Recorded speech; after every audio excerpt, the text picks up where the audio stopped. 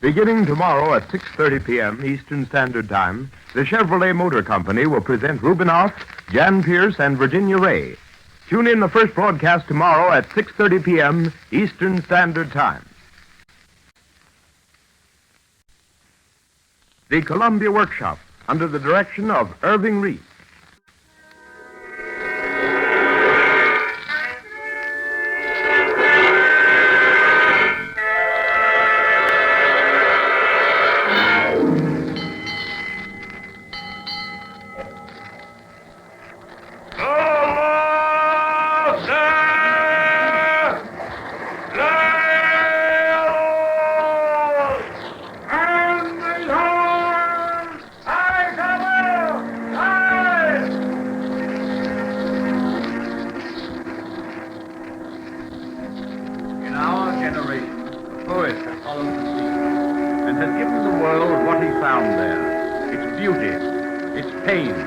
And the strength and weakness of the souls of its men.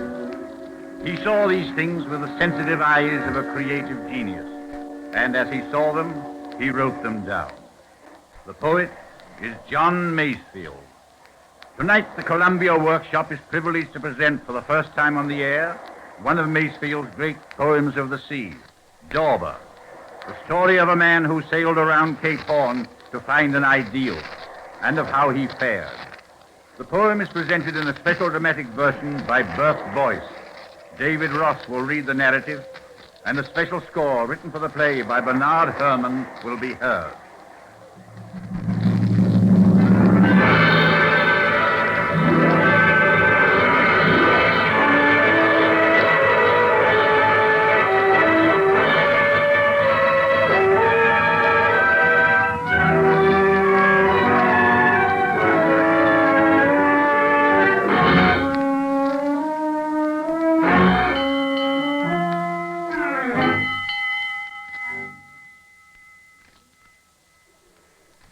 Four bells were struck. The watch was called on deck.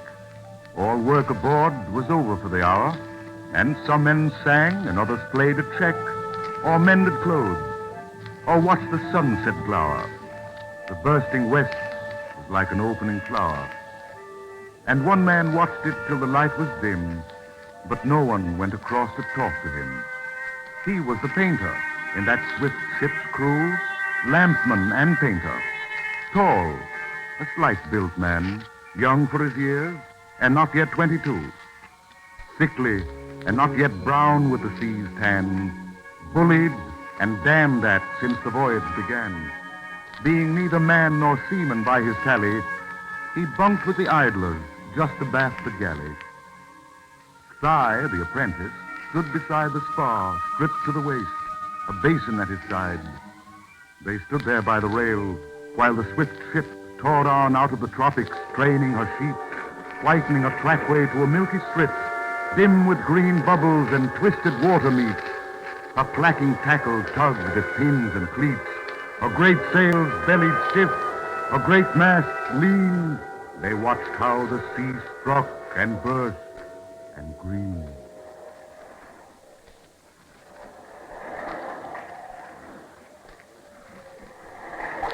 Oh, it's beautiful, Si.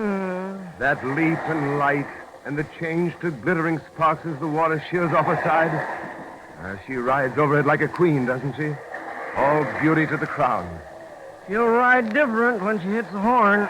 They say so. I've never been around the Horn. Your first trip when you're around the Horn in June. Bad there in June. Yes, I've heard. You heard. That's all you know. Why did you come to sea, painter? I want to be a painter. I want to know the sea and ships. It's never been done right, the sea hasn't.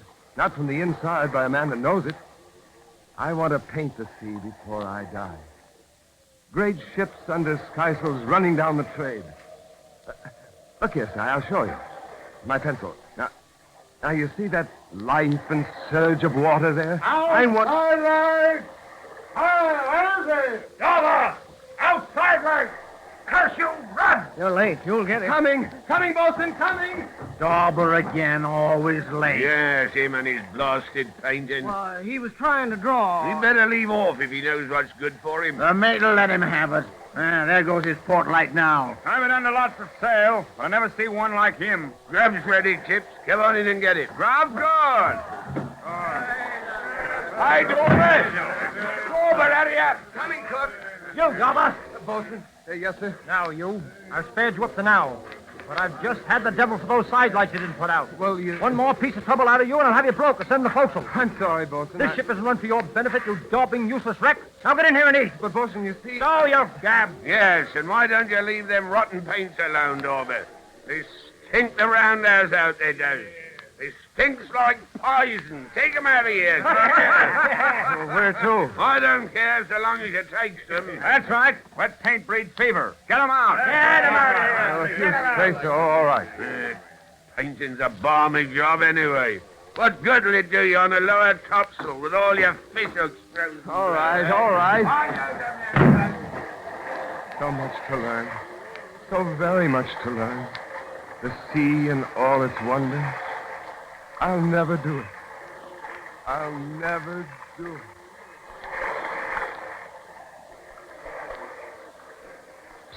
Sam, come up. What? Dauber's been hiding something. I just saw him. Where? Under a long boat skid. Let's have a look. Find out. Reach under there. See here. Drawings. Yeah, Dauber's drawings. That's what he hid. What rot. Let's have some fun with him. Get turpentine. Yeah, that's the idea. Get a knife, we'll cut him up. Smear him. Wipe him off with mess cloth. Finish him up proper for him. Yeah, then put him back under there again. Let him find him. Yes, he'll never know who did it. His painting. Oh, let's have the turpentine.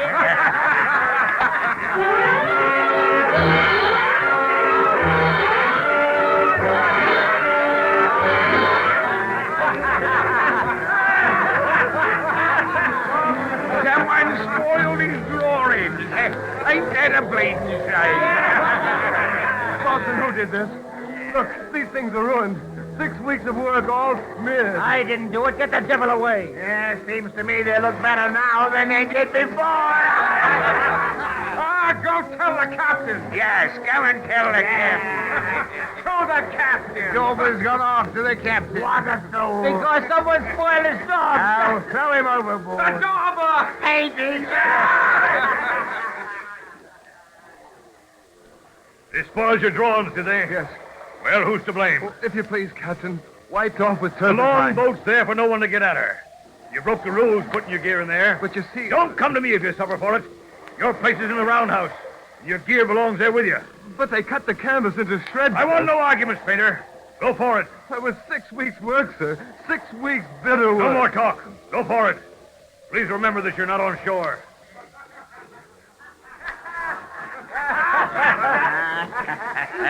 Go forward, Dauber, and have a good cry for yourself. Dauber, what did the captain sign? Paintings. No paints away, Dauber. You belong on deck. Spit brown and get an airy chest. That's the business.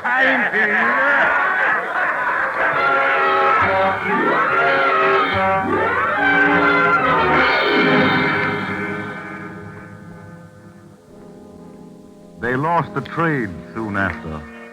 Then came calm, light little gusts and rain, which soon increased to glorious northers shouting out a psalm at seeing the bright blue silver water fleeced. Hornward she rushed, trampling the seas to yeast.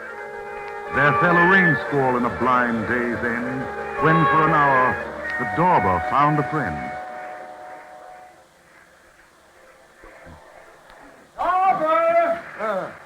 That you, Si? How goes it? Where are you at? I'm painting, here. Again? Yes, I found a dry spot here under the poop deck. Not much use trying to keep dry in this weather. That's a sea for you. Getting near the Horn, I suppose. Oh, a couple of weeks yet. You'll take the regular watch then, won't you? Go aloft and climb the yards with the rest of them? Yes. I don't know how I'll manage. High places make me dizzy. I was on a scaffold once painting a house, and Oh, well, I've got to do it. Painting a house? Yes. That was after I left home, when I was working down along the Severn. I saw my first sailing ship there. Then I knew I wanted to paint the sea. Where'd you hail from, Dauber? Out past Gloucester, not far from Pontley. A place called Spittle Farm. We've rented there, father and son, for 80 years. Why'd you stay there? I couldn't. I tried, but I couldn't. Broke my father's heart, I guess. He did everything to hold me, but the farm was just like prison. I built a little boat once. Father took the cart whip to me for that. Oh, it went on for years. And then one day, he said I'd have to choose. I'll always remember that day. My sister was there, too. Jane. She was in the kitchen. The clock was just striking.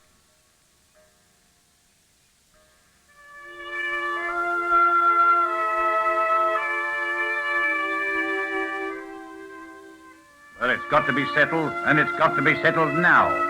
Either you take to farming like a son of mine, or you go out. Father, I don't want to... Well, oh, what's the use? You know how I feel. Oh, that's no answer, Joe. Why can't you be sensible? Do you want to see strangers on this farm? This farm that your father and your grandfather before you plowed and sowed and made something out of? Spending all your money on paints and fooling your time away with pencils and books. Mother used to paint, didn't she? Why can't I? Joe, don't. Leave your mother out of this. She's dead. Yes. And who killed her? You did. You and your farm. Joe. Oh, I know. I found her sketchbook hidden up there in the attic. Hidden away from you because you used to bully her the way you bully me. Damnation, close your mouth. I've said all I'm going to. It's the farm or the gate. You can take your choice. I know my choice. And I'll take it now. I'm saying goodbye. Do you hear that? Goodbye.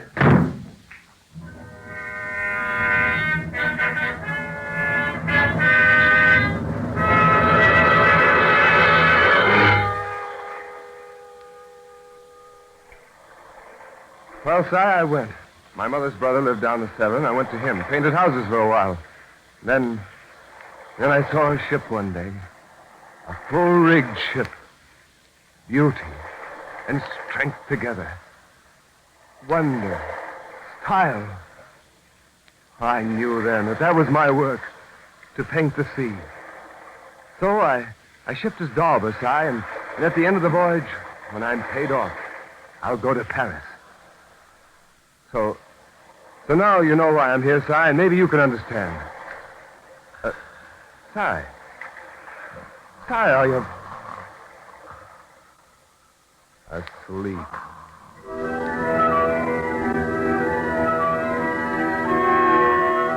The Wester came as steady as the trade, brightly as blue, and still the ship did shoulder the brilliance of the water's white cockades into the milky green of smoky smolder. The sky grew bluer, and the air grew colder.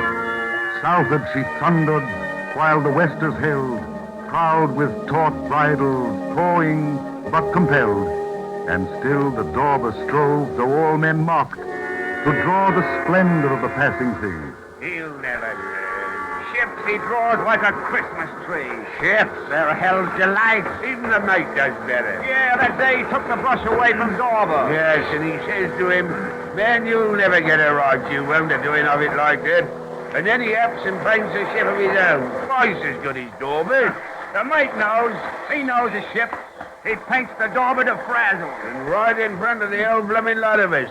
Lummy, Dauber ain't got no sense. Why doesn't he stick to the deck? Will he be any better on the deck? He'll make a fine seaman off the horn, won't he? Seaman? Him? On a foot rope out on the yard, tossing a gasket coil?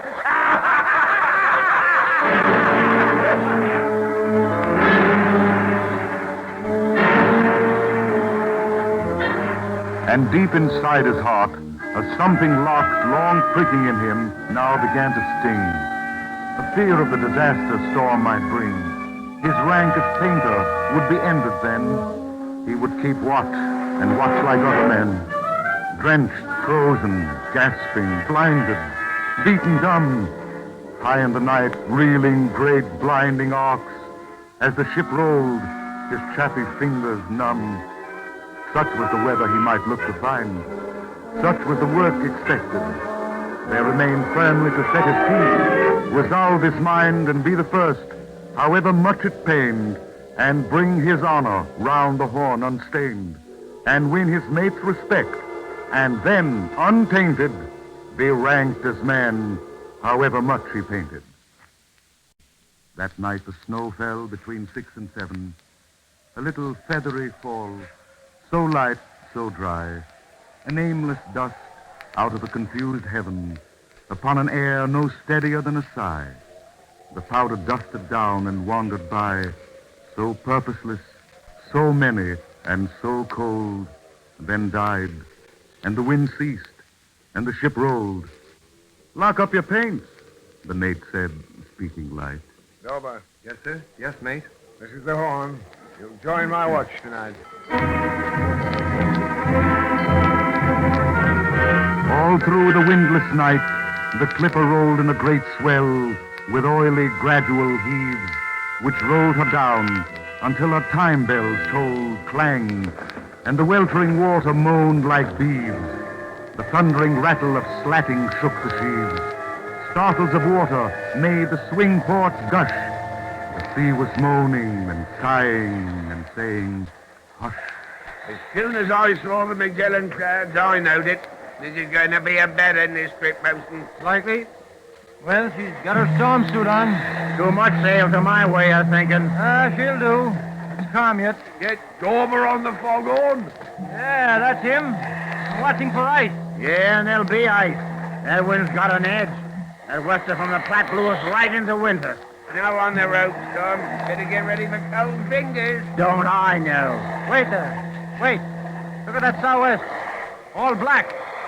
I smell a wind. All hands on deck. I knew it. I knew it. She's come. All hands on deck. Aye! On you!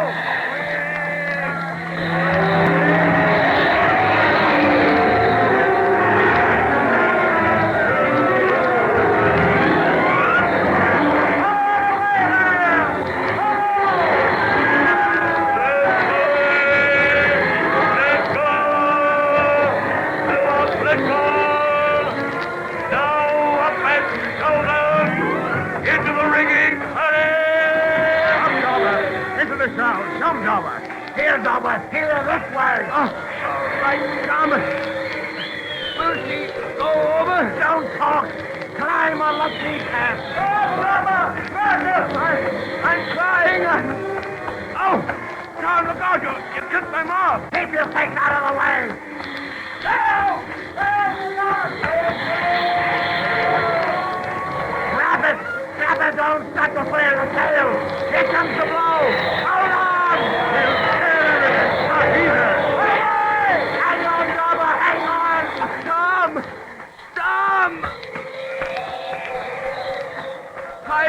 Higher yet, Tom? I haven't seen anything. This is only a wish.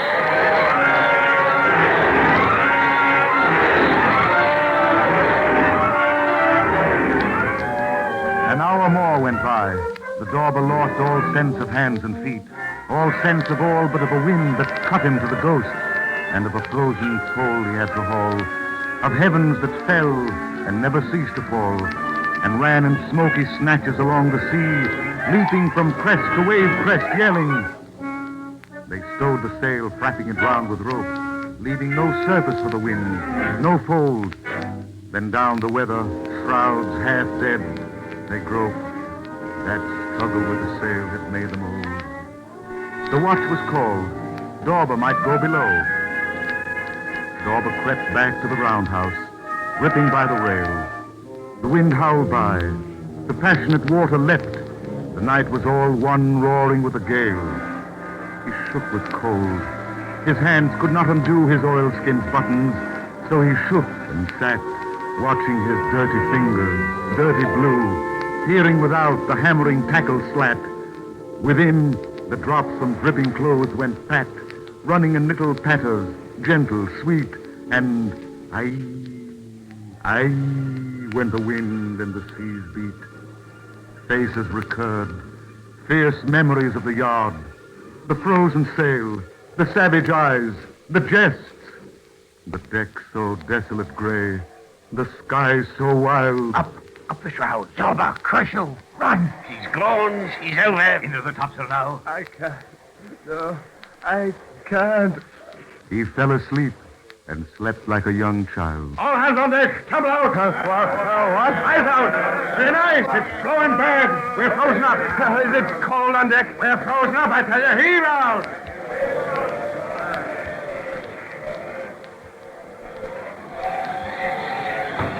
This is the end. I've got to go aloft again. I can't. I'll lose my hold. Stop. What are you waiting for, you port man? Boom. Get out there. Sailor. All my life I've been a sailor. I'll go aloft and fall. Oh, what does it matter? I'll never paint. I'll let it end tonight. That's better. End it tonight. The door. Open it. Aye, here's Dauber. Good lad. Holy sailor, Dauber, you're a man. I thought you were shamming. Come on now. Up.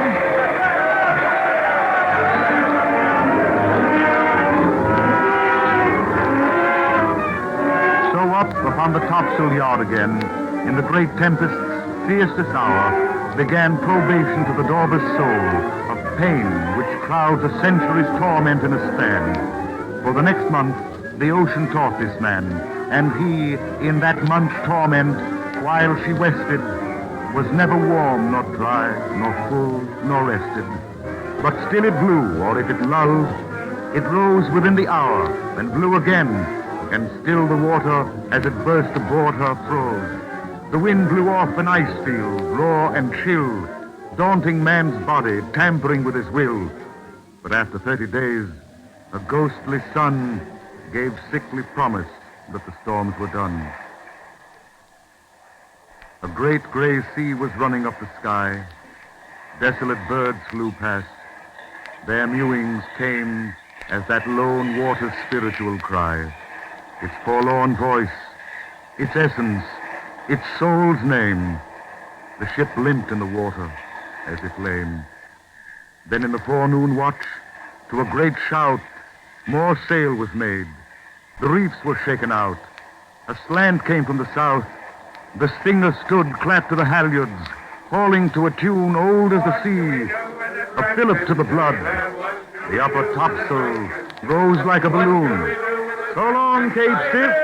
In Valparaiso soon, said one to the other as the ship lay over, making her course again a rover.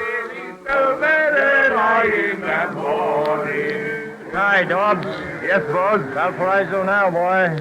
She's got a bone in her teeth. Yeah, she's gathering gait. Hey, Bells, change watch. We'll get more sail on, bosun. Aye, sir. Come on, boys. Give a course. Well, Dauber, this is better, eh? Yeah, Muttook's over the bow soon. No more Cape Horn topsails now. No, sir. We've got to smart her up. Them Cape Horn seas make her look like a rusty grate. Well, you've seen the Horn boy. Your friend. Yes, sir. Thank you, sir. You're a sailor now. You came on board like a female ripe to paint. You'll have more sense about painting from now on, eh? Those daubs of yours, you'll quit 'em, I suppose. No, sir.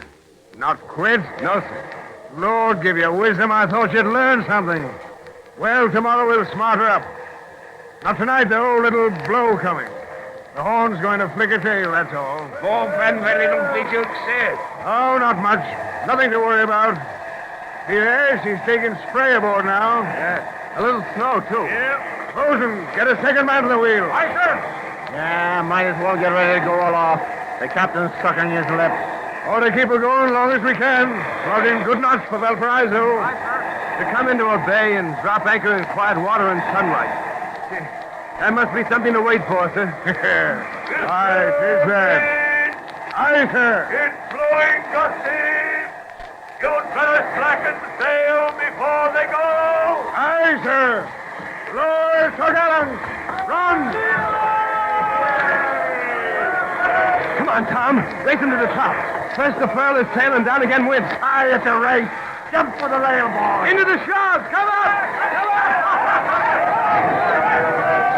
Hey, Lovey, you're right. That's the spirit, boys. Look at that Dauber cook. Look at him go. He's got him headed. Up to the topmost cross tree. What's up here? Racing to furl the sails, Fry. Dauber and Throgg. And Dauber's in. Dauber's all right. He's learning. There he goes for the leech. The eye of the outer gypsy. Serve it. He knows his way around now. Hey, mind the gas. Oh, he got him. He got the sail away. You lose a race, you. Mind the belly of the sail there. Hold on, Dauber. Bloody idiot, he's out loose. Oh, Lord, he's falling.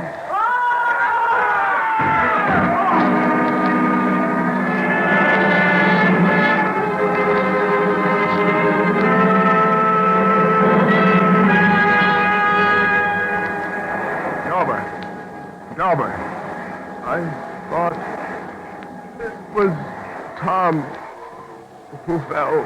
Get water. Get it back. It's Dauber. Dauber. Lift up his head. Oh, lummies. Fair broken. Water, here, Dauber. Here. Better, Dauber? I saw him go. Is he bad hurt? Hey, Dauber. More water. Keep back there, you. You, Tom. I was right there. I was right there beside him. The sail gave one awful jump like any once. I made a grab to catch him. Oh, my God, I thought I was gone, too. He grabbed at every rope on the way down. Here, I brought these. What you got there? Oh, here, Dauber. Here's what you want. Si's brought your paints. Your paints, Dauber. Si's gone and brought your paints. Put them down beside him. It will go on. Wait, he's saying something. What, Dauber? It will go on. What's that? What's he mean? Oh, no matter now. He's gone.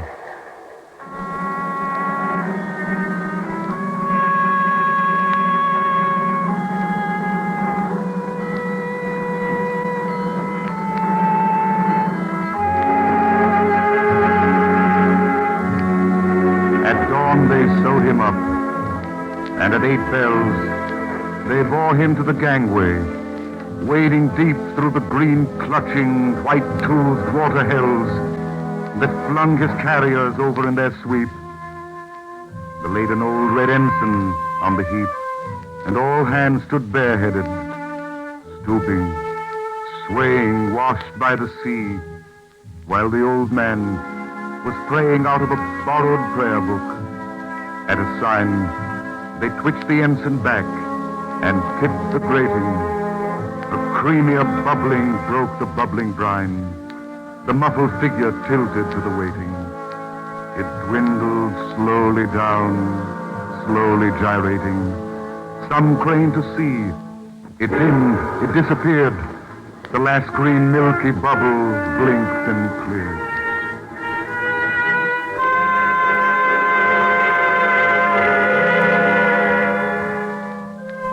The great sail shook, and all hands hauled, singing that desolate song of lonely lands, of how a lover came in dripping bands, green with the wet and cold, to tell his lover that death was on the sea, and all was over.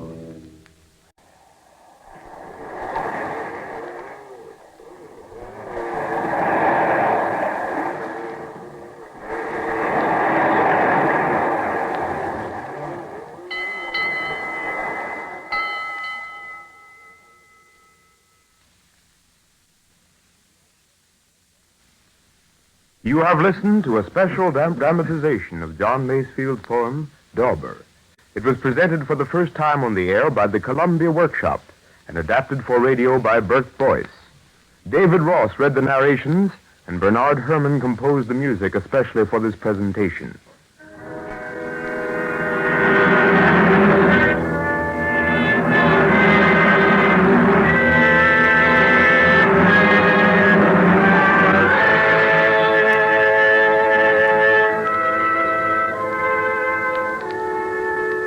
We would appreciate your comments on tonight's program. Tune in again next week for another program in the Columbia Workshop series of experimental radio presentations. The Columbia Workshop is under the direction of Irving Reese. This is the Columbia Broadcasting System.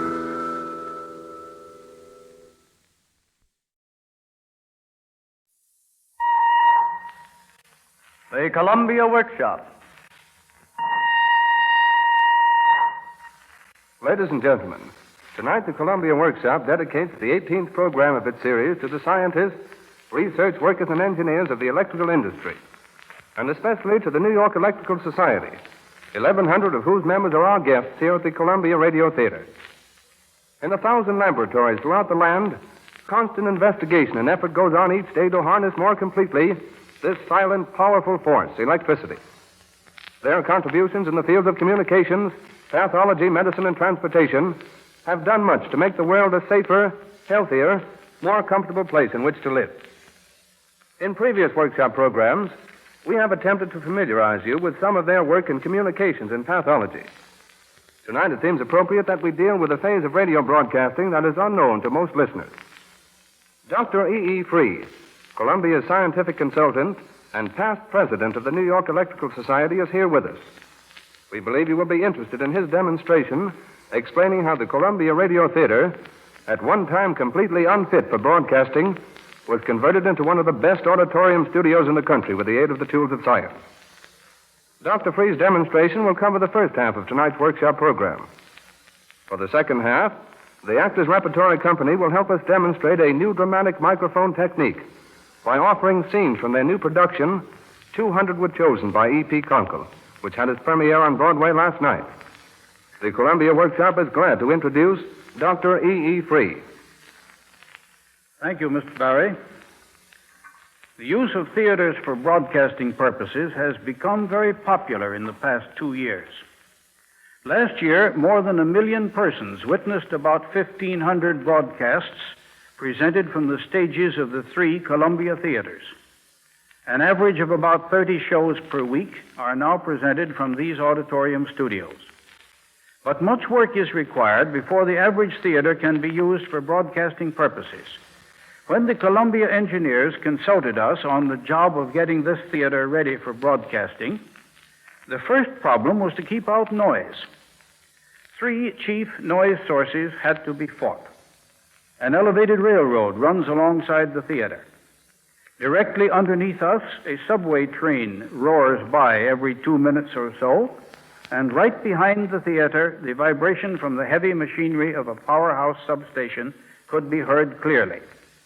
To help show what these noises were like, here is a sample of the elevated noise and other miscellaneous street noises, just as these sounded in the theater before work was begun.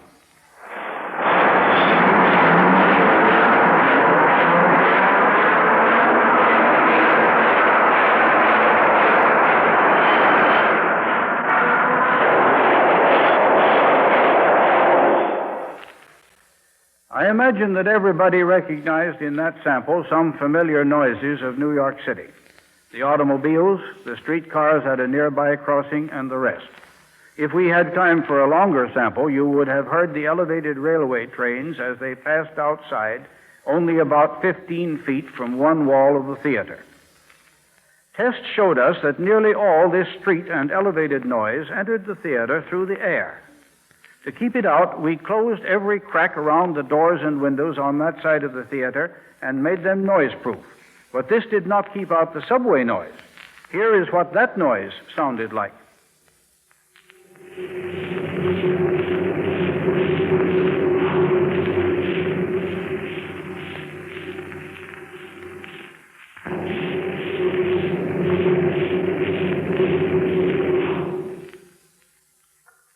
You heard that as a kind of deep-toned rumble. Really, it was a building vibration, shaking the foundations and walls as a train passed through the tube almost directly underneath the theater. To keep out this subway noise, we did 2 things. One was to line all ventilating ducts and similar passages in the basement with soft rock wool to absorb noise let loose by the vibrating foundations. The second was to cut loose the stage of the theater from these foundations, as I shall describe presently. Our third noise source was the powerhouse next door, which originally sounded like this.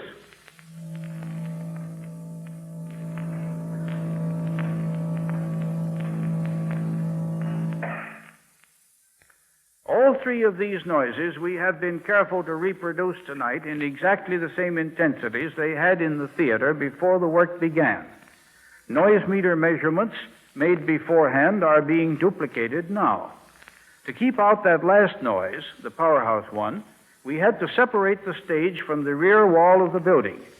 The engineers agreed to cut it loose from that wall as well as from the foundations. The vibration is still there in the wall, but nothing gets into the microphone here in the auditorium. And now let us hear how all three of these original noises sounded together.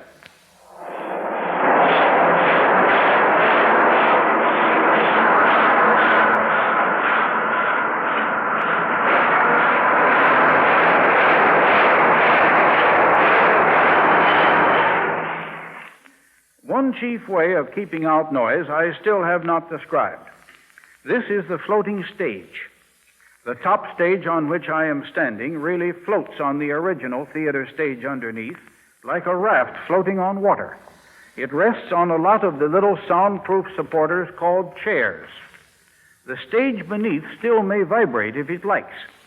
The chairs keep this vibration out of the floating stage, and thus keep noise out of the auditorium and the microphone. But the real proof is what you hear, or don't hear, in the radio programs. Mr. Howard Barlow and some of his musicians are kind enough to be here this evening, and I'm going to ask them to play a short selection.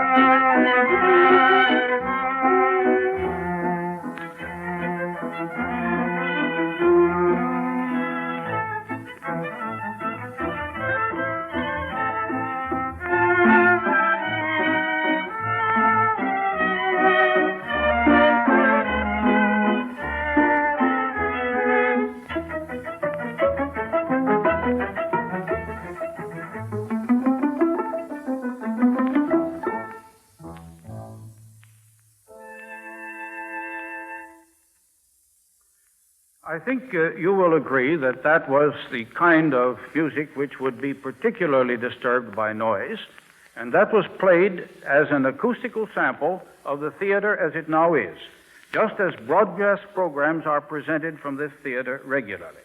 I don't think that any outside noise was audible, except perhaps a few rustlings and other small noises that always happen when a large audience is present.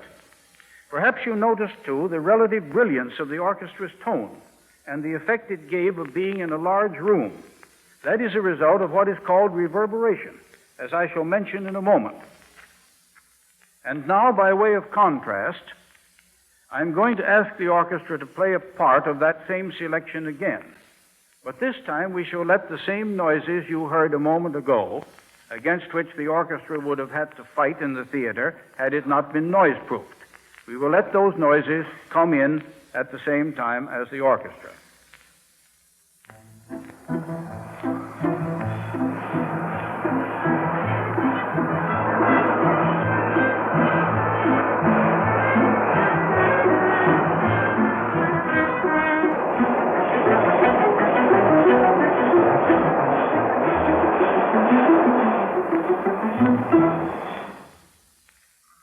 Another noise-proofing expedient is the plaster cyclorama at the back of the stage. The back of this looks like a crazy man's idea of an alligator hide. It is covered all over with hundreds of bumps of different shapes and sizes, put on as irregularly as possible. This is to keep the cyclorama itself from vibrating. It then acts as a sound shield instead of a sound radiator. Several planned expedients were not used because we got enough noise reduction without them. One was to put vibration-proof foundations under some of the machines next door. Another was to hang sound-absorbing draperies above the stage. And now let me speak of something inside the theater, the echoing of sound or reverberation. If this reverberation is too great, programs sound as though given in an empty barn. If it is too small, programs sound dead and lifeless. Acoustical engineers test this reverberation by playing a loud musical tone in the auditorium, stopping this suddenly, and measuring the time the sound takes to die away. We can let you hear a brief sample of such a test. You first will hear a variable warbling tone corresponding approximately to the C above middle C on the piano. This tone then will stop. Immediately you will hear, I think, the whir of the electric timer measuring in units of less than 1/100th of a second the time required for the sound to die away. Ready, Miss Johnson? Go ahead.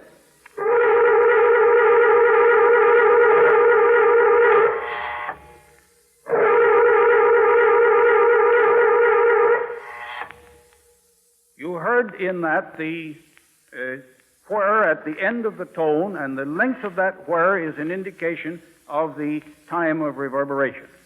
By such tests, conditions inside the theater may be checked. If necessary, they can be changed. Next come electric and acoustic problems of getting programs properly into the microphones, problems which I think have been admirably solved in this instance by the engineers of the Columbia Broadcasting System. As a test of some of these facilities, the workshop program plans to present tonight part of a stage play, exactly as it would be played on the stage. For example, allowing the actors to move freely from place to place. That needs some special kinds and special handling of microphones. First, I shall ask Mr. Barry to walk past an ordinary microphone while he speaks a few lines. I am now walking past an ordinary microphone. You will notice that my voice changes in loudness as I move about. That is because the microphone is fixed in one position and does not follow my movement. You notice the way in which the sounds grow louder and then died away by a mere change of the speaker's position in front of the microphone. That is why actors using ordinary microphones must stand in fixed positions.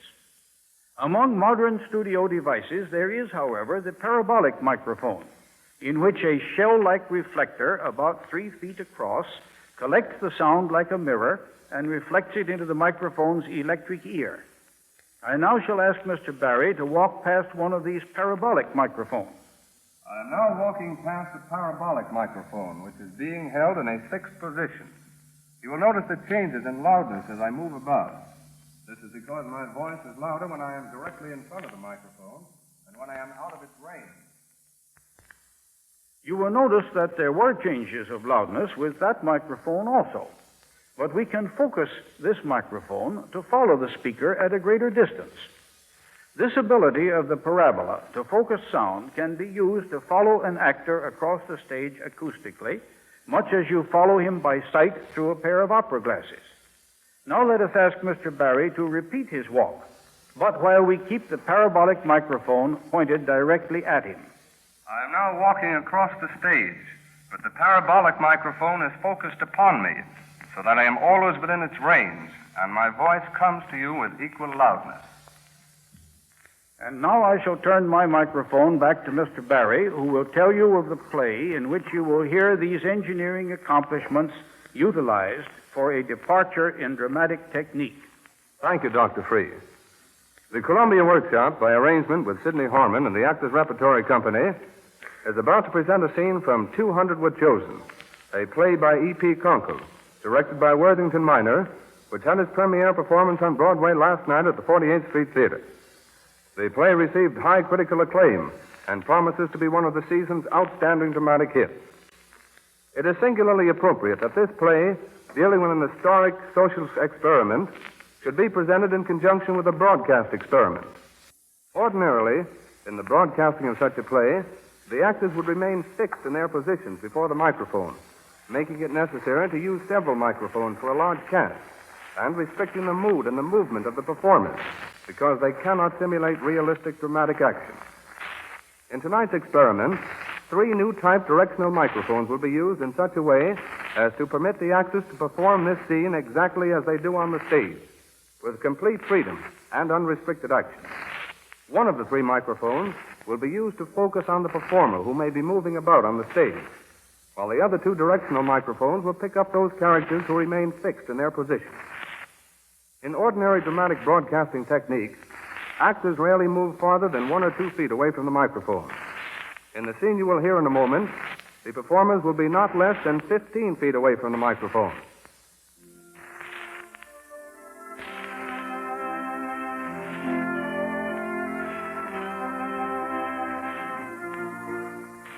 In May 1935, in the heart of Mantanuska Valley, Alaska, where the summer is 4 months long and the land is rich and fertile, arrived a group of 200 people, 20th century pioneers sent by the United States government to settle a new land. 200 Were Chosen is a realistic drama concerning itself with the difficulties and disappointments they encountered, and of the pioneering spirit which ultimately overcame their many obstacles. Among the hardships they suffered were lack of food and shelter. Illness followed, and consequently a nostalgia for home. The scene we have chosen for our demonstration, in which we find Cleve, husband of Jenny Walters, the first to lose courage. Disgusted with the disappointments he has had, he decides to leave to search for gold. He is packing his belongings. Got that washpan, Jenny? Yes, here it is. Thanks. Well, please. You're off to the wars. Huh? Oh, yeah. Off to the gold wars. What time's the train pull out? In about an hour. You're, probably glad to see me go, ain't you? No. No, I'm not glad to see you go, Cleve. Oh, Jen. I'm terrible sorry about last night. I mean my getting drunk. I didn't know what I was doing at then. No. Won't be hard to forget that. You got everything? There's woolen socks? Well, the trouble's light on the grub stake. You can always write me here, Cleve. I'll be here for some time. Oh, you won't be here for no time. I'm telling you. Well, they're all going to get out. Government, everybody. Fair as your grandma's platter. You going down home now, Jen? Well, the going's good. I'll be sending you plenty of gold up. Then you can get them things you want, huh? I'm not going home, Cleve. All right, then, don't. You want to get stubborn? I don't care. You want to rot in this valley? Go ahead and rot. There won't be a sourdough left here to bury your bones next spring. Silly, that's what it is. Maybe. But I'm plumb fool enough to still believe in this place, Cleve. For both of us. No use planning on going back, trying to make a go of it down there again. I made up my mind before we came. Here now or nowhere for us. That's all it is. Here or nowhere. Okay. Ain't no hair out of my head. Oh, I know I'm a love boy. I'm all right.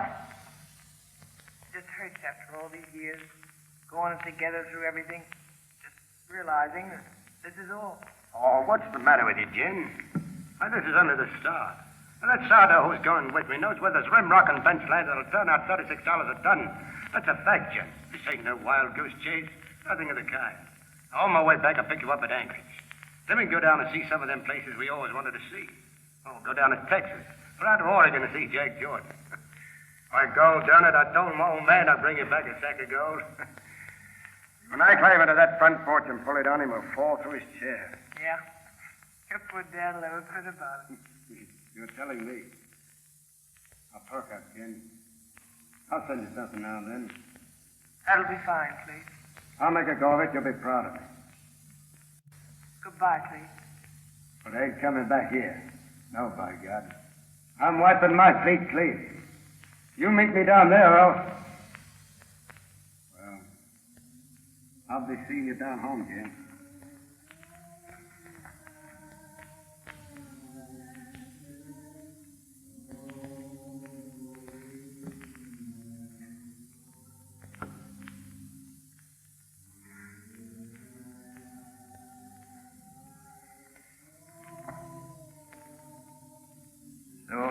the first.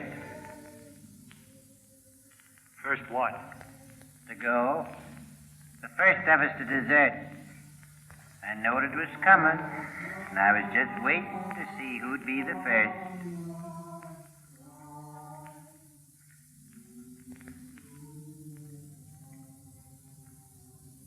They're singing down the valley.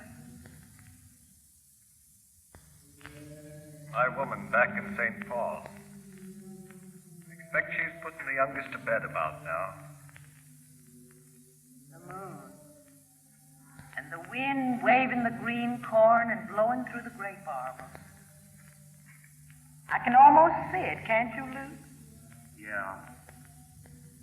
It's such a nice home. The well was under the porch, and Luke made me a cooler box to let down into it. Everybody in town wanted my butter of a Saturday. Dad had a nice barn, too. It had cement floors. I reckon I had the best patch of alfalfa in that half of the state. Till we lost it all. There's nothing finer than feel it growing. Me and Tom used to go out and paw together till the boys came. It was always cool and fresh before the sun come up. We worked so hard. We thought it was ours. I guess we ain't none of us here because we never worked. Of course, that was all a long time ago. I'll just go have a look at the baby bed.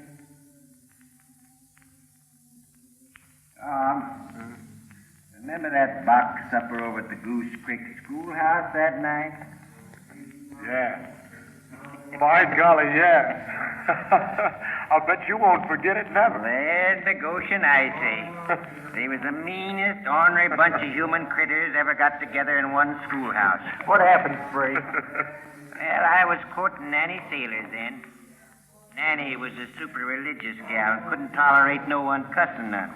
I was running out the backyard every few minutes to fetch her a drink of water, 'cause she was so thirsty, and I kind of liked her so much, so... So? You know what them hide-bound, hamstrung, gall-provoking hunyocks done? Now what? Well, they was all out there in the backyard talking, including Tom mostly, and they decided they'd move that well curb a few feet to the south.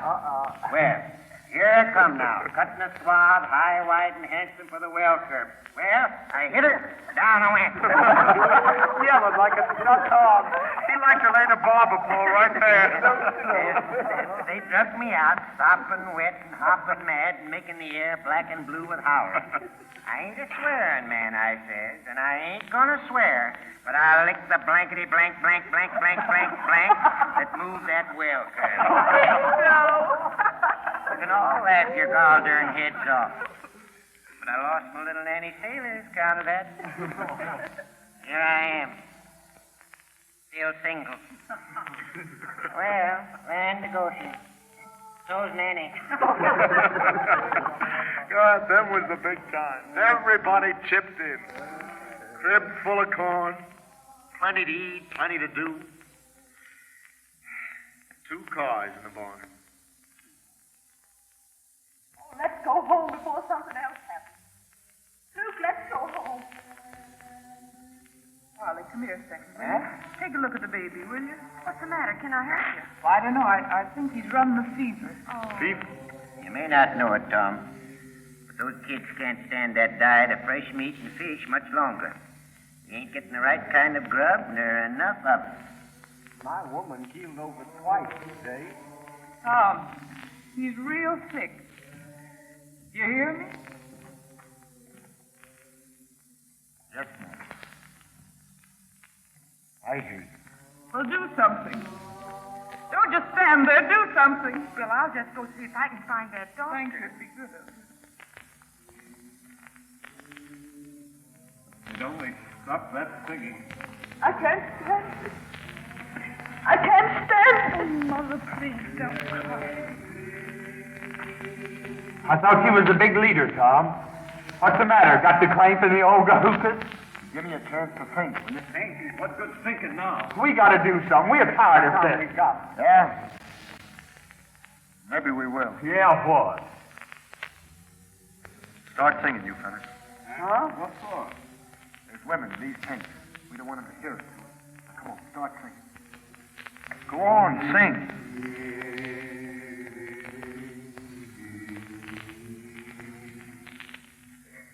Now, look, men. They got in a trainload of grub down there at the commissary today, and us fellas can't let it spoil, can we? What can we do about it, Tom? Thought I told you to sing, Luke. We can go down there and get some of it, can't we? Well, I don't know, Tom. You don't know? Say, you've been belly aching about not getting enough food. And how your children are coming down and your women fainting. Why, our kids have got to have vegetables and fruit, and salt. That's, by God, salt. Common salt. You men know what they got in down there today? They've got in oranges, grapes, and apples, potatoes, and cabbages, and carrots, and baked beans. Well, what do you men say? I reckon I'll go with you. Come and put bread in a minute, Mother. Any others? They got it guarded, Tom. Why, sure they have. What a week. I've been wanting to go down there and hit one of those fellows. Say, now listen, now you hold on there. My God, we're not going out to hurt anyone. We're out to get food for our kids. And that's all. But if anyone gets in the way, there'll be trouble and plenty of it. That'll be red, Tom. It's hard for anybody with a touch of yellow to change his color. Look here, Nickel, you sit down, Luke. You fellas can call it red or yellow, whatever color you want to call it. But I ain't going to sit here and starve while there's grub down there. If I have to go down alone, I'm going with a club in my hand big enough to brain any man that tries to stop me. You won't have to go alone, Tom. No. Good. All right, now listen. Now looky here. It'll take us about 3 hours to round up them other camps. Better say we'll meet here about 12:30. Now, Herb, go over to Camp 4 and 5 and round up all the men you can. Yeah. Get them here in a hurry. Sure. You see if there's any construction boys like yourself that string along with us. Get them over, Tom. Luke, you and Mickey come along with me. We take a trip down along the tracks. Just as we get past that.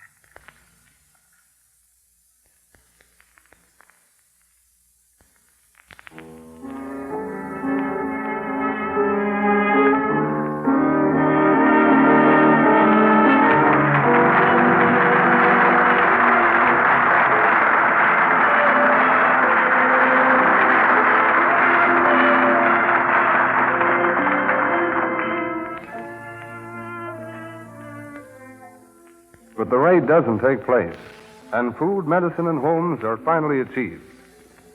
200 were chosen as the story of the struggles of a group of American pioneers who uprooted their homes in the Middle West and built a flourishing community in a new land. The Columbia Workshop dedicated tonight's program to the scientists, research workers, and engineers of the electrical industry, and especially to the members of the New York Electrical Society, here in the theater with us. Dr. E.E. Freed demonstrated how the Columbia Radio Theater was adapted for broadcasting purposes. And an experiment in microphone pickup was shown with the assistance of the Actors Repertory Company and Sidney Horman, who presented a scene from their new play, 200 Were Chosen. Instead of the ordinary microphones, which are placed in a fixed position and require close grouping by the actors, special microphones were used, permitting the actors to move about freely, disregarding the microphone entirely and playing the scene exactly as they do on the stage. The parabolic microphone, swinging freely on its axis, picked up their voices with equal intensity from every part of the stage, operating on the principle of a flexible motion picture camera. We wish to thank our listeners for the many letters we received commenting upon last week's broadcast of Hamlet. There were more letters about this broadcast than were ever received before by the workshop. We are planning to present more of these radio dramatizations of Shakespeare's plays. Tune in next week for another Columbia Workshop presentation. The Columbia Workshop is under the direction of Irving Reese.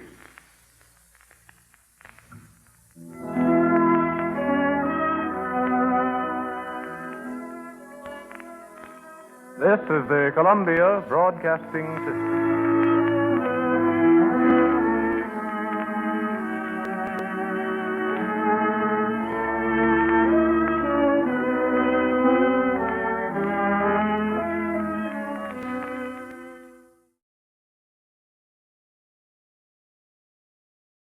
The Columbia Workshop, under the direction of Irving Reese.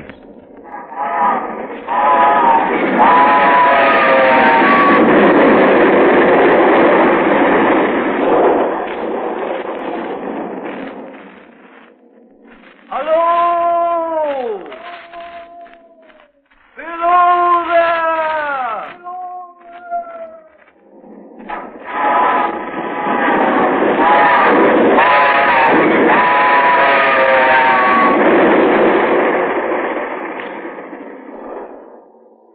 The Signalman, by Charles Dickens.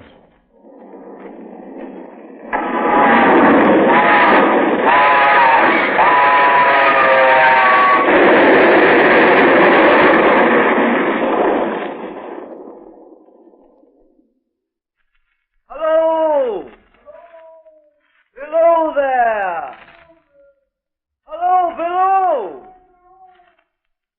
I say, what's the matter with the fellow? Is he stone deaf? You were calling to the signalman down in the cut, sir? Yes.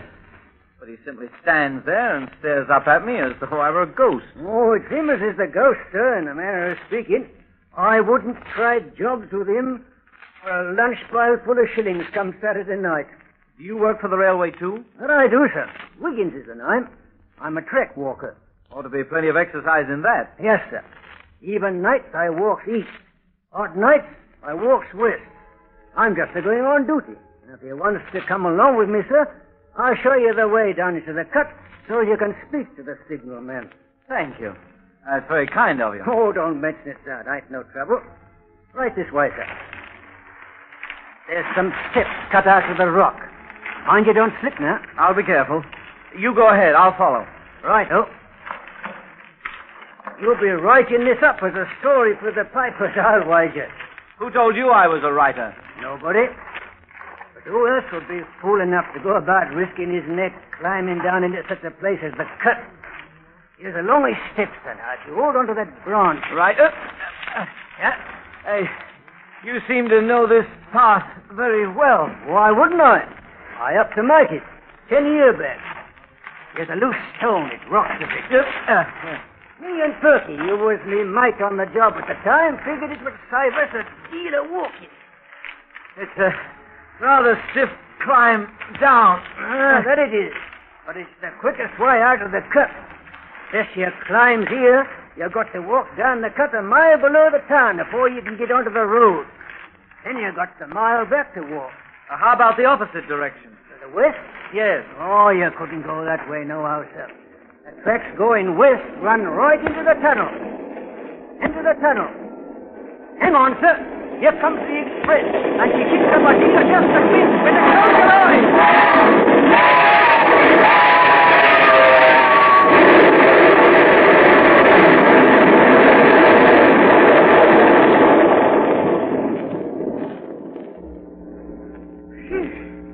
That was like sitting on the tail of an earthquake.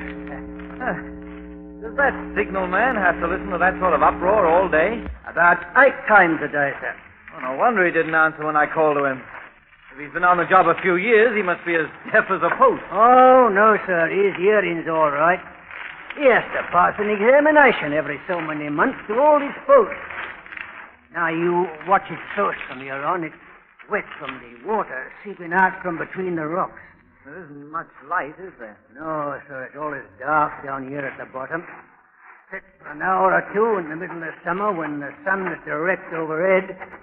The rest of the year, you've got to keep the lamps lit on account of the walls being so steep and high. One might just as well live in a cave or a mine. Here we are. Mind that puddle. Well, I'll leave you here, sir. Just walk along the track till you comes to the signalman's house. Well, you needn't worry. None about the engines running you down, and there won't be another one along for a bit. Oh, thank you, Mr. Wiggins is the name, sir. Well, with 2 G's in it. Because you wish to mention it in your story. I'll remember. What's the signalman's name? Braxton, sir. What sort of chap is he? No man on the line knows his work better. Does he mind having visitors? I shouldn't think so. He's always willing to pass the time of day, so to speak, when I come by. He talks educated, like he'd been to school. Or done a lot of reading in heavy books without pictures in them.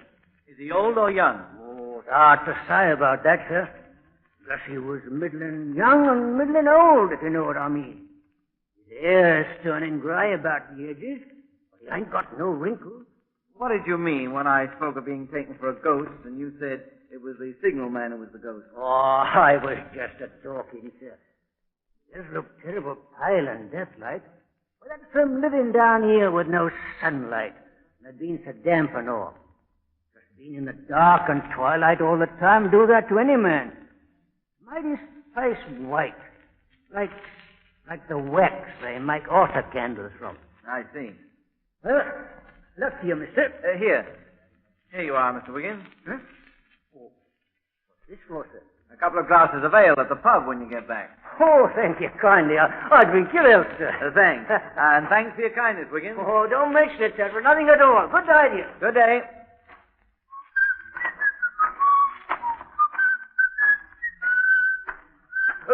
How do you do?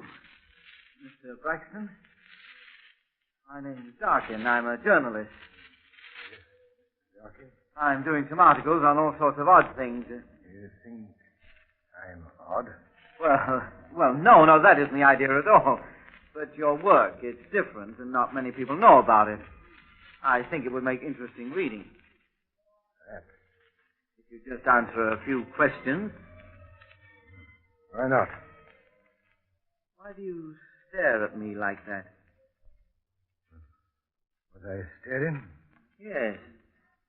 You look at me as though you had a dread of me. I was doubtful whether I'd seen you before. Where would that be? There. By that red lamp. At the mouth of the tunnel. What would I be doing there? I'd give a great deal to know. I was never there, I'll swear to that. This is the first time I've ever been down here. And I wouldn't be here now if a chap named Wiggins hadn't shown me the way. Don't you believe me? Yes. Yes, I believe you. But this time it was you who called out, "Hello, below there." What do you mean, this time? Just that. This time. Why, yes, I cried out something to that effect. Not to that effect. Those were your very words. I know them well. Well, I don't remember, but if you say so, no doubt that was what I said. Why? Why? Yes, why did you use those words? Well, because I saw you below and I said, "Hello, below." No other reason? Dash it all, man, what other reason could I possibly have had? You had no feeling they were conveyed to you in any supernatural way? Of course not. Very well. But you must never call out those precise words again, sir. Never again. I beg of you. I don't suppose I shall ever have any reason to. So you may set your mind at ease, Mr. Braxton. Thank you. You probably think I'm a bit touched in the head. No, of course not. Perhaps I am. It wouldn't be strange, would it, after all the lonely years I've spent at this solitary and dismal post? I suppose a man gets used to it. Used to it? Aye. It becomes part of you. I've been confined between these narrow walls for so long. I feel strange when I go up above and into the town. I feel insecure without them, open to attack and danger from all sides. I breathe easier when I can descend once again into this cavern. I can understand that. They say that criminals who have been surrounded by prison walls for a number of years are practically panic-stricken upon their release. Yes. So I would imagine. My prisons are beautiful, and yet I have a strange affection for these dripping wet walls of jagged stone. I love the dim half-light. But the eternal damp and the cold wind that comes out of the tunnel, and the rattle and roar and shriek of the passing train. I don't mind them. Did you ever read about St. George and the Dragon? Yes, of course. I sometimes think of myself as St. George. The mouth of the tunnel is the entrance to the dragon's cave. Every morning at 8, he rushes out for his breakfast. I can see his one gleaming white eye coming through the dark, growing larger and larger as he approaches. And like St. George, do you try to stop him? Oh, no. Although I could by hanging this red lantern on that post. He's afraid of red light. Terrified. If he sees a red lantern, he stops dead in his tracks, and the ground shakes with his trembling. What does your dragon eat, Braxton? I don't know. His feeding ground is somewhere out through that cut in the level country. He goes rushing out, throwing fire and smoke from his nostrils and rattling his metal scales on the tracks. 2 hours go by, and he comes roaring back into his cave again. The same dragon? Very same. According to the timetable, it's number 48 that comes out and number 32 that goes back, but I know his voice. It's the very same dragon. He comes out and goes back 4 times every day. He went out just a bit ago. Yes. I saw and heard him as I was climbing down into the cut. He's coming back any moment now. Put your hand here on the track. Feel that vibration? Now listen. Hear him? One day his great weight will break through the crust of the earth, and the whole world will fall into the hole. His breath is so hot, it withers the grass along his path. When he screams, all the demons run back to Hades, and so the real.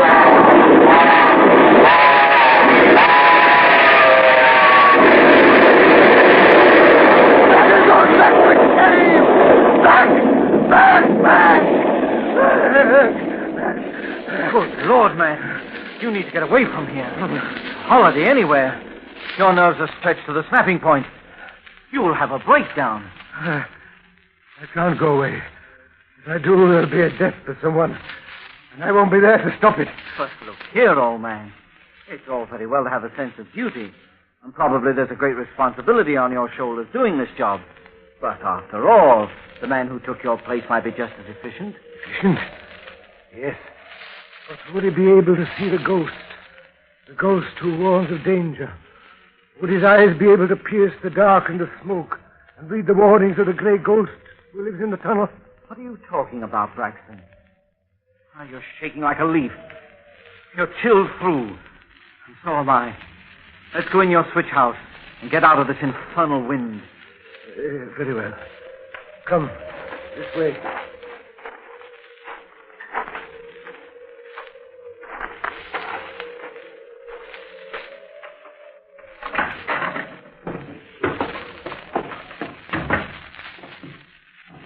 This is a lot better. You've got a snug little place here, Braxton. Yes. I put a few more coals on the stove.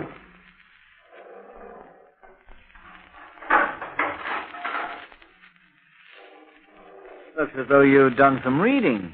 Heavy reading at that. Economics, history. What is the time? A French grammar and dictionary. Do you speak the language? In a way, sir. I've studied it myself. I pronounce the words as I judge they'd be pronounced. That's very interesting. Are you a university man? Oh, no, sir.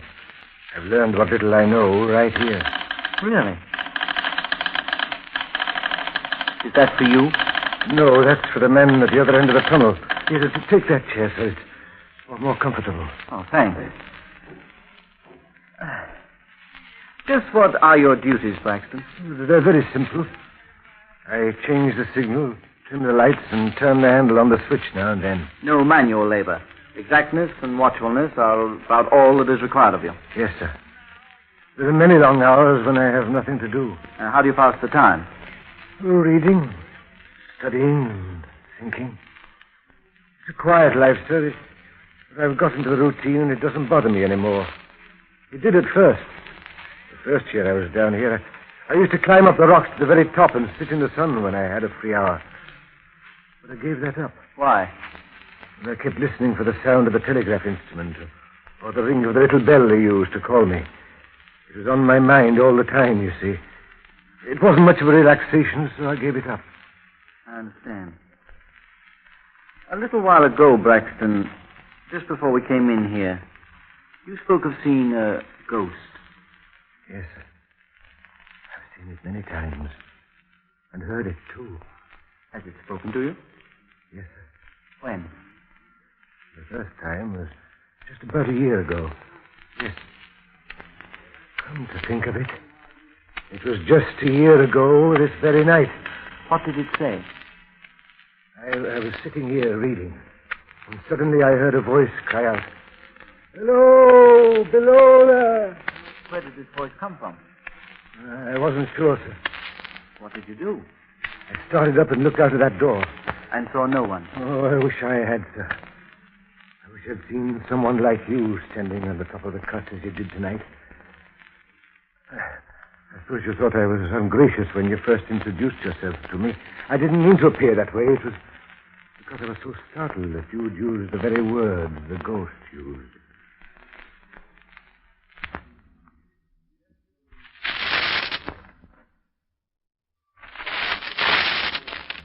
But what was it you saw that night?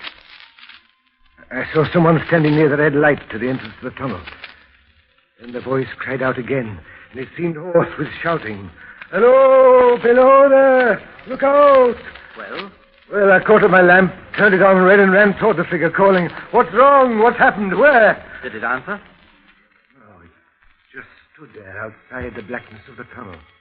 I ran right up to it, but as I stretched out my hand to pull it by the sleeve, it vanished. It was someone's idea of a lark.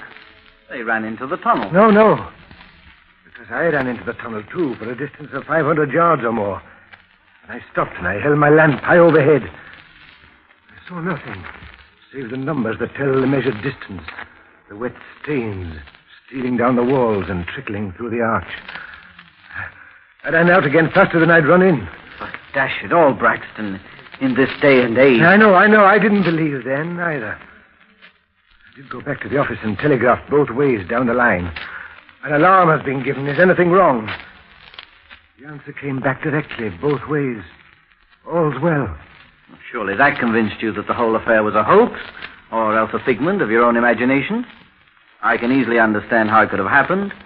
That wind out there in this unnatural valley makes a wild harp out of the telegraph wires. And it could be mistaken for a human or inhuman cry of distress. Then the shadow... No, pardon me, sir. But that's not the end of the story. Oh? You see, 6 hours later, that same night, one of the most horrible accidents took place.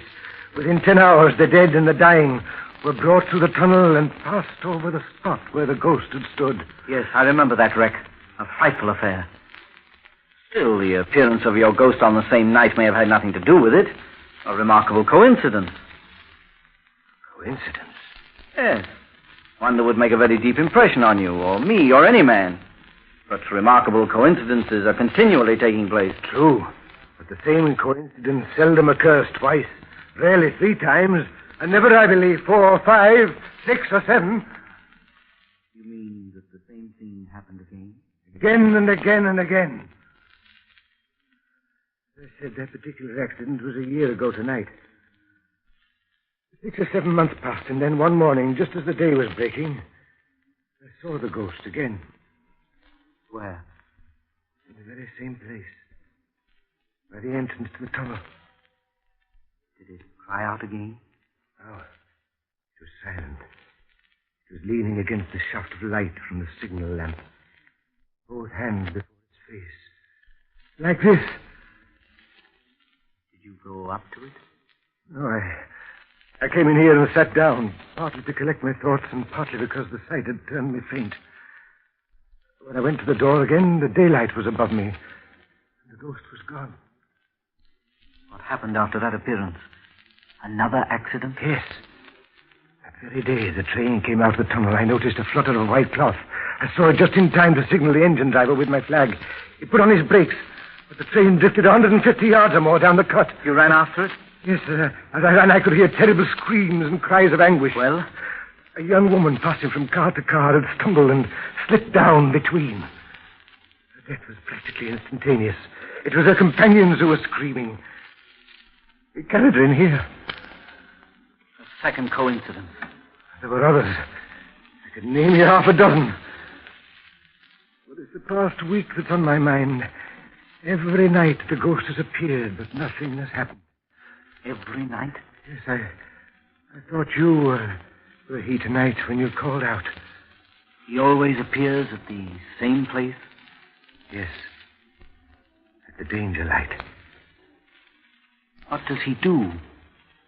For the past 7 nights, he's stood there with his left arm flung across his face, as though to shut out some horrible sight. The right arm, he waves as though to say, for the Lord's sake, clear the way. But he says nothing. Oh, if that were only the case. No. For many minutes together he calls to me. Below there. Look out! Look out! Look out for what? Oh, if I only knew, sir. If I could but learn what he's warning me against. What's the danger? Or where's the danger? What can I do? Nothing, Braxton. Except wait for some further word from your strange guest. But don't you understand? There's danger overhanging somewhere on the line. Some dreadful calamity is going to happen. Why not do what you did the first time? Telegraph in both directions. But they believed that I was mad because I could give no sane reason for the alarm. They discharged me. What else could they do? Perhaps I am mad. No, I don't think so. You're not well.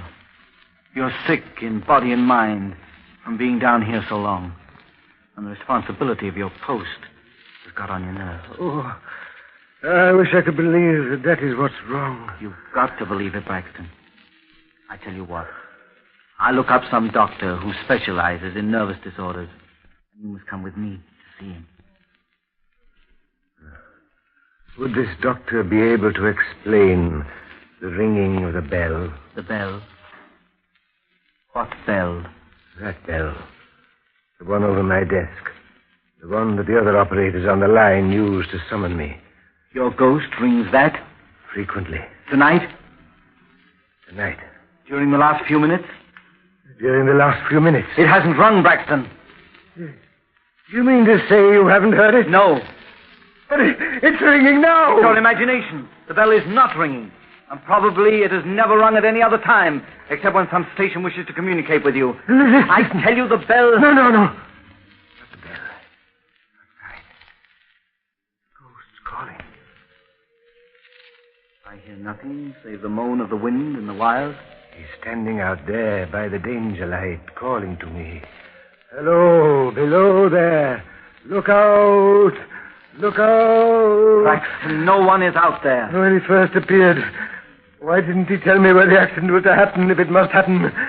Why didn't he say how it could be averted, if it could have been averted? Braxton. And the second time, when he hit his face, why didn't he say she's going to die? Let them keep her at home. Why? Stop it, Braxton. Stop it, I say. If he did that, just to prove his warnings were true, so that I believe him the third time, and the fourth and the fifth, why doesn't he warn me plainly now? God help me. Why doesn't he go with to someone with the power to act and the power to understand? Braxton, get hold of yourself. I believe. What can I do? What can I do? Listen to me, Braxton. Listen to me if you value your sanity. If you go on like this, you'll end up in an asylum. You must put the whole affair out of your mind. How can I do that? By realizing that you're an intelligent, painstaking, and exact individual. You've allowed a series of events to upset your balance until you're on the brink of utter collapse. You've got to get a grip on yourself. You've got to. For your own sake. And for the sake of your job. And the safety of those people whose lives depend on your performance of that job. I know. Do you think I haven't told myself that over and over again? But you've got to do something about it. Come. We'll walk down to the danger light and see what we can see. There's probably some very logical explanation for the appearance of your ghost. Some combination of light and shadow that creates an optical illusion. Come along, Braxton.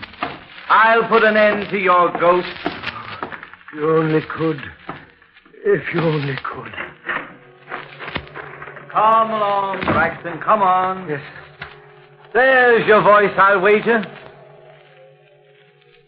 The wind moaning through those wires overhead. If you listen to that sound long enough, you might come to believe it to be a whole chorus of departed spirits. And there's your danger light, shining ruby and bright. Yes, I trimmed it just before you came. Do you see any sign of your ghostly visitor? No, he isn't there. See?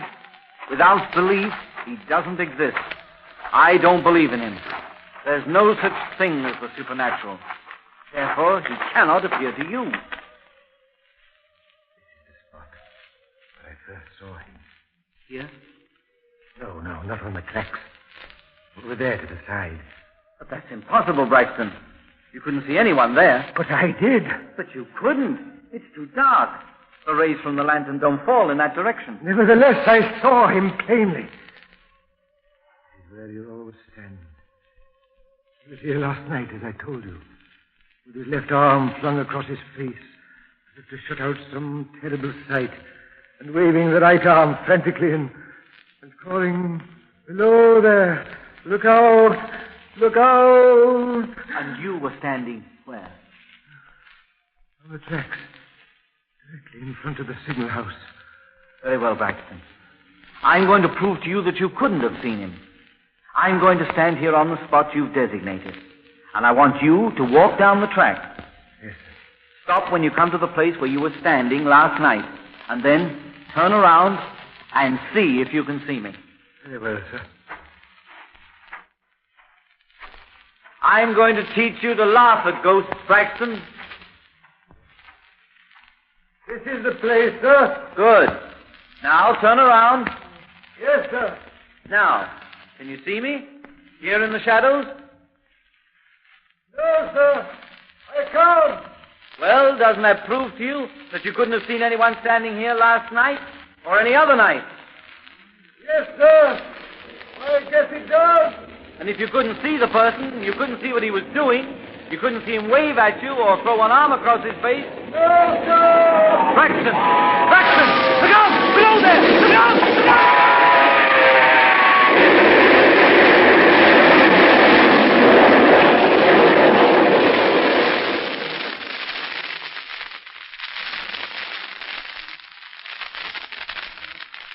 I can't understand how it happened. Neither can I, sir. The light on the engine picked him up a quarter of a mile away, and I whistled. There was plenty of time for him to step off the track. Didn't he make any move at all? No, sir. He was staring up toward the danger light at the entrance to the tunnel. I don't think Braxton ever heard the whistle. I put on the air, and I tried to stop, but you can't do it in that distance. No, I know. It wasn't your fault, Grayson. No, there wasn't anything I could do. I'm thankful I haven't got that on my mind. It got me upset, sir. You're not the only one. That journalist, Darkin, I think his name is up in the hospital for observation. They had to strap him in the bed. I can understand the shock he must have had. My light picked him up just after I whistled. And he stood there, waving his arms at poor Braxton and yelling for him to get off the track. Didn't Braxton see him? He must have, sir. That's what I can't figure out. His back was turned my way, and he was staring right up the track toward the tunnel. And this other chap. That's odd. Yes, sir. Just as the engine hit Braxton, this writer chap threw up his arm across his face as though he was trying to shut out the sight. But he kept waving the other arm, frantic-like. Terrible accident. Yes, sir. One that I won't forget in a long while. The train drifted into the tunnel for a few hundred yards before it could stop. But I'll never forget that writer chap's face as we passed. It was white as death. Standing there by that danger light, he looked just like a ghost. Yes, sir. But he was still calling, "Below there! Look out! Look out! Look out!"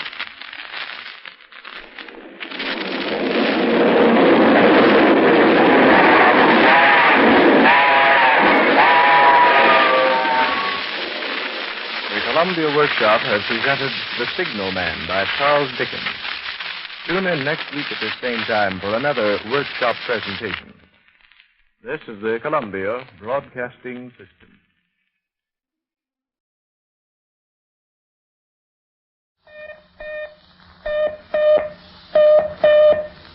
The Columbia Workshop, under the direction of Irving Reese.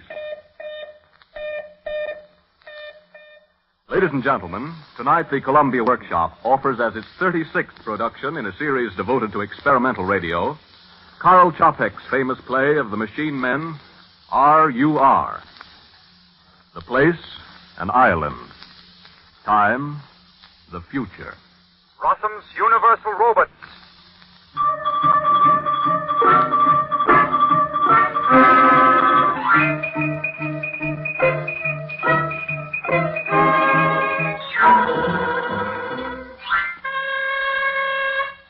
Ready, Sulla? Yes. To the E.B. Hyson Agency, New York, USA. We beg to acknowledge receipt of order for 5,000 robots. As you are sending your own vessel, please dispatch as cargo equal quantities of soft and hard coal for RUR, the same to be credited as part payment of the amount due to us. We beg to remain for Rossum's Universal Robots. Yours truly, Harry Drummond, General Manager. Another letter to E.M. McVicker and Company, Southampton, England. We undertake no guarantee for freight damage in transit. Consequently, we must insist on full payment for the 5,000 robots shipped to you last month. Yours truly, etc. That's all, Sulla. Yes, sir. I'm sorry to have kept you waiting, Miss Glory. We've been terribly busy. Now, what can I do for you? Mr. Drummond, I should like to look over your famous factory. You no doubt know, Miss Glory, that our method of manufacturing people is a closely guarded secret. I thought perhaps you'd make an exception. Surely, as President Glory's daughter, you've had chance enough to examine the robots we've sent over to you? I've observed the way they work, Mr. Drummond. That's all. I see. Well, Miss Glory, we shall consider it a special honor to show you more than we do the rest. But you must agree not to My divulge... word of honor. Thank you. Do you mind if I ask you a personal question? Well, You're very young? 21. Why do you ask? I was wondering, that's all. You will make a long stay with us, won't you? That depends on how much of the factory you show me. You shall see everything. But first, wouldn't you like to hear the story of the invention? Yes, indeed. Well, it was in the year 1920 that old Rossum, the great physiologist, took himself to this distant island for the purpose of studying the ocean fauna. This time he attempted to imitate the living matter known as protoplasm. Mm-hmm. He worked until he suddenly discovered a substance which behaved exactly like living matter, although its chemical composition was different. Miss Glory, that was a tremendous moment. I imagine it was. Now, the thing to do now was to get the life out of the test tube and form organs, bones, nerves, and the rest. This artificial living matter of his had a raging thirst for life. And so he set about imitating nature. And what happened? Well, after several years, he made an artificial dog, which died in a few days. And then old Rossum started on the manufacture of man. He was mad, of course. The old crank actually wanted to make people. But you do make people. Approximately, Miss Glory. Oh, I see. Old Rossum decided to manufacture everything as in the human body. It took him 10 years to produce a bungling attempt that was to have been a man. It lived for 3 days only. Then up came young Rossum. Young Rossum? Yes, his son, an engineer. Oh. When he saw what a mess of it his father was making, he said, it's absurd to spend 10 years making a man. If you can't make him quicker than nature, you might as well shut up shop. And what did young Rossum do? He invented a worker with a minimum amount of requirements. He rejected man and made a robot. Mechanically, they are more perfect than we are. They have enormously developed intelligence. But they have no soul. How do you know they have no soul? Have you ever seen what a robot looks like inside? No, I haven't. Very neat, very simple, everything in flawless order. An engineer's product. More perfect than a product of nature. The robots I've seen are so strange and quiet. Do they live very long? Well, the best grade live about 20 years. And then they die. They get used up. Sulla. Yes, sir. Come over here. I want you to meet Miss Glory. How do you do, Miss Glory? Very well, thank you, Sulla. You must find it terribly dull in this out-of-the-way spot. I don't know, Miss Glory. Why? Where do you come from? From the factory. Oh, well, you were born there. I was made there. Made there? Sulla's a robot, the best grade. A robot? Oh, she can't be. Oh, I admit she doesn't seem to be made of different material from us. We make rather good skin. Feel her face, Miss Gloria. No, I don't want to do anything of the kind. Turn around, Sulla. Ladies and gentlemen, tonight the Columbia Workshop, by special arrangement with Radio Guide magazine, is pleased to present the 7th American performance of Irving Reese's original radio drama, St. Louis Blues. This play, first presented in 1932, has had more performances than any play written for radio, is used in several American universities as an example of radio dramaturgy, and has been translated into 3 languages. In the fall, it will appear in book form. Because St. Louis Blues was the first play written especially for the dimensions of radio, about radio, while the author was still a Columbia engineer, critics have hailed it as the classic of the medium.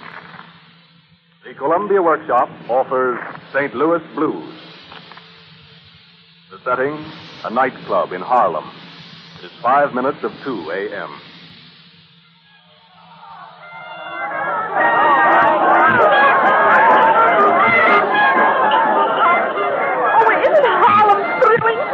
Yes. Oh, and did you know they were broadcasting the music, too? Really? Yeah, come on, Frank. Let's stand up to the bandstand. I want to hear that announcement. Okay.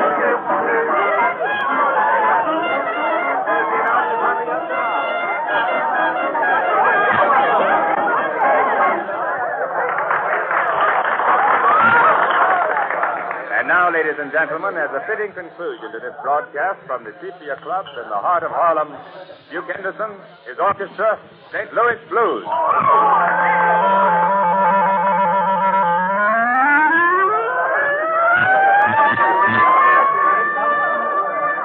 Frank, I want to talk to that announcer. You go on back to the table. I'll be right back. Oh, no, please don't, Sally. Don't do that. Oh, I must, Frank. Oh, pardon me, but were you really announcing over the radio? Why, yes. What's your name, please? Oh, Bill Hall. Oh, not the Bill Hall who reads poetry on the Stardust and Roses program. The same. Oh. To the courtesy of Liz Gibbs, lozenges for allergics. They pacify. Oh, how simply thrilling. Oh, I'm just crazy about your voice, but I never dreamed I'd meet you in person. Oh, you just got to give me your autograph, Mr. Hall. Why, yes, of course. I'd be delighted. Oh, but you'd better come over to the broadcasting control booth. I'm afraid we're getting in the way of these dancers. Oh, thank you so much. It's awfully kind of you, Father. This is better. Now, have you a pen? Why, no, I haven't. I won't be sorry. I'll see if the engineer has one. Got a pen, Liz? What? Got a pen. Oh, take those phones off your ears. How do you expect to hear me? What do you want? A pen. P-E-N. Oh, another fan. Here. It must be wonderful to be an announcer. You meet such interesting people. Yeah. Now then, how do you want the autograph? Oh, have you a book? No, I haven't, but one of these men will do if that's all right for you. Of course. Excuse me, Mr. Hall, but what does that man do with all those dials and those things over the ears? Oh, he's the engineer. He controls the music. Keeps it from getting too loud or too soft. Oh, isn't that interesting? There you are. Uh-oh, the ink's wet. Be careful. Oh, Will. Oh, thank you so much, Mr. Hall. I'm going to rush right over and tell my boyfriend about it. You know, we came all the way to Schenectady. Oh, I'm sure he'll be thrilled, too. Undoubtedly. Goodbye, Mr. Hall. Goodbye. Here's your pen, Marconi. Thanks. Don't tell me you sent your girlfriend back to her man. You'll be off the air in about 3 minutes. No, thanks. I've got to get some sleep. I've been on duty since 10 this morning. I won't be exactly sorry when it's over either. Got to be down to the city hall at 9 a.m. to welcome the Greek upside-down flying champ. It must be wonderful to be an engineer. You meet such interesting people. Yeah. Well, someday I'm going back to the sea. That's the only life. Peaceful and quiet, anyway. 1,000 miles from noise. Foreign ports. Girls. You can have your interesting people. What the deuce was that? Some drunk dropped a plate. They might pick it up. And how? It sounded like an explosion. What a screwy world this is. A drunk dropped a plate in the Harlem nightclub and somebody hears it fall in New Zealand. New Zealand? Well, why not? We're on shortwave, too. Queer. That never occurred to me. You get so close to a job when you're on it, I forget the hundreds of thousands that may be listening. All over the world. On farms, in hospitals, ships at sea. Suppose nobody was listening. How would we know? 40 million sets turned off while you're turning on the personality, and I sweat to keep the meters from blowing up. How would we know? I never thought of that. 40 million sets turned off. Why, it may be happening right now. Sure, how would we know? 40 million sets turned off and not a single pair of ears listening.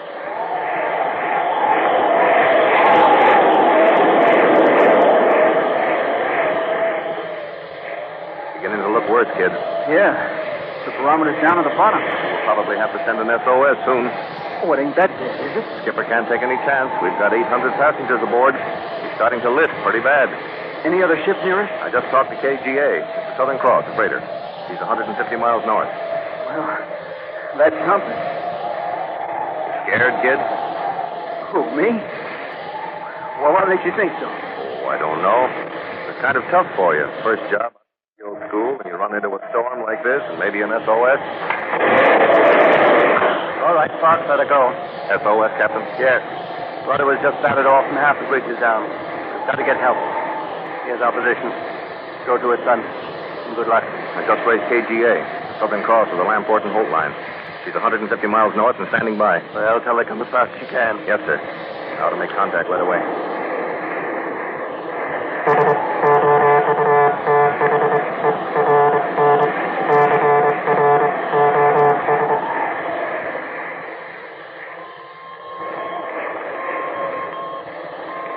He says they're changing their course.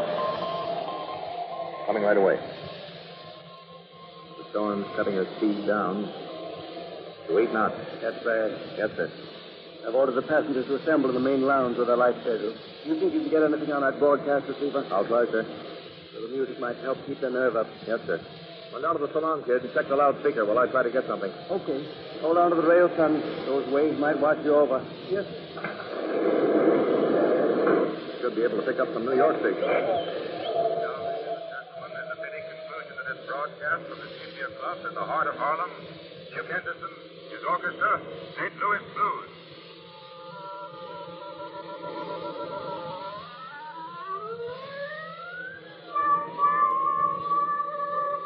Good. That'll help. Yes, sir. Bob, we've been on board this ship for a long time, haven't we?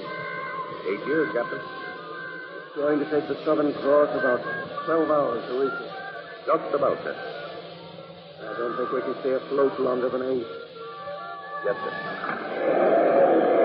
Well, how about it, kid? Speaker working? Yeah. It's okay. I'll be on the bridge spot. Keep me posted. Yes, sir.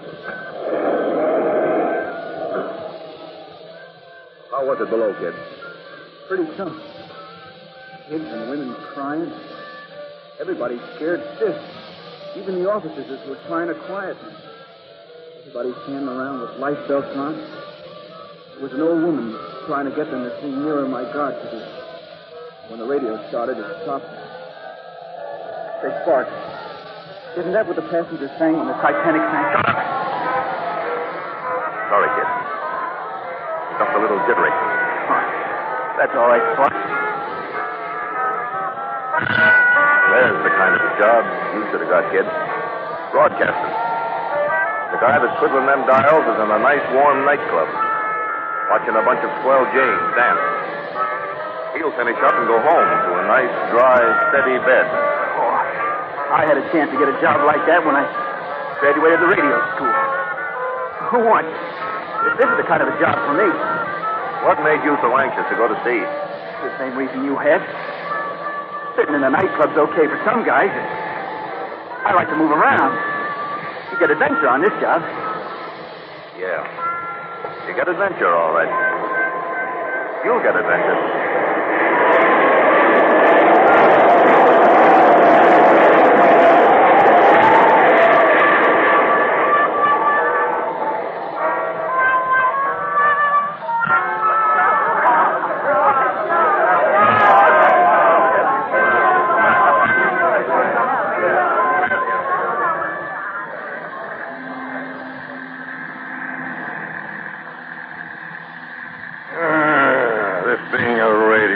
gets worse every day.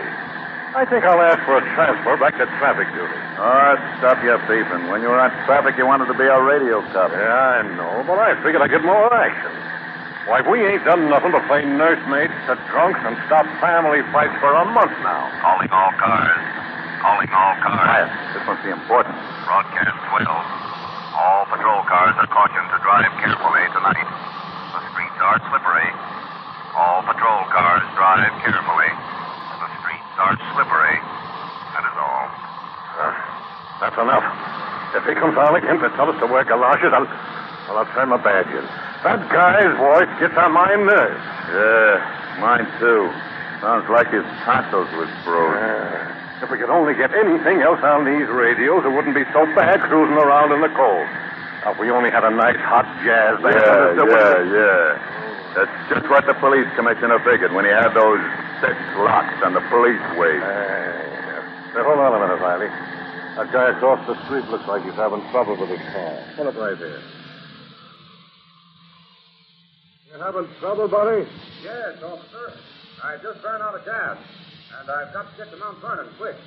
My little sister's very sick. Oh, that's too bad. I can't leave the car because I got all my baggage in it. Gee, that's tough. You couldn't lend me a gallon or two, could you? Sorry, buddy.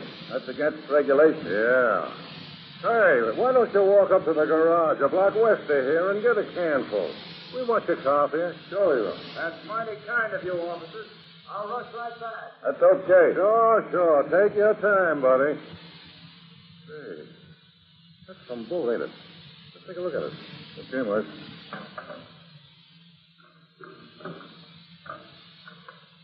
Boy, this sure is swell, ain't it?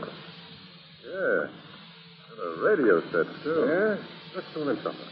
It'll be a relief not to hear something else besides old icicle voice. This guy must be a big shot. What makes you think so? Well, you don't drive a 16-cylinder Minerva if you ain't somebody. Pretty killer, ain't it? Always did like bright green. Taking that set a long time to warm up, ain't it? There it is now. Into this broadcast from the Sepia Club in the heart of Harlem, Duke Henderson. His orchestra, St. Louis Blues.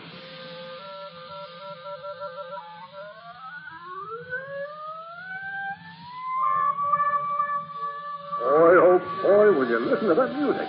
Ain't that hot? Yeah, sure is. Hey, do you think we ought to leave our car alone across the street? Sounds like there's calls coming through. Oh, it's your imagination. Forget it. Listen. I think it's a call. All I want to listen to is this music. I tell you, nothing ever happens this time of the night. Forget about it, will you? You're imagining things.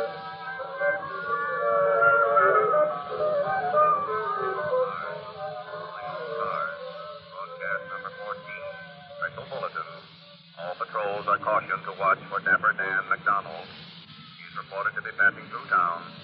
McDonald is driving a 16-cylinder green Minerva. Car contains luggage and $300,000 worth of stolen jewelry and bonds. A $25,000 reward has been posted for his arrest. A $25,000 reward has been posted for his arrest. I still think I heard a call coming over there. And I still think you're screwy. Hey, will you listen to that music? You'll have to quit now. Here comes the guy back. I hope I didn't keep you gentlemen waiting too long. Oh, that's okay. You're supposed to help citizens in distress. Sure. But we had a slow time listening to your radio. Sure did. We'll turn it off now. Well, I'm glad I could be of some service to you. Would you mind holding this can while I get the cap off? Oh, sure. We know trouble at all. Here, give it to me. Here, I get it. I hope your little sister's better when you get to Mount Vernon. Thank you, officer. I hope I'm in time. Well, there we are. I guess this will get me there. I want to thank you boys a lot. Oh, forget it, pal. Forget it. No, I won't forget you boys for a long time. Fine fellow, eh, you, Annie? Yeah, go right. So long. Come on, partner. Well, back to the grind. Yeah. Now we'll have to listen to old Stiff Lips again. Calling car 13. That's it. Calling car 13. Oh, action at last. Proceed to 421 West 29th Street. 421 West 29. A cat is jammed in a drain pipe and creating a disturbance. Okay. A cat is jammed in a drain pipe. See what you can do about it, boy. That is all. A cat in a drain pipe. I heard it.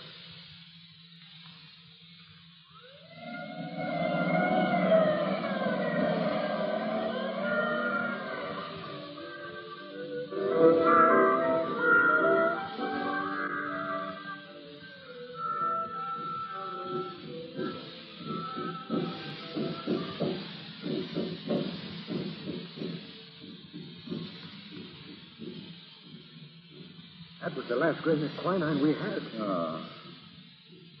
He's in pretty bad shape. What are the natives kicking up about? Celebration? No. They've been beating those tom-toms for an hour now. Savage intuition. What do you mean? Those are the death drums. You beat them when someone is dying. David knows that. Yes, he's heard them before. When Green died on the last expedition here. Then we got to stop them before he wakes up. No use.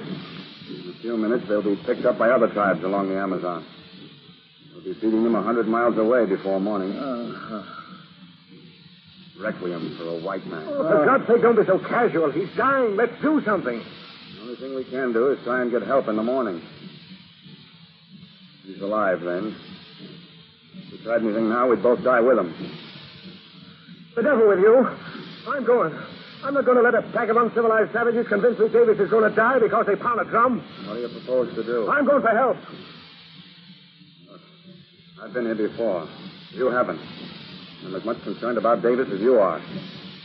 One chance in a million of saving him. You can't live by sentiment in the jungle. We'll go tomorrow morning. He's alive. Oh. He's coming out of the coma. What can we do? So You much. mustn't hear those drums. Hey, the set. Turn on the shortwave set. Maybe we can get something. Yeah, that's a good idea. You right? Hand it. Quick, quick. It's warming up. There. Meteors Club is the heart of Harlem. Duke Henderson, his orchestra, St. Louis Blues.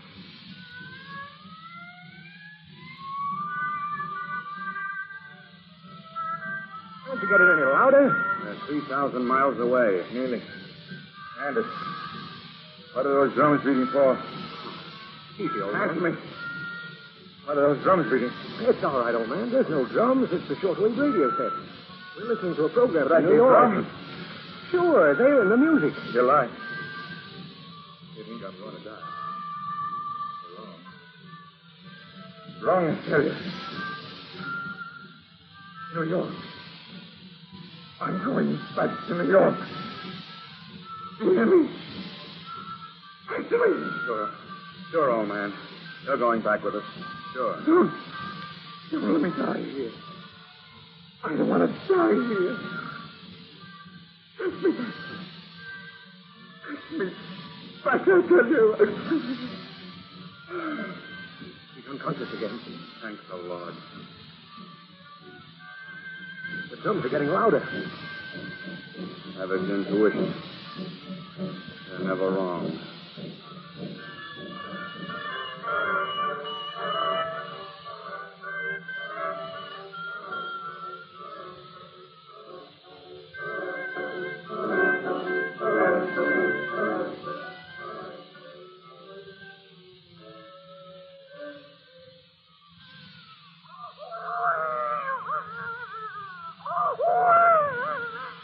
Maria, what's the matter with the bambino?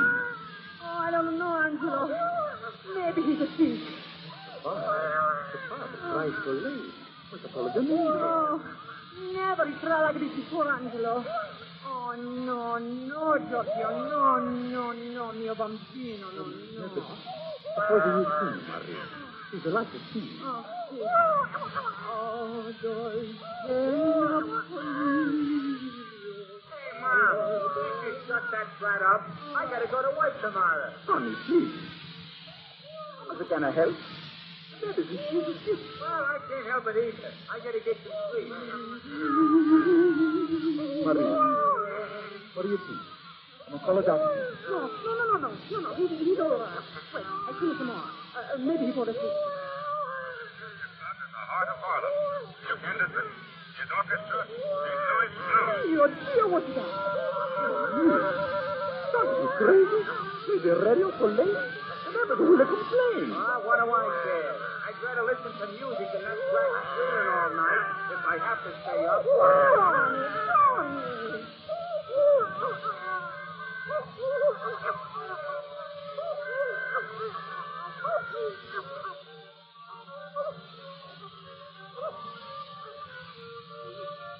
Angelo, the bambino. The bambino's asleep. Come. Turn over the mule. Baby's asleep. The bambino is asleep now. All right. Madre mia! You don't like my TV. What's the radio? Well, for crying out loud. He's a jazz hound. Don't. Play the radio. But soft. To make the baby sleep. Okay. Call a lullaby. Can you beat it?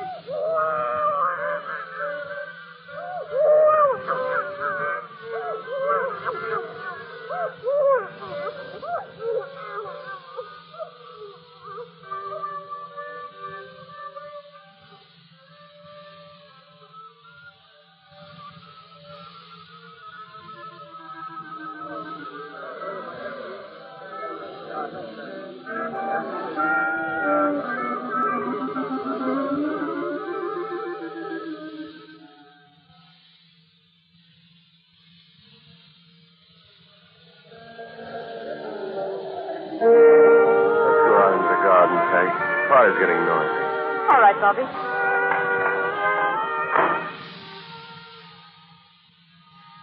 It's getting colder. Uh-huh. Did you have a nice summer? Yes, lovely. Did you? Yeah. Traveling must be fun. Oh, yes. Oh, don't you love the smell of winter in the air? Means things die. Only for a little while. Then spring comes. I didn't think when I left last winter I'd be at your engagement party when the winter came again. Time speeds by. Darling. Don't you think we'd better go back? Darling, what's happening to us? Oh, Bob. Bob, please, you must. You stay close to me for just a moment, darling. Oh, Bob, we're mad. We're mad. It's all done. It's all over. We must go back in. No, I won't let you. Oh, Bob. There's my roadster. We can drive to Smithtown and get married. We'll come back in the morning and tell them about it. Oh, it's too late. We can't think of it. We mustn't think anymore. Everything's been a nightmare of sorts. We love each other. Everything else is unimportant. Oh, darling, I do love you so. I do love you. Will you come? Yes, Bobby, yes. Quick, in with you. There. I'm in. There. No more tears now. I'm happy, dear. Oh, Bob, we're mad. That's the only sane thing we've ever done. Can you imagine the look on that face when we come back tomorrow? Bob, don't drive fast. I'm going to get you there before you change your mind. I won't. I've been miserable since the day you left. Me too. Just a blur of seaports. Strange-looking faces. I was always hoping yours would pop up by some miracle. Bob, darling, you're going too fast. Now, there's nobody on the road this time of night. I'll turn the radio on. It'll take your mind off the speed. There. It'll warm up in a minute. Well, there's probably nothing on this late. Sure. Some of the New York stations are on all night. Heart of Horla, Hugh Henderson, his orchestra, St. Louis Blues. Oh, my favorite number, too. Yeah? Oh, darling, please, darling, you're doing 80 miles. Now, remember what started the last fight. All right, but I would feel better if you did. You'll forget this moment as the one I've been living for. Bob, there's something on the road.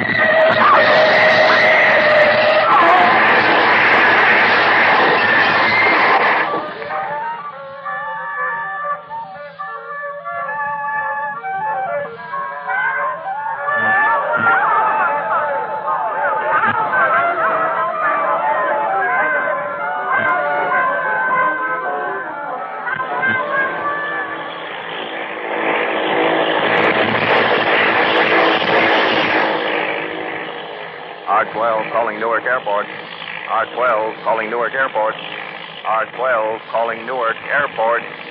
Come in, please. Hello, R12. Hello, R12. This is Newark. Hello, R12. This is Newark. Go ahead. Hello, Newark. This is Randolph on R12. Mail plane on Cleveland, New York run. I'm in a bad storm area. Altitude about 10,000 feet. Visibility 0. Ceiling 0. Lost radio beacon signals. Lost radio beacon signals. Flying blind. What's wrong? What's wrong? Go ahead. Hello, Randolph. Hello, R12. Beacon antenna blew down in storm. Beacon antenna blew down in storm. Where are you? Where are you, R12? Come in. Hello, Newark. Lost my position 15 minutes ago. Lost my position. Flying blind. I think I'm over the graveyard in the Alleghenies. Go ahead. Hello, Randolph. Stay up high. Get more altitude. You're in a bad spot. We're trying to get beacon going. Can you hold out for a while? Can you hold out for a while? Come in. Hello, Newark. I'm okay on gas, but my oil pressure pump has been balky. Trouble with oil pressure pump. Ice forming on wings. I think I can hold it for a while if I know my position. I may have trouble if I stay up too long. Wait a minute. Pump's clogging. It's okay now. Go ahead. Hello, Randolph. Looks like we're starting to have trouble here, too. Antenna swinging badly. Antenna swinging badly. You may lose us any second. Listen carefully. Tune your directional broadcast receiver to WABC. Tune your direction broadcast receiver to WABC. 860 kilocycles. 860 kilocycles. This wave highly directional southeast. Tune for maximum signal strength and follow in. Should bring you within 2 miles of airport. We'll try to get beacon going by then. If you lose us, keep talking. If you lose us, keep talking. Our receiving antenna, okay. Looks as if we're going now. Can you still hear me? Can you... Hello, Newark. Just lost you. Just lost you, Newark. Got instructions okay. Got everything. Stand by while I tune receiver. Stand by. You can listen. It's orchestra. It's Louis Blues.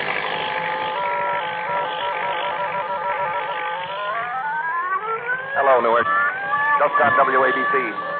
Just got WABC. I'm writing it in. Thanks very much for the tip. Weather's getting thicker. Ice on wings slowing me up a bit.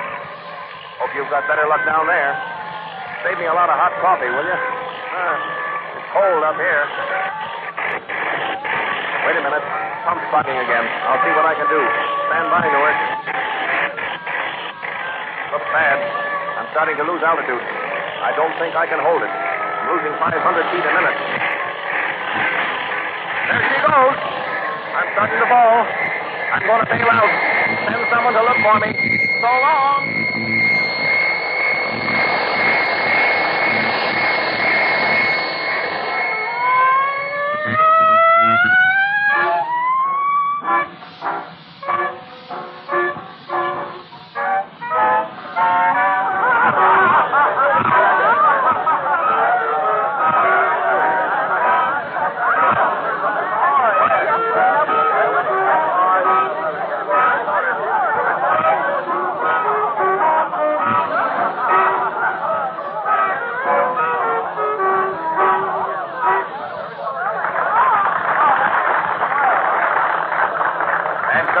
Gentlemen, we bring to a conclusion another broadcast played for you by Duke Henderson and his orchestra from the famous Gypsy Club in the heart of Horla. Your announcer, Bill Hall, bids you good night. This is the Columbia Broadcasting.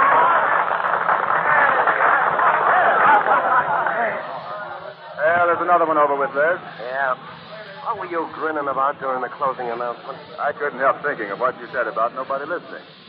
It struck me funny to think I may have been talking to myself. Well, there's one consolation. We'd never know. No, we'd never know.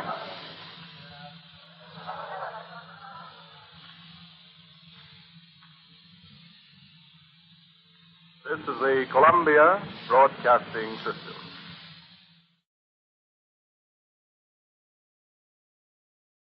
Had been announced for presentation this evening has been canceled because of circumstances beyond our control.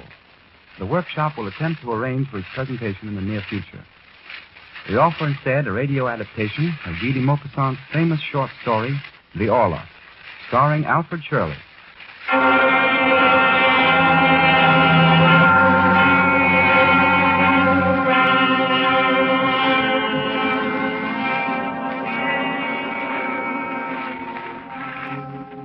A little island in a setting of sapphire sea. A pillar of black smoke twists up against the blue tropical sky from the glowing embers and flame-twisted debris of a house that once occupied the little clearing.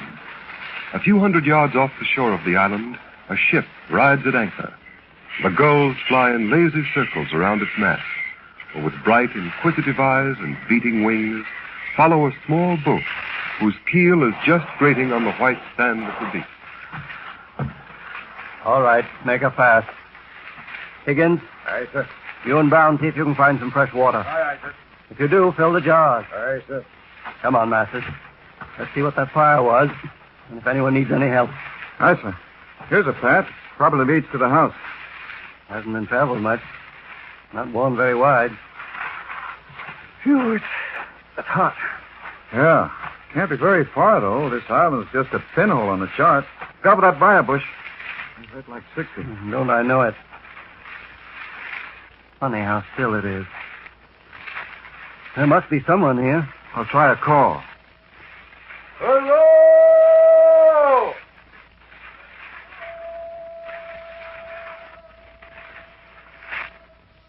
Hello!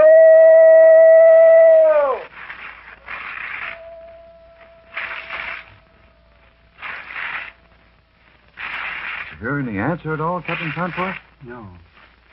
No, it's quiet as a tomb. Try it again. Hello!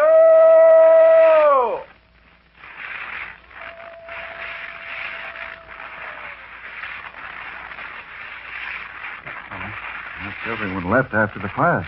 Well, they didn't leave from this side of the island. There aren't any marks on the beach. Oh, I noticed that, too. Here's a turn in the path. Maybe we can see something there.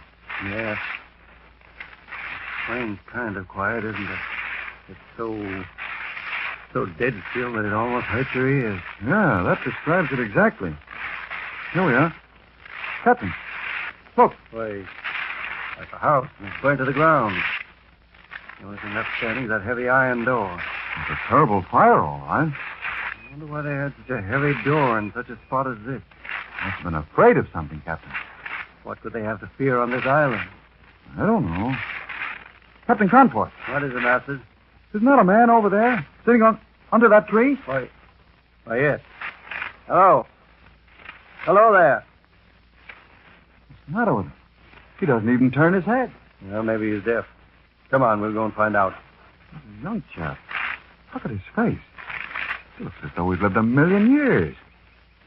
What's he staring at? We'll soon find out. What's happened, mister? I said, what's happened here?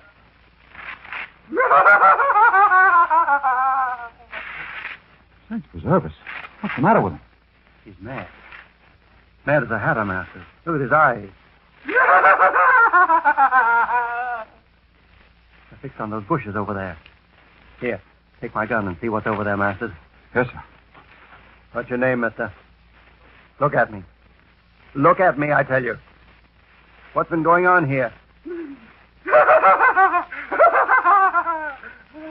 Captain Conforth. Yes, Masters? There's a dead man here in these bushes. What? Yeah, shot right through the head. Look through his pockets and see if you can find out who he was. Aye, sir. What do you know about that man over there in the bushes, mister? You'd better explain and explain quick. If you don't, I'll put you in irons and give you to the authorities of the nearest port. Come, speak up. The Horla. You'll have a hard time explaining that to a court of law. Find anything, Masters? Nothing but this little black book. It's a diary, I guess. All full of dates. Used to be mostly about a chap named Horla. What was the name? Horla. Horla. That's funny. What is it? This fellow here has been babbling about this Horla. Is the Horla a man, sir? I don't know, Master. Well, maybe the diary would explain. Perhaps. Here, let me see it. Yes, sir. And over there in the bushes looks pretty dreadful. His face is all drawn up as if he'd had a terrible scare just before he died. The first entry in this book is May 8th of this year. He's been in quite a cheerful mood. Listen to this. Today's been a glorious day. My new secretary and I spent the morning on the terrace together, talking about this and that. Nothing in particular. It's beautiful on these May mornings. That widespread town with its blue roofs lying under the bristling host of Gothic belfries. They're beyond number, dominated by the leaden steeples of the cathedral, and filled with bells that ring out in the limpid spring air. As we sat there, they began to ring, sending us the sweet and far-off murmur of their iron tongues, swelling, dying away, and swelling. It's very beautiful, Monsieur Dufour. I like it, Hunt. They say that familiarity breeds contempt, but the more I learn about this countryside, the dearer it becomes to me. Have you always lived here? Yes, and my father and forefathers before me. Oh, just look at the Seine. It rolls away like a silver ribbon. Yes. Isn't that a Brazilian boat just going by? The three-master, yes, I think it is. Probably out of Rio. Rio? I was reading an interesting article about that place while I was waiting for you to come down. Is that so? Yes, in the Revue du Monde Scientifique. Let's see, it was on page 14, I think. What was it about? Oh, here it is, I found it. A strange piece of news reaches us from Rio de Janeiro. Madness. An epidemic of madness comparable to the contagious outbursts of dementia that attacked the peoples of Europe in the Middle Ages is raging at this day in the district of San Paulo. That is odd. I wonder what kind of madness. Oh, the article goes on to tell, sir. The distracted inhabitants are quitting their houses, deserting their villages, abandoning their fields, declaring themselves to be pursued, possessed, and ordered about. Pursued, possessed, and ordered about by what? Well, I guess they don't know exactly. What else does it say? Well, the afflicted describe their masters as being invisible but tangible beings. Vampires of some kind who feed on their vitality while they sleep. In addition to drinking milk and water without, apparently, touching any other form of food. What do you make of that, Monsieur Dufour? It is hard to say, Hunt. Probably a simple case of hysteria that sometimes runs like wildfire through a group of people, generally originating in a perfectly natural series of events. Well, I suppose that's the explanation, sir. Who are you waving to? I thought I saw someone wave to us from the Brazilian ship. Perhaps I was mistaken, and yet it... It might have been a bit of sail flying in the breeze. Yes, it might have been. Why, what's the matter, Monsieur Dufour? Nothing. Nothing, I guess. A bit of a chill. For a moment, everything went black. Can I get you anything, sir? Some water? Oh, no. Thank you, Aunt. It is all right. Just a moment. Oh, that is odd. It seemed as though someone were whispering in my ear. Whispering a warning of danger or death. Your eyes are dilated as though you had a bit of fever, sir.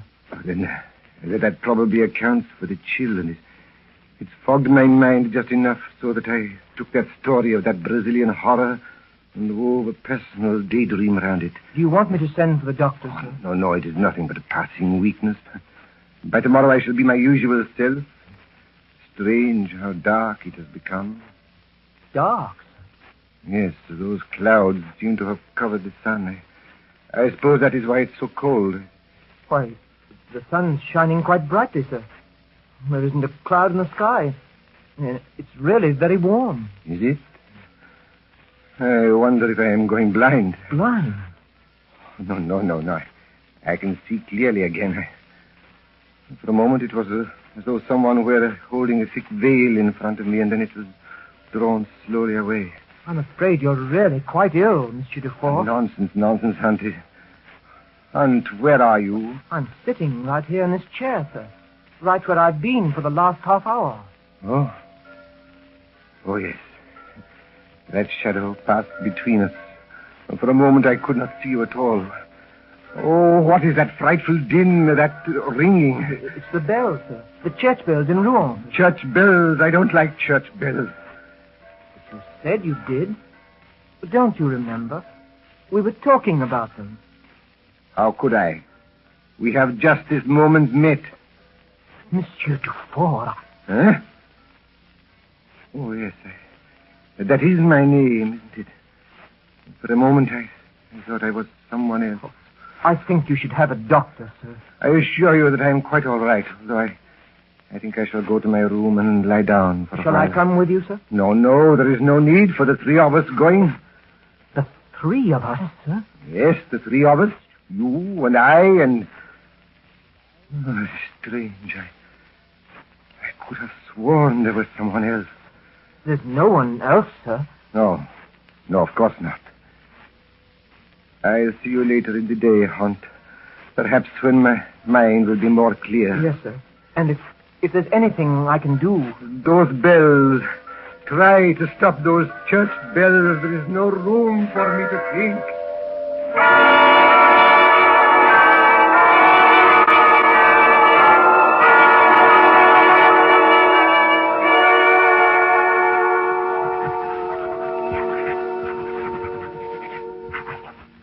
There. Diary. The story of another of my days belongs to you. June the 2nd, I have seen the doctor. He found no alarming symptoms of any kind. There were no warning signals of a lurking disease germinating in my blood or in my flesh. About 10 o'clock, I come up to my room. The instant I am inside, I double lock the door and shut the windows. I'm afraid, yet afraid of what? I lie down and wait for sleep. I feel that someone approaches me, looks at me, touches me. And he climbs on my bed, kneels on my chest, takes my neck between his hands and squeezes with all his might, strangling me. I struggle, I try to cry out, I try to move. I can't. I try to fling off this creature who is crushing and choking me. Suddenly I wake up, terrified, wet with perspiration. With shaking hands, I light a candle and I search the room. There is no one. I'm alone. Come in. Oh, it's you, is it, Hunt? Yes, sir. I was on my way to bed. Miss Harriet asked me to bring up your glass of milk. The one that you always have at night on your bedside. Yes, thank you, Hunt. Will you start on your holiday this weekend, Monsieur Dufour? Perhaps. We were all very surprised when you returned the day before yesterday. Why did you change your mind and turn about and come back, sir? I don't know, Hunt. When we got to Rouen, I stopped at the library. When I came out of the library and got back into my carriage, then a strange thing happened. I opened my mouth to say, to the station. But I was unable to speak a word. Then my voice returned, and with the words, to the station, in my mind, my lips shouted, home, home. Shouted it so loudly that passers-by turned around to stare. I believe that I am losing my mind. Nonsense, sir. You are perfectly sane. Oh, I wish I could be sure of that. What makes you say that, sir? Well, for one thing, the milk. The milk? Yes, that glass or others just like it have sat on that little table beside my bed every night for the past month. My lips have not touched any of them, yet every morning the glass is empty and the milk is gone. Perhaps you just don't remember drinking it, sir. People sometimes do things when they're half awake and then have no recollection of doing them when morning comes. I wish it were so. But who could it have been? Was your door locked as usual? Locked, double locked, and the windows bolted shut. Then no person could have entered? No person, no. No animal? No animals. Then what could it be? It was a thing. A thing? What kind of a thing? I don't know. If I don't find out, I shall go mad. An invisible being haunts me. But anything we can't see, monsieur, doesn't exist. Can you see the wind? No, but nevertheless, the wind exists. Well, the wind.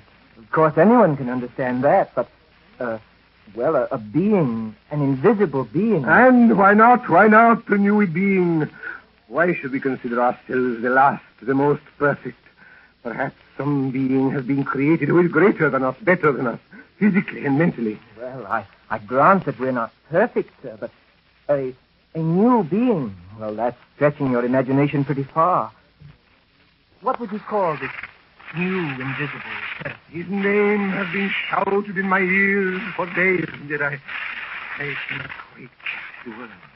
My mortal ears are too deaf, too dull. One of these nights to hear and understand. But where did he come from, if there is such a being as you described? Do you remember that morning we met when we sat on the terrace to watch the boats go up and down the Seine? Yes, I remember very well. Do you remember seeing that three-master pass the Brazilian ship and how I thought I saw someone wave? Yes, I said that it was probably a bit of sail flying in the breeze, but you waved back. Oh, if only I hadn't. Why did you say that, sir? You remember on that same morning reading me that article from Rio about that epidemic of madness that had broken out? Yes, I remember that too. It told how people were leaving their homes and deserting their villages because they were pursued and possessed by invisible but tangible monsters. Richard, you don't think. What else could I think? You say that there were vampires of some kind who fed on the vitality of their victims while they slept. Didn't it say that they touched no other form of food or drink except water or milk? Milk? Who else could be responsible for that empty glass by my bed every morning? But how did such a creature get here? An exile from the land of his origin. He saw my house. Twice with that ship. I saw me wave. He deserted that vessel to live with me. But his name, he must have a name, if he lives on Earth like you and I, and is not just a creature of madness. What is he called? I don't know. Tonight I shall try to find out.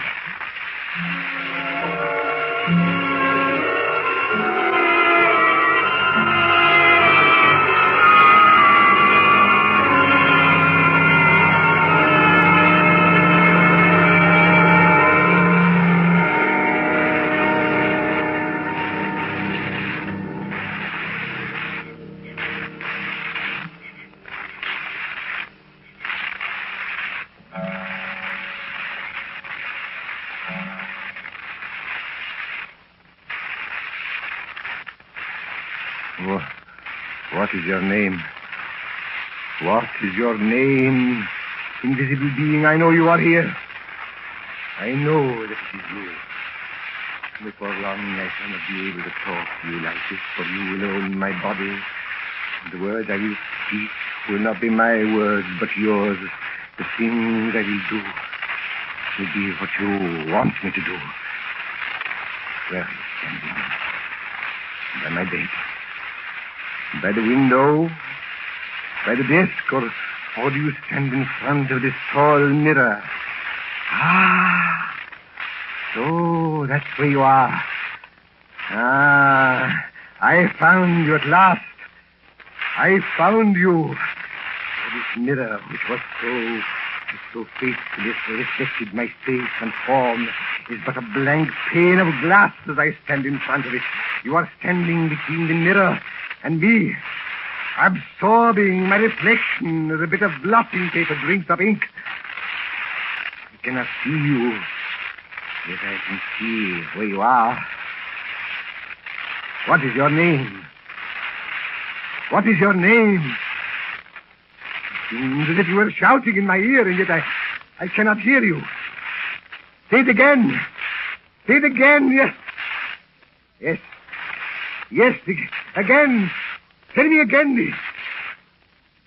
The Horla. Is that it? The Horla. Now I know. Now I understand. Now I know who you are. Now I can fight you. Now I have a chance of winning. It will be a battle of wits, Horla. A battle of your wits against mine. And the stake for which we play. Listen carefully, Horla. The stake is your life against mine.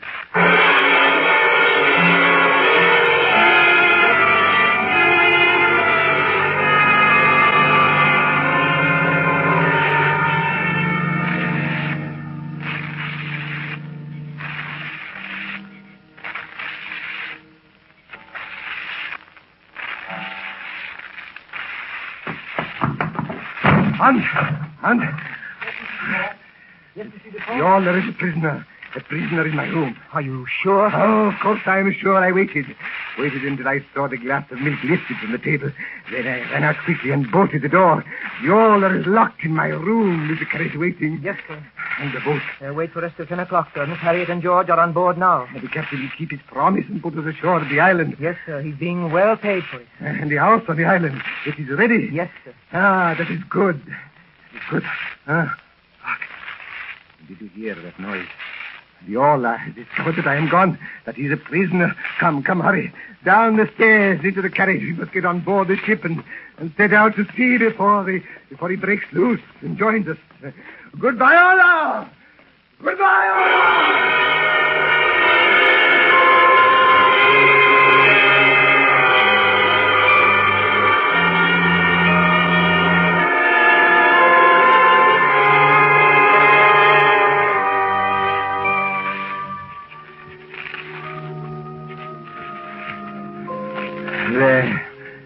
Diary, your brown leather arms embrace another day. December the 2nd. What a beautiful day. What a peaceful day. Life is a joy once more. I am glad that I thought of this island, this tiny speck with the sea on every side. We have been here for 3 months. Hunt, Miss Harriet, George, and myself. I feel like another man. As if I had died and had been given a new soul and body. I wonder where the Horla is. I wonder if he is searching for me. He will look in vain, for he will never find me here. The boat has just arrived with our first load of supplies. We must hurry down and see if they have brought any letters for me. I'll see you tomorrow, diary.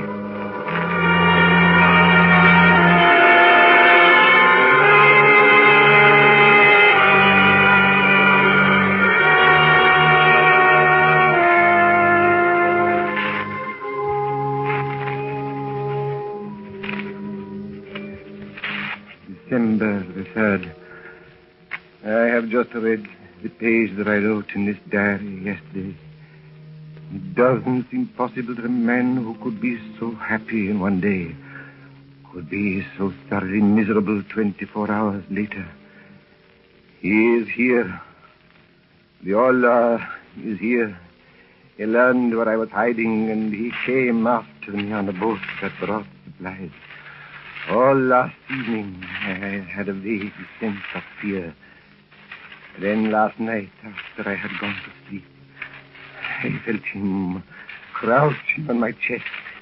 He pressed his mouth on mine and drank my life from between my lips. Sucked it from my throat like a leech. When he rose from me replete, I awoke so mangled, bruised, and enfeebled. I could not move. What can I do? What can I do? There is only one thing left to do.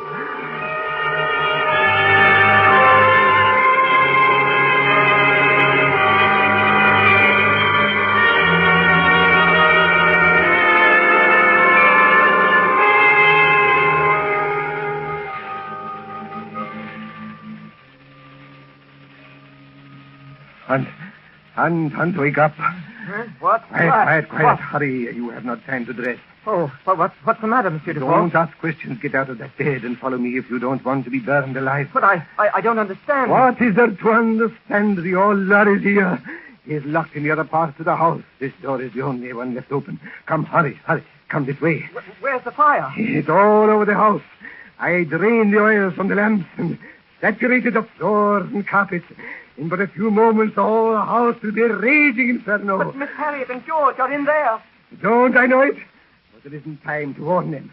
Besides, if I open the door to that part of the house to let them escape, the Horla would escape too. Come. Oh, but you can't. You can't leave them to die locked in like that. Why can't I? It is either their lives or mine. Either they die by flame or I die at the hands of the Horla. Oh, it's cold-blooded murder. Don't close that door. Open that door, I tell you. Hunt, stand away from that door, I shoot you down. You can't stop me by force or with more than appeals. I've got the order just where I want him. Poison, bullet, or knife won't harm him. But fire! Oh, listen to reason! Reason! The order has stolen my reason. In a few moments, that house would be a horrible and magnificent funeral pyre. A monstrous pyre lighting up the whole earth. A pyre that would be consuming the human flesh of yours and Harriet. And the inhuman flesh of him, my prisoner, him, the new being, the new master, the Horla. Madman, you hear those screams? It's George and Harriet. The Horla is in that flaming oven too, and the Horla is in that fiery vat, and he's dying too. You see that long black shadow cast by the trunk of that tree? The shadow dances with the flames. Yours is dancing too, Hunt. Your long black shadow is dancing. And mine! Please! Look! What is it? I have no shadow. Do you know what that means? No. It means that the Horla has escaped the flames. It means that the Horla is standing by my side. Like the time when he stood between me and my mirror, and I could not see myself. Now, the Horla is standing between me and my shadow. The Horla lives.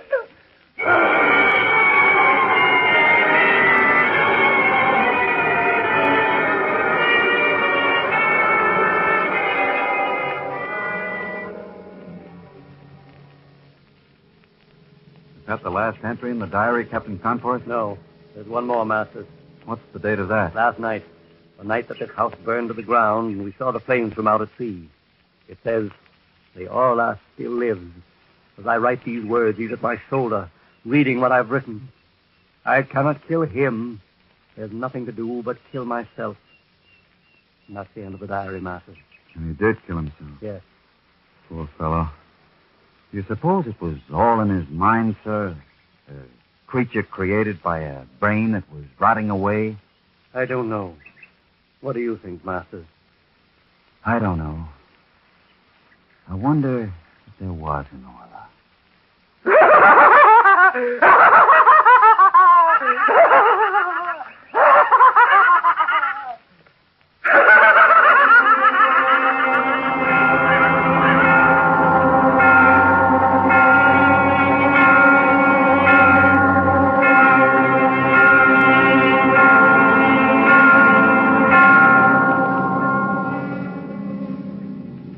The Columbia Workshop has presented a radio adaptation of Guy de Maupassant's famous short story, The Horla. It was dramatized for radio by Charles Tazewell. Bernard Herrmann conducted and composed an original musical score. Irving Reese directed. The Horla starred Alfred Shirley as Dufour. Mr. Shirley is one of radio's outstanding dramatic actors and has appeared in many workshop programs. He was supported by Edgar Staley as Captain Conforth, Santos Ortega as Masters, Morgan Farley as Hunt. The Columbia Workshop wishes to thank all its listeners who wrote for the Columbia Workshop booklet and to announce that it will be ready for mailing within the next week. For those of you who did not hear last week's announcement, we repeat that a booklet is being prepared listing a description of the next 13 productions which the workshop will present and also a brief history of the program, which we will be pleased to mail you if you will drop a postcard or a letter to the Columbia Workshop, CBS, New York City.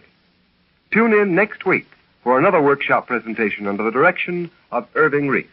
This is the Columbia Broadcasting System.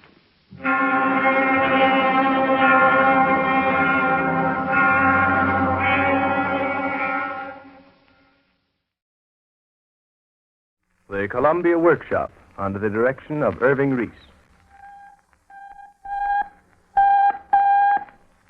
1, 2, 3, 4. Testing 1, 2, 3, 4. Testing 1, 2, 3, 4. The Columbia Workshop presents the 26th program in a series devoted to experimental radio.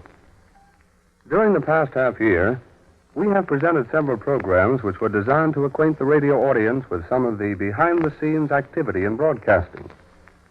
Tonight, for the first half of our program, we shall present another demonstration dealing with the work of a group who, while least known to the listening audience, plays one of the most vital roles in every program broadcast, the control engineers. For the second half of this evening's workshop, you will hear a condensed version of A Voyage to Lilliput from Jonathan Swift's classic, Gulliver's Travels. Many of you have watched Columbia programs being broadcast and have wondered what the man in the glass-enclosed booth does. Despite all the complex meters, dials, and engineering apparatus, his chief function is one requiring a great sensitivity and understanding of music and drama. It is known as mixing. Mixing is best explained by actual demonstration. First, listen while Clyde Barry, well-known Columbia baritone, who has graciously consented to assist, sings Thunderin' Wonderin'.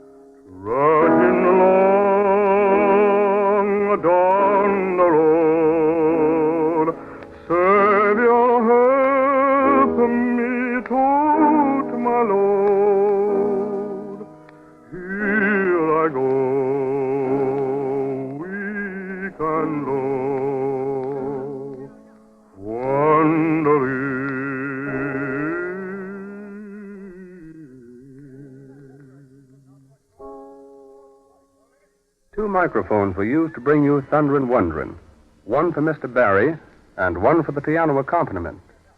While it was being broadcast, the workshop's control engineer, with his hands on a control dial for each microphone, mixed the proportion of sound each mic picked up, so that the voice and piano were balanced in proper relation to each other.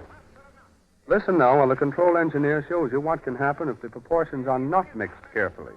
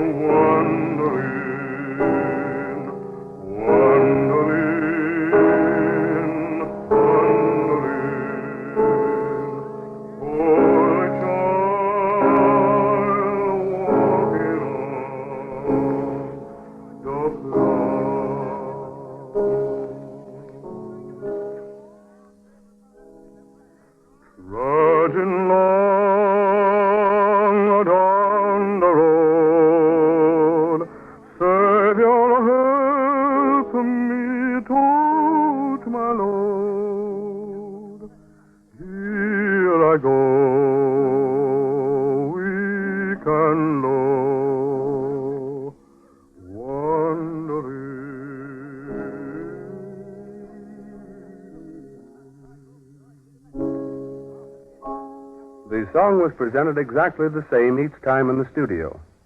The difference you heard was caused by the mere movement of less than 1/8 of an inch on the microphone controls of the mixing panel. This was a demonstration of comparatively simple mixing, since it concerned itself with the balance between only a single voice and piano. Imagine the problem when a choral group of 16 voices, an orchestra of 40 pieces, and a soloist are working on 4 or more mics. And you can understand why mixing has developed into a fine art. In radio drama, the problem of mixing is even greater than in music. Listen while a door is opened 4 times.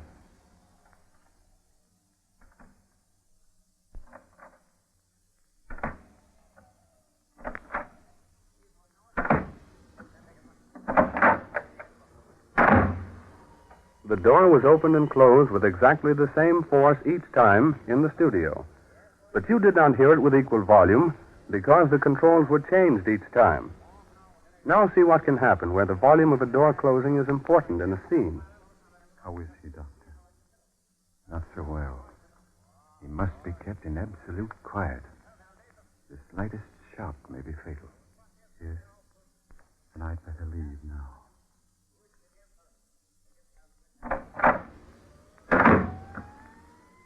The door was closed very lightly in the studio, in keeping with the mood of the scene.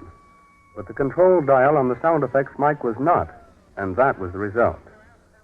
In programs such as 12 Crowded Months recently presented, there were 104 sound cues, any one of which may have completely ruined a scene if the mixing was slipshod. And for that same program, the engineer had 10 microphone dials to control. Let us now illustrate an example of complicated mixing with a short scene from St. Louis Blues. The scene is in an airplane. The pilot is calling the ground station by radio. The ground answers. Listen now as we go through the scene. At the start, the proportions will be mixed carelessly to show you the many errors that can be made. Then, the engineer will bring the voices and sound into their correct relative values.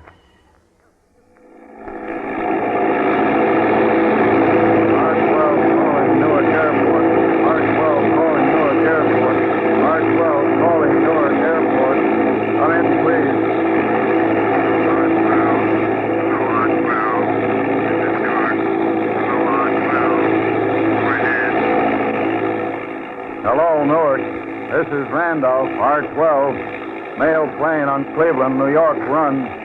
I'm in bad storm area, altitude about 10,000 feet, visibility 0, ceiling 0, lost radio beacon signals. What's wrong? Go ahead. Hello, R-12. Hello, Randolph. Our beacon antenna blown down by storm. Our beacon antenna blown down by storm. Where are you?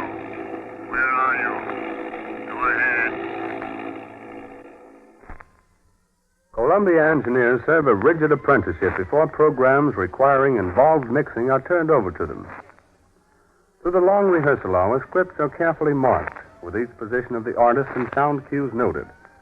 On the air, they must watch the movements of every person in the studio to compensate for any deviation from rehearsal positions or volume. They watch the breathing of singers to anticipate how loud the next note is going to be, or the sweep of a conductor's baton to determine whether a crescendo is coming. All this while delicately adjusting from 3 to 12 dials to avoid some of the mistakes we illustrated. In future workshop programs, we shall present some of the dramatic highlights behind the scenes with control engineers. And now the Columbia Workshop presents A Voyage to Lilliput, in which special effects and mixing will be used in an attempt to capture the illusion of Swift's immortal story.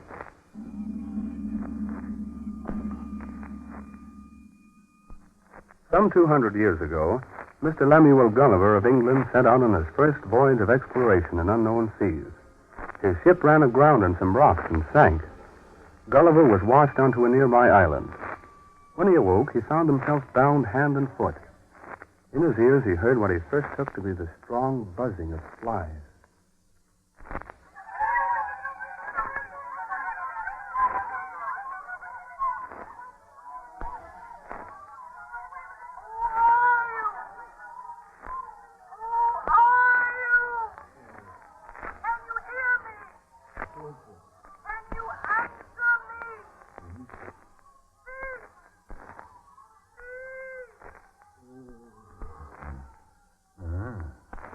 Is somebody asking me questions?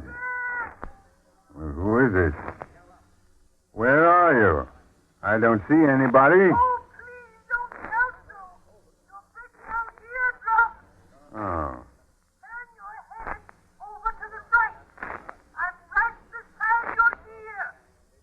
Beside my ear?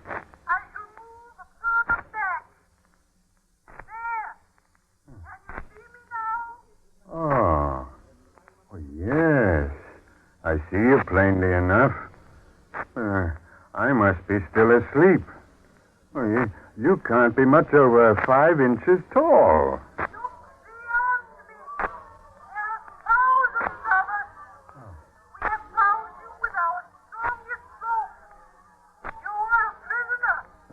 A prisoner?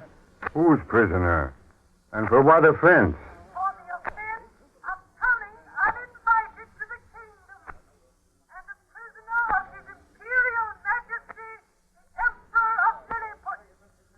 Lilliput? Oh, is that the name of this country, then? It is. And what is I can better answer your questions if you loosen me a little. I can hardly breathe.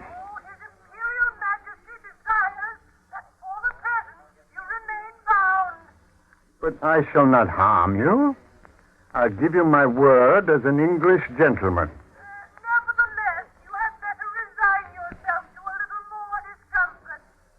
As you wish. I await your pleasure. Whom have I the honor of addressing?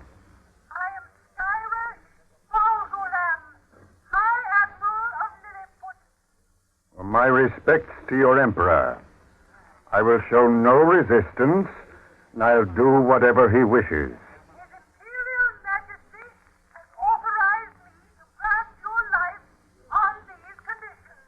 I humbly thank you. I beg you further to bring me a little food. I'm weak with hunger.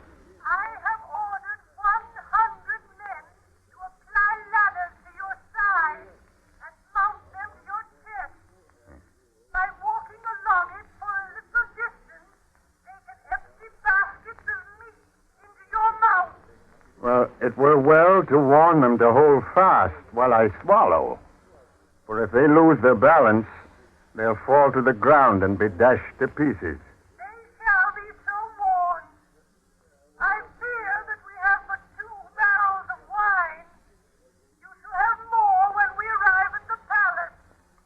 Well, thank you. They will do for the moment. But how do you intend to get me to the palace? Unless you free me, you'll surely be unable to convey anyone my size.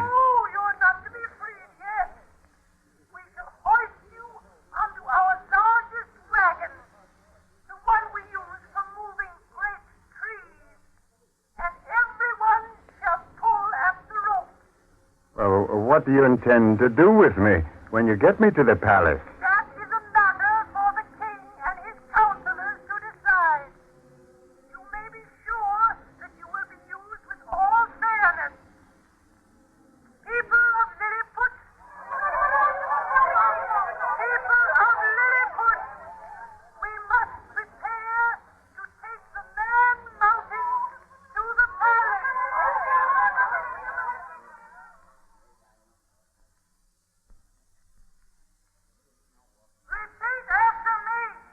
Yes?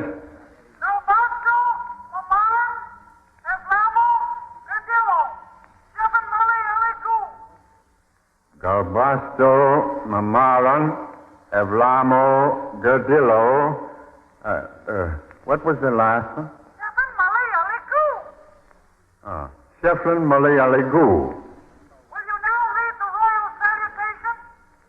Most mighty Emperor of Lilliput, delight and terror of the universe, whose dominions extend 21,120 yards to the extremities of the globe.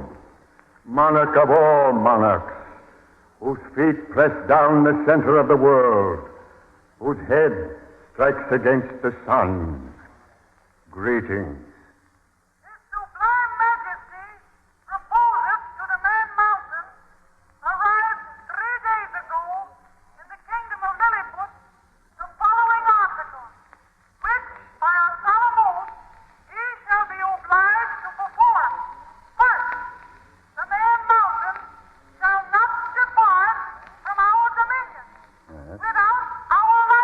I see.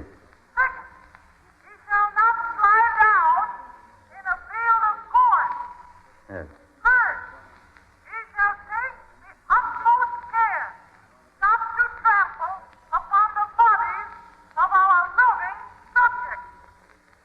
I agree to observe your laws to the utmost of my ability.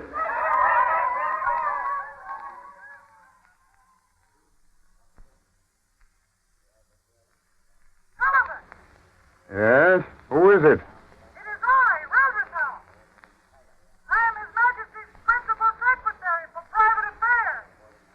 Secretary for what? For private affairs. Oh.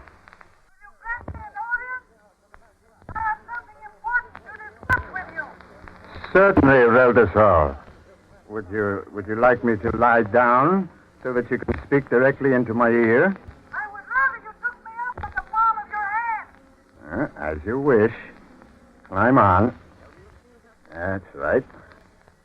Now, what have you to say to me? First, are you quite comfortable in the royal stables here? It is the only large building available at the present. There's nothing I lack, Relderso. Well, I am glad to hear that. Second, I must congratulate you on acquiring your liberty. I've been informed that you were instrumental in gaining it for me, Relderso. I wish I could do something to show my gratitude. You may be able to. Although, were it not for the present situation at court, I doubt whether you would be free even now. What has the situation at court to do with it? I shall explain. Can you hear me? Perfectly.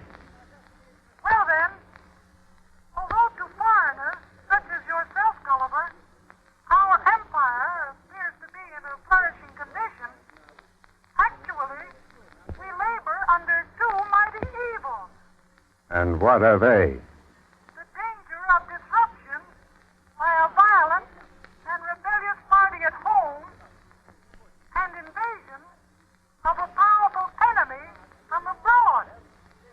I can understand your troubles at home, but what do you mean, an enemy from abroad? Where is abroad?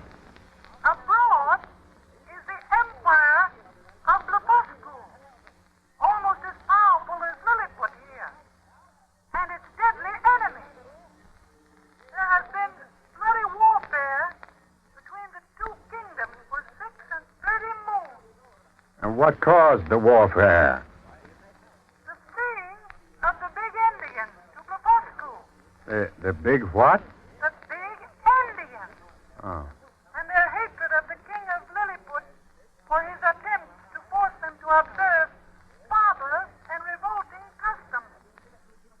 Who are the big Indians? And what are the customs you speak of? To answer the latter question first, the custom of breaking an egg at the little end. Breaking an egg? You're joking, surely. Now, please, Gulliver, you must be careful in speaking of our most sacred traditions. I think that I myself am reasonably broad-minded, but others may think that you are mocking them, and they will try to do you a mischief. Oh, forgive me, Relderso. I spoke in haste. Now, how did this custom originate? Well, when the grandfather of the present king was a boy, he went to eat an egg one day. He broke it according to the acknowledged and ancient practice at the large end. Yeah. But, unfortunately, in so doing, he cut his finger. Oh. Whereupon the boy's father, the emperor, published an edict commanding all his subjects to break their eggs in the future at the smaller end. Grave penalties were to be visited upon those that refused to do so. And the big Indians, I presume, did so refuse. Exactly. There was a civil war, and the big Indians were defeated. Most of them fled for refuge to Blefuscu, where they joined the emperor of that country in warring against Lilliput. They do so to this day. Ah, this is most grievous. Is there no peaceable method of settling the dispute? None, Gulliver. None whatever. It is computed that among the big Indians alone, 11,000 persons have suffered death rather than break their eggs at the smaller end. And how do they justify their cause? They say it is the fundamental doctrine of our great prophet Lustron in the 54th chapter of the Grundekral, which is their Al-Quran. And is there any truth in this? We think that they frame the text to suit themselves. The actual words are these. All true believers shall break their eggs at the convenient end. Well, is that not plain enough, Relderso? In my humble opinion, yes. Which is the most convenient end of an egg, I feel, should be left to every man's conscience, or should be in the power of a chief magistrate to decide. time. Well, the belief does you credit. But how can I help you in this matter? The Emperor of Blefuscu is at this very moment preparing a great fleet of warships to make a descent upon us. His Imperial Majesty, the Emperor of Lilliput, has commanded me to lay this account of his affairs before you, so that you might think of a plan to help us. Present my humble duty to the Emperor of Lilliput, and let him know that although I, a foreigner, have no wish to interfere in the affairs of the two kingdoms, yet I'm ready to defend his person and his people. Oh, thank you, Gulliver, thank you. His Majesty shall be informed of your decision at once. Yes, His Majesty shall be informed of it.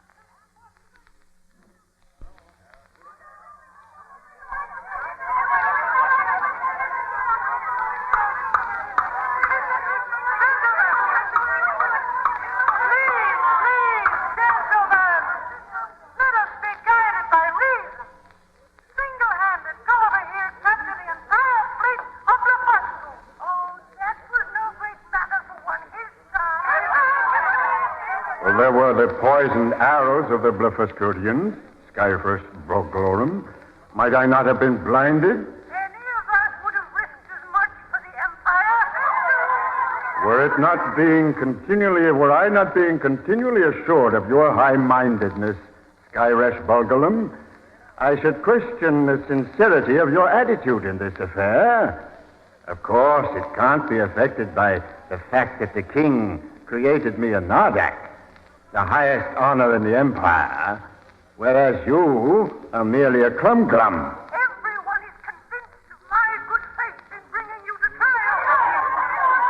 And if they spoke truly of your malice and jealousy, who among you will be so reckless as to destroy one who can be of such value to Lilliput?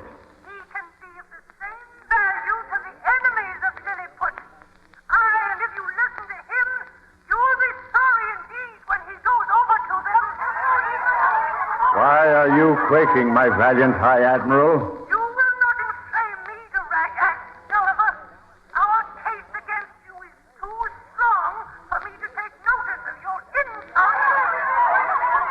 Well, what is your case after all?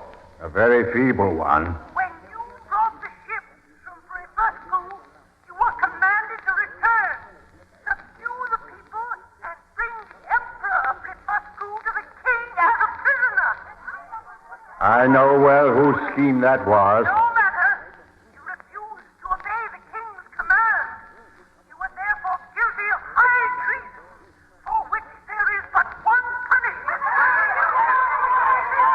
State to the council my reason for refusing. Most willingly.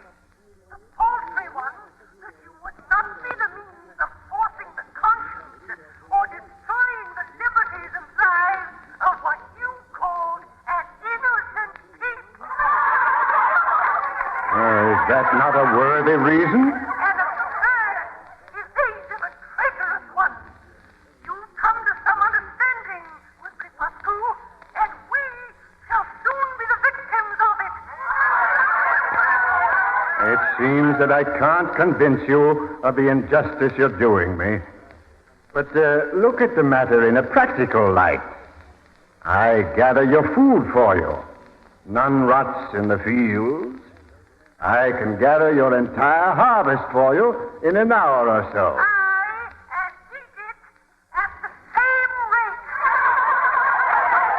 I'm constructing magnificent buildings for you. Your heaviest stones are like child's blocks to me.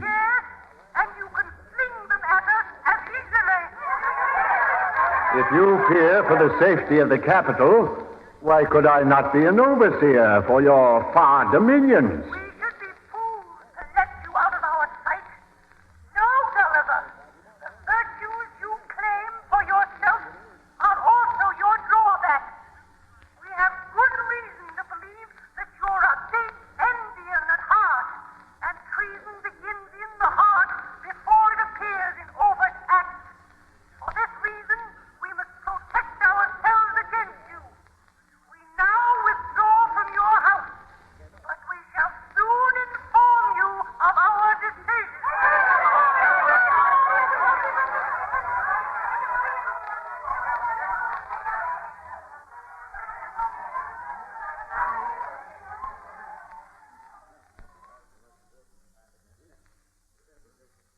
Have they gone, Relderso? Yes, Gulliver.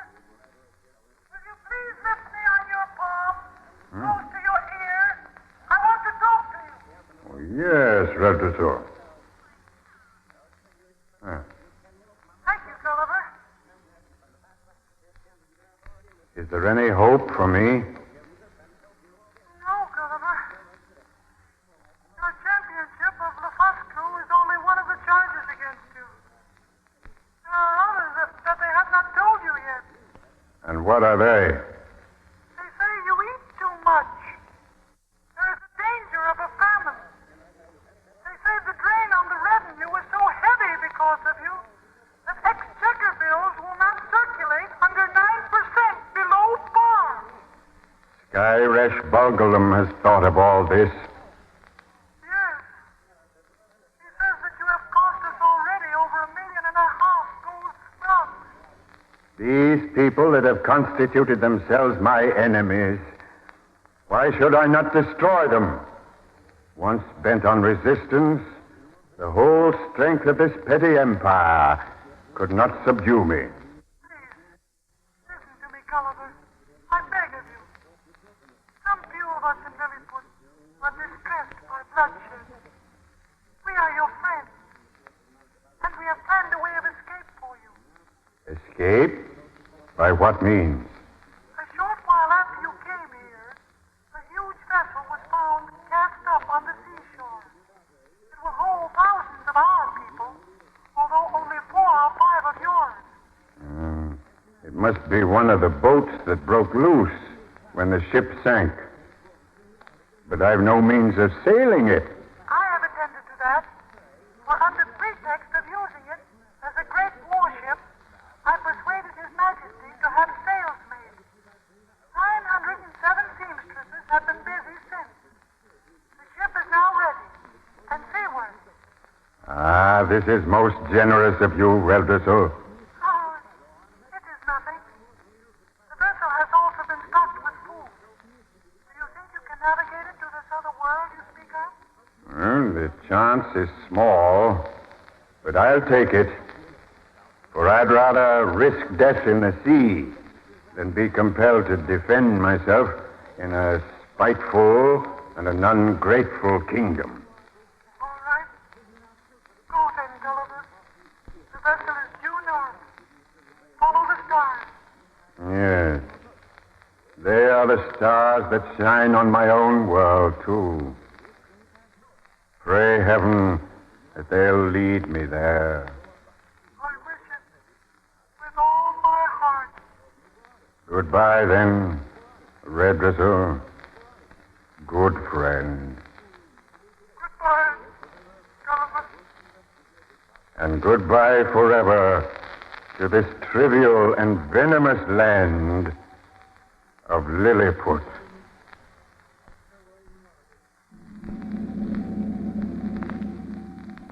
The Columbia Workshop has presented the 26th program in its series devoted to experimental radio. This evening you heard a technical demonstration on control and mixing in radio and a condensed version of A Voyage to Lilliput from Jonathan Swift's classic Gulliver's Travels. It was adapted for radio.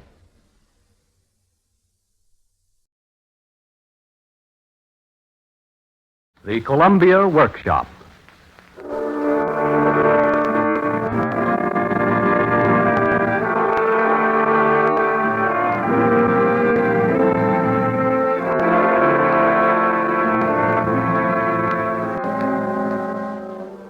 Ladies and gentlemen, the Columbia Workshop presents this evening, as its 34th program in a series devoted to experimental radio, a dramatization of Keats' immortal poem, The Eve of St. Agnes, adapted for radio by Edward A. Byron.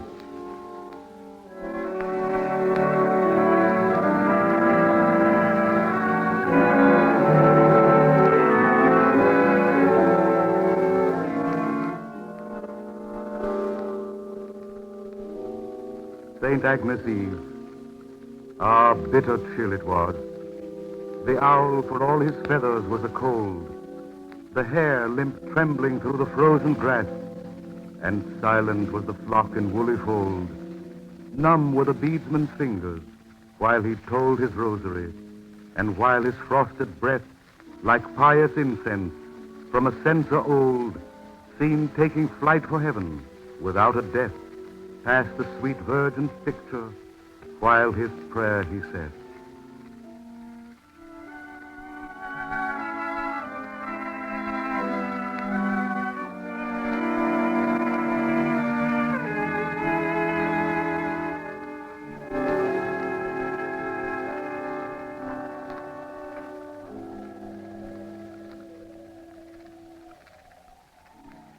Ave Maria, gratia plena Dominus tecum, benedicta tu in mulieribus, benedictus fructus ventris tui, Iesus. Sancta Maria, Mater Dei, ora pro nobis peccatoribus, nunc et in hora mortis nostrae. Amen. In nomine Patri et Filio et cum Spiritu Tuo. And may God have mercy on my soul. It's cold this night. Hearken to that wind. Methinks I'll seek the fire in the great hall before my prayers continue. Ah, me. To be old.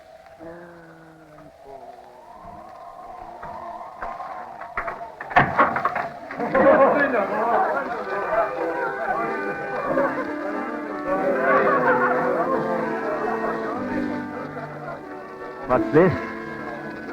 What means this wondrous melody? And voices, too, pitched high and laughing flattery. This is no place for thee this night, old man. Young Seambrook's not the penitent. Angela, God's peace to you. Tell me, what is this? The lords and ladies do feast in high splendor. Oh. To St. Agnes Eve. Aye. And should you venture toward that merry throng, the dogs would have your cock. Aye. The night is sworn to laughter and to joy. So take thy beads and get thee gone. 'Tis truth you speak, old Angela. The joys of my life are said and sung, and my lot is harsh penance on this St. Agnes Eve. I must forswear this riotous room of fun. Their lives are just beginning, and mine is nearly done. Farewell, and may I ask the favor of one heartfelt prayer from thee for me? That I will. Good. Farewell, Angela. May you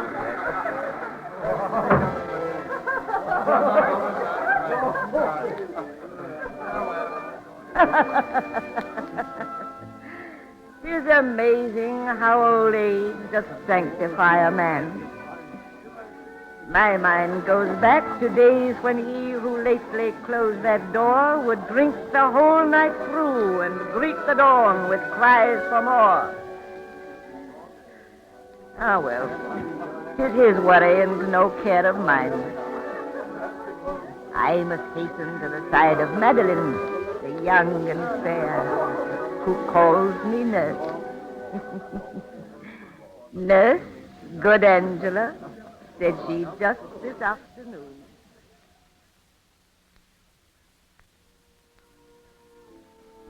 Nurse, good Angela, knowest thou what day this is? That I do, my child. Once the sun has set this day, 'twill be St. Agnes Eve. I know.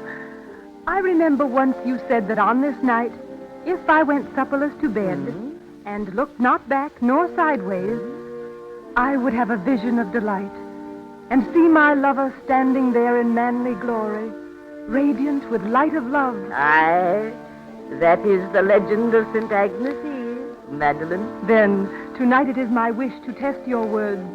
And Angela, heaven help you if you have not spoken... Words of truth? By the token of these old gray hairs, I swear that tale was told to me just as you have heard it. Not a jot the more, not a whit the less. Thanks be for that. Tonight, I mean to see the features of my fated lover, Him I will endeavor to discover by the magic of your charms. There rings the Vesper's bell. Angela, comb my hair. Use every art the years have taught thee. I would not be disappointing to Ena Phantom's eyes this night. That I will. May I make so bold to ask, my lady? If answer there be, you shall have it. Do you retire in hope tonight? In truth, yes. But 'tis a forlorn hope. Oh, it needs must be strong magic indeed to bring even his apparition for my sight. Say no more. I know your secret. What? 'Tis Porphyro. He whose race your family hates, you most desire to see. Yes. Great is my love for him. Great and undying. Yet hopeless. My father's hate would slay his ghost if it walked these halls tonight. Oh, Angela. There now. Even your father cannot kill a dream. Fear not, and work the charm aright, leaving the rest to the angels and St. Agnes. I will. 'Tis well. But look you, what gown will you wear? I shall not dress to dine, since I must fast. Better to remain here and wait for dusk. That you cannot do. Hast forgotten the feast tonight? No. All your family and their friends gather in the great hall for purposes of revelry. But, Angela... You must attend. I must? Yes. Wear thy father's anger, child. He will not be crossed in this. True. How true. Then I will go. But 'twill be a sorry feast for me, whose heart rests on other things. No matter. Go, if only for a little while. Once the water makes the rounds, you can steal away unseen. How? I will aid you. Oh, thank thee, Angela. Come now, comb my hair. That I will.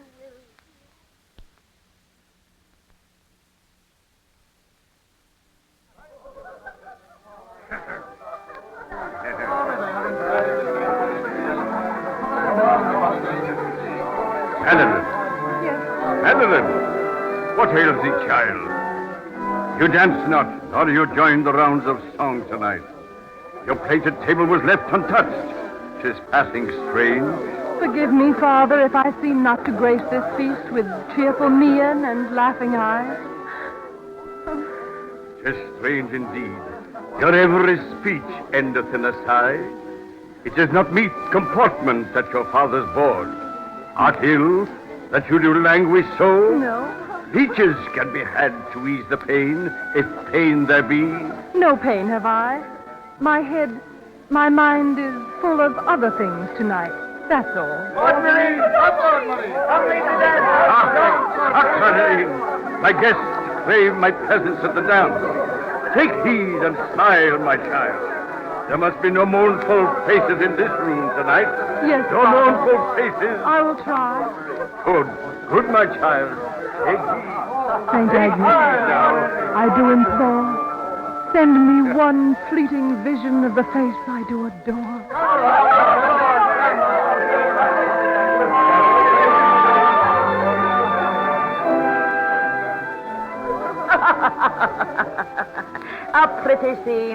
A pretty scene indeed. A father's head abuzz with wine, a daughter's heart awry with love. No wonder puzzlement doth shine like a questioning moon above. One thing certain, Madeline cannot steal away as yet, and I should not be found here staring at the feasters. I'll move these old bones of mine along and wait till graceful dancing gives way to drunken song.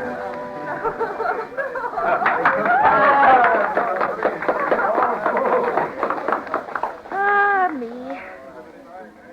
Well do I remember when I was queen of servants' hall and watched the grooms fight scullery boys for the favor of my king. And you gave it to the bravest every time, I'll wager. Eh?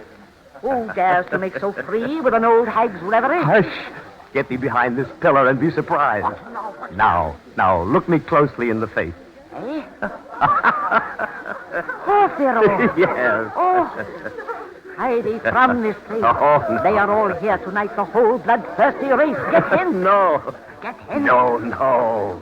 There's dwarfish Hildebrand. He had a fever late, and in the fit he cursed thee and thine both house and land. A pox on Hildebrand. Then there's that old Lord Maurice, not a whit more tame, for his grey hairs are lassie. Lit like a ghost away. Oh, gossip, dear, we're safe enough. Here in this armchair sit and tell me how. Good saints, not here.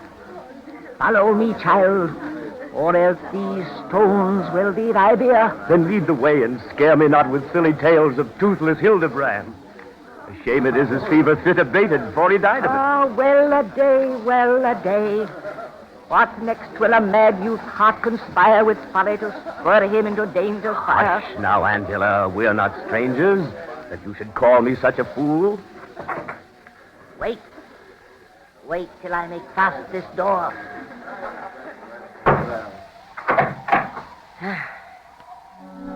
There.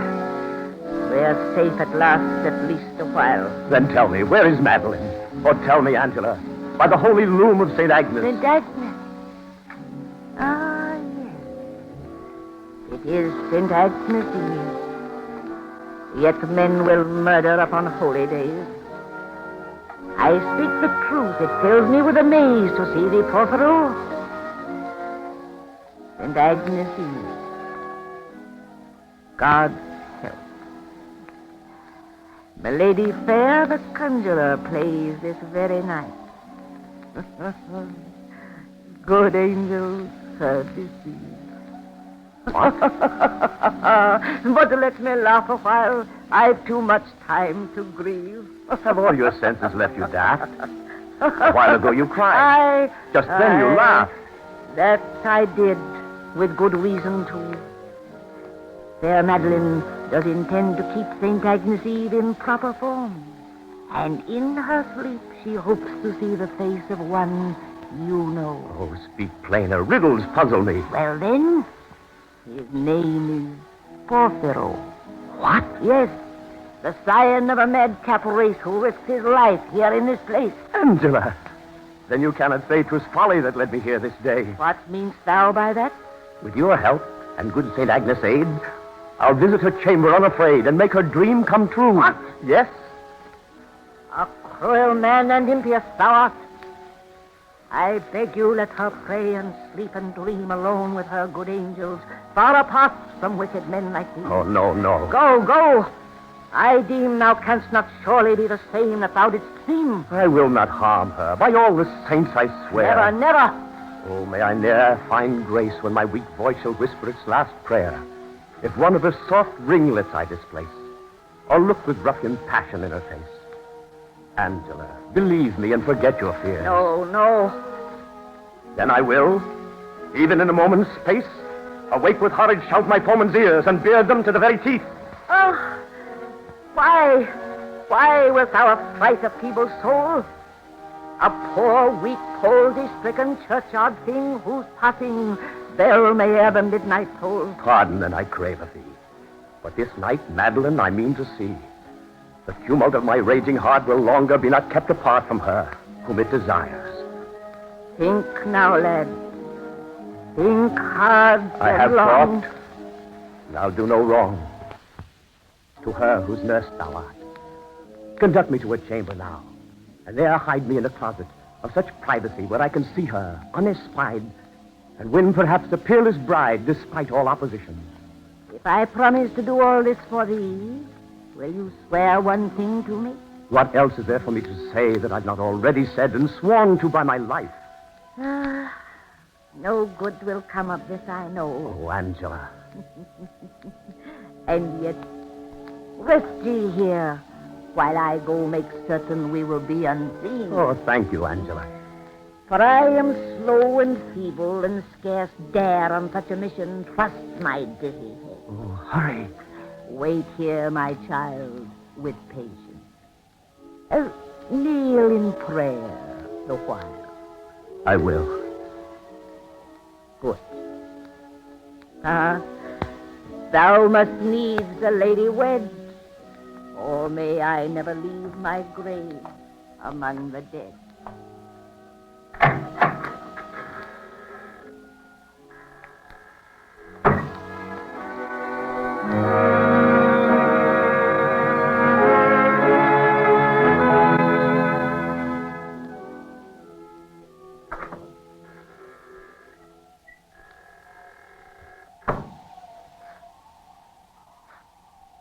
Porphyro.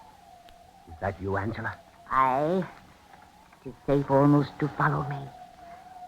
I'll lead you to her chamber now. Good. Tread soft. Tread soft. I will.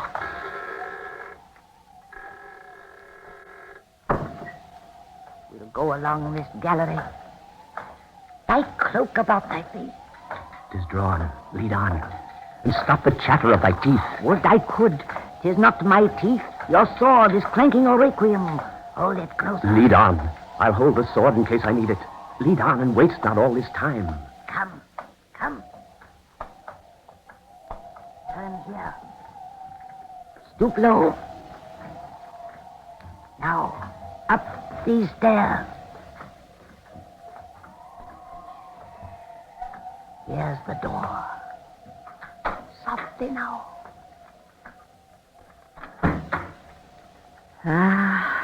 Porphyro, thou stand where many in their dreams have hoped with wild, nightmarish schemes to be. Here in liquid moonlight wine, you stand in the room of Madeline. Yes, I stand in the midst of a dream come true. But hide me, Angela. Hide me from the view of her who soon comes here to rest. There in the closet betake thyself, and remember all thou promised me. Oh, thank thee, Angela. I well recall everything. Fear not. Thus it shall be. Very well.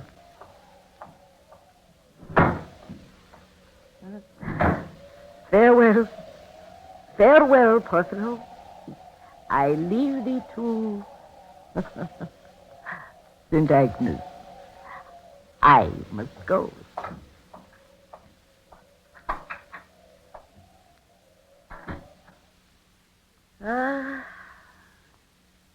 I'll wonder when midnight's bell doth ring, whether I have done a pure or sinful thing.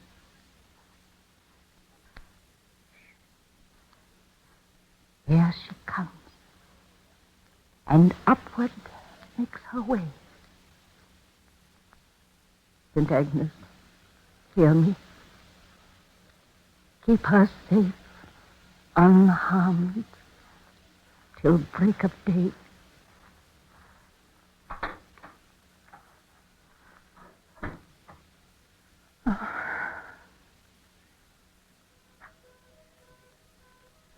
Out went the taper as she hurried in.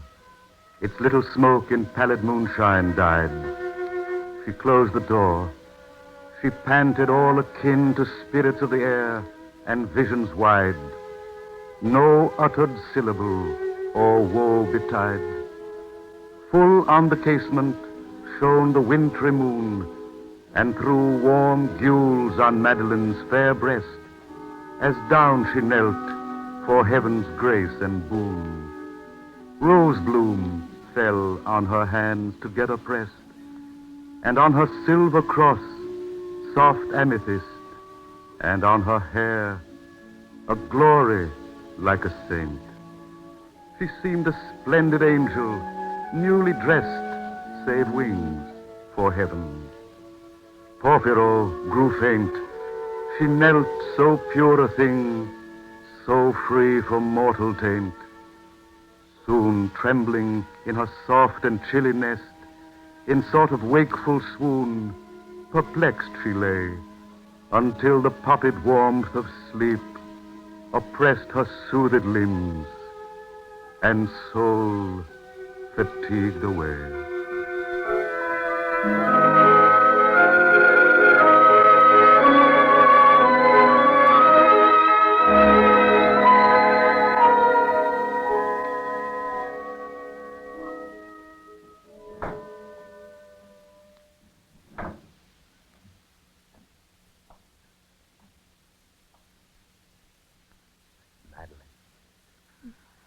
My love, awake. Open thine eyes for meek St. Agnes' sake, or I shall die beside thee, for so my soul doth ache.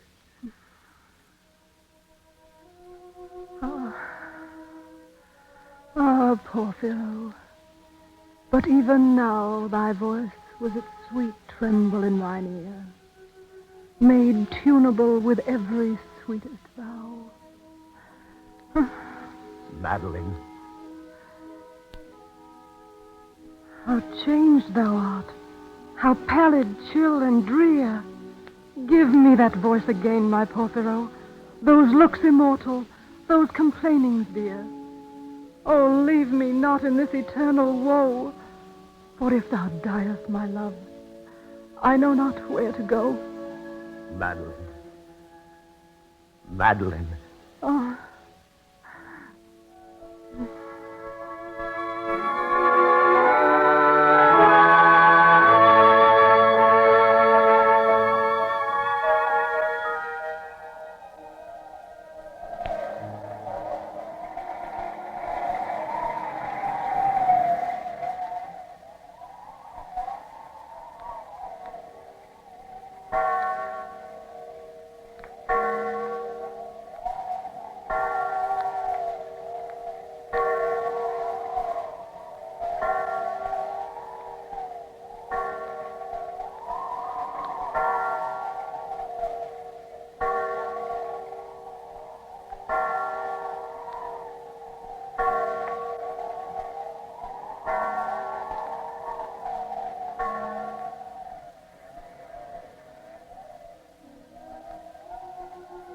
Beloved, awake.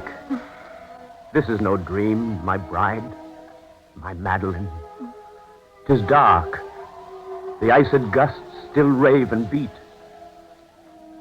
No dream. Why, alas, alas, woe is mine. You will leave me here to fade and pine? Oh. Cruel, what traitor could thee hither bring? Madeline. I curse not, for my heart is lost in thine, though thou forsakest me. My Madeline. Sweet dreamer. Lovely bride. Say I may be for aye thy vassal blessed. Though I have found, I will not rob thy nest, saving of thy sweet self, if thou thinkest well to trust, fair Madeline, to no rude infidel. I do. I do.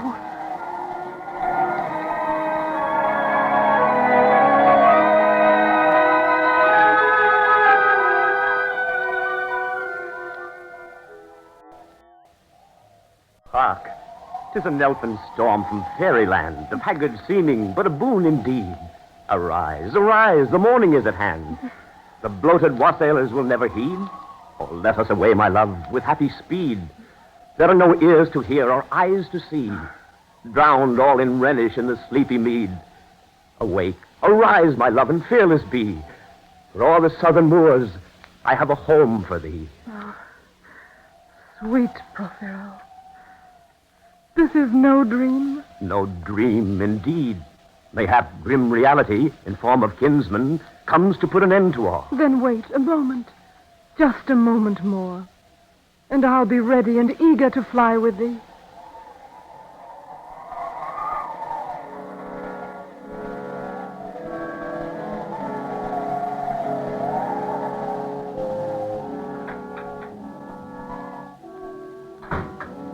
Now, soft, the stairs are here. Take care no noise rings out too clear. Quickly, quickly, let us go.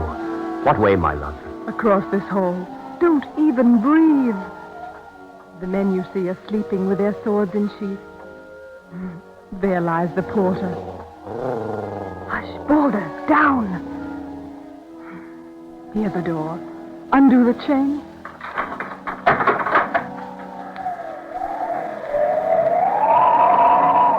Madeline, Madeline, come, my sweet. A horse is waiting with winged feet to carry us both away from here, far to the south from wind and snow. With thee, my love, my Porphyro.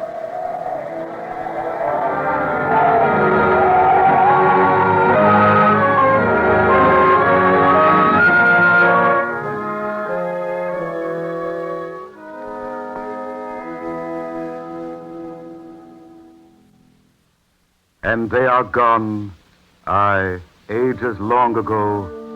These lovers fled away into the storm. That night the Baron dreamed of many a woe, and all his warrior guests, with shade and form of witch and demon and large coffin worm, were long benight mad. Angela the old died palsy-twitched, with meager face deformed.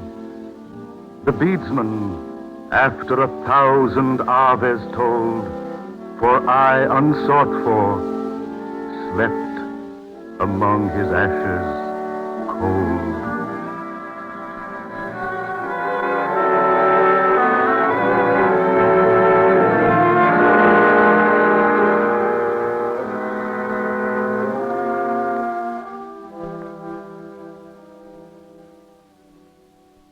The Columbia Workshop has presented a dramatization of Keats' immortal poem, The Eve of St. Agnes.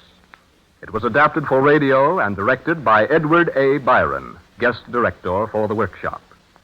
David Ross acted as narrator, and the following were the featured players: Arlene Francis as Madeline, Brandon Peters as Porphyro, Florence Malone as Angela, Edgar Staley, the beadsman, and Harrison Brockbank, the father. The workshop has an announcement of great importance. On Sunday, April 11th, 2 weeks from today, it will present the first performance of Archibald MacLeish's poetic drama, The Fall of the City. Mr. MacLeish, winner of the Pulitzer Prize for Poetry and one of America's major poets, has written The Fall of the City especially for radio. This performance will be directed by Irving Reese. The workshop believes that its listeners will be interested in hearing this play, not alone because of its poetic beauty, but because it marks a milestone in radio history, since it is the first play of its kind in this country, written especially for this medium by a writer of high literary standing. The Fall of the City will be presented Sunday, April 11th at this time. The workshop always welcomes your comments, suggestions, and criticisms. They help a great deal in enabling us to select future presentations.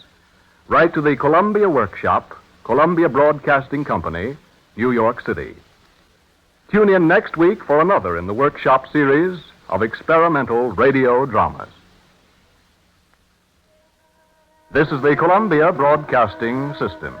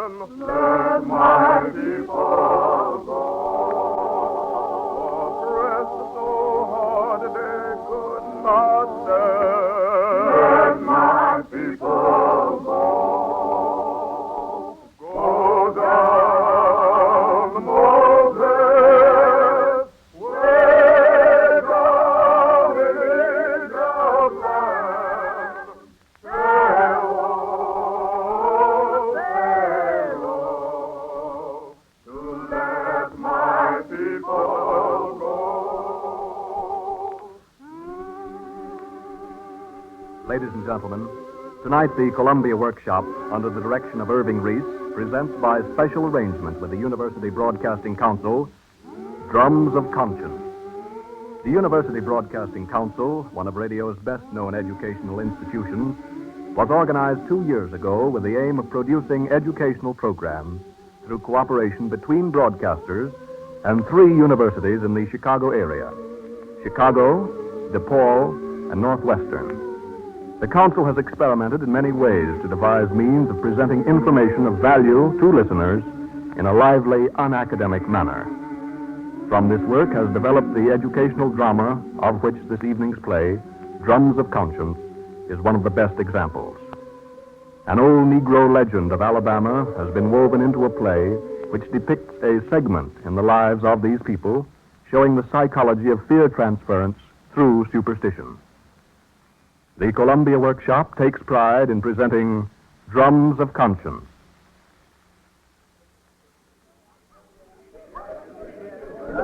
A moonlit night on the banks of the broad Tombigbee River in southern Alabama. The life-loving Negroes from Throgg Bottom have assembled for a fish fry.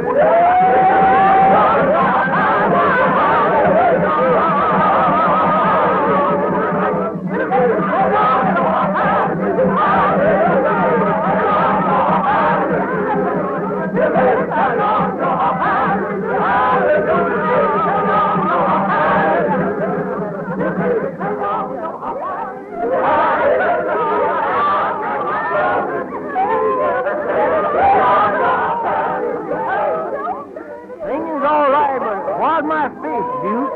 That's what I say, Duke. How come you get a fish, Sonny? How come I don't, December? You caught some of them fish, Sonny? No, but I want you caught them. That's all you ever do, Sonny. Watch somebody do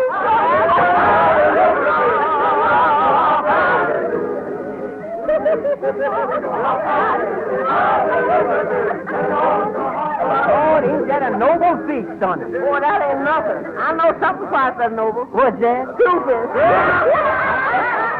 Boy, how'd that for telling Snakefoot? What's come over you, Snakefoot? That yellow boy in Birmingham beat your time? Ain't nobody beat my time with no one. Then why you ain't enjoying yourself, Snakefoot? Can't generally keep you quiet. That's what I say.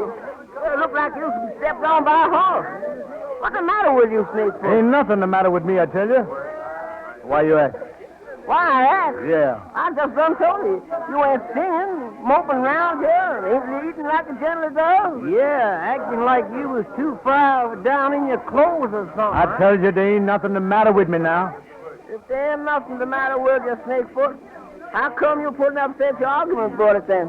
Too bad about poor Sam, ain't it, Snakefoot? Sam? Or what about Sam? Don't you know what happened to him, Snakefoot? No. Something happened to Sam? Honey, you ain't heard. Yeah. Well, what happened? They finds him out back of town with his head busted in. Dead. That's what. How come? That's what they don't know, Snakefoot. Yeah, that's what the white folks trying to find out. Now, ain't that awful? Well, I only seen him yesterday. Yeah, we heard you was with Sam yesterday.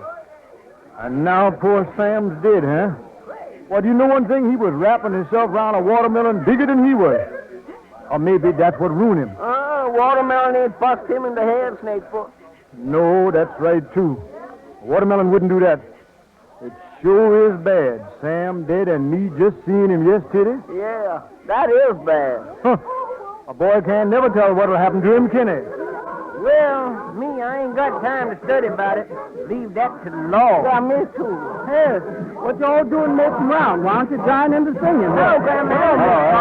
Why ain't you singing, Steve? I ain't craved to sing, that's all.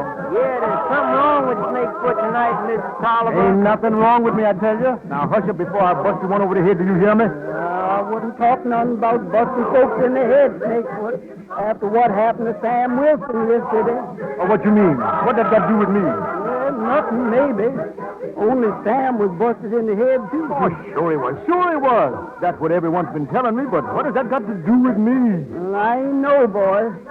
But the Lord know who killed Sam, and so do the slave ships. The what? What do you mean, Grandmammy? That's something you ain't know about, Sonny. Something all the young folks ain't know about. Then tell us, brother. Oh, it ain't no good, boy. Young folks ain't like they was when my grandpappy see the last slave ship. Nowadays, they ain't care for the slave ship ghosts and nor the devil himself. Can't teach the young folks nothing. Huh. Ghosts. I ain't afraid of no ghosts. Yeah, if it's after you, boy, you wouldn't say that. I heard my grandpappy say the same thing, Miss Tolliver. And when I asked him about that slave ship, he just said, "Hurry up. What's the slave ship got to do with who killed Sam, Grandmammy?" Everything, boy. If the law ain't caught who killed Sam, the ghosts will. They ain't failed yet. They ain't failed yet? Well, what you mean, anyhow? No, I ain't craving to talk about it. Especially with the moon on the river. Oh, what the old moon got to do with it? Well, it was on a night like this, with the moon shining on the water, that the last slave ship come up this very river with the drums a beating and the poor slaves gaunt and starved. Oh, what kind of foolishness is all this anyway? What slave ship is you talking about? If that ship come after you, boy, you ain't going to be so bigoted. Oh, I ain't afraid of no old ship. I ain't afraid of nothing. What about the slave ship, Grandma? Yeah, Grandmammy. What's it got to do with who killed Sam? It's got plenty to do, boy. I was talking about the lies of battle. The last slave ship from Africa to the United States. Go on, Grandmammy. Tell Snakefoot about it. Tell me about it? Well, what I care about such foolishness? Now, what it got to do with me? Nothing. Only if the last slave ship got something to do with who killed Sam, you ought to hear the story, Snakefoot. I ain't know nothing about killing Sam, you hear me? Now, if you say nothing... Hey, what's the matter with you, Henry? Can't you beat the drum for the singing without busting the head wide open with the noise? Sure, I can, Snakefoot. Only what's the matter with you? Afraid I make so much noise I wake up the dead? I'm going to bust that boy in the head one of these days. Better be careful, Snakefoot. Somebody do that to Sam Wilson. Go on, Miss Oliver. What about that slave ship? Why the slaves starving? Weren't there no victuals on the ship? Plenty victuals, boy. But them slaves was proud. Yeah, there was lots of princes and even kings among them. They was caught by the bad white trash and the bad black men in Africa what sell even their own people for rum. You said that was the last slave ship, Grandmammy? The last slave ship, boy. And all the countries was trying to stop the slave trade, and the warship was after the lies of battle. And the captain dasn't turn back to Africa, so he come behind them, and the Lord only know what in front of them. Was there slaves for the plantations out here, Grandmammy? I ain't know, boy. Ain't nobody know where them slaves was for. 'Cause something awful happened to that ship. Oh, what's that? Yeah, what happened, Grandmammy? Well, the ship anchored right in the river, right off from that big rock yonder. Lordy, close as that, Mammy? Yes, boy.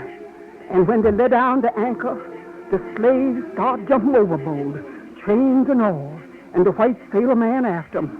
Oh, my Lord. Did they get free, Mammy? Lord, listen, boy. They smell what they've been pining for. The little river mussels, like what they have in Africa. And they can't hold out no longer. So they jump in the river, and they start scrambling in the shallow water and cramming them muddy things into their mouth and grunting and gibbering like starved animals. Them poor slaves. What happened then, Mammy? Oh, Lord Jesus, Lord, what happened then? Boy, that ship just vanished. Slaves, white sailor men and all, right from the face of the earth, they vanished. Lordy. Yes, sir. They just vanished like that. Sounds like a fish story to me. Yeah?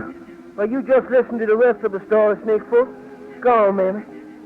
And then the ship come back. Come back? 2 times it come back. Only 'twant a ship. It wa'n't a ship? Well, what you mean? I mean it 'twant a ship, but the ghost of the ship. The ghost? Yeah, boy, the ghost. Thought you wasn't interested, Snakefoot. I ain't scared of no ghosts. Go on, Mammy. Tell Snakefoot the rest of what happened. And when the ghost of the last slave ship come, it ain't bring, it took. What you mean it took?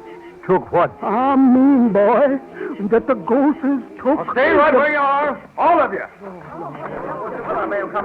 try to run now. Any of you. I seen running, white man. No, sir, white folks. Now then. Now, we want to know who killed Sam Wilson. Miss Sheriff, you say somebody killed Sam Wilson? Yes. And don't pretend you all don't know about it. Before God, Captain, I didn't even know that boy was sick. No, sir, me neither. What did he die of, Captain? What he died of was a fence rail cracking them over their heads. Lord, I sure am sorry to hear that, white folks. Why, that boy Sam was just like my own son. Well, he's dead. And someone killed him. Yeah. And that someone's right here at this fish fry, too. No, sir. If we know who killed poor Sam, we'll turn him over to the law. Wouldn't Yes, you would. Not. Any of y'all seen Steve Johnson? Steve Johnson? Me and the boy y'all called Snakefoot. Snakefoot? No, sir. I ain't seen him at the fish fry. He ain't been around these parts for 2 or 3 days, Captain. Snakefoot done went to Birmingham, I expect, Captain. He said something about it the other day. Yeah. Come on, Phil. No use of wasting time here. They wouldn't give away their worst enemy if he was black. Well, if Snakefoot should suddenly show up here at the fish fry, tell him we want to ask him a few questions. Let's go down to the village and look around down there.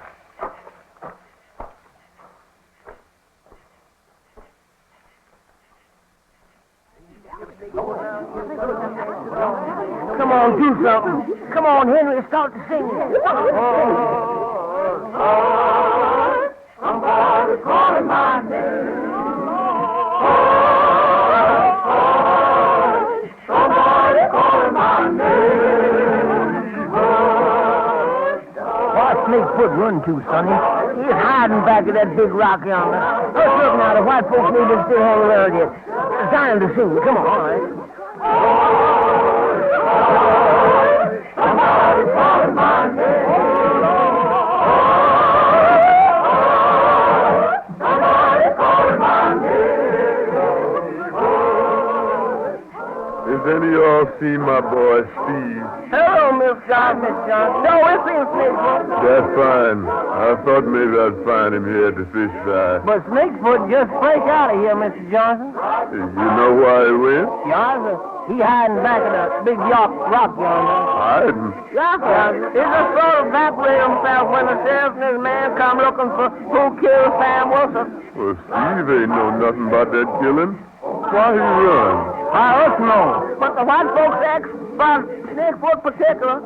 They do it? Yonder. Snakefoot ain't even wet to finish his fish. Yeah, it's funny. I lost his appetite when he... Steve ain't afraid of the white folks. He ain't even know that Sam is dead. That's why I'm looking for him. He ain't come home last night. Snakefoot was with Sam yesterday, Mr. Johnson. That's all we know. You say he hiding back at that big rock? Yeah. Well, I'll find him then. I'll go and find him.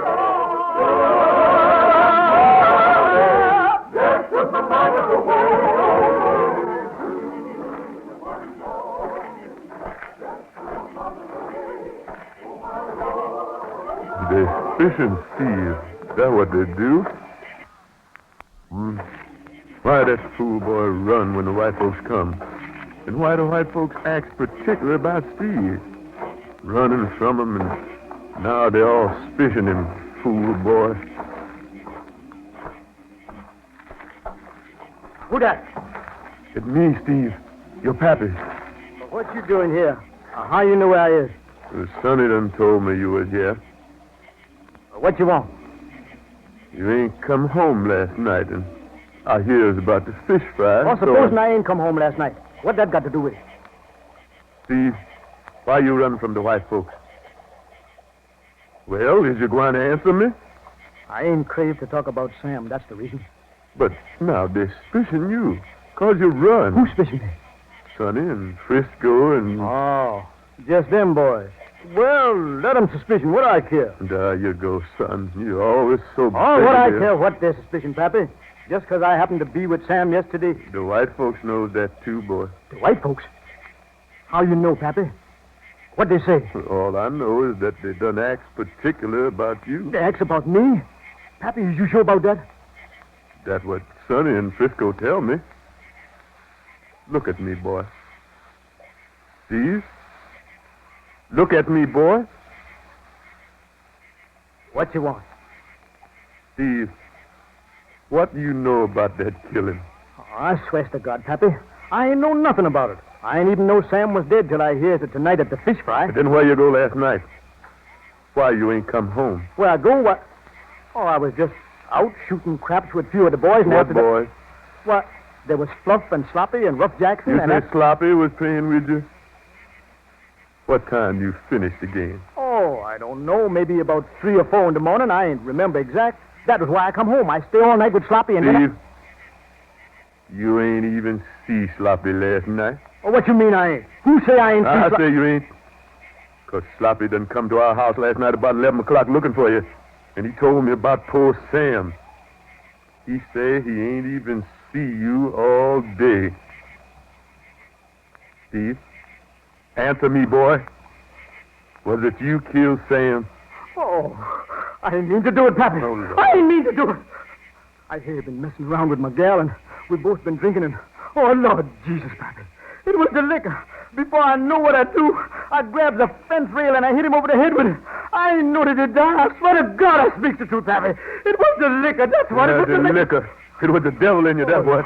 Oh, Master Jesus, now what we going to do? Ain't no place to hide. Ain't no place you can go, boy, to escape them. They won't catch me, Pappy. I'll get plumb away from Demopolis as soon as they search this down It here. ain't the white folks, boy. It ain't the law. Oh, Lord Jesus, save What do you my mean? son. Now I knows why there was fresh dirt round the steps back home, like a conjure done been buried there that they ain't dared dig up. I ain't afraid of no cringers. I'll get away before You they ain't ever get... going to get away, boy. The ghosts, they won't let you get away. What you mean, the ghosts, Oh, Pappy? my Lord. The ghosts get you even if the law can't. They ain't never failed yet, boy. And you can't hide. You can't hide from the ghosts. Oh, Lord Jesus, save my son. Save my What kind of boy. ghosts is you talking about, Pappy? The ghosts of the last slave ship, boy.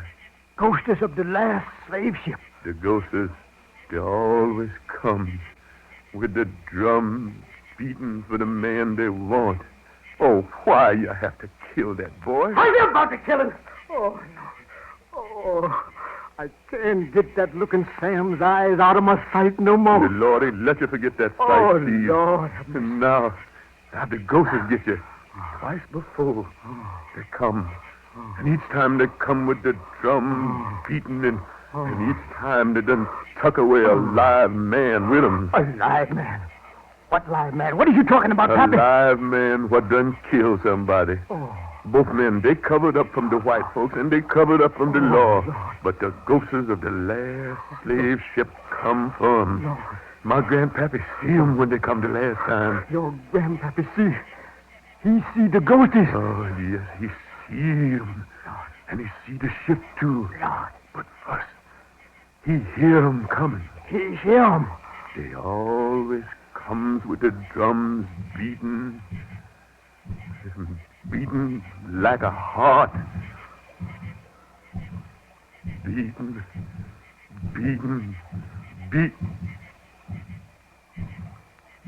They're coming now. Oh, Lord Jesus, they're coming now. Oh, what's the matter with you, Pappy? You ain't hearing nothing but the drum at the fish fry. They're African drums, I tell you. Oh, they're coming. They're coming just like my grandpappy said they come, with the drums beating.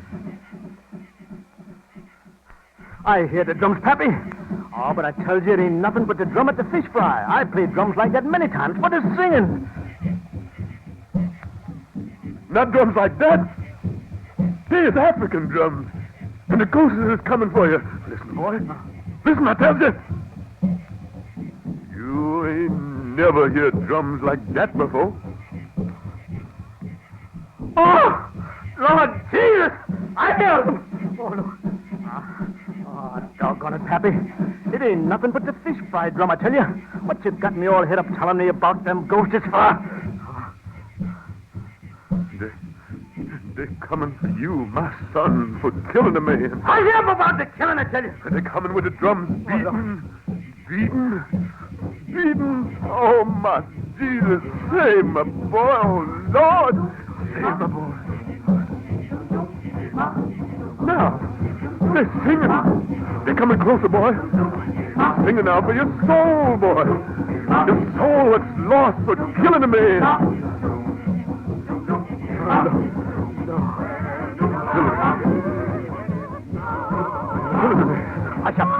Hush up about this killing, I say. Ain't nothing but our own singing at the fish fry. Oh, African singing. Come to me. Now, Pappy. Come to save you. Because there's blood on your hands. Oh. My own son for killing. And they always get you for killing. They ain't never failed yet. Oh, Lord. They're coming, boy. Oh, Lord. They're coming. They're going to slave you. Sing for your soul, boy. Lord have mercy. Listen to it, boy. You hear the drum? Boy, don't you hear the singing? Coming to save you for your sins. Lord, I hear them. I hear them. Oh, Jesus. I hear them now. Save her, boy. Save me from the ghosts. Oh, help me. Save me, Jesus. Oh, Lord. Stop them drums. Oh, Lord. Stop them drums. My grandpappy said that them drums ain't never stop till the ghosts get what they come for. Oh, hush up. Hush up. Oh, Lord. Where can I hide? You can't. Where can I run? You can't run. Oh, Lord. You can't hide. You can't run from your sins, son. Hush up. Hush up, I tell you. Oh, Lord. Pappy, I've got to run. Oh, Lord. I want to run, but my foot's is rooted to the ground. Love him, Lord. Oh, Lord. Lord, I didn't mean to hit Sam that last time. It was the liquor, Lord. And the devil, Lord. Hear me. Don't let the ghosts find me now. I'll be good, Lord. I'll be good, Lord Jesus. Oh, Lord. I won't kill nobody no more. Oh, Lord. Oh, Lord. Beat me. Lord. Oh, help me, Lord. Save me, Lord. They're coming to slave you, boy. Oh, coming to slave me for my sins. Pappy, I got to run. No. All they can do is to drag me back. I'm going to run, Pappy. No. I'm going to run before the ghosts get me. Come back, Steve. Don't leave me, Steve. He wants to look good for you. Run, boy.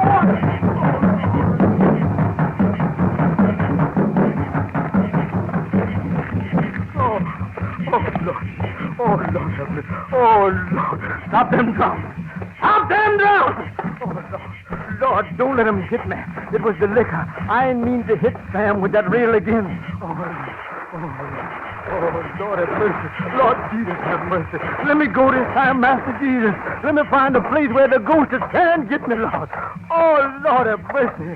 I can't lose the drums. They're coming. They're coming to save me. Oh, Lord. Oh, Lord have mercy. Help me, Lord. Lord Jesus, help me. Save me, Lord. Oh, Lord. Oh, blessed Lord. Save this boy from the ghosts and the drums. Oh, save me, Lord. Save me, oh, Lord. Lord Jesus, save me. Save me and help me, Lord. Lord have mercy. Oh, Lord. Lord Jesus, save me. I won't do it again, Lord. Please, hey, you boy. Lord. Where you running? Oh, Jesus, that's you, white man. Oh, Lord have mercy. Boss man, please take me in. Take me in, please. Please, Lord. Hey, it's Steve Johnson, first. Yeah, so it is, Bill. Oh, Lord have mercy. Well, we've been looking for you, Steve. I'll tell you everything. Only don't let the ghosts get me, boss. They're coming for me. Coming for me with the drums. Oh, Lord. Who's coming for you? Oh, Lord. What you talking about, boy? Oh, Lord, don't let the ghosts get me, boss. Take me in, please. Hide me from the ghosts. They're coming to slave me. They're beating the drums. Who's coming for you, boy? What you talking about anyhow? Lord, the drums on the slave ship. The ghosts is coming to slave me for my sins. Take me away, boss man, please. Hide me, boss man, please. Hide me. Hide me away from them drums. Well, he must be drunk, Phil. What drums you talking about, Steve? The African drums. The African drums, boss. Listen, they're coming for me. Take me away, boss man. Take me in for the love of God before the ghosts get me. Oh, Lord. Listen to them. They're beating for me now. They're coming to save me from my sins. Oh, Lord. Stop them drums! Now, look here, boy. You've been drinking. That ain't nothing but a drum that they're beating over yonder at the fish fry. No, sir, boss, I knows. And my pappy knows, too. It's the ghosts of the last slave ship. They're coming to slave me for my sins. The dead men are coming all the way from Africa with the drums to slave me for killing Sam with the rail. What's that? What did you... You mean Sam Wilson? You mean you killed Sam Wilson? I killed him. I done it, boss. I killed Sam with the rail. but I didn't know they'd come all the way from Africa to slave me for it. Don't let them get me, boss, please. Take me away from the drums. Hide me where the ghosts can't get me. Boss, please. Please hide me. Please. Well, I'll be damned. Take you away, huh? Well, you won't have to worry about that, Steve. Come on, Steve. We'll put you where the ghosts can't get you. Lord, away from the drums. Oh, Lord, away from the drums. Don't let them get me. Oh, thank Jesus for the jail.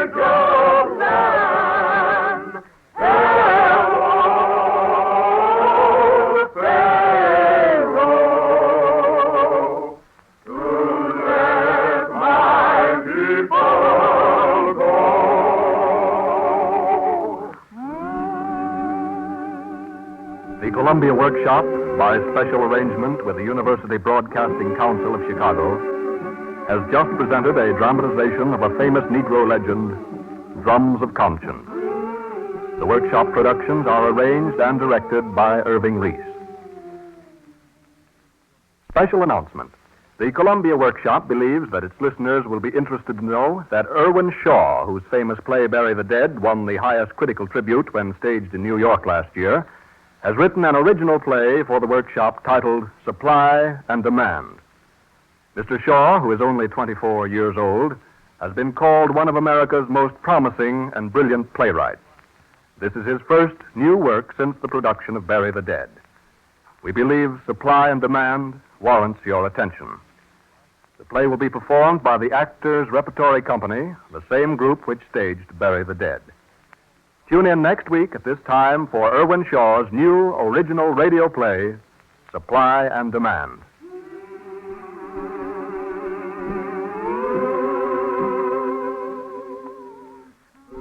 This is the Columbia Broadcasting System.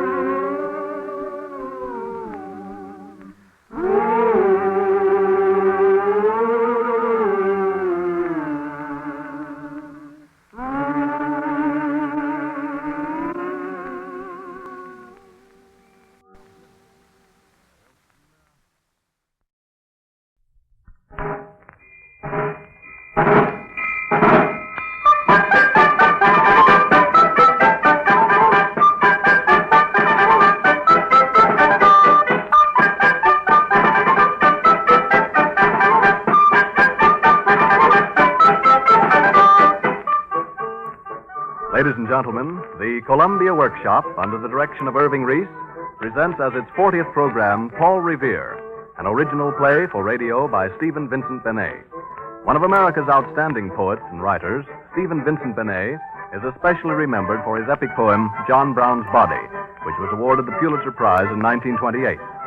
Students of radio believe that it is giving rebirth to the lost art of the storyteller, and it is significant that in writing his first work for the medium, Mr. Benet uses this device to tell us in prose a charming legend of the American Revolution. The Columbia Workshop is proud to present Stephen Vincent Benet's first original play for radio, Paul Revere, featuring Parker Fenley in the leading role.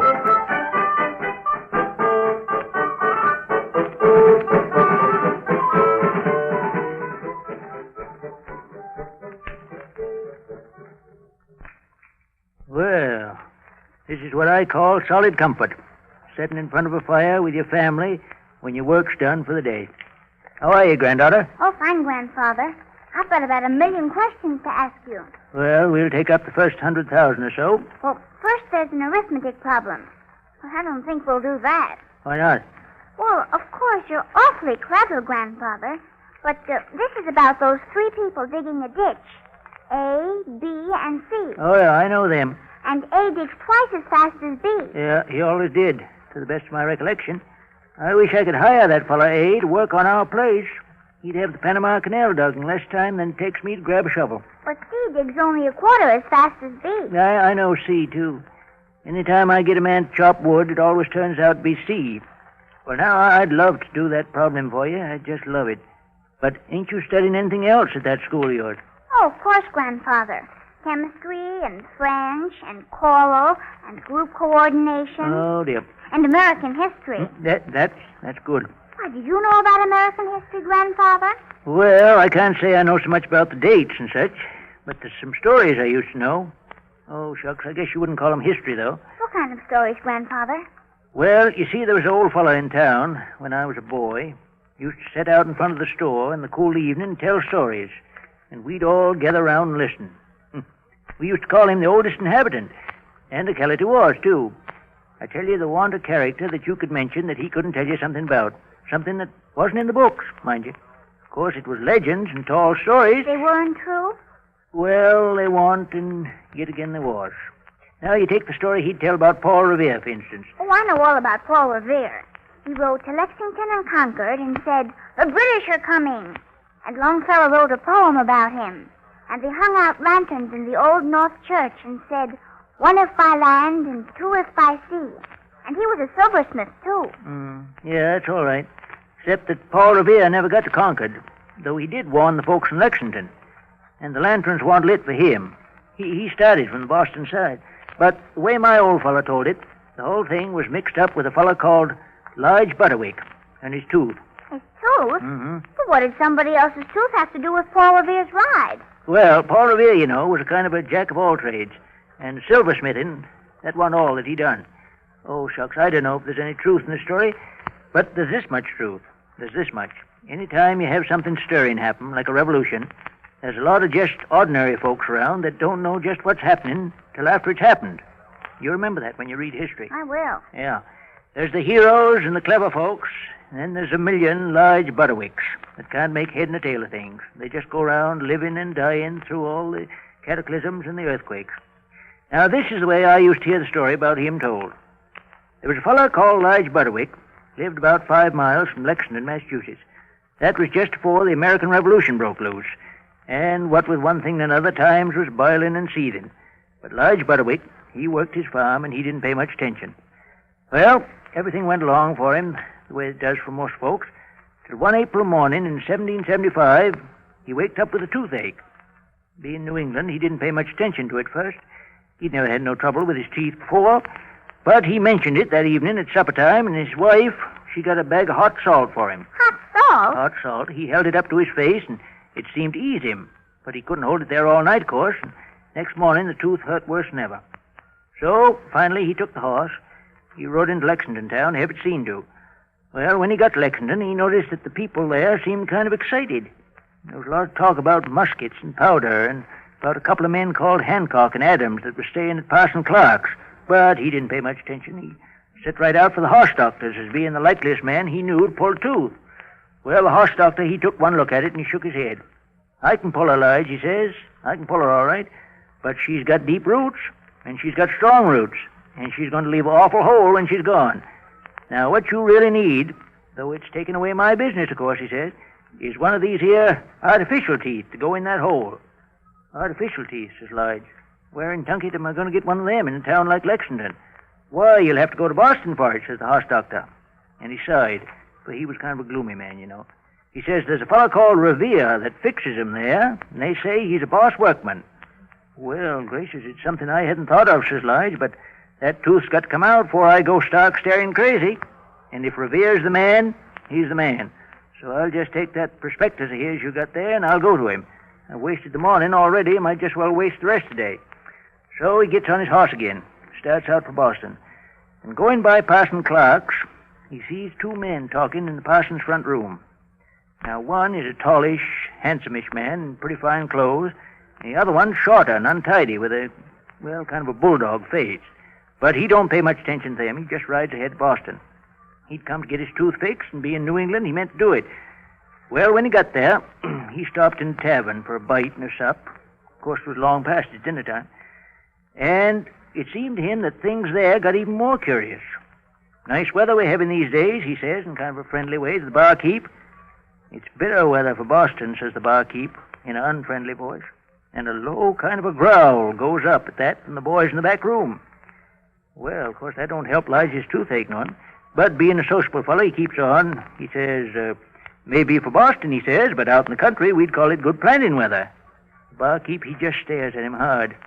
I guess I was mistaken in you, he says. It is good planting weather for some kinds of trees. And what kinds of trees was you thinking of, says a sharp-faced man at Lige's right. He gives him a dig in the ribs. Well, now that you ask me, says Lige, but he can't even finish before that red-faced man, he digs him in the ribs again. The Liberty Tree, says the red-faced man, and may it soon be watered in the blood of tyrants. True blue Britons and hearts of oak, says the sharp-faced man, and God save King George and loyalty. And with that, it seemed to Lige Butterwick that the whole tavern kind of riz up at him. Ooh. Yeah, he was kicked and pummeled and mauled and thrown into a corner and yanked out of it again with that red-faced man and the sharp-faced man square dancing over his prostrate form.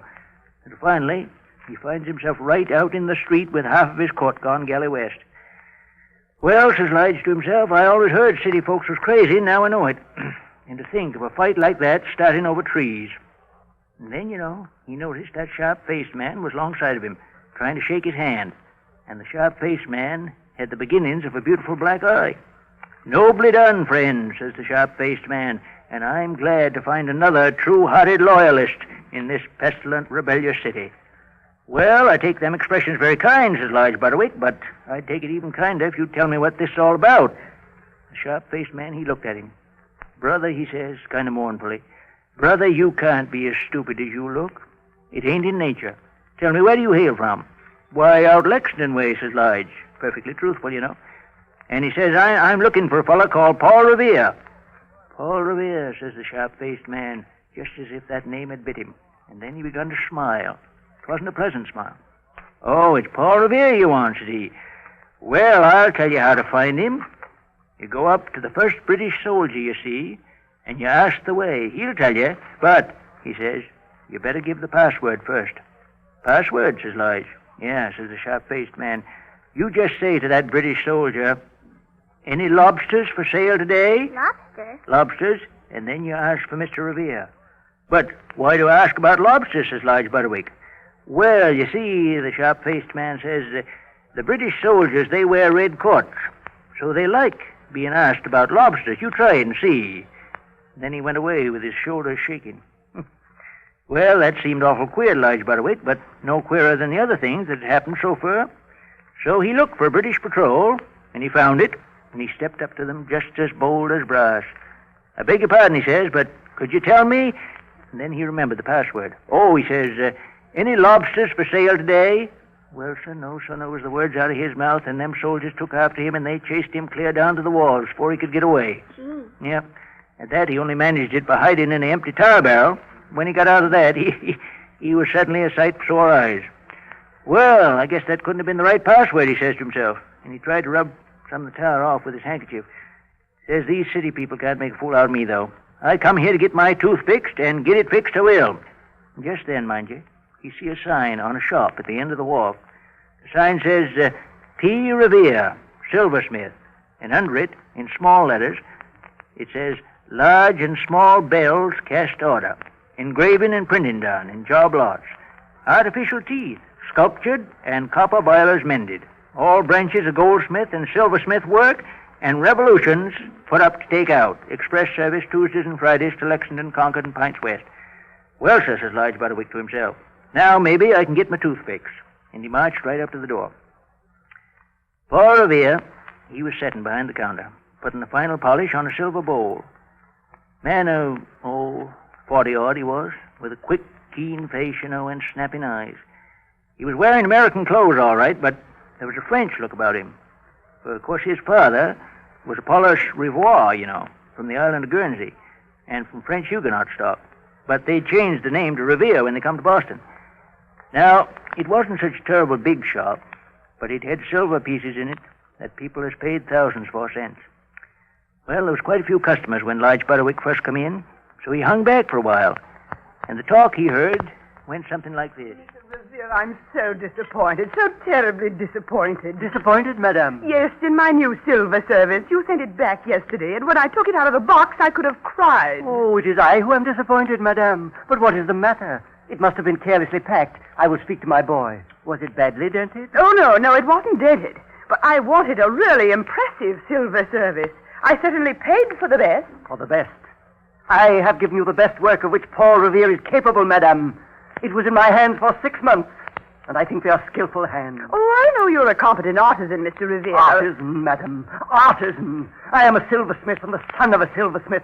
To be that is to be an artist. Well, I don't know about artists, but I know I wanted a real silver service, something I could show to my friends. And what have you given me? Oh, I don't say that it isn't good silver, but it's as plain and simple as a picket fence. I hope so, madam. You hope so? Hoity-toity, you hope so? Just 1 minute, madam. I must speak to Mr. Revere. Mr. Revere, these last engravings of the Boston Massacre are selling like hotcakes. Can you give me 25 for my New York correspondence? I've had at least a dozen inquiries. My boy will find them for you. William. Yes, master? See if we have 25 massacres for this gentleman. If we haven't, I must run off a new batch tonight. You better look at the plate, too, William. Yes, master. Now, madam, you were saying... I was saying I was never so insulted in my life. Why, there isn't even as much as a lion and a unicorn on the cream jug. And I told you I wanted the sugar bowl covered with silver grapes. There will be no lions or unicorns on any of my silver, madam. And as for those pot-bellied sugar bowls crawling with fruit and ribbons, grand Dieu de Dieu, I am a silversmith, not a milliner. Oh! Mr. Revere. Excuse me, madam. Under liberty. Powder already. Keeping watch. Tell them to wait for the signal. And the sexton of North Church. Right. Adams and Liberty. Adams and Liberty. Now, madam, you were saying... I was saying that I am completely clear. What's the price of this silver rattle? 35 shillings, madam. Genuine coral. 25 shillings? 25 shillings? Oh, well, it's rather sweet. But 25 shillings? Tell me, is it guaranteed, Mr. Revere? Against the normal efforts of normal infants, madam, yes. But I have heard tales of your boy, madam. An infant Hercules.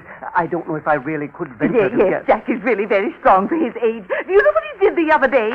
As a special concession, 23 shillings, madam, and a guarantee for 3 months. Yes, all right. I'll take it. Wrap it up for the lady, William. Yes, master. And now, madam, what can I do for you today? What can you do for me today? You have done it, Mr. Revere.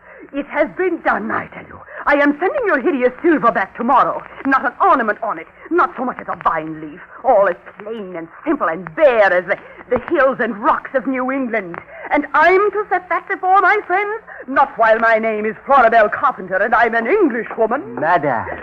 Good day, madam. Good day. What? The fellow's bowing to me as if I paid him a compliment. You have. Plain, simple, bare as the hills and rocks of New England, graceful as the boughs of her elm trees. Ah, if my silver were only like that, indeed.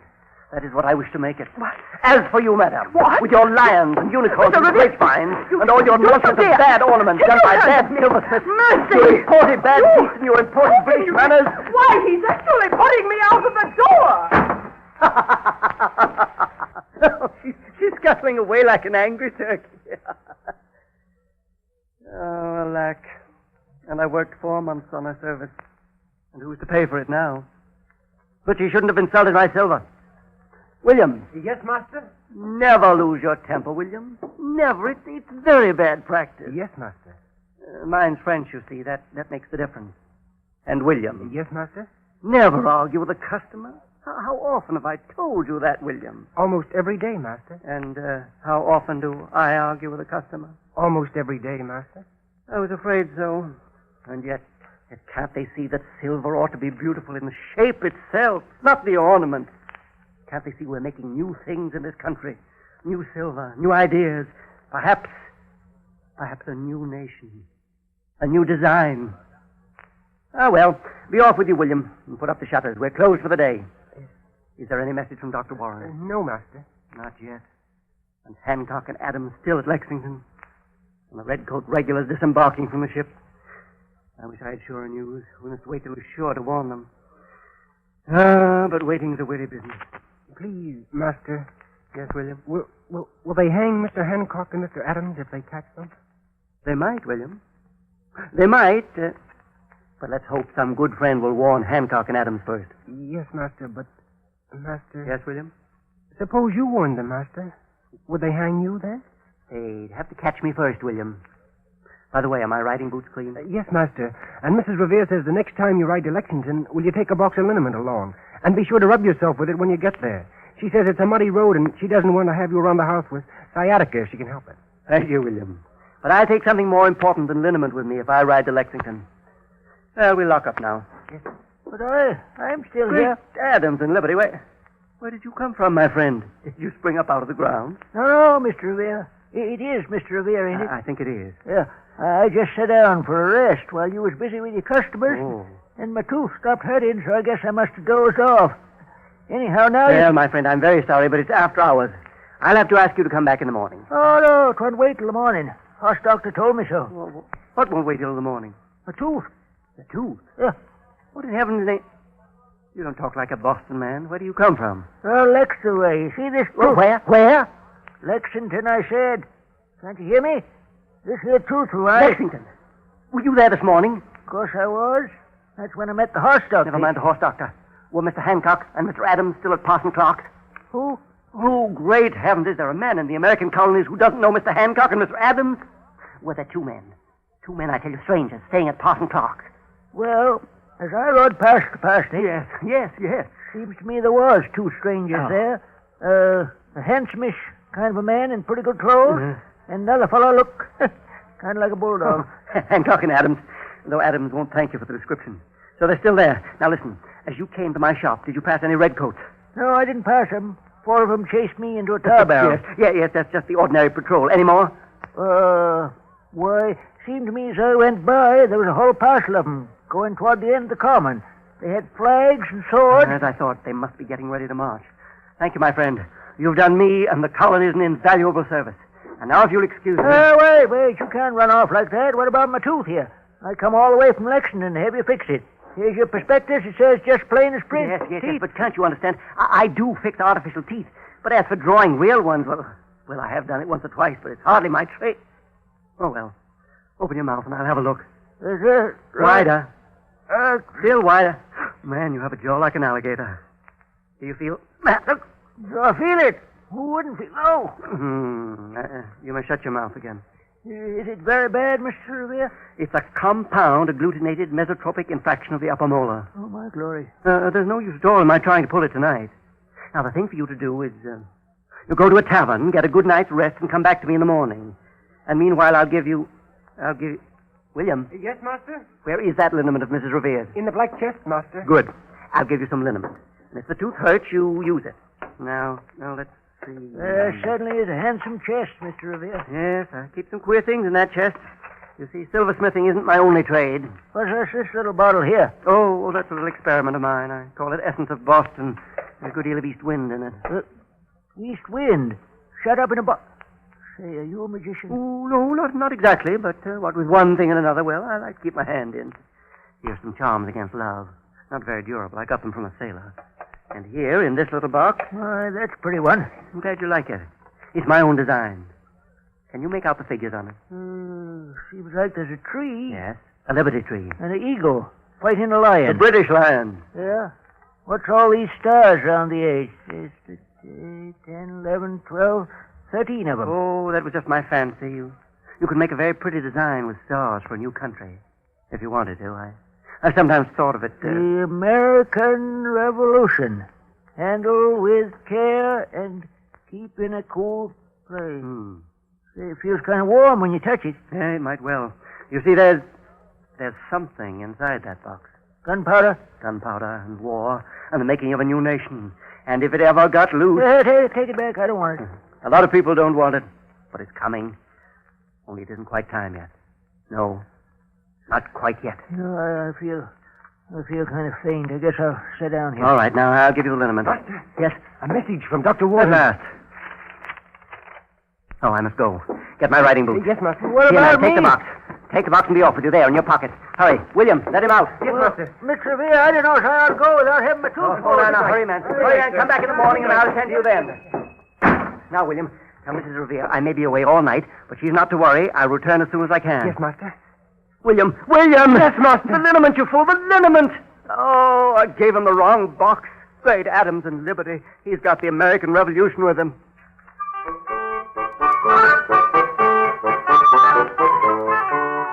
And so, according to the tale, Large Butterwick went back to his tavern with the American Revolution in his pocket.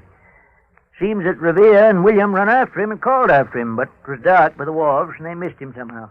Oh, what did he do with the revolution, Grandfather? Well, now it's a considerable job being custodian of a revolution, even when it's shut up in a silver box. Sure. And it wasn't no time at all after Large Butterwick had gone to bed before he begun to feel creepy.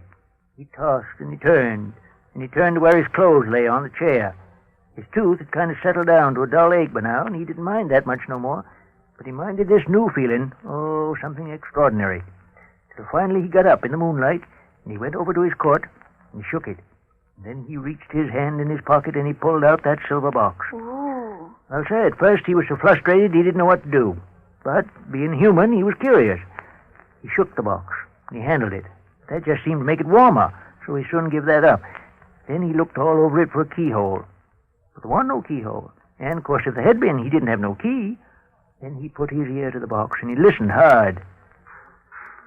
And it seemed to him that he heard, very tiny and far away, inside that box, the rolling fire of thousands of tiny muskets, and the tiny, far-away cheers of many men. Hold your fire, he heard a voice say. Don't fire till you're fired on, but if they want a war, let it begin here. Then there was a roll of the drums and a squeal of fifes. It was small, still, and far away, but it made him shake all over, for he knew that he was listening to something in the future, and something that he didn't have no right to hear. He sat down on the edge of the bed with that box in his hands. Now, what am I going to do with this, he says to himself. It's too big a job for one man. Well, he thought, kind of scared like, of going down to the river and throwing the box in there. But when he thought of doing it, he knew he couldn't. And then he thought of his farm out near Lexington and the peaceful days. Once the revolution was out of that box, there'd be an end to that. That made him want to get rid of that box more than ever.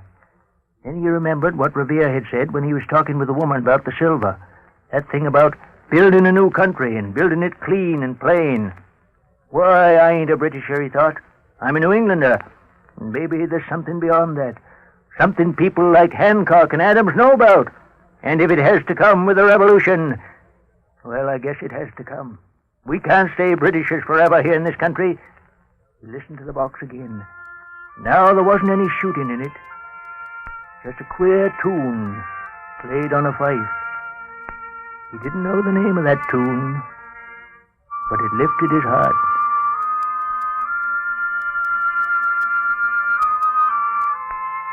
Get up. Sort of slow and heavy. I guess I'll have to take this back to Paul Revere, he says. Well, first place he went was Dr. Warren's, having heard Revere mention it, but he didn't get much satisfaction there. Took him quite a while to convince them that he wanted a spy. And when he finally did, all they'd tell him was Revere had gone over the river to Charlestown. So he went down to the waterfront, looking for a boat. And the first person he met was a very angry woman. An angry woman? No, she says, you don't get no boats from me. There was a crazy man along here an hour or so ago, and he wanted a boat, too. And my husband was crazy enough to take him. And then, you know what he done, she says? No, ma'am, I don't know, says Lodge Butterwick. Why, he made my husband take my best petticoat to muffle the oars with, so they wouldn't make a splash when they went past the British ship, she says, pointing out to where the man-of-war Somerset lay at anchor. My best petticoat, I tell you, she says. And when my husband comes back here, he's going to get a piece of my mind. Was his name Revere, says Lodge Butterwick? And was he a man, 40-odd, keen-looking and kind of Frenchy? I don't know what his right name is, she says, but his name is just mud with me. My best petticoat swimming in that nasty river. And that's all he could get out of her. All the same, he managed to get aboard at last. The story don't say how. And row across the river. Well, the tide was a young flood, and the moonlight bright on the water, and he passed right under the shadow of the Somerset, right where Revere had passed. And when he got to the Charlestown side, he could see the lanterns in North Church, though of course he didn't know what they was. And he told the folks at Charlestown he was after Revere. They got him a horse, and so he started to ride. And all the while that silver box was just a-burning in his pocket. Oh. Yep. Well, he lost his way more or less, I guess, as he well might in the darkness, and it was dawn when he come into Lexington by side road. Now, the dawn in that country's pretty, with the dew still on the grass, you know. But he wasn't looking at the dawn. He was feeling that box burn his pocket and thinking hard. And all of a sudden he reins up his tired horse, for there on the side of the road was two men carrying a trunk, and one of them men was Paul Revere. Oh. Yep, Paul Revere. They looked at each other and Lige begun to grin, for Revere was just as dirty and mud-splashed as he was himself. He'd warned Hancock, mind you, and he'd warned Adams all right, but then on his way to Concord, he got catched by the British and turned loose again. So he'd gone back to Lexington to see how things was there, and now he and this other fella was saving a trunk of papers that Hancock had left behind so they wouldn't fall into the hands of the British.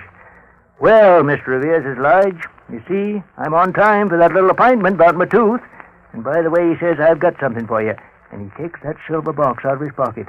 And then he looks over toward Lexington Green and he catches his breath.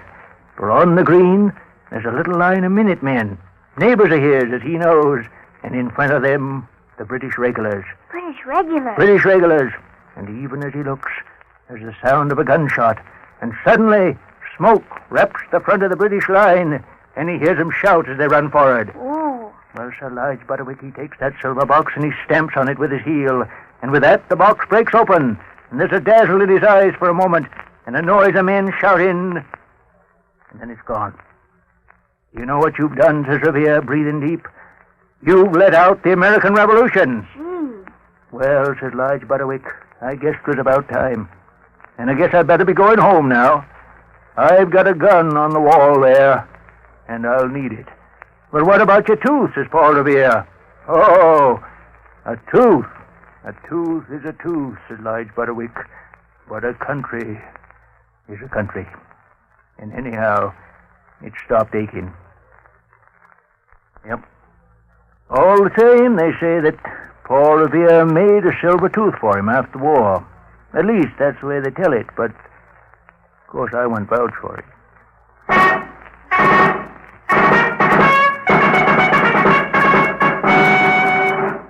You have heard of the 40th program in the Columbia Workshop series, Paul Revere, an original play written especially for radio by Stephen Vincent Benet.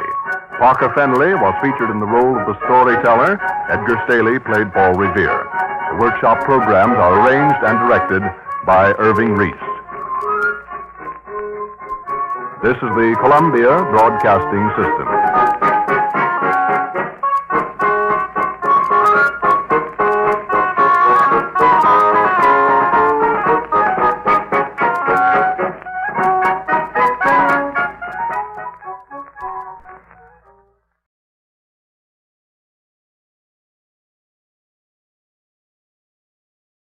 Ladies and gentlemen, this evening the Columbia Workshop, under the direction of Irving Reese, offers its 52nd program in a series devoted to experimental radio.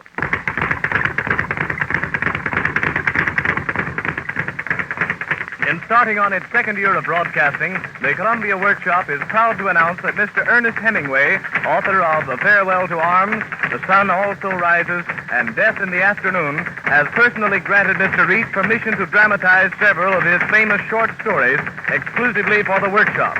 Tonight we present the first, a character study of a champion prize fighter in the inimitable Hemingway style.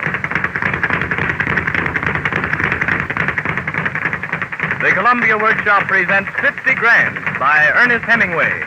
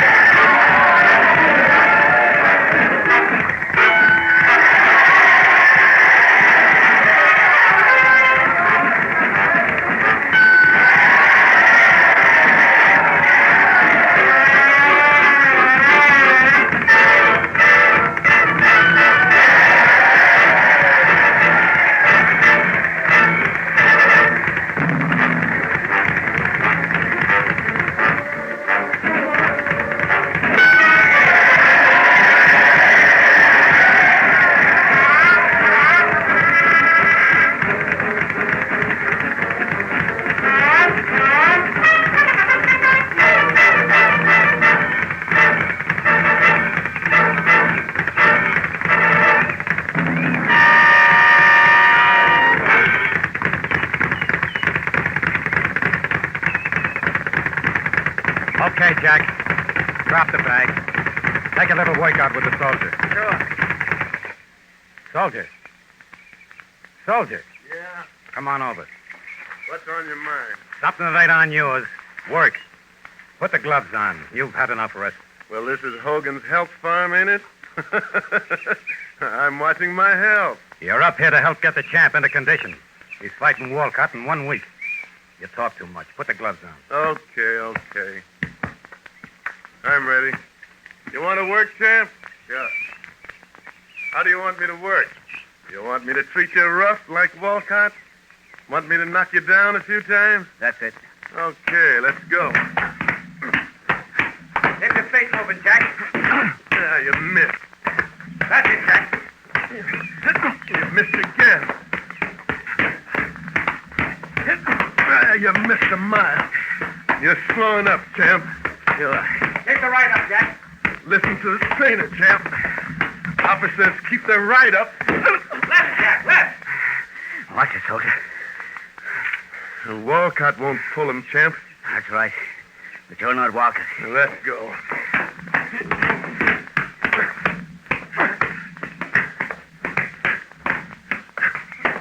How does he look today, Doyle?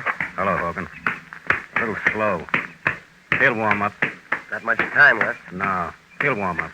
Look, you better tell the soldier to lay off kidding my customers here. A kid is an awful thing around a place like this. His stuff is sour. Sure, I'll talk to him. He's getting on everybody's nerves. Thanks. See you later. See you later. Drop your head. Drop your head. Jack, drop your head. Yeah. Drop your head, champ. Papa says. If you don't, Walcott will drop your head and all. What's the matter? You tired, champ? You better go back to town, soldier. What do you mean? You better go back to town and stay there. Oh, what's the matter? I'm sick of hearing you talk. Yeah? Yeah. You'll be a damn sight sicker when Walcott gets through with you. Sure. Maybe I will. But I know I'm sick of you. That's enough, soldier. Go on back to the bag, Jack. Okay. Sure. The bag won't knock him down. Come on, soldier. Let's take a walk. Sure. Oh, I was just kidding. What's he get sore for? You kid too much. Well, he can't pull that stuff with me, Jerry. He's nervous. He's crabby. He's a good fellow, soldier. Yeah. Well, what are you going to do? I'm going upstairs to pack and clear out. Here goes, soldier. Home. Do you have a jam with soldier? Not a jam. He just told him to go back to town. I could see it coming. He never liked soldier much. No, he don't like many people. He's a pretty cold one. Well, he's always been fine to me. Me too. I've got no kick on him. He's a cold one, though. Yeah. You got the papers?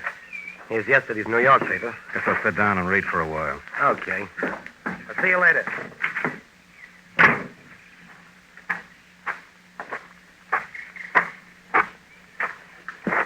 You finished, Jack?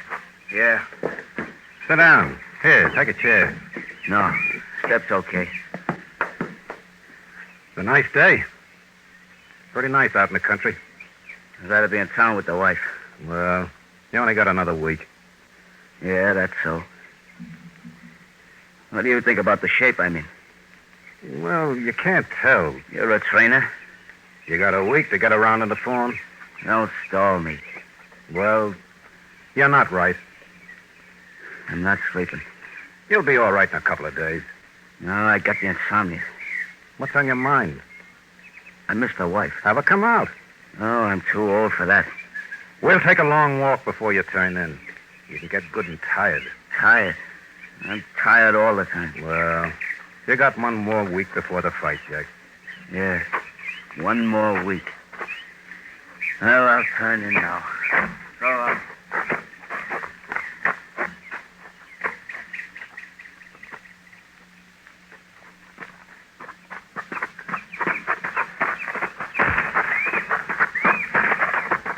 Can't do as much road work as I used to. We'll knock off soon. You been sleeping any better, Jack? No. I worry too much. That don't help. Worry about the kids. About the wife. About the property I got in the Bronx. Got some stocks. Worry about them, too. Now, what don't I worry about? Well, 2 more days. Be all over. Sure, that always helps a lot, don't it? That just fixes everything all up, I suppose. Don't get sore, Jack. I'm not sore. Let's slow down a little bit. Okay. Tight.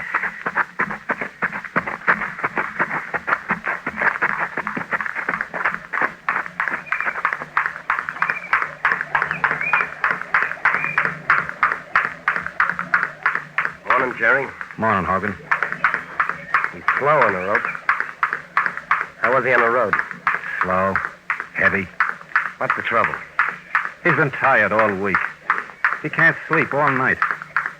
He wakes up in the morning feeling that way. You know, when you can't shut your hands. He's stale as a poorhouse cake. He's nothing. I never seen Wolcott. He'll kill him.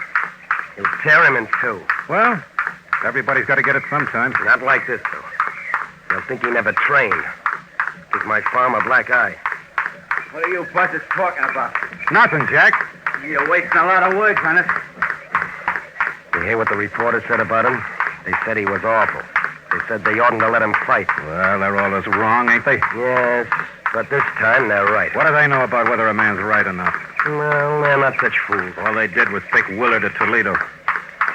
Look at him. Don't he ever sweat at all anymore? He can't sweat. You suppose he's got the con? He never had any trouble making weight, did he? No, he hasn't got any con. He just hasn't got anything inside anymore. He ought to sweat. Well, what's all the gab about? I don't think you ought to work anymore. You'll get stale. Wouldn't that be awful? You just stick to training those fat punks from Wall Street. Doyle's my trainer.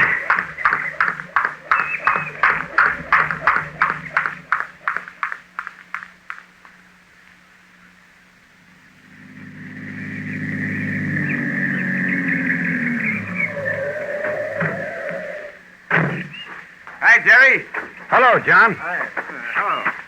You come down to look your boy over? Yeah. Where is he?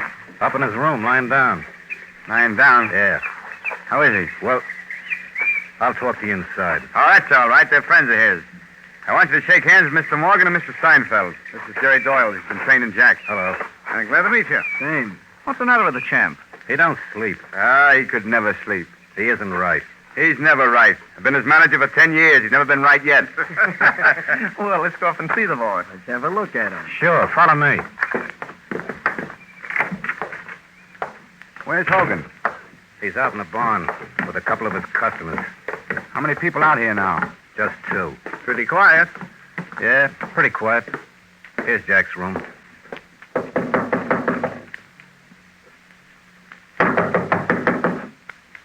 Maybe he's asleep. What's he sleeping in the daytime for?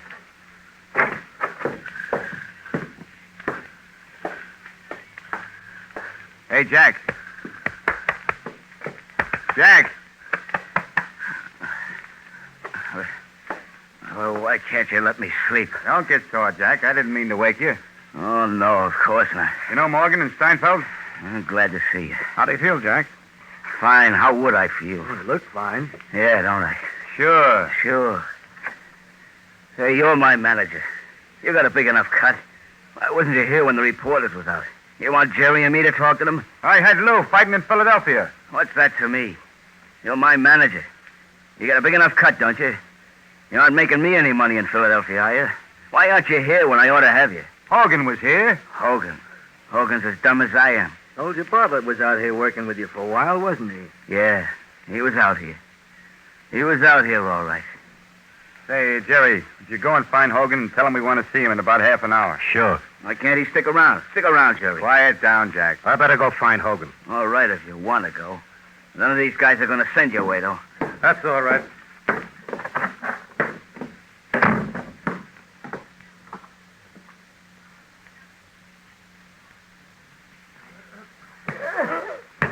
Hello, Jerry.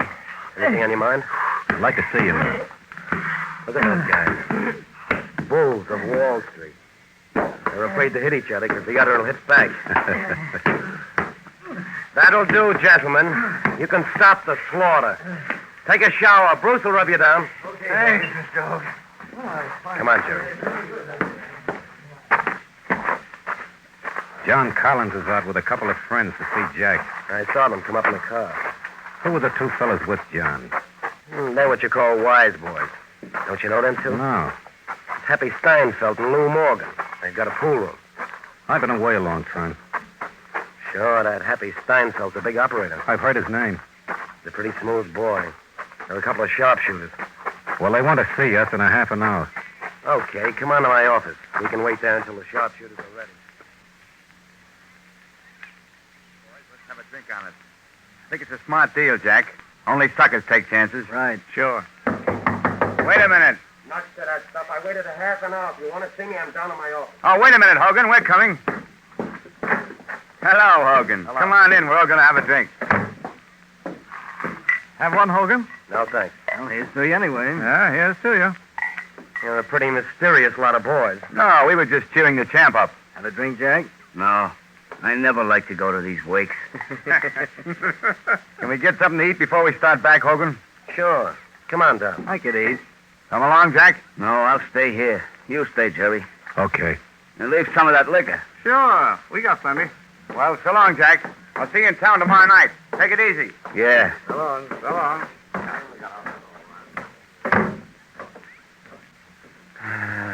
Ain't it a life?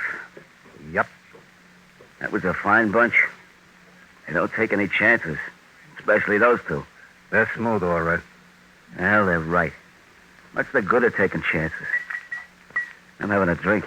You're fighting tomorrow, Jack. I'm going to sleep tonight. You're the doctor. How about you? I'll have one with you.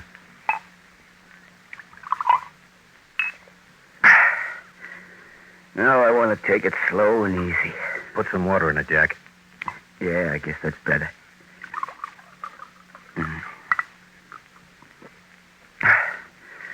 You know, I like liquor pretty well. If I hadn't been boxing, I would have drunk quite a lot. Sure. Don't you want another, Jerry?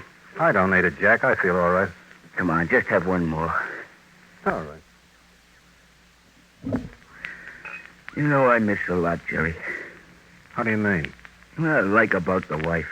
Being away from home so much. Don't do my girls any good. Who's your old man? Some of these society kids will say to them. My old man's Jack Brennan. That don't do them any good, Jerry. That makes no difference. If they got the dough. Well, I got the dough for them, all right. Put some water in it, Jack. Yeah.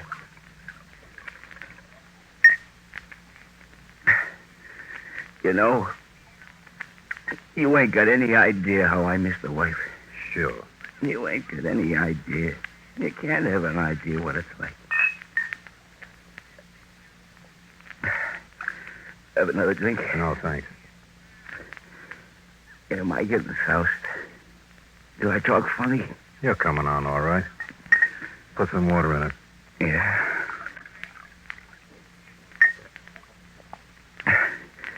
Jerry, you can't have an idea what it gets to be like. You'll sleep all right. Listen, Jerry. You're the only friend I got. You want to make some money. Get some money down on Walcott. Yeah? Listen, Jerry. I'm not drunk now, see? You know what I'm betting on Walcott. 50 grand. That's a lot of dough. 50 grand at 2 to 1. I'll get $25,000. Get some money on him, Jerry. Sounds good. How can I beat him? It ain't crooked. How can I beat him, Jerry? Why not make money on it? Put some water in that. Jerry, I'm through after this fight. I'm through with it. I gotta take a beating, Jerry. Why shouldn't I make money on this? Sure. I ain't slept for a week, Jerry. All night, I lay awake and worrying my can off. I can't sleep, Jerry. You ain't got any idea what it's like when you can't sleep. It's bad. You ain't got an idea what it's like, Jerry, when you can't sleep. Put some water in that. Yeah. You'll sleep tonight, all right, Jack. Sure. I'll sleep now. Good night, Jack. You're not, Jerry. You're the only friend I got. Oh, forget it. You're the only friend I got. The only friend I got. Go to sleep. I'll sleep.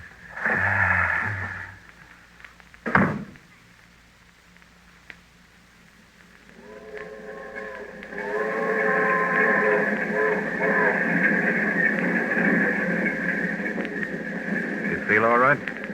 Guess I was pretty stewed last night. You drank some liquor. Guess I said a lot of fool things. You weren't bad. What did I say about betting on the fight? You said you had 50 grand on Walcott. That's right. That's a lot of money. I don't feel too good about it. Something might happen. No, he wants the title. It's worth a lot of money to him. 50 grand is a lot of money. It's business. I can't win. You know I can't win anyway. As long as you're in there, you got a chance. No, I'm all through. It's just business. I feel pretty good. Sleep was what I needed. I'll give them a good show. Yeah. I'll give them a good show.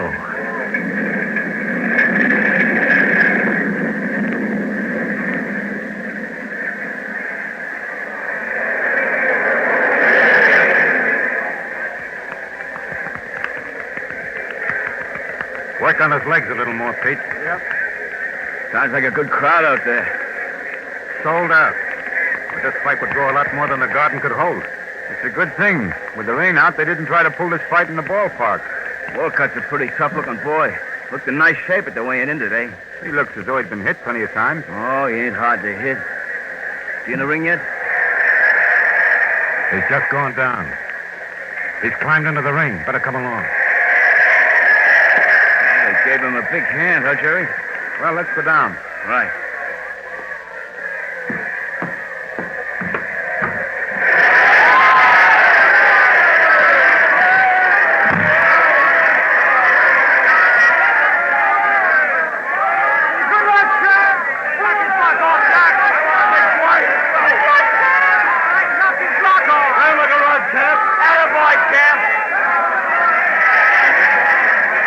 You're getting a nice hand yourself, Jack. Yeah, they like me.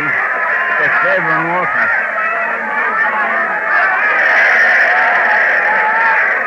Your friend Walcott's getting up to hold the ropes apart for you. Yeah, making a play to the crowd.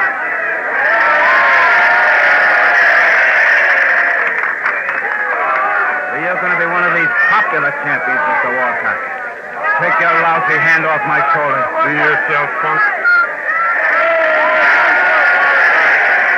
Champion an ovation as he stepped down the aisle. As the champion stepped into the ring, Walcott opened the ropes to help him in. Got a nice hand from the crowd. The boys stopped to exchange greetings at the rope. They wished each other good luck. The crowd loved it. Applauded the gentlemanly action of the champ and the challenger. What was the first word of that last sentence? Applauded. Applauded the gentlemanly action of the champ and challenger. They walked to the center of the ring for their instructions from referee Burt. Both men looked to be in fine condition for this battle tonight. Popularity. See yourself. That's enough, boys. You're here to listen to me. Now, when you hear the bell, come out fighting. Play clean, no holding, and keep all punches above the line. Can I hit when he's got me like this? Keep your hands off me. There ain't no moving pictures of this. Net. Now, that's all I have to tell you, boys. You've both been at it long enough. A man goes down, walk to a neutral corner. Crowd here at the garden tonight. The boys are taking their instructions now. Oh, Mike, ask him how many words he wants on color between rounds. He says keep it down. They want to get an addition on the street as soon as we finish. They're setting type as we run. Right. Okay, here we go. Contrary to reports from the training camp, the champ seemed fit and fast. As soon as they cut gloves after the bell, Jack jumped the fast left to Wolcott's face. Wolcott went after him, forward all the time with his chin on his chest. He's a hooker, and he carried his hands pretty low. He tried tried to get in there and stock, and he looked like he could do it hard. But every time he got in, the champ stuck his hand in his face. It was automatic. He just raised his hand at will and jabbed Wolcott's face. 3 or 4 times, Jack brought up the right over the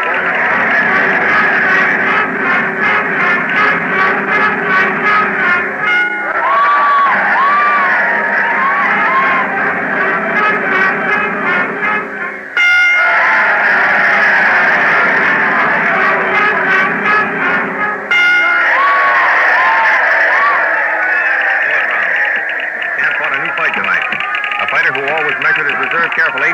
He seemed to let everything go for a quick finish. Wolcott looked bad in the middle of the fourth. His face bled badly and was all cut up. Every time he got too close to Jack, the champ's left shot loose for the clean uppercut. When Wolcott would get in occasionally, he struck the champ in the body so hard you could hear it out in the street. He's a soccer, and if Jack Brennan tires, he's in for a bad beating. When the bell rang, ending the fourth, both boys walked to their corners looking a bit tired. Okay, Jack. What's around? Coming up for the 5th. You better ease up, Jack. No. I can keep going. Don't be a sap. I'm doing this my way. Okay, but you're crazy.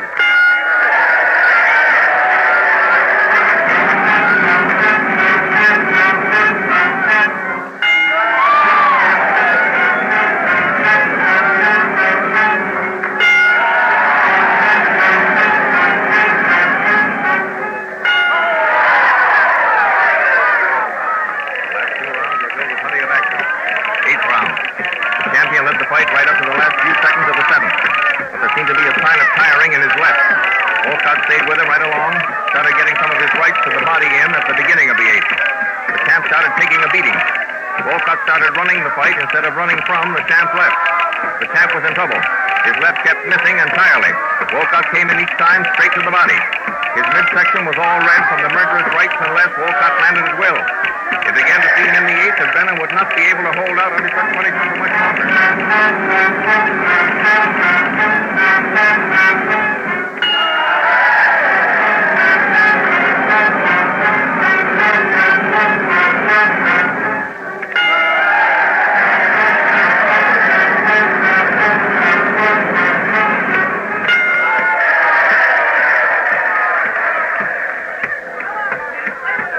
An awful treatment, Jimmy.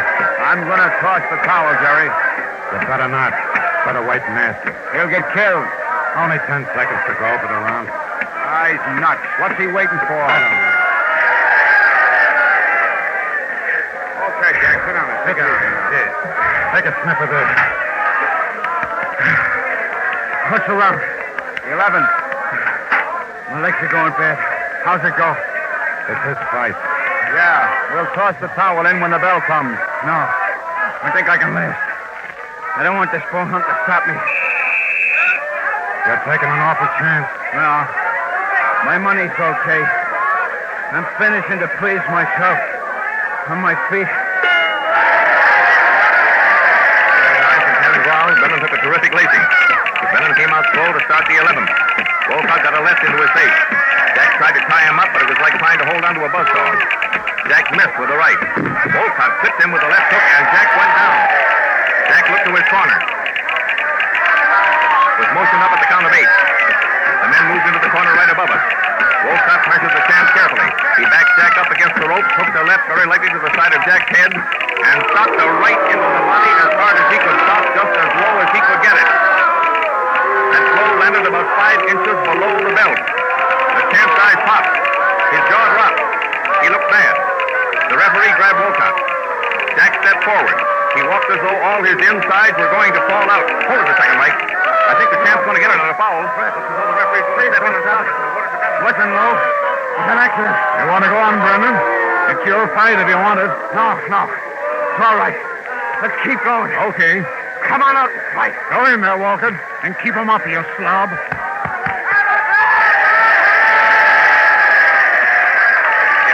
Sure foul from here. But after a discussion in the ring in which it seemed the champion begged for the fight to continue in spite of the bad shape he was in, the referee waved them off. Brennan looked bad. Wolcott looked surprised. Brennan's face was the worst thing I have ever seen in the ring. He seemed to be holding himself together by sheer will. He undoubtedly was hurt bad by the low blow. He started to move in on Wolcott. He swung like a wild man. He started to stalk with his hands low down by his side. Wolcott covered up under the rain of blows. The man seemed superhuman. His face registered pain every time he moved, but he kept right on swinging. Wow! The champ caught Wolcott with a terrific left, where he himself had been hit only a moment before, way low below the belt. Wolcott went down, grabbing his midsection, rolled and twisted around on the floor. Wolcott was carried to his corner. The fight is over. Wolcott won the championship on a foul. The managers of both men jumped into the ring to talk to the referee. Come on, what do you think it is anyway? Go on. I couldn't help it, John. What could I do? Jack wouldn't take the foul when Walker hit him. I was going to give him the fight. And when he gets stronger, he fouls him. He'd lost it anyway. That's okay.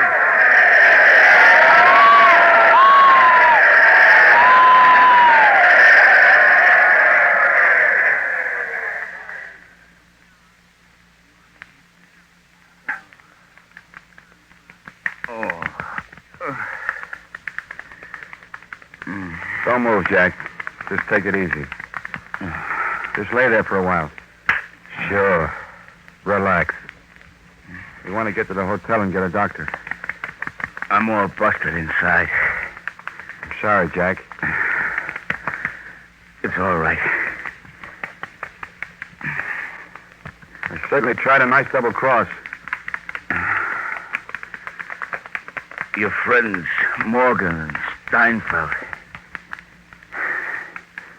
You got nice friends. Funny how fast you can think when it means that much money. You're some boy, Jack. Nah. It was nothing.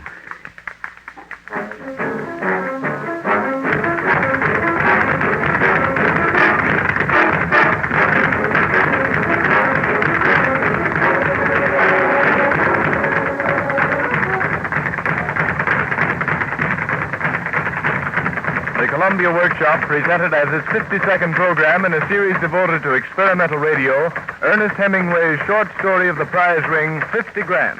It was dramatized for radio and directed by Irving Reese. Edmund MacDonald was featured in the role of Jack Brennan, and a special musical score was composed by Bernard Herrmann. Tune in next week for Leopold Atlas's Matter of Life and Death, based on Paul de Crieff's Why Keep Them Alive.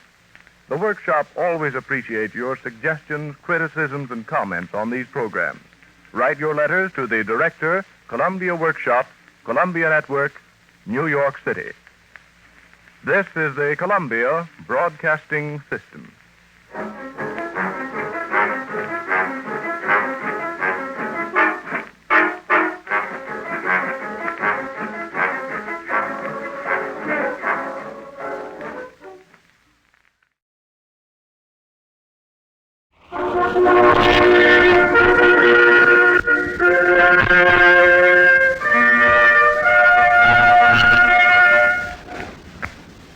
The Columbia Workshop presents, from the studios of the British Broadcasting Corporation in London, Death of a Queen, adapted for radio and produced by Val Gielgud, from Hilaire Belloc's Marie Antoinette. Mr. Gielgud has for the past 10 years been director of dramatic and special feature programs for the British Broadcasting Corporation, and is one of the outstanding pioneers in the development of radio drama. As producer and author of several of the most successful radio dramas presented in Britain, Mr. Gielgud has been invited by the workshop to present this unusual radio piece. Employing a dramatic technique new to American broadcasting, Mr. Gielgud, by use of contrasting vocal qualities and varying tempos, tells the tragic story of the last days of Marie Antoinette, Queen of France. The Columbia Workshop offers with pride Mr. Val Gielgud's production, Death of a Queen.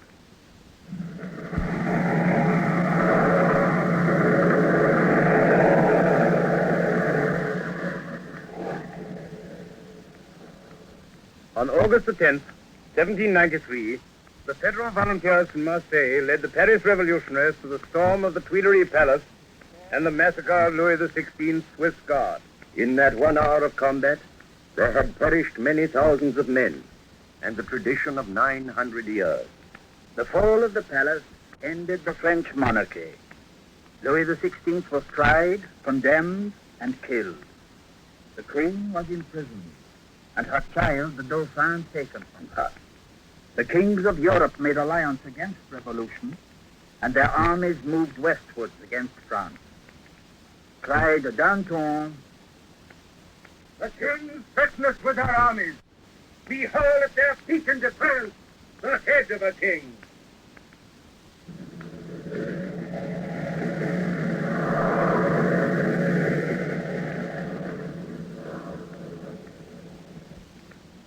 There are two avenues of approach, westward into the heart of France.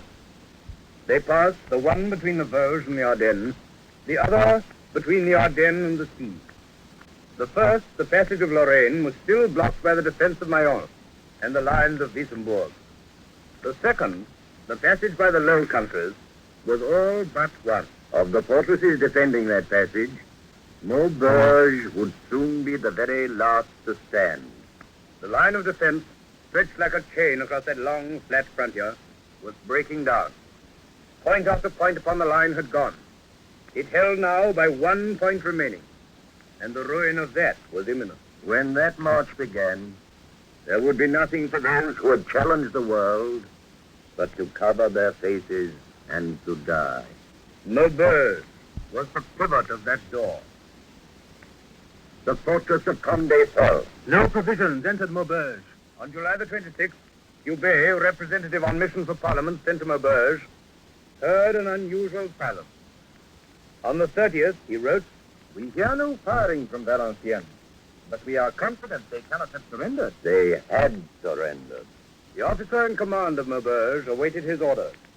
They came from Paris in 2 days. Valenciennes has fallen. You answer on your head for Maubeuge. Far off in Germany, the French and Mayence had surrendered. So July ended, and immediately upon the 1st of August, the defiant decree was thrown at Europe that the Queen herself should be tried. At 2:30, on the morning of the 2nd, the order reached her. She showed no movement of the body or the mind. She dressed herself and made a little package of clothes. She embraced her daughter gently and bade her regard Madame Elizabeth as her second mother. She turned to go and did not look backward. But as she went out, she struck her head violently against the lintel of the door. They asked her if she was hurt, and she answered in the first and only words that she addressed to her captors, that nothing more on earth could give her pain. As the Queen drove through the night, silent as it was, there reached her those noises of a city that never cease. These noises were the more alive in this horrid August dark of 93, because the last agony was now risen high upon the revolution. The news had been of defeat, of cities fallen, of Valenciennes itself surrendered, so that the next news might be the last.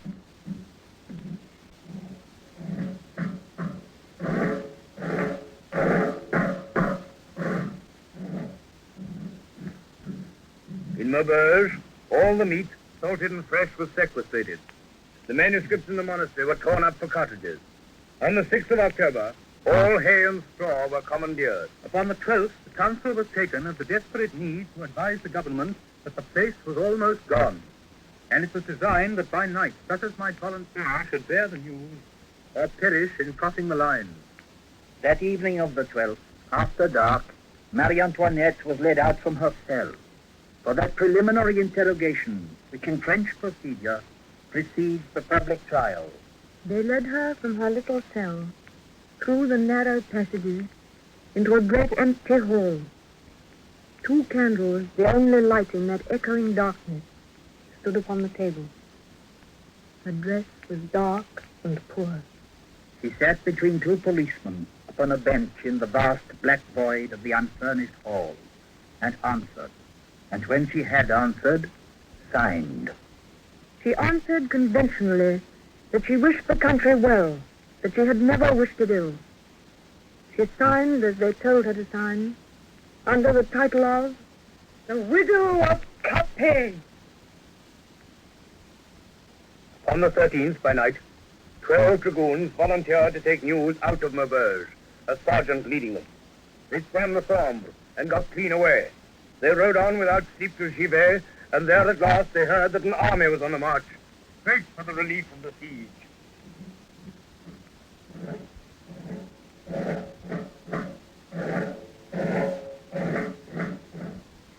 Carnot had gathered that army. There were those who had one shoe. There were those who had none. They were armed in varying fashion. They were wholly under guns. The boys straggled, marched, or trooped in, the gayer of them roaring marching songs, but the greater part disconsolate.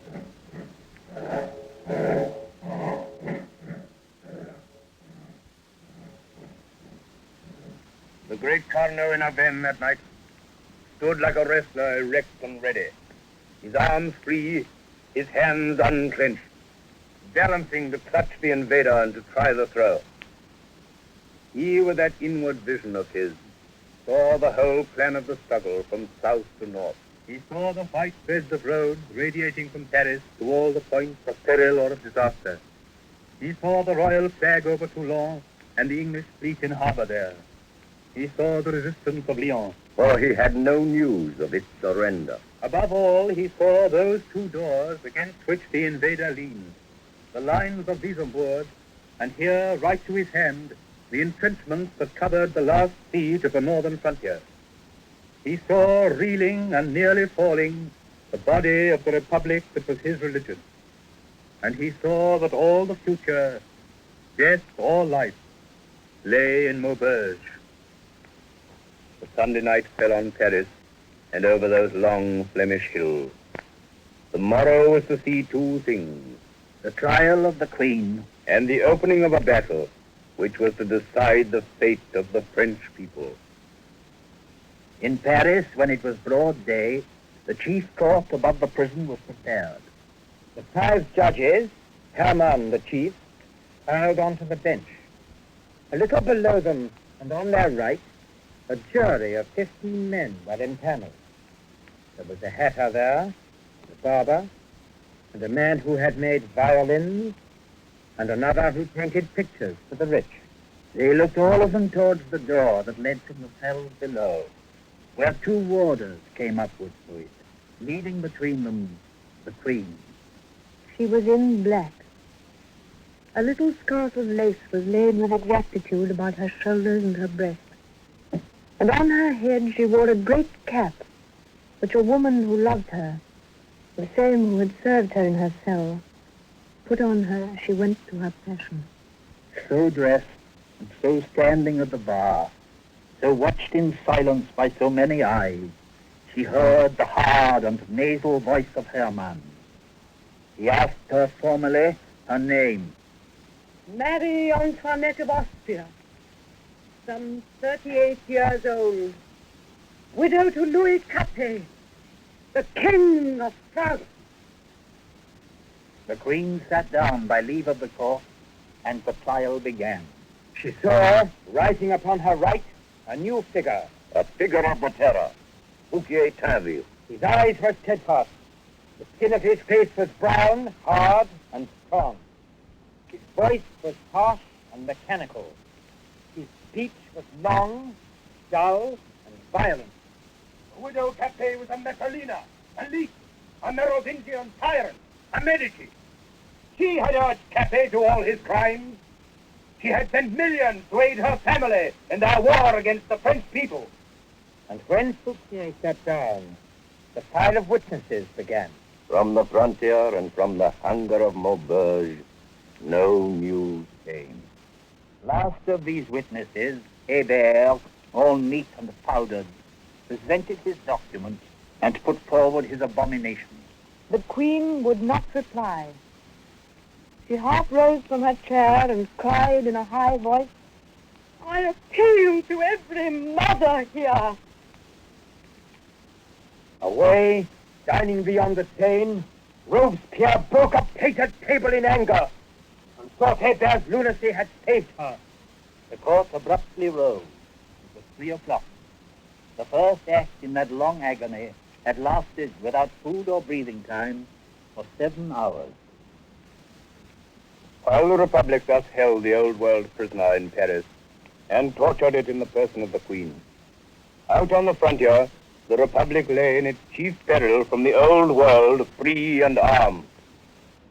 Dauber held the crest of the hills invincibly, and Maubeuge was caught fast, unreachable beyond the entrenchment of that ridge.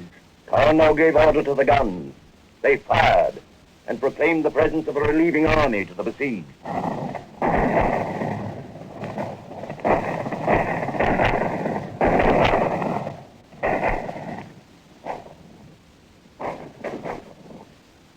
At 5, just in that hour when Carnot was ordering that warning cannon, the court gathered and the prisoner was recalled.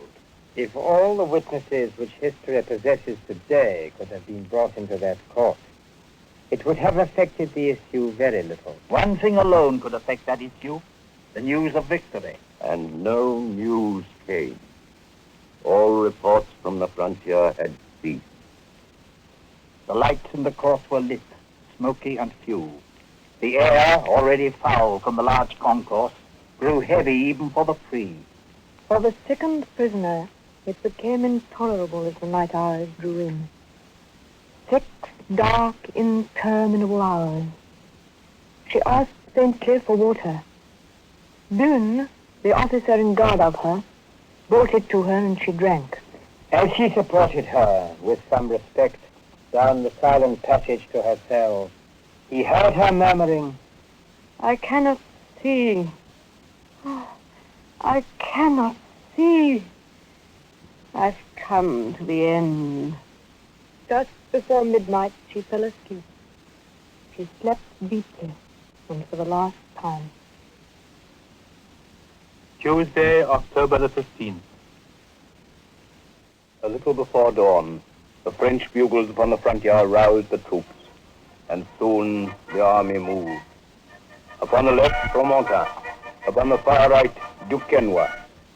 The main body in the center took the high road, which, if they could force its passage, would lead them straight to Maubeuge. The guns began.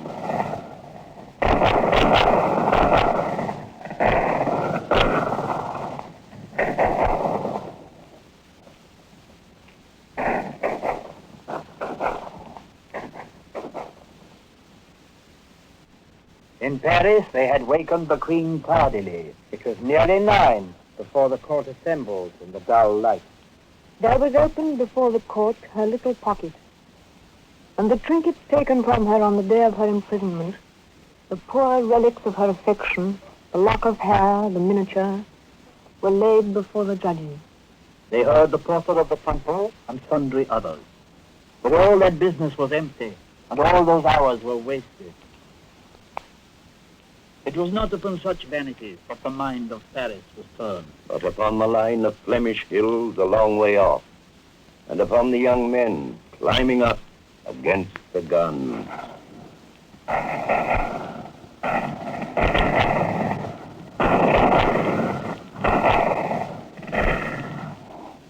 The village of Horla was held. The French carried it.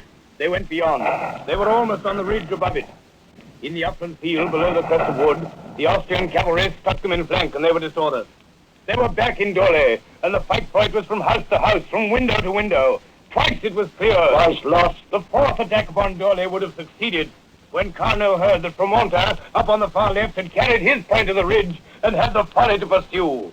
Weak in cavalry, commanding men untrained to any defensive, he found opposed to him the cavalry reserve of the enemy, a vast front of horse, suddenly charging. That cavalry smashed him all to pieces. His regulars here and there formed squares. His irregulars tried to. They were sabered and galloped down. They lost but 4 guns, but much worse.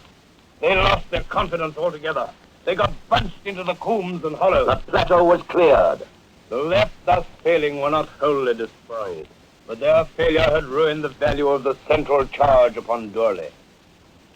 The Austrians did not indeed pursue the retreat of the French center from its walls and lanes, but the conception of the battle had failed.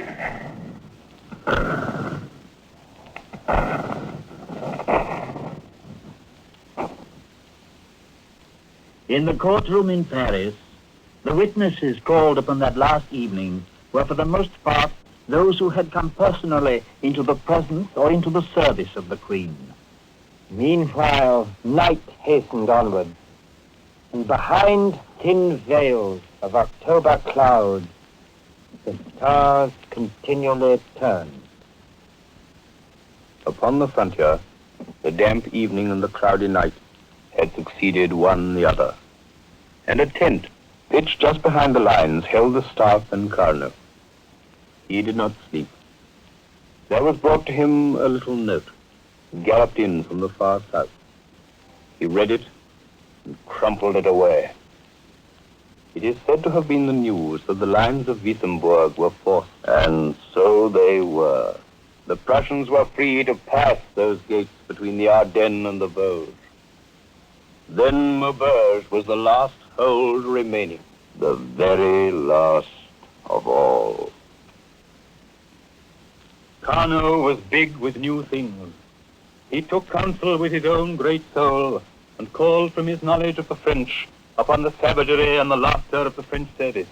Those young French people, many half mutinous, most of them ill-clothed, so many wounded, so many more palsied by the approach of death, all drenched under the October drizzle, all by this time wearied of any struggle whatsoever, were roused in that night before their sleep was deep upon them. Carnot had determined to choose 7,000, to forbid them rest, to march them right along his positions, and add them to the 8,000 on his right extreme wing, and then at morning to charge with overwhelming and unexpected force on the right, and so turn the Austrian line. They were 7,000. The thick night was upon them. The mist lay heavy all over the wet land. Their agony seemed to them quite wanton and purposeless. They were halted at last, mechanically like sheep, at various points under various sleeping farms, in various deserted, tiny, lightless villages. They could but squat despairing, waiting for the dawn and the shambles. Meanwhile, it was thick night. It was nearing midnight in Paris, but none yet felt fatigue, neither the judges nor their prisoner. The list of the witnesses was done, and their tale was ended. It was 3 o'clock in the morning before the questions were put to the jury. Questions drawn from the indictment. Had there been relations between the executive and the foreign enemies of the state? If so, was Marie Antoinette of Austria proved to have been privy to that plan? The jury left the hall.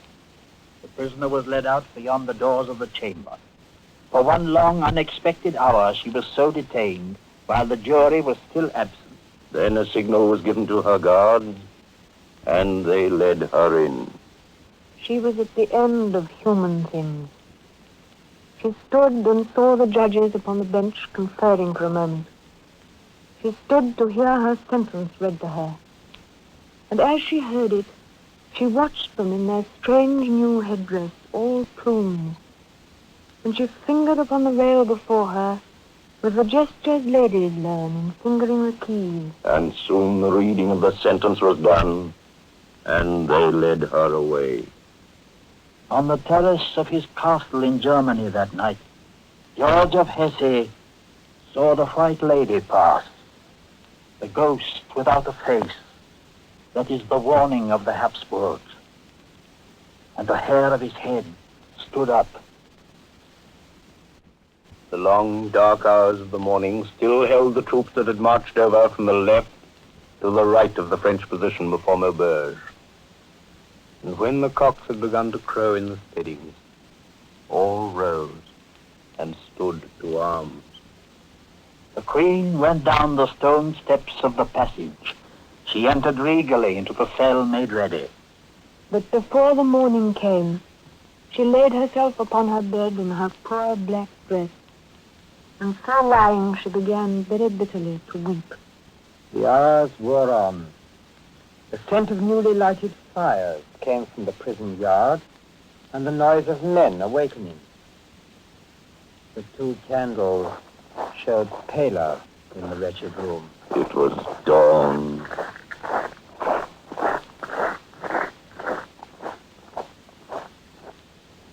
The 16th of October broke upon the Flemish hills.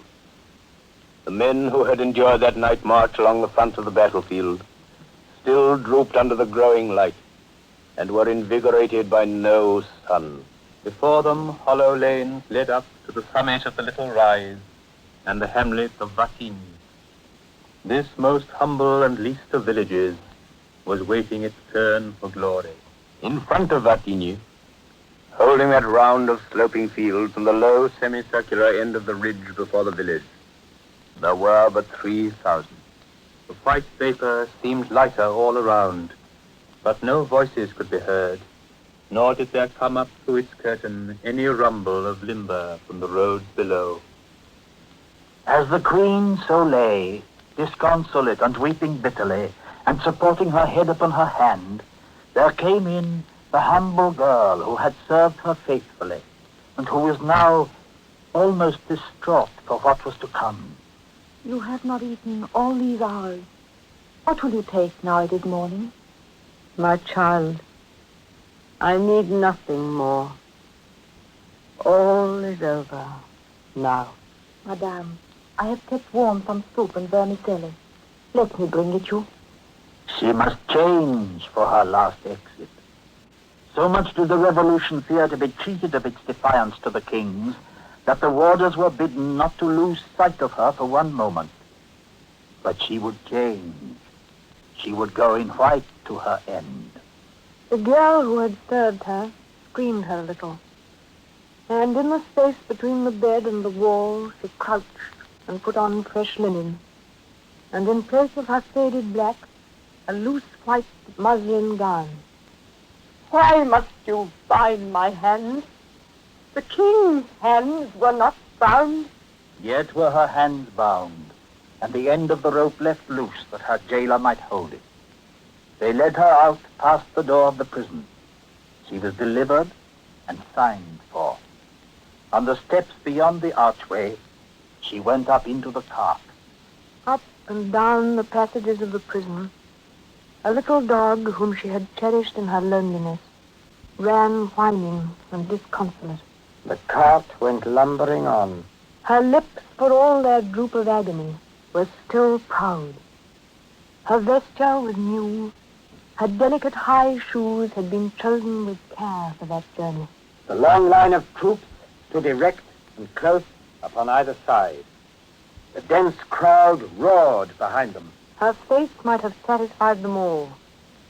The painted red in her cheeks was dreadful against her utter paleness. From beneath the linen of her cap, a few whitened wisps of hair hung dank upon her hollow temples. An actor fellow pranced upon a horse, thrusting at her by way of index a sword, and shouting to the people that they held the tigress here, the Austrian. She went up the steps of the scaffold at liberty, and stood for a bare moment, seen by the great gathering in the square, a figure against the trees of what had been her garden, and the place where her child had played. It was but a moment. He was bound and thrown, and the steel fell.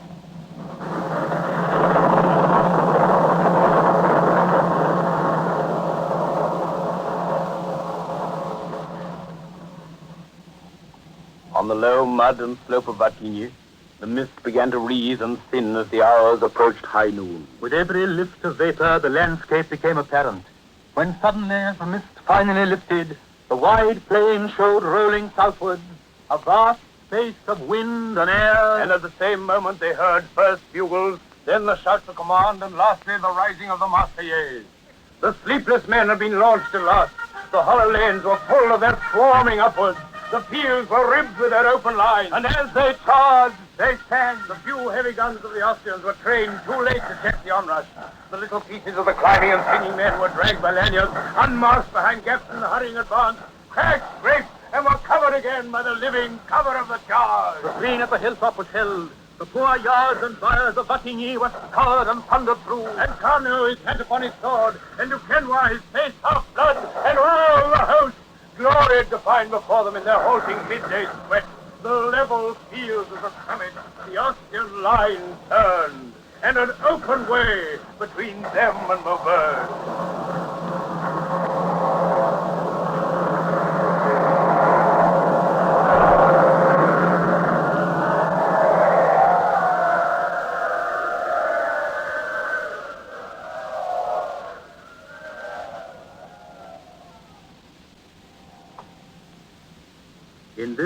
day was accomplished what was called by Napoleon Bonaparte the chief feat of arms of the Republic.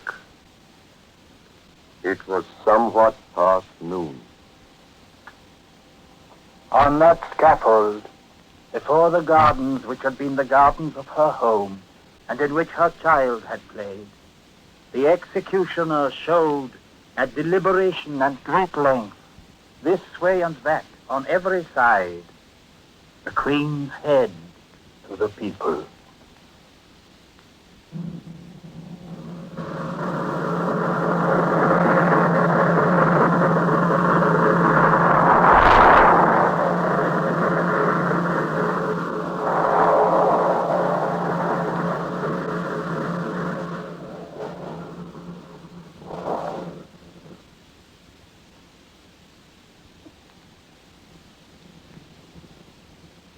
Columbia Workshop has presented Death of a Queen from the British Broadcasting Corporation studios in London.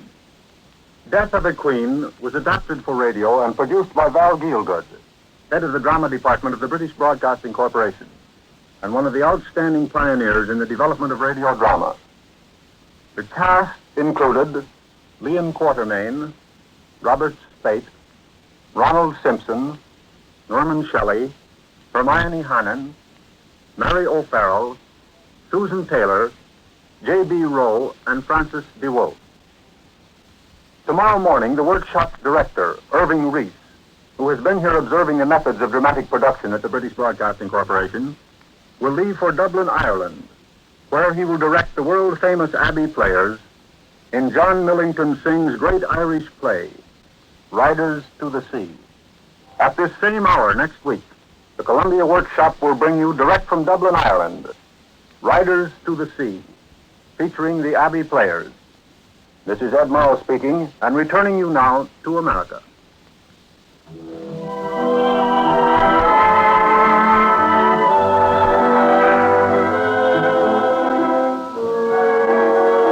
is the Columbia Broadcasting System.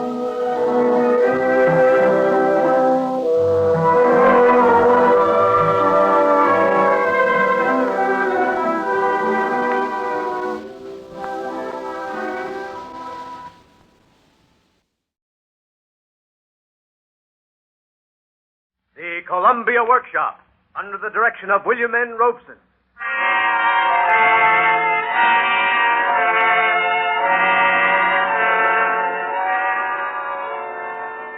Tonight, the Columbia Workshop presents The Wedding of the Meteors, an industrial fantasy written for radio by Leslie Roberts and Joel Hamill.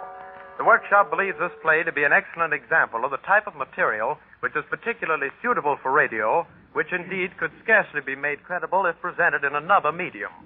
The Workshop again asks for your reactions, your comments, criticisms, and suggestions on this performance. The Columbia Workshop presents The Wedding of the Meteors. Somewhere, far out in space, regions eternally still with silences inconceivable to man. Two meteors, nomads of the skies, defying the order of an ordered universe, offending astral worlds in their headlong haste, plunge through the unresisting nothingness.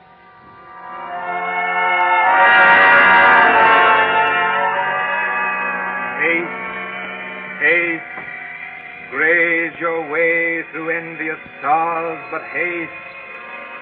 I hear, I come, as fast as my will allows.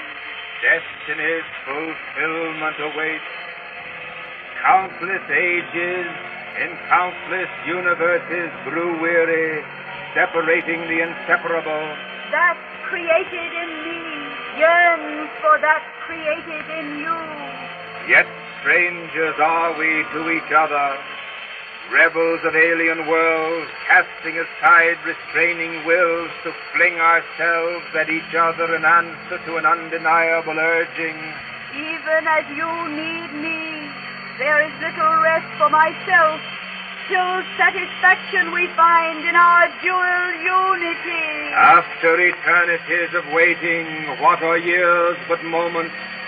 But haste, Follow the straight course you have chosen, and I shall follow mine. Each moment finds us closer until soon our paths shall be one.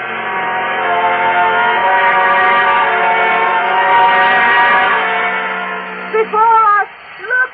A planet! In our path! What is there to do? Swerve! Wrench yourself away! I cannot! Nor I! Its pull lends to no resisting. So close we were! So close! Rushing at this cursed globe. Oh, fate of monstrous irony! The heat! Insufferable it grows! We glow like radiant stars. So close! So close! What justice be there, when what best be together be held apart? The price of revolt!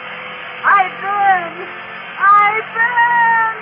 Burn, then, both of us. Better consumed in this rushing air than held apart. Perchance an atom of a cinder I become, shall one day touch one that was you. Till then, forever shall we yearn to be one.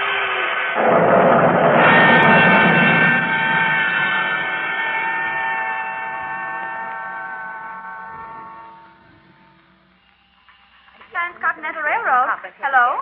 Just a moment, I'll connect you. Oh, Mr. Kent. 1 minute, please, Mr. Kent. No time for chatter, sister. Big business with a big boss. I'm sorry, you'll have to wait and be announced. Oh, yeah? Oh, Mr. Kent, stop. Mr. Sloat won't see anyone without an appointment. Hello, Chief. Huh? Well, what do you want, Kent? I'll have a seat. You see this gadget on my desk? You know what it is? Sure, the buzzer that should have announced me, but I couldn't wait. Well, what do you want? I see a newspaper on your desk. Did you read it? I don't mean the market reports to see how many millions you made before lunch. I mean the news, right on the front page. Now, listen here, Kent. If you've come to bother me with one of your cheap publicity stunts... Oh, cheap publicity stunts, is it? The greatest scoop of the history of American railroading hits me between the eyes, and the guy who hands me my bread and butter calls it a cheap publicity. I don't see anything unusual in the paper. The headline, what does it say? 2 meteors fall in... Well, what about it? Mr. Sloat, look. Meteors are metallic bodies that fly through the air with the greatest of ease, and occasionally pop on our old planet Earth. Mr. Sloat, I said they are metallic bodies. You know what that means? Metals. Lots of iron, lots of nickel, lots of, well, what have you. Maybe little diamonds even. But we're not interested in the diamonds, Mr. Sloat. Just metals, particularly iron. You see, Mr. Sloat, iron is used in the manufacture of steel. Now, listen here, Kent. I'm a Harvard man. And Keep I don't your want shirt on, Harvard, and let me finish. I was saying steel is used in making locomotives, and your stockholders are interested in making profits, and that's why you got your job, and that's why I got mine, to build publicity into dividends. Now, listen here, Sloat. Mr. Sloat. All right, Mr. Sloat. This is a publicity stunt that will knock our competitors into a cocked hat. A locomotive. 2 locomotives. Built out of the metal smelted from 2 meteors. 2 heavenly bodies. The essence of speed. Meteors. The spirit of the meteors. How's that for a name? Say, I wouldn't be surprised we have something there. Here, my boy. Have a cigar.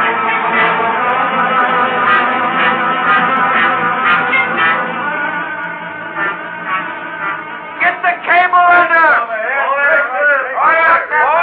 Almost finished, huh? Some job. 2 big mountains to put on a flat car. And get going, Tony. All right. I'm going to be glad to get home and to see Josephine and the Bombino. What's wrong with them guys in the home office? Laying 6 miles of track from the main trunk just to pick up 2 filthy rocks out of a stinking swamp. It ain't nuts. Search me, boss. Just the same, I get paid. The job is a job. Who cares? 3 weeks digging and shoveling muck for what? If it's rocks they want, I could get them plenty right in their own backyard, too. But no, they gotta have just these. Forget it, boss. We're almost finished. My Josephine, is she waiting? Hey, bring that crane car up a bit. There, hold it. On the 1 rock. Off she goes. Hey, get over there, Tony. Help him with that cable. Don't let it slip. Hey, you at the winch, pull in the slack. Hey, the crane's under here. Tony, out of the way. A couple of greased planks over here. How's it on your end, Steve? Okay. A tackle, get it out of the way. You ready up there? Right. All right, then pull her up. Slow. Hey, Tony, don't let it swing. All right. Give it, give it. He won't budge. He's getting all she is, Jake. Oh, the devil she is. No more calling you blasted fire. Get up steam. This ain't a picnic. Get it going. Leave me not. so close we have fallen. Stay. There it is. Now you got it moving. 6 timbers under it. Don't let it slip back. Not to be torn apart. Come back.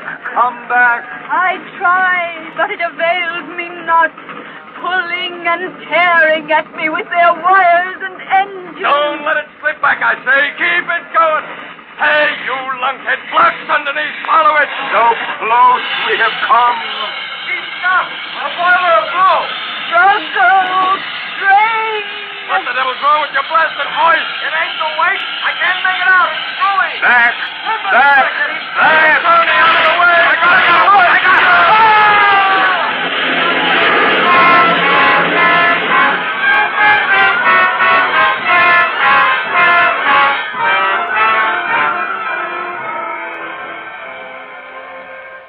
Gentlemen, at the request of Dr. Swanson, head of our research laboratory at the smelting plant, I've taken it upon myself to call this special meeting of our board of directors.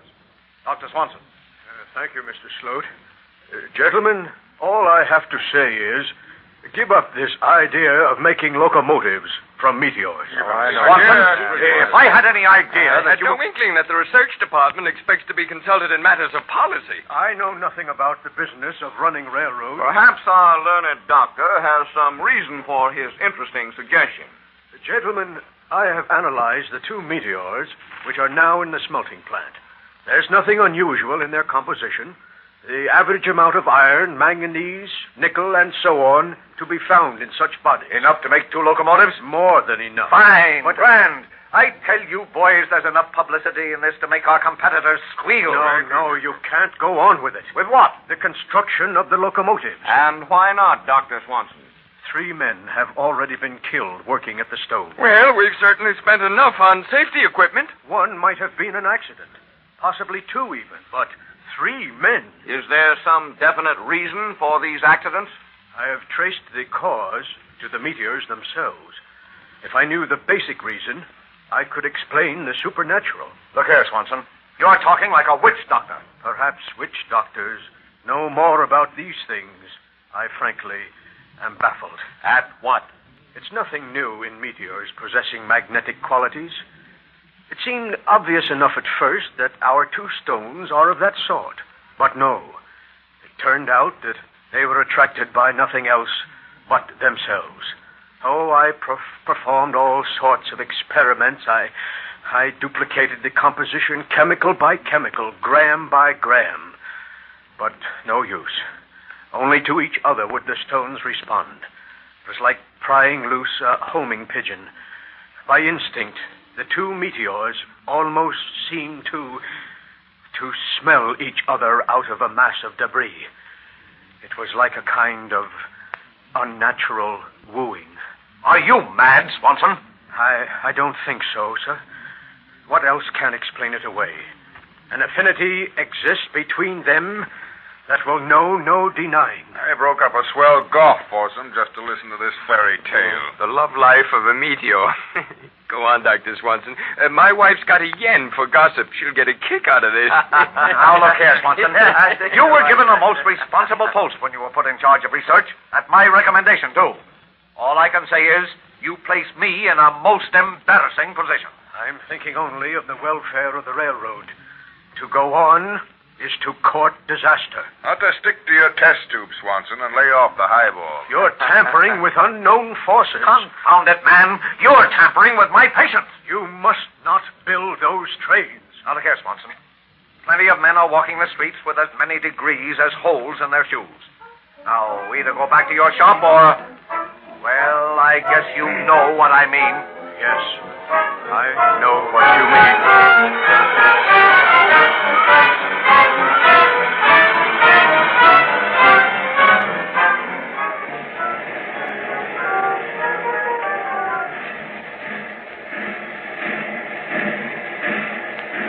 Strike. Oh, what further torment. Beating at us, tearing at us. What are we now but heaps of dust? Yet we shall be one. Where is the waking from this drug delirium? What is this myth of an awaited destiny? destiny indeed, from proud part of some far-off star to this piteous state. Can that be destiny? Oh, what deceitful yearning was it that prompted such rashness? Let not the hammerings and tearings of these pitiful creatures confound that which must remain pure between us. Faith in what is to be our union. Pitiful creatures. Are they then to be pitied? Pitiful perhaps in stature, but godlike with powers at their call, forces great as any we have known, on tiptoes avid to spring at their bidding. A button pushed, a sun unblinded, a switch thrown, a flood unleashed. Our miserable state speaks eloquently. Even now, what is this before us? The heat of an angry sun, the glare of a comet's tail, its maw stretched wide, the red eye of its fiery gut looking hungrily at whom? At me! At me! Not you alone. Us. A twin monster leers at me as well. A furnace 'tis called by them that tend it, priest-like behind mask-like shields, daring not to look upon the full glory of their God with bold, naked eyes. But yet a moment. Is it not possible this be the end we seek? Within yon glare of whitish heat, substances yield most guarded impurities, flowing out like sluggish rays, leaving quintessence in place of corrupted mass. And there in that inferno, where all becomes solvent, how better could we find true union than in the pouring into a common mold? And then, together, forever separable by none, our nuptials, yielding and taking, until blended into one suffusion. For music, the clanging of Vulcan from timpani, the roar of the flame cello, the hissing of steam, the screech of metals, and for my bridal veil, dancing, spitting sparks and cascading folds. Perhaps this has all been with good cause. Or is it not out of suffering real happiness emerges? How strange. A moment past, a consuming pit of horror. And now transmuted into an unbelievable joy. Forgive me, furnace. Angry words of an angry moment. Not a ravenous maw, but a generous mouth, offering much in its taking little. Not a red eye and a fiery gut, but a kindly beacon, beckoning to yearning end. What strange pebbles are the facets of our emotions, that when cast into the still pool of truth, disturbed waters shudder, casting back distortions of life.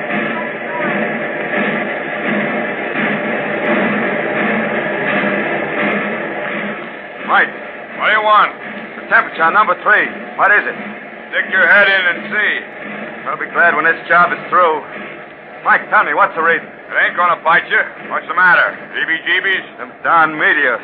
They give me the willies. They ain't hanging around no more. I know, but even after they went through the breakers, Mike, I can still see it over there. 2 big mounds of dirt like 2 new graves. I don't want to even get near the furnace. Something can still happen. Listen, screwball, nothing's happening, you hear?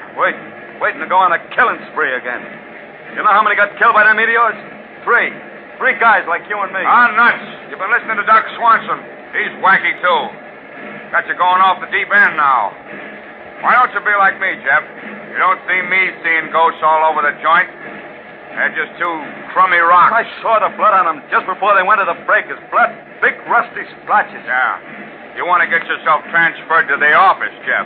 Nice, easy job. You know, easy on the nerve. Big desk, lots of white paper, and pretty blotter. Oh, cut it. You gotta have guts for this job. You lick. I ain't licked. When a pile of ore gets in your hair and makes you see boogeymen, I say you're through, see? Mike, listen. My kid, he goes to school. He was telling me of a story in a book about two big rocks out in the ocean. When a ship would go between them, they'd come together and bang. Mike, maybe these two meteors... Doc Swanson, he's a smart guy with school learning. Now, he says... Doc Swanson. They'll put you both in the same padded cell. Go on now. Tend your furnace. No, I don't want to go near it, Mike. Oh, come on, Mike. Give me a break. Understand? Take my work over just this once. I'll do it for you someday, honest. Listen to the roar. Look at the glow coming out of the mouth. It ain't natural, I tell you. We're fighting devils in there. After the rolling crew gets through with your devils, they'll look like any other chunk of steel. Now get going. Lose your job and your wife will show you more kinds of devils than you ever dreamed about. Go on, get at the gas valves. Come on. Yeah. I'm going. All right, give it the gun. Turn on those two years and watch your devils yell uncle.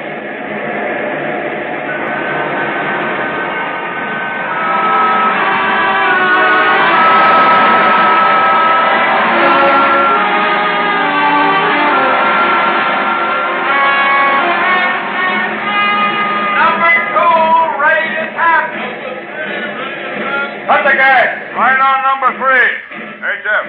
Yeah, what is it, Mike? Give me a sledge. I'm going to crack it open. Draw out the slag and pour your devils down the sluice.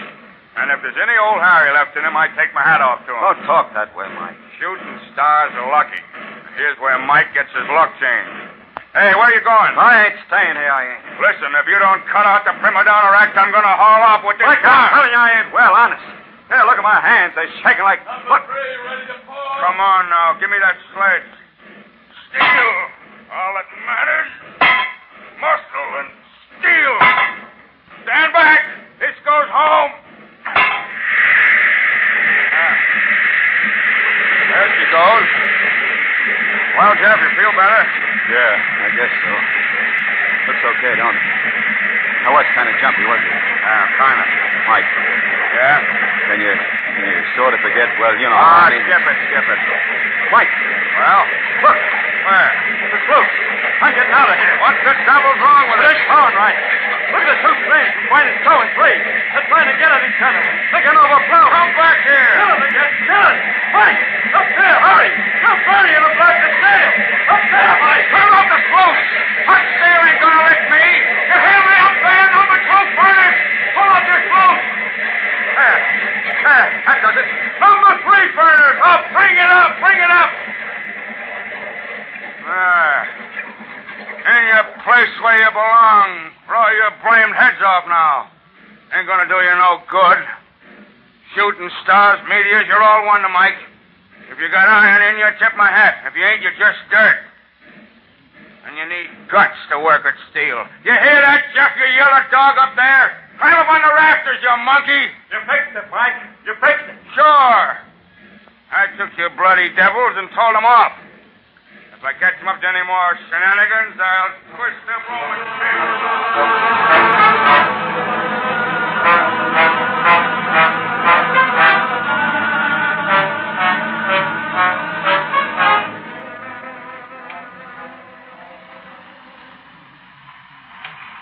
Choo-choo round that bend. We, Meteor Special number 1. Slow down. Pick up mail. Now, careful, Donald.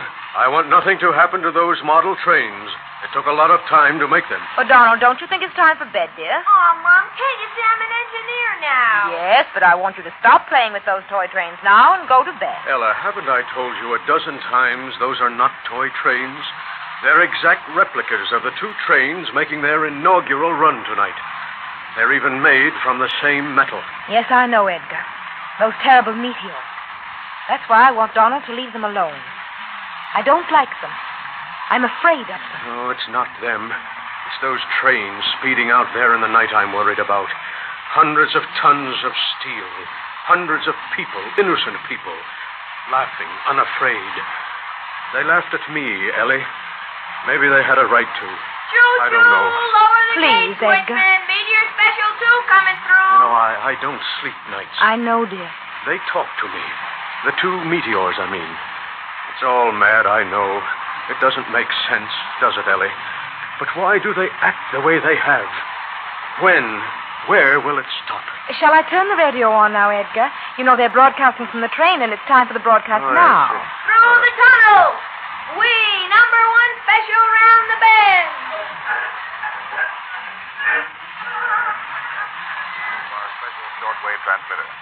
Here we are, ladies and gentlemen, in the engineer's cab of that latest marvel of railroad development, Spirit of the Meteor No. 1, making its inaugural trip across the country. Because of the Donald, unusual news stop interest running those of the toys. new Meteor, I mean those model we have trains. a very celebrated gathering of the Spirit of the Meteor No. 1 tonight. The party of Mr. Sloat and several other executives of the line have left the celebration going on in the club car to watch for the approach of the Spirit of Meteor No. 2, due soon to pass us, going in the opposite direction. Mr. Sloat, would you mind saying a few words to the radio audience? Ladies and gentlemen, Mr. Sloat, President of the Transcontinental Railway. I and my associates have made a reality from a vision. An ideal, yes. At first, this monumental, unusual task seemed too much for mere man to tackle. But I am proud to say that I and my associates have been able to... The men who died rot in their graves, but he talks Shedgish, I won't But no, my friends. Success, I have found in my experience as a captain of American industry, is built upon that inestimable quality of perseverance, which Yes, of course, Mr. Sloat. Quite right, I'm sure. But now, could you tell us just how soon it will be before the Spirit of Meteor No. 2 should come into sight? What's that? The other train. Certainly. Engineer, when will the other train pass us? You know, of course, that the precision of our timetable is the envy of the railroad world. What's that? Any minute now, you see, sir. Thank you very much, Mr. Sloat. Ladies and gentlemen, I wish I could truly describe the thrill there is in setting up here in this powerful locomotive speeding through the black night. The clicking of the wheels, the shrill cry of the whistle. Can you hear them? How different it was back in the club car. Dancing, laughing, and pretty women. But up here, it's like in another world. All business, meters, dials, switches. The hum and whine of the motors. Spotless. Not at all like the old, grimy coal burners with its soot and cinders and black smoke. I wish words could tell you the true picture of this monster of steel tearing through the night's blackness. Its beaming eye picking out a narrow path across the wooden ties that fly past like pickets of a fallen fence.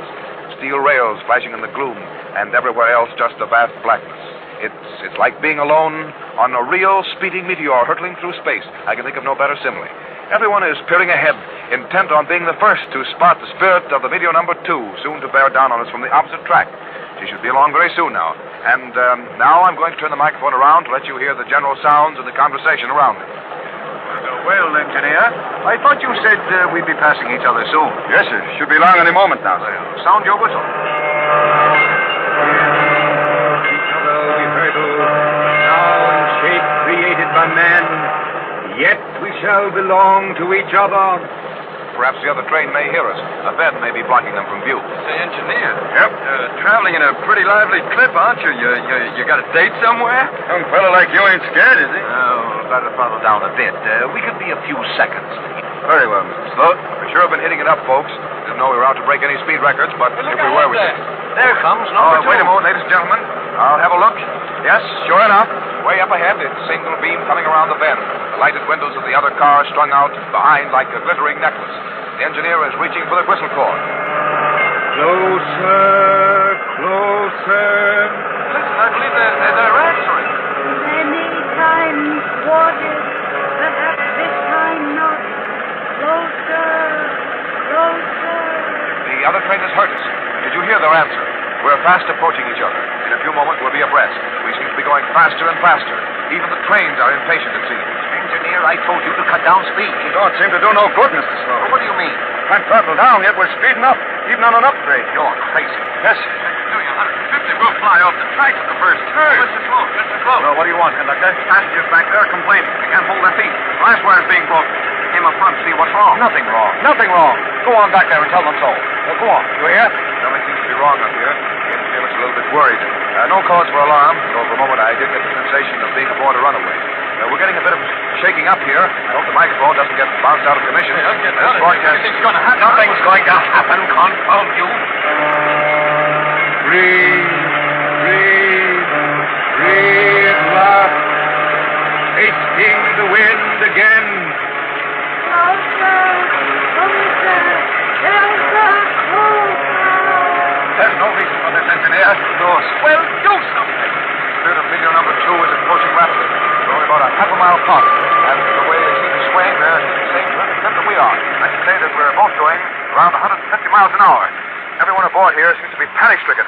I can hardly keep the microphone before me. We're vibrating so. A few hundred yards away now. What's causing happening? Please, Ed, let something me about hear this. meteors moving. The headlight of number 2 has reached us. It looks like a thing alive. In a few seconds, we'll... Why, the radio's gone dead. What's happened? Daddy!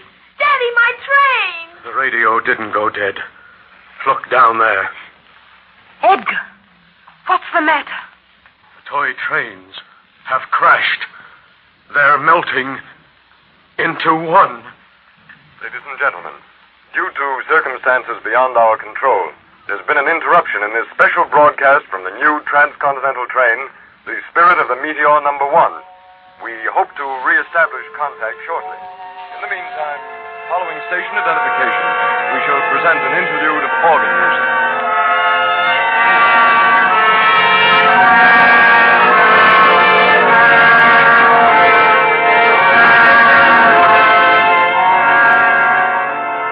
You have just heard The Wedding of the Meteors, an experimental radio play written for the Columbia Workshop by Leslie Roberts and Joel Hamill. The musical score was composed and conducted by Bernard Herrmann. The entire production was under the direction of William N. Robeson.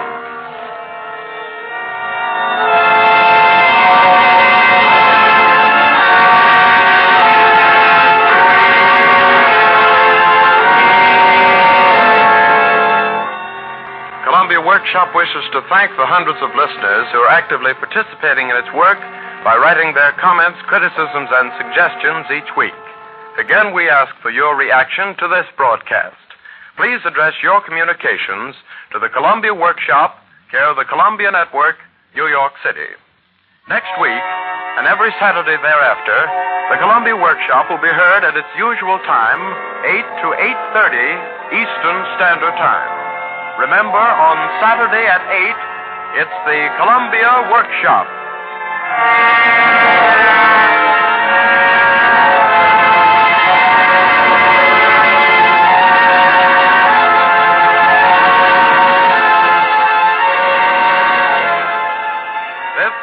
The Columbia Broadcasting System.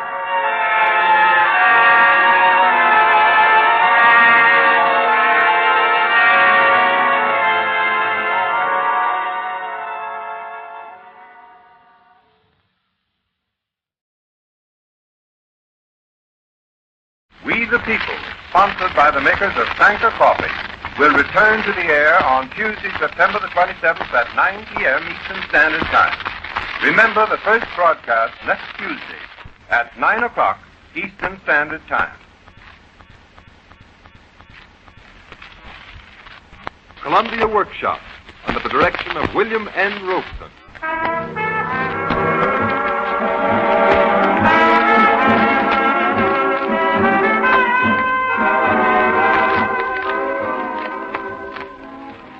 Tonight, the Workshop presents He Doubles in Pipe, a modern fairy story adapted by Hilda Cole from her original story, Joe Swing Retired, which appeared recently in Screen and Radio Weekly. Mark Warno conducts the orchestra, and famed hot Pee Wee Irwin plays Joe Swing's trumpet. But remember, he doubles in pipe.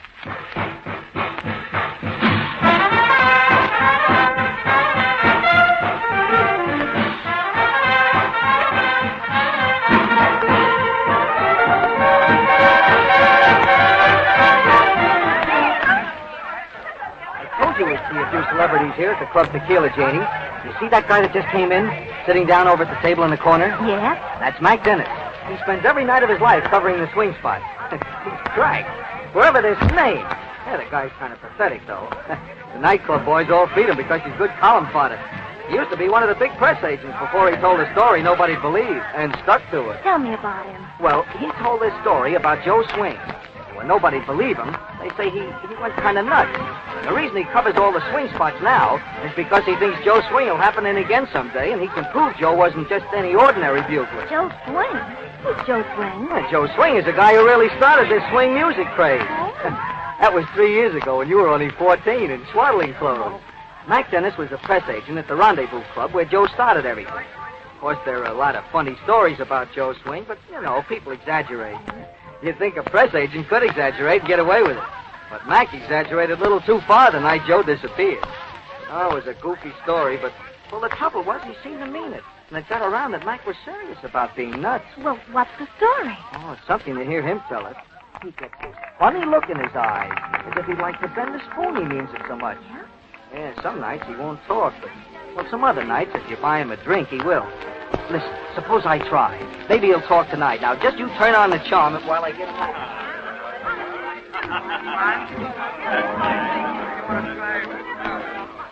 Hello, Mac. What do you think of this band? Ah, they're great. They've almost got it. Yeah, they sure have. Say, listen, Mac. I've got a sweet little girl over there, and You've always got a sweet little girl. Yeah, thanks, Mac. Oh, but this one's nuts about swing. She was just asking me about it. You know, what is it? Where did it start? So I said, you're in luck because there's somebody here who can really tell you. Yeah? Yeah, come on over and have a drink, huh? No, I'm tired. Oh, look at her over there, Mac. Look at that smile. Yeah, she's got a sweet smile, all right. Come on, Mac. Yeah, all right.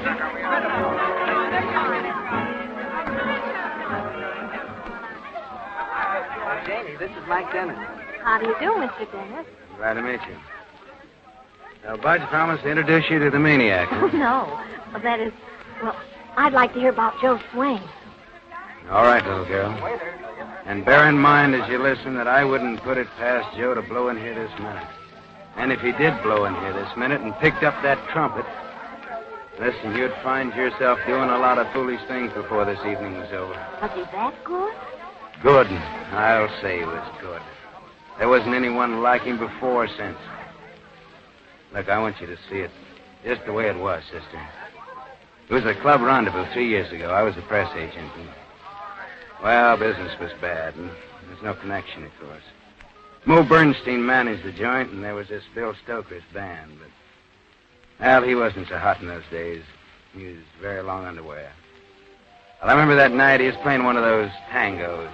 You know the kind I mean. And Paul and Pepita, this smooth dance team, were out on the floor doing that dream world stuff, you know. Well, I want you to see it just the way it was, sister. I want you to see the people sitting around that room, the Park Avenue hay bags with diamond earrings, and, you know, all the people who hated to be 30 because, well, I don't know, when you're 30 it begins to seem like you can't use youth as an excuse to experiment anymore. Well, you know the type. Nowadays they're called cafe society. You can see them, can't you, sister? Oh, no, I'm crazy about dogs, but I can't stand cats.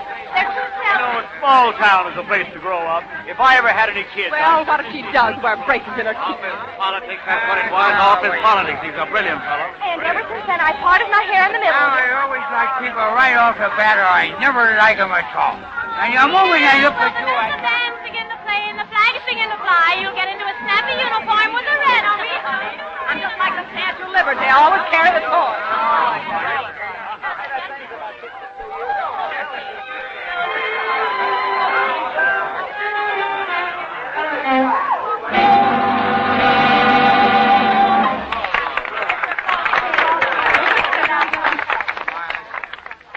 Yeah, well, there's always that way over at the rendezvous, sister.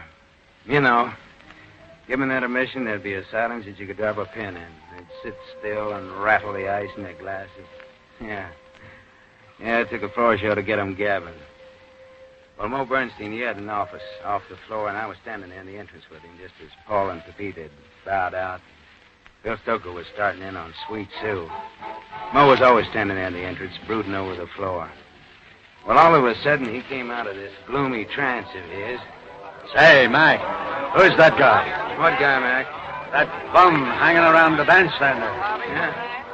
No, looks like he's lost a bet. I haven't seen a top hat like that since I worked for Ted Lewis. Looks like a drunken bum off the streets to me. How did he get in? Search me, sweetheart. You hire the bouncers. The guy's got a screwy look in his eyes.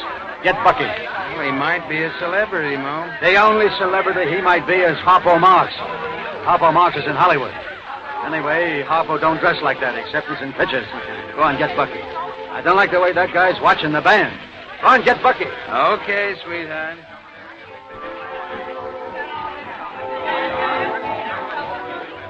Hey, Bucky. Bucky, get to work. What's the matter? I see that guy over at the bandstand? Huh? Yeah. Well, how did he get in? Well, that's what Mr. Bernstein wants to know, and Mr. Bernstein says get him out. Maybe he'll come quietly, but I don't know. He don't look like I'll it. take care of him. Listen, you better hurry. He's grabbing Gusty's trumpet there.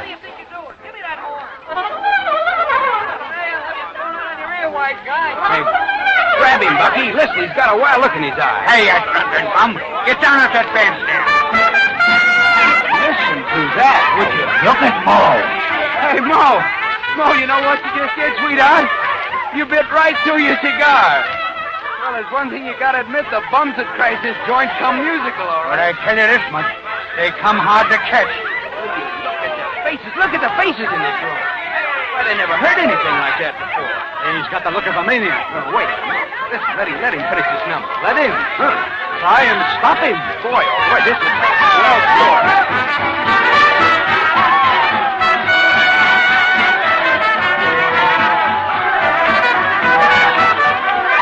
Look, the boys in the bandstand, they're eating it up, Mo. Yeah. Red, stop waving his baton. Look, he's going over to the other piano. Boy, you've got something here, sweetheart. Holy elephant. Hey, look at that old dame dancing all by herself there, will you? Mary, you're a sight. Sit down. Oh, when I was a kid, I used to dance all by myself. All by myself to my own music and my own head. I haven't felt that way since. And now because I'm old, oh, you don't get old, really. You just look in the mirror and there you are. Oh, I don't care. Let me go. I don't like the way that drunken horn player's watching you. Laughing at you. He knows just how I feel. Let me go, Charlie. Hey, doesn't anybody feel the way I do? Sure, I do. Well, come on, let's dance.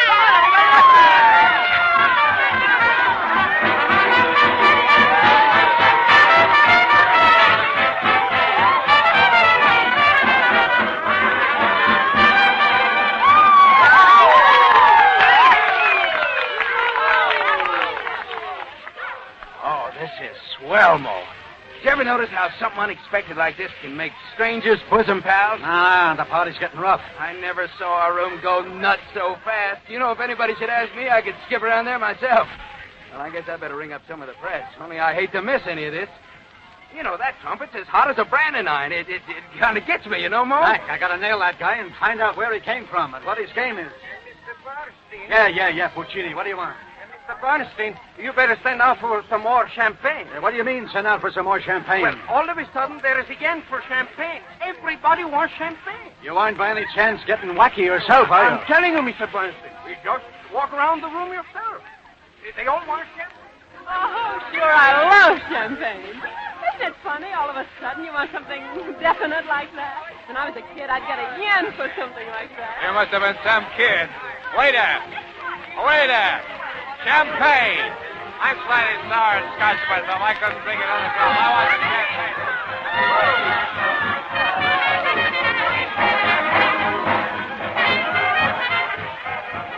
This wine tastes better than usual. Yes, I've never tasted. What's the matter? He's coming over here. That trumpet player's coming over to this table. Oh, he's got that very down. He won't eat you. Yes, he's got this funny look at him.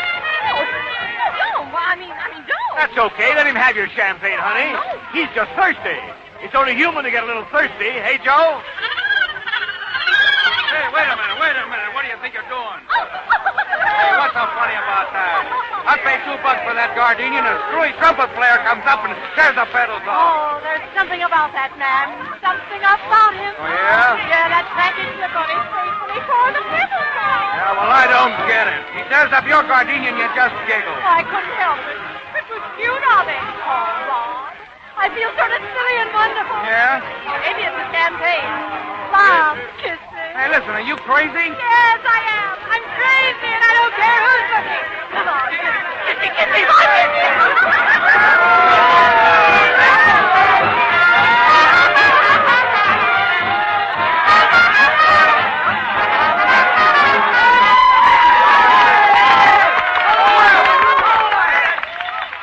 Well, sister, you begin to get the idea.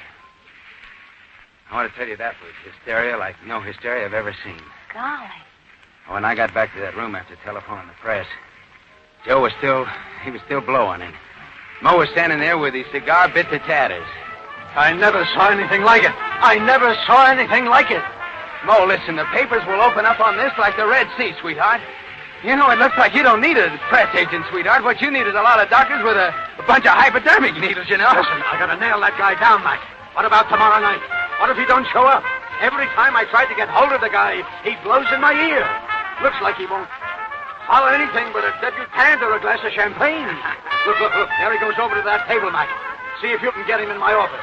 Dogs and children like you. Or maybe he'll come if I whistle. I don't think. Hey, Joe! Joe! Say, Joe, how'd you like to sign your name to a contract? Oh, I talk too much, huh? Can you try that? Hey, only look, fella, now look, if you work here regularly, I hope you won't go around tickling the necks of our fair patrons with odd pieces of fern. Now, that's a nice tone of voice you got there. Hey, don't you have any respect for the great Mo Bernstein? Listen, he wants to see you.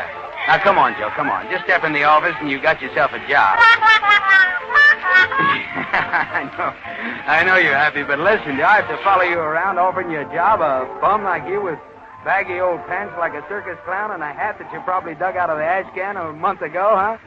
Now, does that make sense? Oh, is that so?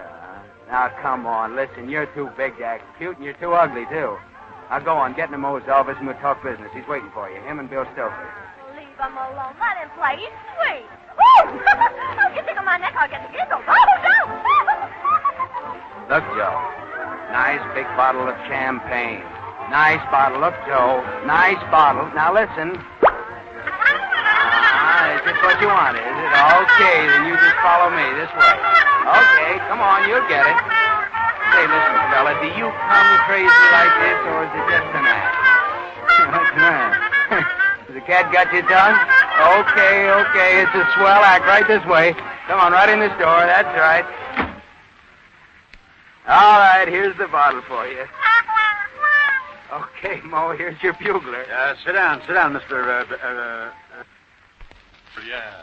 I want you to meet the conductor of our band, Bill Stoker. Glad to meet you, Mr. Joe, look, the general idea is that they want to know your name.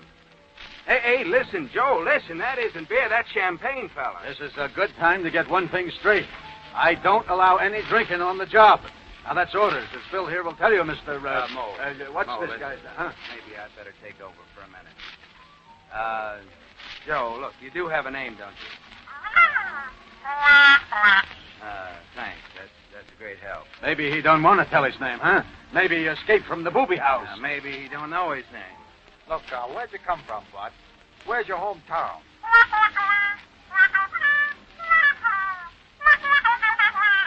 What difference does it make, huh? Listen, I'm a busy man. You want a job or you're just a wise guy? I don't waste no time on wise guys.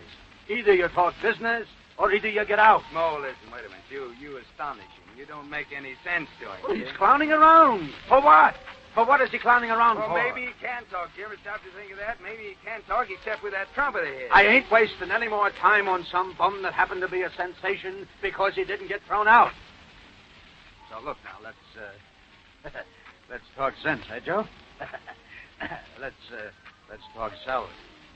Did you ever play with a band before?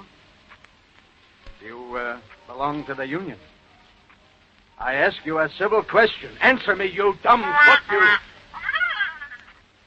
Well, I'll be a... Hey, listen. Open the door. He's playing again.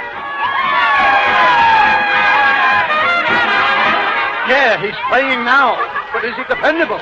Can I give him a build-up? Will he show up tomorrow night? I don't know, sweetheart, but it looks as if for once in your life you've come across a musician that you can't handle.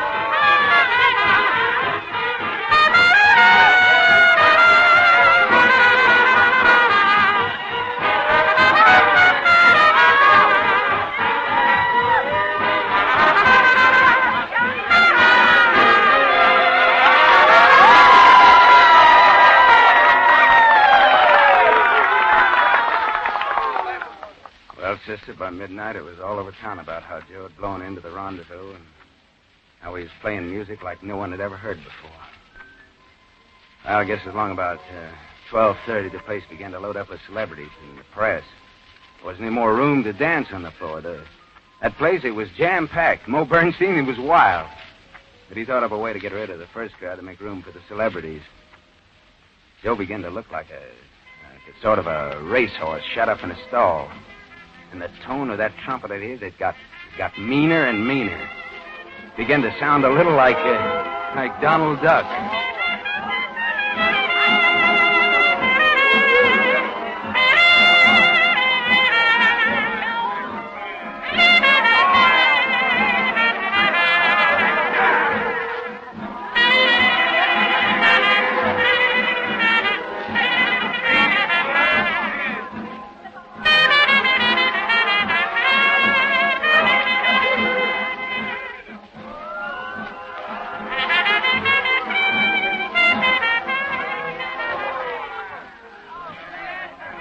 Sorry, sir, but this table is taken.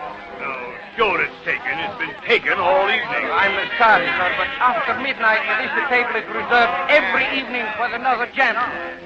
You know, Mr. Arnold Davin, the columnist. But I'm sure you understand, sir. You'll have to move to another table, please. That's a hot one. Move to another table. How do you like that, Vivian? Try and find another table. Sorry, madame, but I Well, we were here first. Now, look, I'm terribly sorry, but I have to cover these clubs for my paper. It's in the line of duty. We had no warning whatsoever. I'm sorry, sir, Look, my but good people, I they can't stand here all evening like vultures. It is a bit awkward. Come on, Vivian. It's no use. Oh. He's got the pull of a tugboat. Terribly sorry, really. Nuts.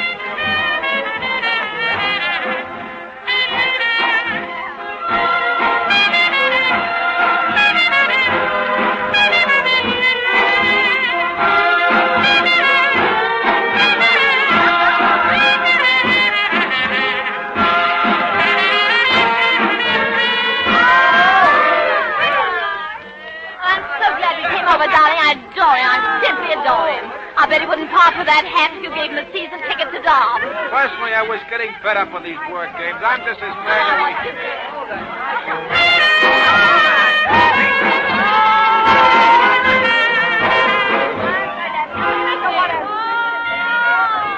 You've got that restless look again, Dave. Don't you ever get a kick out of anything without wanting to sign it up? Yeah, but if Joe Swing's a great showman, great. He'd be great in pictures with a Harry face.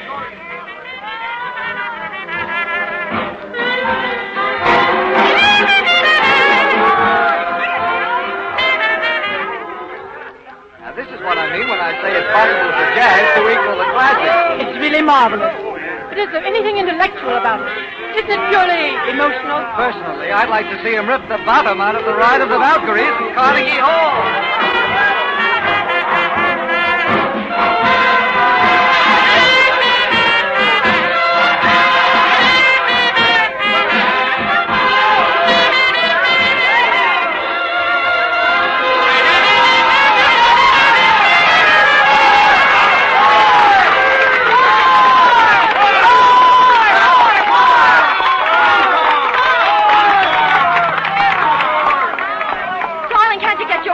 I want to ask him to do Starlight.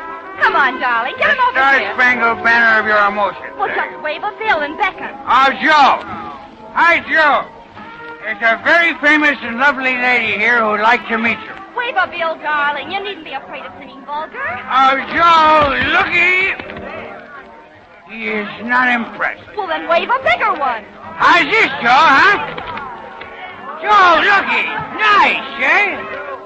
Well, I'll be it. He is not interested.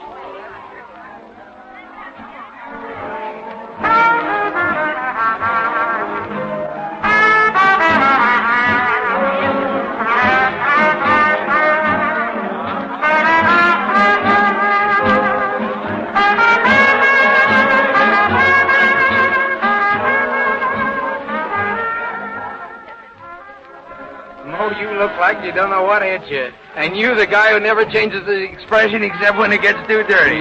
Frankly, Mac, I'm worried. Worried? Don't make me laugh. Every celebrity you ever angled for is in this place right now. Just look at him. And are they eating him up? That's just it. They're eating him up.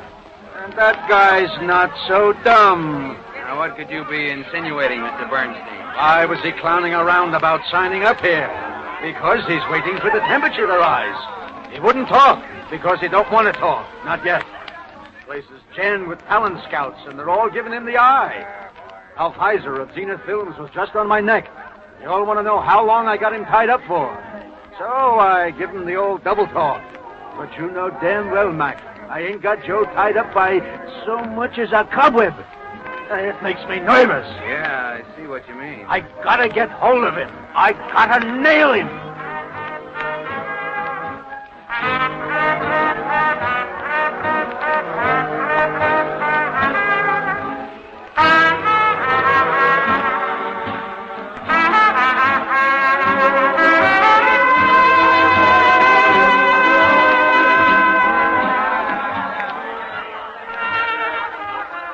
Sorry, monsieur, but you will have to move. This table is taken. What do you mean, this table is taken? Well, you see, it is reserved for Adam Entwich every night from 1 o'clock on. I'm sorry, monsieur. Say, listen, I've been watching you, and I tell you that neither you nor Mr. Entwich are going to pull a fast one on me like you've been pulling around this room.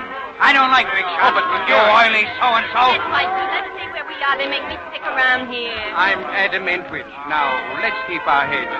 You've had this table all evening, haven't you? Yes, Mr. Entwich, we was in here first. We liked Joe's swing before you people came in. It makes me sick the way the whole bunch of you were acting. As if he wasn't any good till you said so. But when your celebrities say he's good and sit around saying how marvelous and how divine, that makes him good.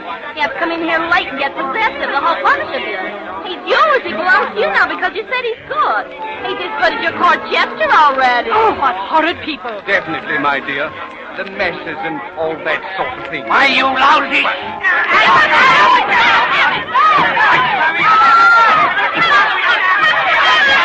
Mac, get after Joe. There he goes out the door. Hail him, and don't let him get out of your sight. I'll follow him like he was my own fate, sweetheart.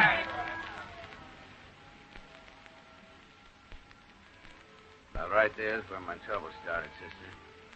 Because Mo told it all over Broadway that I never did catch sight of Joe. After it was all over, Mo said that I let him get away from me. Mo said that Joe was just some maniacal, irresponsible bum who didn't know the meaning of dough. Mo said that I never saw Joe again after he blew out of the rendezvous. But you did, didn't you? Sure. I followed him. He headed right up 7th Avenue toward Central Park. It was raining kind of a, light, drizzly rain, and the sky was that purple-pink the way it gets. Uh-huh. Well, Joe walked ahead in that funny kind of a hop and shuffle of his, and I don't know, he looked sad. He looked so sad the way he was walking, carrying that trumpet that, well, I felt like a heel. Gee. Well, he headed straight for the park, and when he got to that fence there, that railing there, well, suddenly he threw up his hat in the air, and he jumped over the fence. He cleared it just like an athlete. Well, I figured that he was ducking me for laughs, so I yelled after him, "Hey, Joe! Hey, Joe! Joe, hey, Joe, come on back here! Hey, Joe, listen, you have a weird sense of humor, sweetheart. Oh, now, look, cut it out. I know you're sitting there sniggering in the bushes. Look, Joe, Mo says come home to Mama." Hey, is that you whistling, Honey Bunch? Oh, is it the wind? Yeah, only there isn't any wind. Say, Joe, listen, you left your horn behind. Yeah, and your shoes. For the love of 'em. Kicked right over in the dirt, huh? Well, maybe I better follow your footprints. Yes, sir, that would be real cute. You hiding in the bushes and me chasing you. Okay, boy. I'll follow your footprints. Yeah. What the devil? Hey. Easy, Mac, easy. You better look again. Light a match there. Lord, they ain't footprints, they're hoof prints. The cloven hoof. The cloven hoof right here in the mud where he was. My Lord, if it ain't the great God Pan. Well, no wonder he wouldn't join the Union.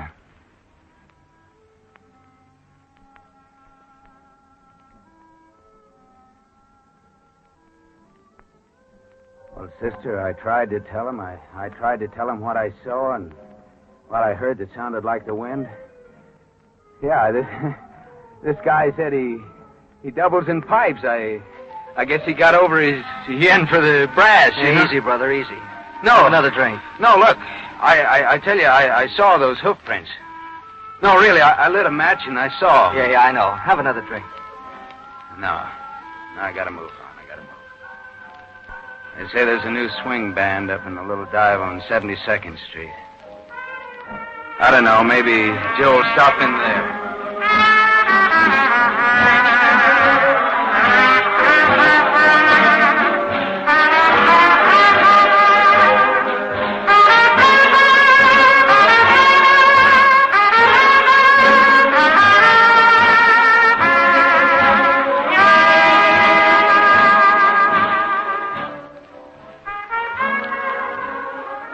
You have just heard the Columbia Workshop's production of He Doubles in Pipes, an original radio play by Hilda Cole based on her story Joe Swing Retires, which was published recently in Screen and Radio Weekly, the national newspaper fan magazine syndicated by the Detroit Free Press.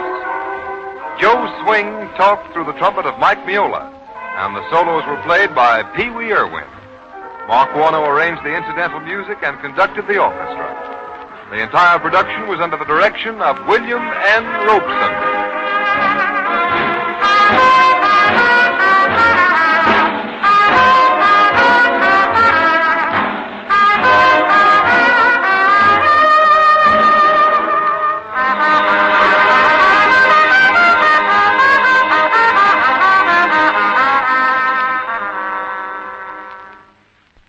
The character of Mac was played by Van Heflin and Moe by Edward Latimer.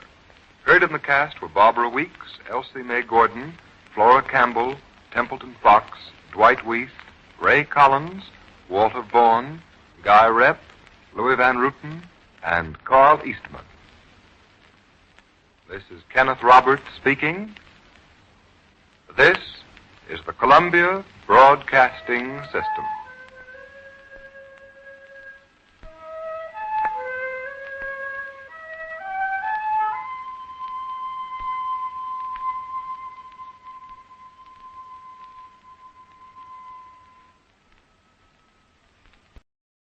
The Columbia Workshop, under the direction of William N. Robeson, presents the National Headliners.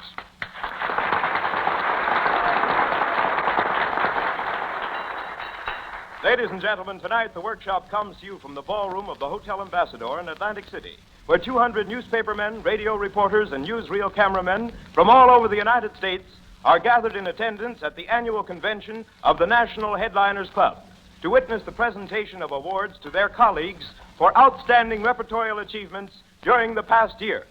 The Columbia Workshop presents the National Headliners. Headliners on the front page. And the editorial pages. Headliners on the newsreel screens. And the radio sets of America.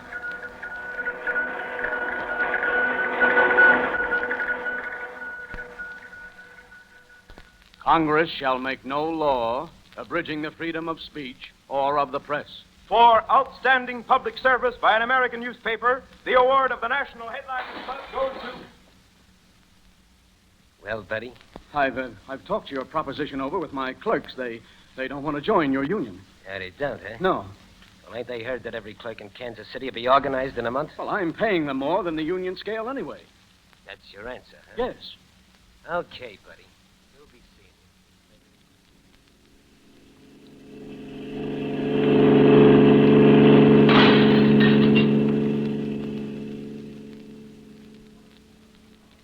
It's outrageous. And anyway, I couldn't persuade my men to join even if I wanted to. The Wagner Act won't let me. That's the law. In Kansas City, we're the law. We're not having any labor troubles here. My girls are all satisfied. Well, the union ain't, sister. Well, we don't intend joining. Yeah, you'll change your mind. We'll see about that. We have a special this week on crokinole waves, Mrs. Elstead. Wouldn't you like one? Well, maybe I'd better. The Bridge Club meets tomorrow, and I think that... What was that? I ran through something in the door. Oh, good. Oh, it makes me... Everybody get out of there. 485 windows broken in 4 months. Innumerable places of business emptied by stink bombs. 11 large buildings bombed with dynamite. This was the situation in Kansas City, Missouri in April of this year. The public suspected racketeering in labor. The politicians, whetting their axes for the spring elections, blamed each other. The police checked each vandalistic outrage, found the intimidated merchants unwilling to cooperate with information. But there was one force in Kansas City which could not be intimidated, could not be swayed from its pledge to the service of the people, the Kansas City Journal. Waiting until the hubbub of the election had subsided, the Journal-Post on April 24th began its expose of the labor racketeers in Kansas City, demanded police action, insisted upon a grand jury investigation, hammered away day after day with information exhaustively obtained by the members of its staff. By the middle of May, the campaign of the Journal-Post finally moved the police department to action.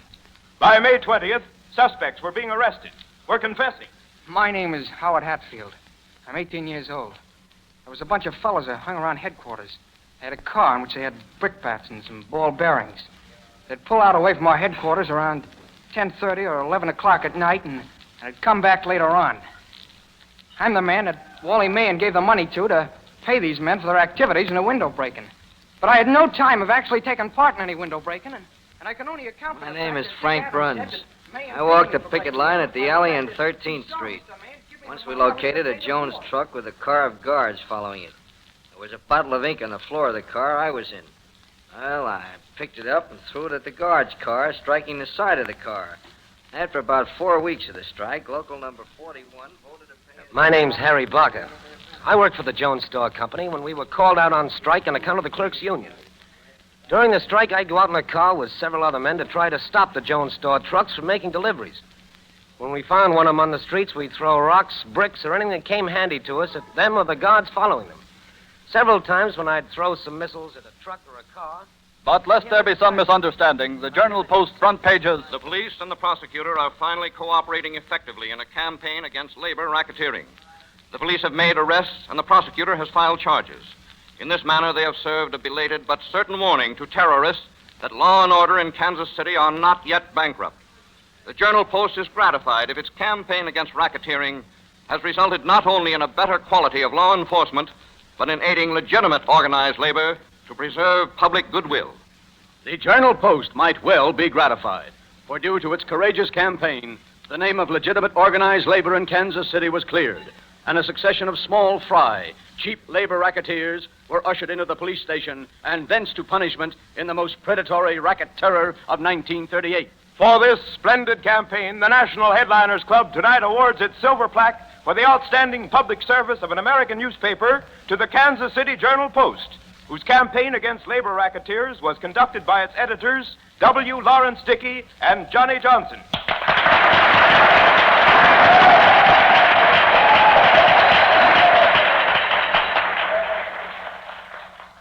For outstanding work by an American columnist, the National Headliners Club awards a silver plaque to Raymond Clapper of the United Features Service.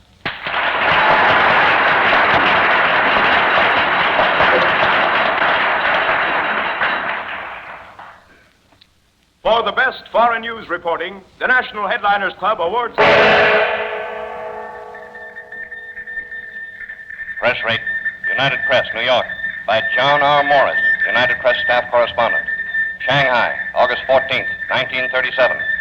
Chinese bombing airplanes apparently trying to destroy the old Japanese cruiser Ismo off the waterfront of the busiest part of the international settlement changed the tea lounge of the Palace Hotel from a comfortable box seat for today's fast-moving drama. Hey, that was an interesting show this morning, Morris. The bombardment? Yeah. The Japanese fleet is in the river only a day. They start dropping 3 shells at a time, waiting 3 minutes, and then dropping 3 more. Checking their range, that's my guess, Eakins.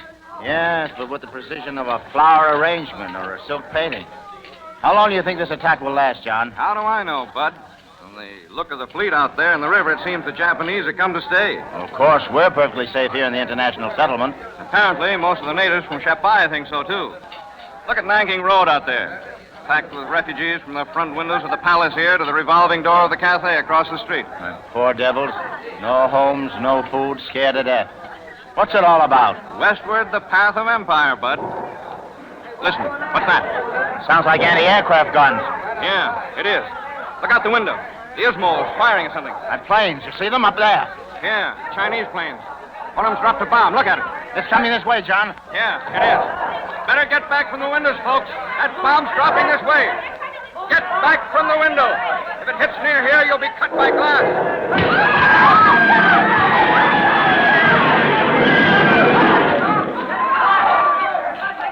You all right, Bud? Yeah, I think so. Must hit the top of the building. Yeah. Get across the street to the office and flank it. I'll check up on the dead here. Okay, John. Take care of yourself. I ran out to the Nanking Road side of the narrow lounge, hurdling overturned tea tables, chairs, and the prostrate forms of guests seeking the safety of the floor. Through the gaping windows of the Nanking Road, I could see at least 50 persons writhing on the sidewalks and roadways. 3 foreigners were trying to crawl away over the bodies of the dead Chinese.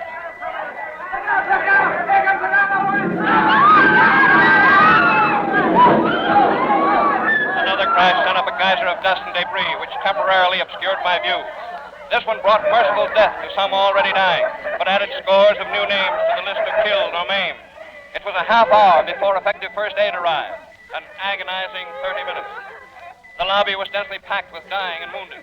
The tile floor was slippery from their blood. From the hospitals where they had taken the wounded, the volunteers' trucks returned to be filled with the torn and broken fragments. Within 2 minutes after the first bomb struck, the world knew of the Nanking Road bombings. Within 30 minutes of the Holocaust, John Morris' graphic eyewitness story was being received in hundreds of wire rooms of the member newspapers of the United Press all over America. For this worldwide beat on the first horror of the Sino-Japanese War, tonight the National Headliners Club awards John Morris of the United Press its Silver Headliners plaque.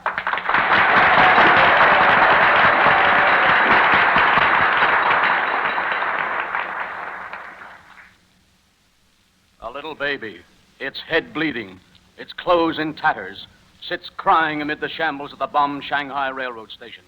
This picture brought home to uncounted millions the sheer, speechless horror of war. Tells indeed much more than 1,000 words. The National Headliners Club considers it the best news picture of the year. Awards its silver plaque to H.S. Wang, Far Eastern representative of the Hearst News of the day.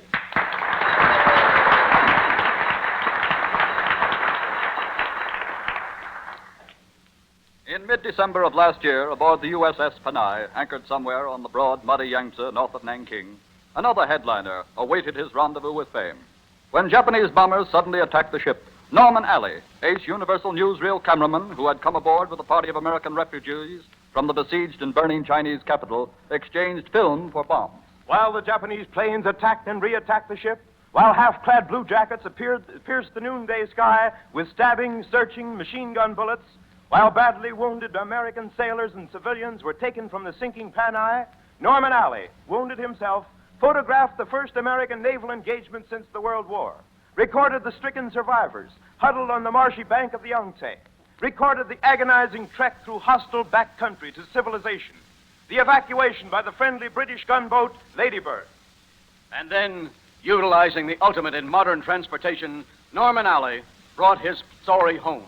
By U.S. naval escort to Manila, by China clipper across the Pacific to San Francisco, by chartered main liner across America to New York, where less than 24 hours after his arrival, the great document he had photographed at life's risk was being shown to audiences all over the country.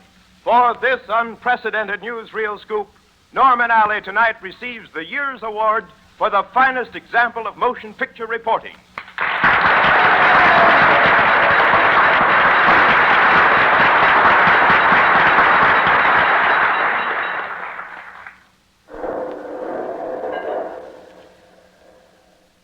On another war front this year, another great headliner wrote his last story.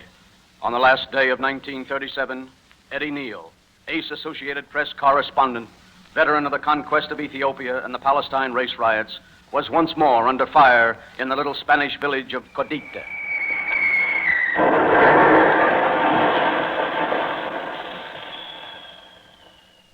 Eddie Neal was wounded in a score of places. They took him to a hospital in Sargasso.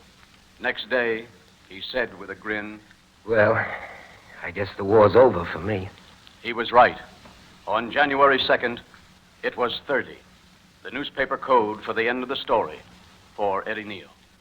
Tonight, the National Headliners Club is proud to honor a valiant colleague who died on the job, posthumously awards him the silver plaque for his excellent stories from the Spanish front lines.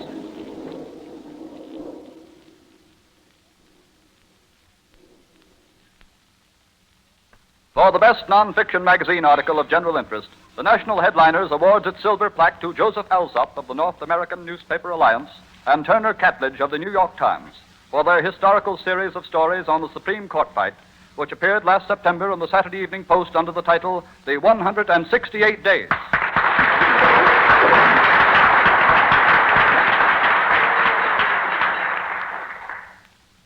For the best piece of domestic newsreel reporting, the award of the headliners goes Say, to... what the devil are jumping balloons? Never mind what they are, Al. You get up that old orchard man with your little hand camera, and the boys will explain everything to you. Jumping balloons, ladies and gentlemen, were devised in Germany by an inquisitive cameraman.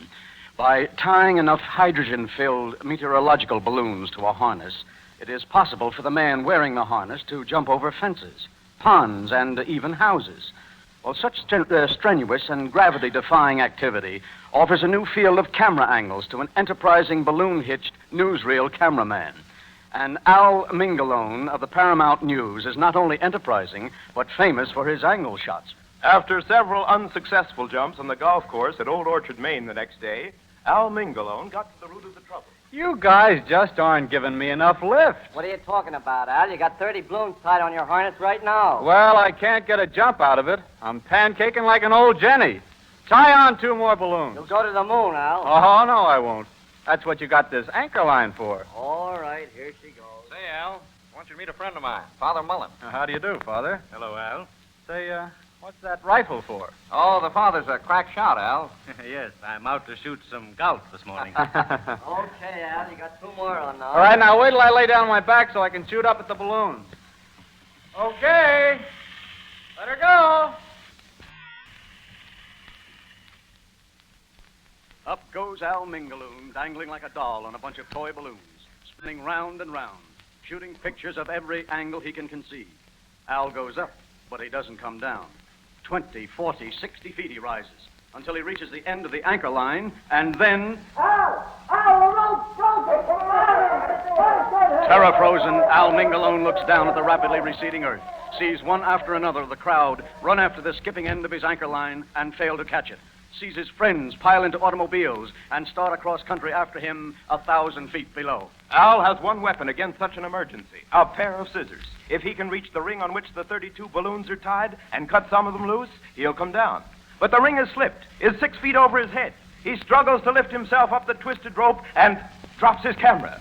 Instinctively, futilely, he reaches for it, but it falls away too quickly, leaving the cameraless cameraman quite up in the air.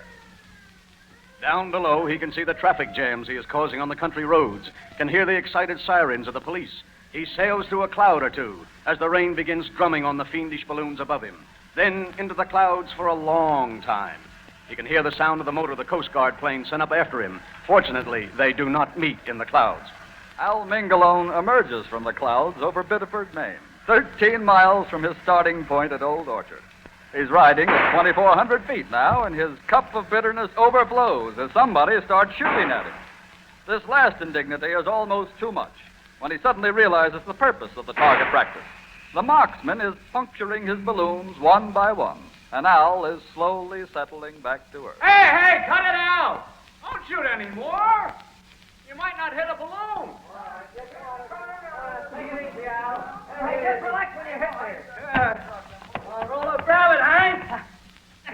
There we are. Yeah, we'll get you unhitched in a minute. Won't be any too soon. Let's touch that tree, Hank. Yeah, my kids will want a couple of those balloons. How do you feel? Okay, I guess. Say, who the devil was shooting at me? Father Mullen. He's one of the best shots in the state of Maine. Yeah, Al. You better go to church next Sunday. A moment later, the balloons tore free from their moorings and sailed away. A week later, they were found in upper New York State.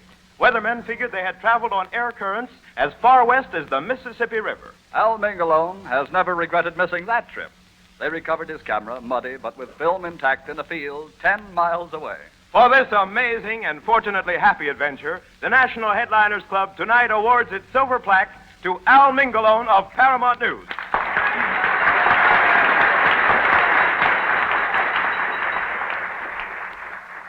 For the outstanding series of newspaper cartoons, the Headliners Club Award goes to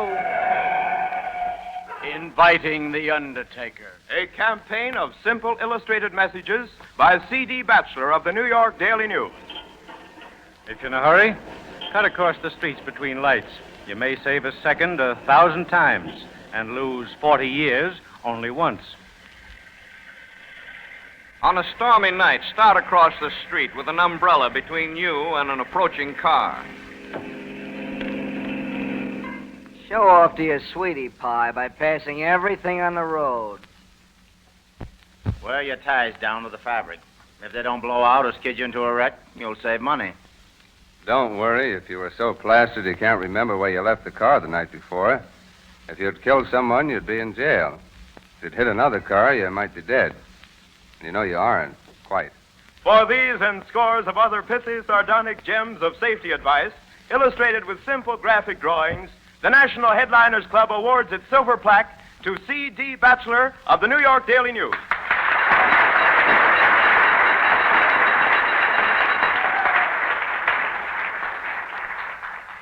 For writing the best and most colorful feature story of the year on the end of Detroit's Purple Gang, W.B. Ragsdale of the Washington Bureau of the Associated Press tonight receives the award of the National Headliners Club.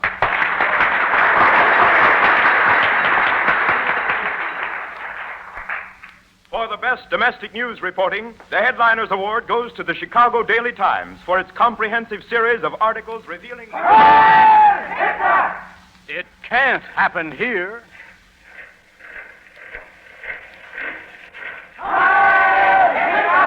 It is happening at the German-American Bun Camp at Yaphank, Long Island. It's happening at Hindenburg Park in Los Angeles. It's happening at the Deutsche Zentrale Farm in Cleveland, at Camp Efdender in Detroit, at Camp Deutschhorst, at Croydon, Pennsylvania. To determine just how far Nazi organization has gone in the United States, Louis Ruppel, managing editor of the Chicago Daily Times, last year assigned John and James Metcalf, two of his best reporters, to change their identities, their nationalities, and their ideas, and join the German-American Bund. A third man, William Mueller, made his investigation from the outside. For months, the two Metcalf brothers lived their strange new identities, massing information, documenting facts, investigating the extent of Nazi activities in the United States. On the outside, their colleague William Mueller assisted their investigations, organizing their material, preparing the campaign of the expose. Finally, early in September, managing editor Ruppel was ready. On Thursday, September 9th, the Chicago Times headline screamed across the front page, "Secrets of the Nazi Army in the USA!" Fully documented, illustrated with photographs showing the two Metcalf brothers in stormtroopers' uniforms participating in Nazi demonstrations, the Times story was sensational, caused reverberations as far away as Berlin. Fritz Kuhn, national leader of the Amerika Deutsche Volksbund, says, No, this is not true. It is all for the United States what we do. We are going to step in and protect the United States. Our organization is just waiting until the communists get ready to seize control, which will be sooner than you think. So long as there is a swastika, there will be no hammer and sickle in this country. Representative Samuel Dickstein of New York claims the German-American Bund has 350,000 members. The Daily Times, with understatement, which characterized its entire campaign, states that there are only 20,000. Says J. Edgar Hoover, G-Man chief, We expect to make an extended report on the Nazi matter. Says a spokesman for the German Foreign Office, We expect every German citizen of the United States to be a good German, but at the same time, scrupulously to respect the laws of the country. For so turning the searchlight of publicity upon Nazi activities in the United States, the National Headliners Club tonight salutes reporters James and John Metcalf and William Mueller, and their chief, Louis Ruppel. And to them and the Chicago Daily Times awards the silver plaque for the best piece of domestic reporting.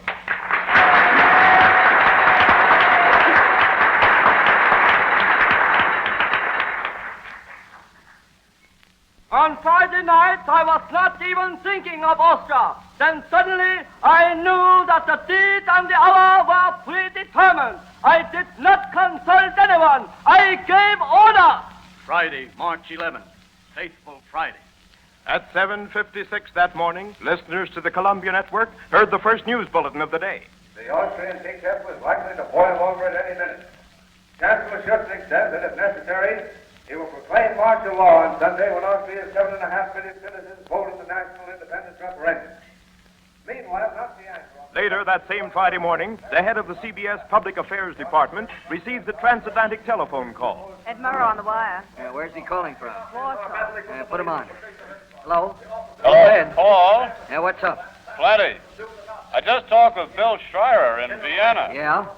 He tells me they've closed Ravik, the Vienna radio station. Says it looks like Hitler's planning to move in. What do you think? Oh, I don't think that he'll never let that election be held on Sunday. Hold the line a minute. Miss Jacobs. Get Shire in Vienna right away. When you get him, patch him into this line. Ed. Right. Hang on, I'm calling Shire. All right. Border of the town of Tostow. The swastika flag is now flying from the top of the Chancellery building, which is the seat of the Austrian government. Mr. Shire in Vienna is ready, sir. Thanks. Hello, Bill. Yes, Paul? I got in on here, too. Can you hear me, Ed? Sure. How's it look, Bill? The government's falling. The Nazis are moving in. All right, then. Now, here's what you do. Ed, you get a plane and fly into Vienna right away. Okay. Bill, you get a plane and fly to London. We'll put you on the air from there with an eyewitness report where they can't censor you. Right. And Ed, you make all arrangements for going on the air from Vienna if the stations reopen and they're not censoring everything by the time you get there. Okay. This way, we'll duck censorship in one place anyway. Right. Okay, boys. Now get going and best of luck. So long. Here somewhere close to the Austrian border. German troops are marching all over the frontiers of Austria. Chancellor Hitler himself took off for Berlin in a plane. Just before he left, Hitler... As long columns of efficient motorized Nazi troops follow their beloved Führer across the Austrian border, as William Shire flies to uncensored London, and Edward Murrow plays 5,000 marks to charter a plane from Berlin to Vienna, lights burn all night on the 17th floor of the Columbia Broadcasting Building in New York City. Columbia's complicated radio schedules are broken down, torn apart, to prepare for the broadcast to come from Europe, to prepare the CBS audience for history in the making. The first of these transatlantic pickups occurred on Saturday night, March 12th, at 6:30 p.m. Eastern Standard Time, shortly after Shire arrived in London. Hello, America. I'm here in London tonight to report what I saw, not to give my personal opinions. I saw no disorder in Vienna provoked by the workers. But when I arrived in Berlin this noon, I found that the newspapers were appearing in flaming headlines about violent red disorders, as they put it, in Vienna. And I have here before me the front pages of Chancellor Hitler's own newspapers, the focus of attention this morning. Its banner headline reads, German Austria saved from chaos. Austria's resistance to Nazi... Hourly bulletins, a second London pickup. Within another 4 hours, while the whole wide world, Columbia facilities set up one of the most complicated broadcasts in the history of radio. On Sunday evening at 8 p.m. Eastern Standard Time, CBS brought America the dramatic tour of the 5 world capitals. From London, England, William Shire introduced Miss Ellen Wilkinson, Labour Member of Parliament. No one in Britain wants war. It is not that the British are afraid of Hitler and Mussolini. If they have to fight, they will. But there is no war feeling here as yet. The feeling here, though the people are deeply moved, is one of... Without a hitch, the next speaker joins the broadcast from Paris. Mr. Edgar Maurer, European correspondent of the Chicago Daily News. Densely populated purlieus of Paris, in all those gray and provincial towns and hamlets and quiet villages that are really fun, something seems to be stirring. Something that has been quiet since 1919. If I were Adolf Hitler, I should say... Back to New York goes the control, as Bob Trout introduces Pierre J. Huss of International News Service, speaking from Berlin. I have found a keen desire amongst all classes, official and private, to impress upon the outsider the fact that Austria has come back to the German fold of its own will. This is exclusively a German affair. Waiting in Vienna is Edward Murrow, who encountered the anticipated censorship, but who refused to make ordered cuts in his copy, and who then, after strenuous argument, was reluctantly permitted to broadcast. I arrived here by air from Warsaw and Berlin only a few hours ago. I'd like to tell you a few things I've seen and heard in the course of the day. From the air, Vienna didn't look much different, but nevertheless it's changed. The crowds are courteous as they've always been, but many people are in a holiday mood. They lift the right arm a little higher here than in Berlin, and Heil Hitler is said a little more loudly.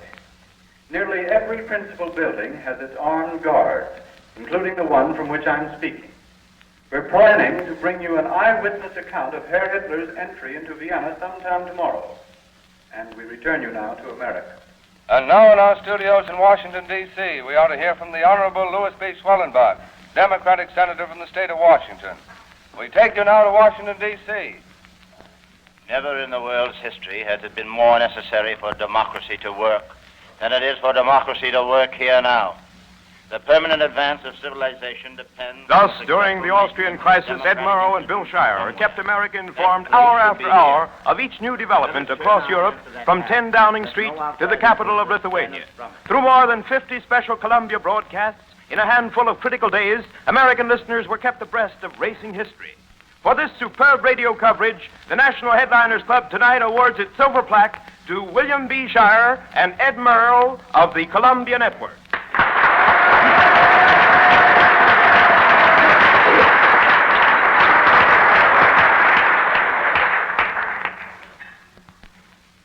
The noblest mission of the Italian citizen is to subordinate himself to the state. You must not think dangerous thoughts. Thoughts are not dictated by those of your emperor. A powerful national government may take the responsibility for large incursions on the liberty of individuals. In its capacity as a state, the German Reich must gather all Germans to itself. We spit on freedom. Congress shall make no law respecting an establishment of religion or prohibiting the free exercise thereof, or abridging the freedom of the press, or the right of the people peaceably to assemble and to petition the government for a redress of their grievances. Only in a democracy, perhaps only in the United States of America, could these newspapermen, cameramen, and radio reporters have reported so freely on controversial issues as to receive these awards from a jury of their peers. Only in a democracy, perhaps only in the United States of America, could this broadcast have been made today. You have just heard the Columbia Workshop's dramatization of the awards presented by the National Headliners Club for the outstanding newspaper, newsreel, and radio news coverage during the past year. This special workshop broadcast has come to you from the ballroom of the Hotel Ambassador in Atlantic City and was written and directed by William N. Robeson. This is the Columbia Broadcasting System.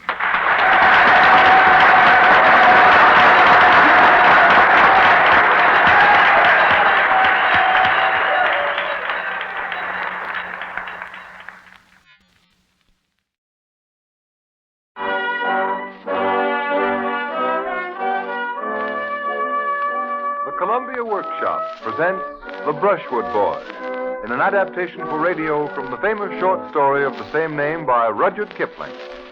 The Brushwood Boy is the story of George Cotter, a sensitive and imaginative young Englishman who goes to India in the service of the Widow of Windsor.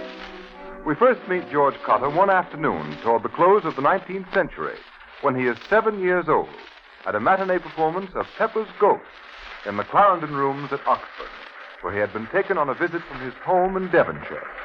The performance is over, and the curtain has just come down. Oh, I forgot my cut. Why did you cry? I've got a cut on my hand. I did it with my new knife. And when I clapped my hand, it made it hurt. Oh, I'm so sorry. Can I see it, please? Can't see much. It's got a plaster on. But it's all raw underneath. Oh, it looks dreadful. It must hurt awfully. Oh, it does awfully. It might give me lockjaw. That would be horrid. I'm so sorry. What are you doing, Master Georgie? You know you mustn't talk to strange little girls. Oh, she isn't a strange little girl. She's very nice. I like her, and I showed her my new cut. Yes, and it's a very bad cut. I do hope it isn't going to give him lockjaw. There, do you see, Hopper? I told you she was a nice little girl. The very idea. You come along home, Master Georgie. What do you think your mother will say to such goings-on? Come along. All right, Hopper. Goodbye, little girl. Goodbye, little boy. Has her ladyship returned yet, Perrin? Yes, madam. She's here in the drawing room. Thank you, Perrin. Hello, Mary, darling. Hello, Fanny. Got any tea? Hello, Lionel. Hello, dear. Didn't expect to see you before dinner. Has Harper come back with George yet? Yes, they've just gone upstairs. Now, what did they do this afternoon, Sally? Well, Harper took him to see Pepper's Ghost at the Clarendon. Pepper's Ghost? But, Sally, darling, do you think that altogether wise? Altogether wise? Well, what do you mean, Mary? It seems to me the boy's altogether too excitable and imaginative to see such things. I'm inclined to agree with you, Mary. Nonsense. Do him good. If I'd known he was going, I'd have taken him myself. But really, Lionel... Rubbish. Now, for heaven's sake, don't keep the boy in a glass case, Sally. He's sound enough. Give him a chance to let his imagination run away with him sometime. He'll come to the post all right if he's left alone. But not if you cramp him with your infernal mollycoddling. You see, Mary, not much that I can do about it, is there? Doesn't seem to be, Sally. But what about his dreams, Lionel? Well, what about them? Perfectly natural for the boy to dream, isn't it? He's at the fairy tale age now, and he's hunting for his ideals in his sleep just as hard as when he was awake. Perhaps you're right, Lionel. At any rate, it's a pleasant theory, if not a sound one. What are you going to do about his school? Lionel and I were talking about it yesterday. We're going to have a tutor for him until he's 12. After that, he'll go down to Cranston. And then, if he can get through to Sandhurst, I suppose he'll wind up as a second edition of Lionel. If that's so, darling, I shouldn't think you'd have much to worry about. No, I don't suppose I shall, dear. Lionel isn't a bad old ox, even though he does happen to be your brother. He told you that we must get back to Paynton tomorrow, didn't he? Oh, Sally, darling, not tomorrow. Say at least another week. Sorry, dear, we really can't. The Beltons are coming on Saturday, and Lionel wouldn't dream of putting them off. Oh, bother the Beltons. More tea? No more, thanks. I think I'll go in and see George for a few minutes before dinner. The vicar's coming tonight, isn't he? I suppose I'd better wear something high and black. Oh, Mother, I'm so glad you've come. I'm so sleepy, but I've got such a lot to tell you. Harper took me to see Pecker's ghost, and he was all white and wavy, and he played jugglers with his bones and took his head and... Georgie, dear, not so fast. Oh, but he did, Mother. He took his head and threw it in the air, and his arms played with his legs and feet, and he danced on his hands and sang a funny song about old Jim Crow. And there was a little girl with a hair brushed back like Alice in Wonderland, only prettier, and I was clapping my hands, and it hurt, and I showed her my cut, and she hoped I wouldn't have lockjaw, and she was so sorry. And Harper said I was a bad little boy for talking to a strange little girl, and she made me come home, and... Oh, come, darling, you mustn't run on so, and you mustn't blame Harper for bringing you away. You know, she's been told she must be very careful of you when you go to strange places. Oh, but Mother, darling, when I get older, I shall go to strange places without Harper, shan't I? Yes, dear, I suppose you will. I go to strange places now sometimes, when Harper leaves me alone at night. Yes, dear, I know. Beautiful places, too, Mother. But sometimes... the policeman tries to stop me. Policeman? Policeman, dear? Yes, dreadful man. They call him Policeman Day. And he stands in my way when I want to go to the City of Sleep. And I get so angry because I want to go to the Brushwood pile. There's a beautiful princess in the Brushwood pile, and she comes out to meet me. And we swim in the rivers and climb the trees and run up the mountains and sail the seas. And... oh, Mother, darling, that sounds like poetry, doesn't it? Yes, dear, quite like poetry. I'm so glad I can make up poetry. Oh, but I'm so sleepy, Mother dear. I don't think Policeman Day can keep me away from the Brushwood pile tonight. Maybe he won't, Georgie. But if you're very tired, perhaps you won't even want to go there. Oh, but I do, Mother. I'm always so happy when I'm there. Don't you want to go where you're happy? Yes, darling, we all do. Here's Harper with your milk. Kiss me good night, darling. Good night, Mother dear. Good night, George. Don't drink your milk too quickly. Bad for your tummy. Good night. Harper? What is it, Master George? Policemen don't interfere with nice persons, do they? Oh, no, Master George. They're supposed to look after nice persons. Am I a nice person? Yes, my dear. You're a very nice person. Sometimes. Is Pecker's ghost and crocodiles and vandersnatches nice persons? Of course they're not. Now you must go to sleep, Master George. If they're not nice persons, why doesn't Policeman Day keep them away from me? You're talking nonsense, Master George. You must be quiet now and go to sleep. All right, Harper. I do hope the policeman won't keep me awake tonight. You know, Harper, I wonder sometimes if Policeman Day lives in the milk. He was beating a pig the other night. Pigs are nice persons, aren't they, Harper? Well, of all things, pigs, nice persons. Though I must admit I do like a bit of ham sometimes. Are you asleep, Master George? Yes, he's got past the policeman tonight. I'd better put the night light out of his reach, though. in case he gets restless. He won't be able to knock that over. He's safe and sound till morning now.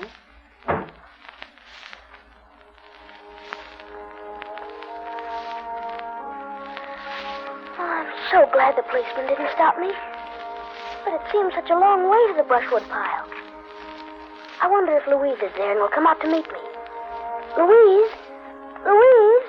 Here I am, Georgie. Oh, I didn't see you. Where did you come from? Where's the brushwood pile? The pelicans took it away and hid it in the land of tomorrow. Where is the land of tomorrow? Nobody seems to know. Or if they do, they want to keep it to themselves. The rabbit barked at me when I asked him. Oh, don't be silly. Rabbits don't bark. They do when they're angry, and this one was furious. Why? Because he didn't like to show how ignorant he was. You've changed a lot, haven't you? You're not a bit like the girl I've seen here so many times before. At least I was yesterday, and so I shall be tomorrow. There you go again, tomorrow. My father says tomorrow never comes. What have you done with the cockleshell boat? It's tied to a stump in the River of Light. Let's take it and row to the land of the palms. And then we can leave it and fly to the moon. Come on, let's race to the river. Come along, hold on to my hand. Run faster. Oh, look, there's the brushwood pile that the pelicans took to the land of tomorrow. The land of tomorrow. Run faster, Louise.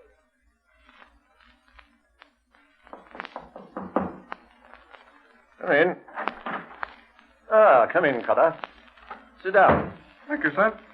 I suppose, Cotter, you've often heard it said it's hard to say goodbye. Yes, sir. I've even heard songs about it. Stupid, sentimental nonsense, don't you think? You know, Cotter, I've said goodbye to a good many hundred chaps during the last 20 years, and only on very rare occasions have I found anything hard about it. To most of the men who have been at Cranston, and your father amongst them, it has been easy and pleasant to say goodbye, because of the knowledge that they'd been happy here, and that we who had served them could let them go, comfortable in the knowledge that our service had been of profit to them, and in the belief that their memories of us would be as pleasant as ours of them. I say goodbye to you now, Cotter, without counsel or advice, for if either were necessary, the 6 years you've spent with us would have been fruitless, and the goodbye would be hard. Perhaps I may hope that one day my successor may speak to your son as I now speak to you. Goodbye, Cotter. Thank you, sir. Goodbye.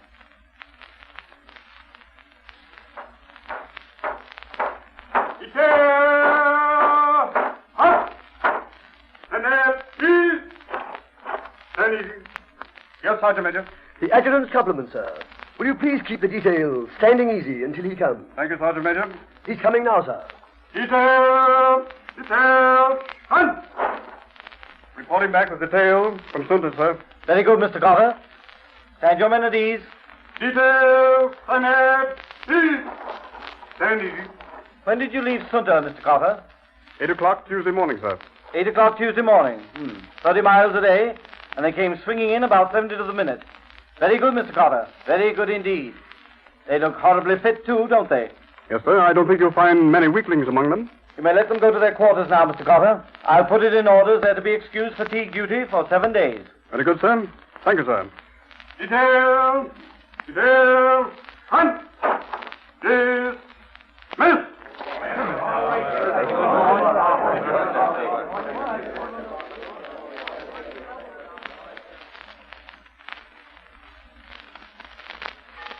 How long were you up at Sunter, Cotter? 34 days, sir. Amazing what you've done to those chaps in that time. How did you do it? I started easy at first, sir. Then I sweated the beef off them and worked some muscle on them. Method sounds simple, yet it appears to be darned effective. Yes, sir. It was lots of fun doing it. Really? Well, if that's the way you look at it, we can give you all the fun you want. Young Davies isn't feeling quite fit, and he's next for detachment duty. Care to go for him? Yes, sir, I'd like to. Are you sure he wouldn't mind? I don't want to shove myself forward, you know. You needn't bother on Davis' account. We'll give you the sweepings of the Corps. Let's see what you can make of them. Thank you, sir. It'll be much better fun than loafing around Cantonment. Splendid. I'll have it attended to. There's first mess. Better cut along to your billet.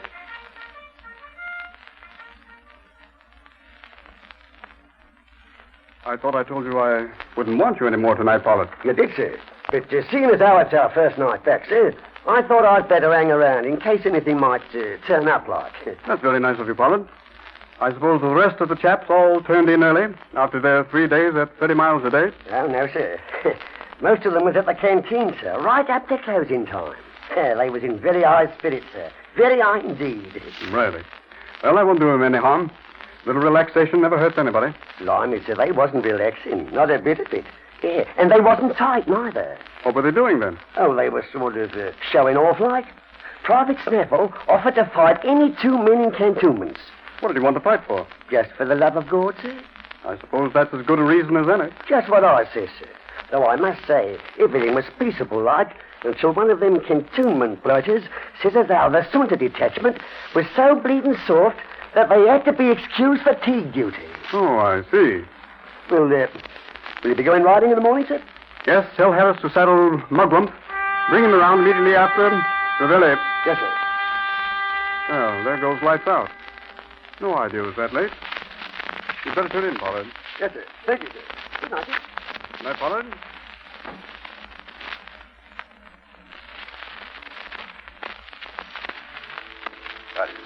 Hello, and where might you be a-going to? I'm going to sleep, of course.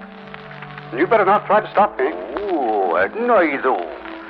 Supposing I was to tell you this ain't the way to get to sleep, what then? Well, I suppose I should have to believe you. That's more like it, Master Charlie. There ain't no use fighting against the law, be there? Remember how you used to fight against me when you was a young'un in Devonshire? And there's one time I specially remembers when you was on a visit to Oxford. Oh, yes. I know you now. You're Policeman Day. I used to think you were a dreadful man. But you seem much nicer now. Ooh, I ain't a bad sort when you gets to know me. You've met some pretty nice days out here in Indy, haven't you? Yes, days out here have been wonderful. But you know, Mr. Policeman, one does get tired sometimes, even of the nicest days. And sometimes I want to go to the city of sleep, in the land of night. Of course you does, Master Georgie. Sometimes I like a bit of sleep myself, and I says to me missus, I says, oh, well, I suppose we hadn't better go into that. But this ain't the way to the city of sleep, Master Georgie. Then tell me the way to get there. Yes, I'll tell you the way to get there. Just turn to the left and close your eyes, and you'll open them up to a great surprise. The city of sleep in the land of night is 1 to the left and 2 to the right. And if you turn without spleen or guile, you shall open your eyes on the brushwood pile. That pile you knew was a carefree boy, which shelters your hopes and your greatest joy.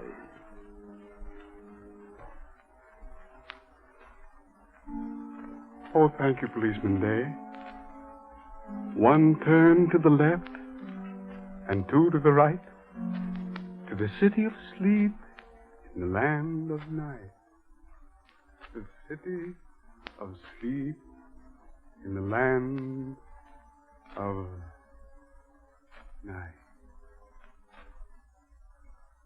There. That's the second to the right. Now, where's the brushwood pile? And where's the girl?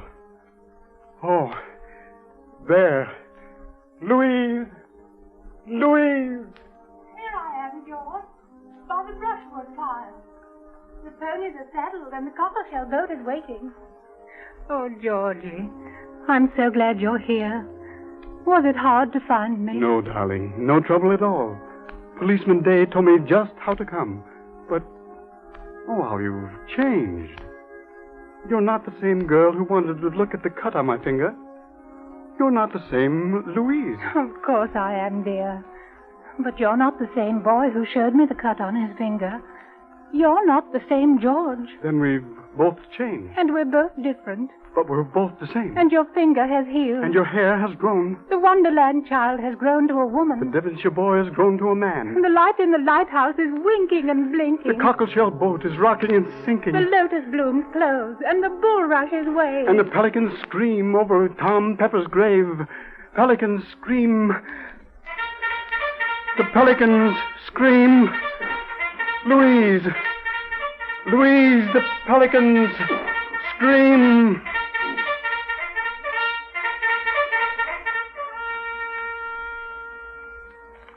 That's a rum go. I haven't had a dream like that for a long time. I wonder if the cockleshell boat really was sinking.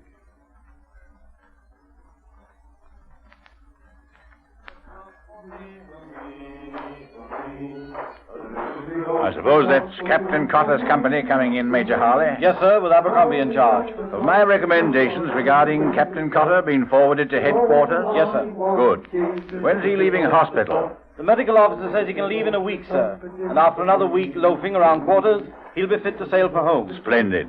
He needs a good long leave after what he went through at Barkhan. He's not much of a lad for the women, is he, Harley? Doesn't bother about him at all, sir. He had half the mutton dressed as lamb in the station go positively gaga when he's anywhere within hailing distance. Oh, it doesn't make any difference to him, though.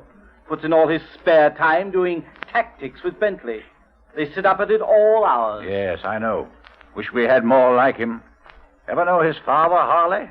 He was a jolly good soldier, too. I remember once in the Afghan. A good many years ago, in 84, I think it was.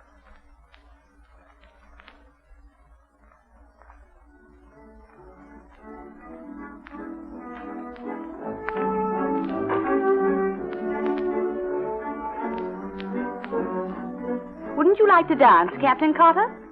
No, thanks. I hate dancing. Really? Perhaps you've never had a partner who really fits you. I shouldn't wonder. I've never danced a step in my life. Rather silly, I think. Oh, Captain Cotter, it's positively uncivilized. Well, perhaps you're right.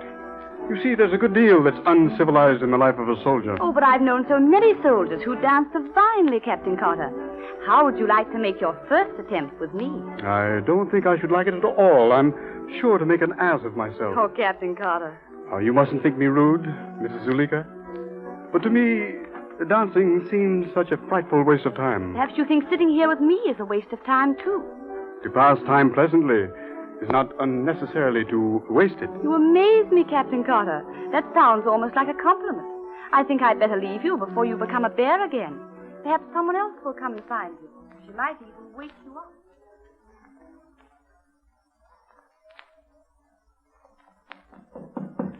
Come in. Thank you, steward. Put it on the table. Yes, sir. What time shall we dock in the morning, steward? Well, we expect to be alongside at 8:30, sir. The passengers will disembark at 9. 9, splendid. Have my bath ready at 7:45, will you? Certainly, sir. Anything more tonight, sir? I think not, thank you, steward. Night. Thank you. Good night, sir.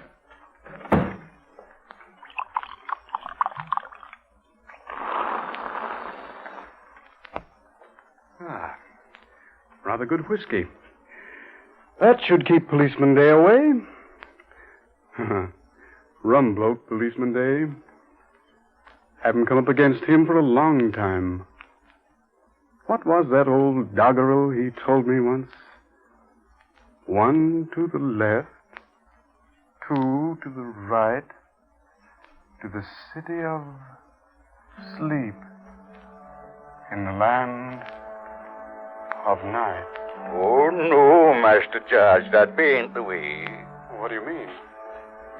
I'm sure that's the way you told me to get there last time. Perhaps I did, Master George, but you see, that was that time, and this is this time, and times change, Master George. Then why do you still call me Master George? Begging your pardon, sir. It should be Captain Cotter, shouldn't it? Oh, some kind of grown-up Cotter, I suppose. Of course, sir. So you've growed up and lost your way, have you, sir? Lots of people loses their way when they grows up. Do they really? Oh, yes, indeed, sir. But this time you won't get into no trouble. It was 1 to the left and 2 to the right before. But you just keep going straight ahead now, and you'll get where you wants to go. I want to go to the city of sleep, in the land of night. That's right, sir. Keep going straight ahead. And when you get there, you go right on through, and you'll come to the ocean of dreams come true. And when I get there, go straight through till I find the ocean of dreams come true. Where have you been, George? So many nights I stand waiting. And so many nights I've lost my way. Oh, but what does it matter? You're with me at last. Let's go straight down to the cockleshell boat. The cockleshell boat is sunk in the storm, but the Eagles have built us a lily pad raft. Let's take it and float to the end of the river. We'll sail by Hong Kong and Calcutta and Java and anchor our raft off the Isthmus of Light and swim to the land where our dream buds shall blossom and rapture shall rule us by day and by night. Oh, George, let's hurry to the raft. Come on, we'll run another race. Ready? 1, 2, 3, go. Come along, George. Hurry, hurry. Why do you stay so far behind? George! Georgie, where are you? Aren't you coming? Yes, but really, Lionel, it's a perfectly dreadful thing for him to have done on his first night home. He ought to have come home to dinner. Oh, don't be ridiculous, Sally. You can't put a bearing rein on him now. If I hadn't seen this place for as long as he has, I'd be blessed if I'd come home to dinner either. Barton said he went out with a rod. Expect him when you see him. And for heaven's sake, stop worrying about it. He's probably so excited at getting back home again, he forgot all about us. Dinner, too. And that's much more important to a man. Yes, my dear, but it was very rude of him. Nonsense, Sally. The boy's never been rude to anybody in his life. Unintentionally. Lionel, how dare you? Thought I'd touch you with that one. Read it in a book the other day. Been writing any more of that verse stuff of yours, Miriam? No, I've been so terribly busy with the garden. I did one thing the other day that's rather nice, I think. Would you like to hear it? Yes, rather. Mother's made a sort of independent accompaniment to it. Play it for me, will you, Mother? I call it Waking and Waiting. You ready, Mother? Over the edge of the purple down, where the single lamplight gleams, know ye the road to the merciful town that is hard by the sea of dreams, where the poor may lay their wrongs away and the sick may forget to weep? But we, pity us, oh pity us, we wakeful, ah pity us, we must go back with Policeman Day, back from the city of sleep. Over the edge of the purple down, ere the tender dreams begin, look, we may look at the merciful town, but we may not enter in.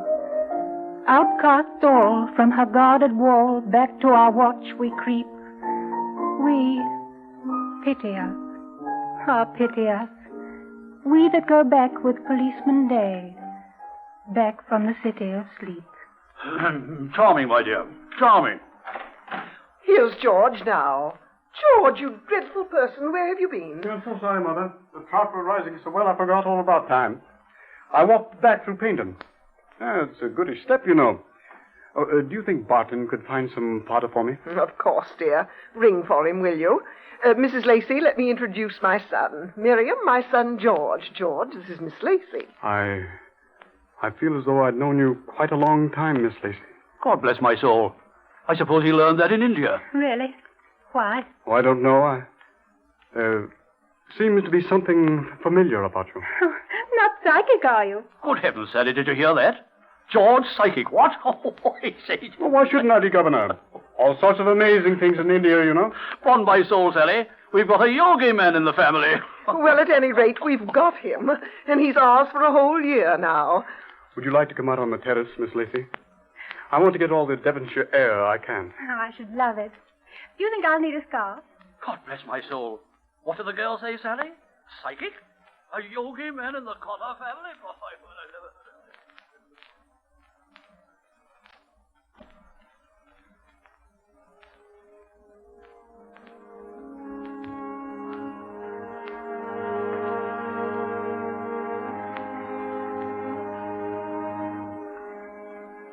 Why did you say you'd felt you'd known me a long time? Why didn't you say the same thing? When did you change your name, Miss Lacey? Change my name? Didn't anybody ever call you Louise? When did you first meet Policeman Day? Oh, such a long time ago. Yes, a very long time ago. I meant what I said when I told you that I felt I'd known you a very long time. What made you feel it? I was outside the window when you started to read your verses. I stayed there till you finished. Do you remember the rabbit that barked? Rabbits don't bark. They do when they're angry. And this one was furious. The cockleshell boat. The lily pad raft. The lighthouse that winked. And the brushwood pile where you always were waiting. And Policeman Day with his lantern and stick. And the woman that wanted you on the ship. You know that, too. And the cut that bled when you clapped your hands. And Pepper's ghost sang about old Jim Crow. Oh, yes, my darling. I know. And Policeman Day directed you right through the city of sleep in the land of night. And we followed his course and went right through. And we've come to the ocean of dreams come true. George and Miriam are out a long time, Lionel. Are they still on the terrace? I'll see. Yes, Sally. They're still there. I hope it isn't getting too cold for Miriam. Don't think you need worry about that. What was that you said just now about George being home on leave, Sally? I said he'd be ours for a whole year now. I wonder.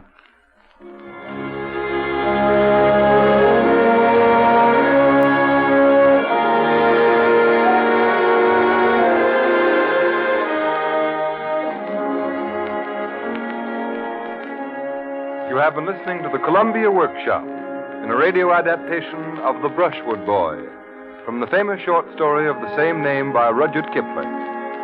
The part of George Cotter was played by Mr. Earl Larimore. Tonight's adaptation was written by Eustace Wyatt and directed by Earl McGill. Bernard Herrmann conducted the orchestra.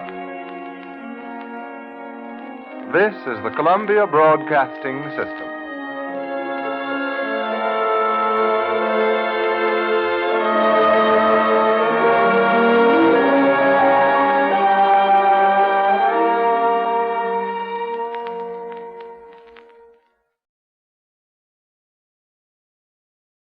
Columbia Workshop presents Norman Corwin's Poetic License.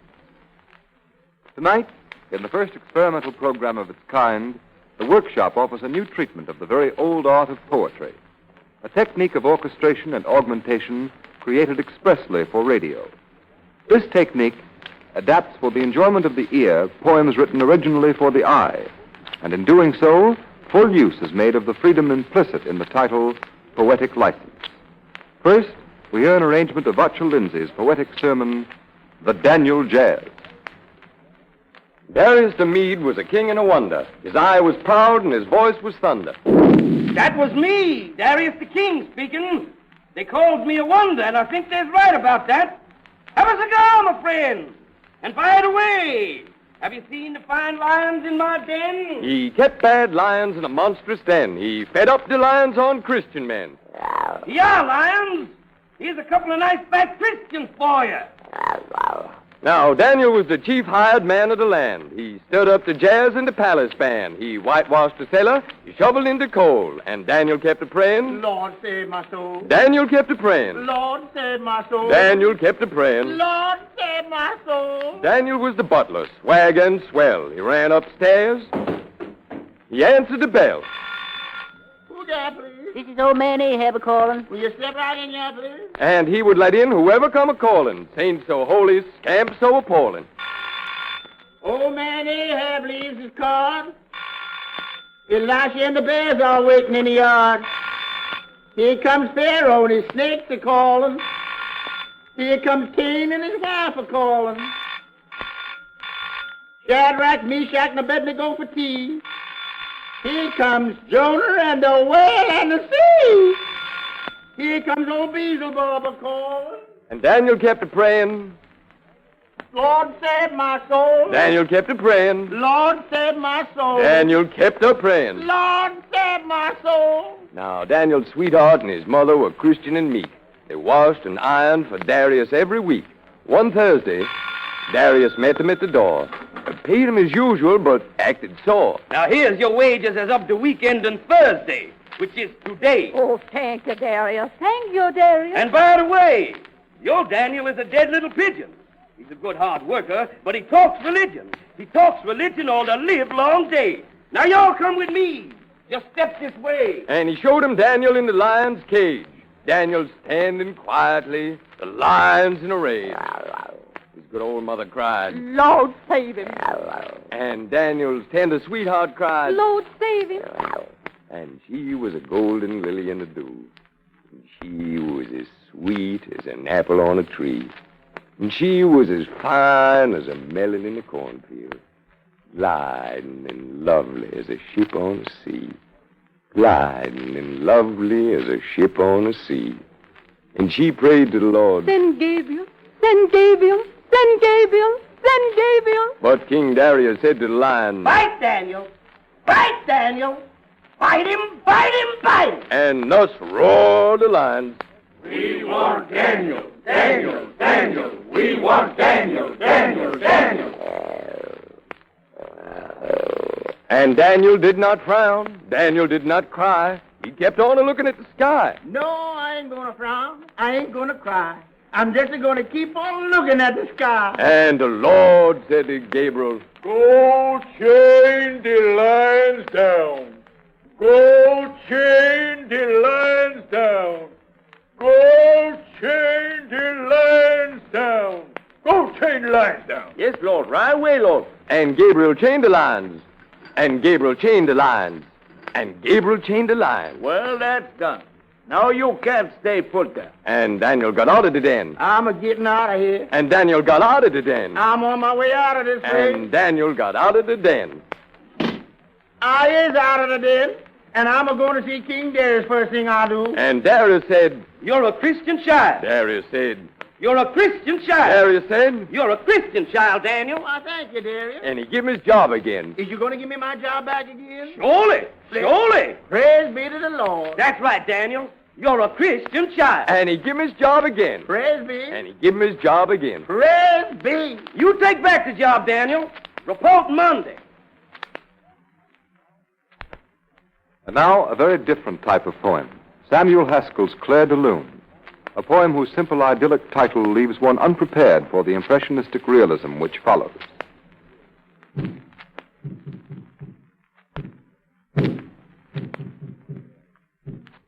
Far off in the night, drums.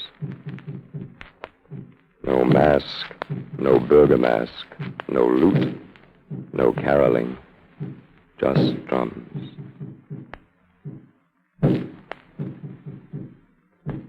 Drums, drums, drums, drums.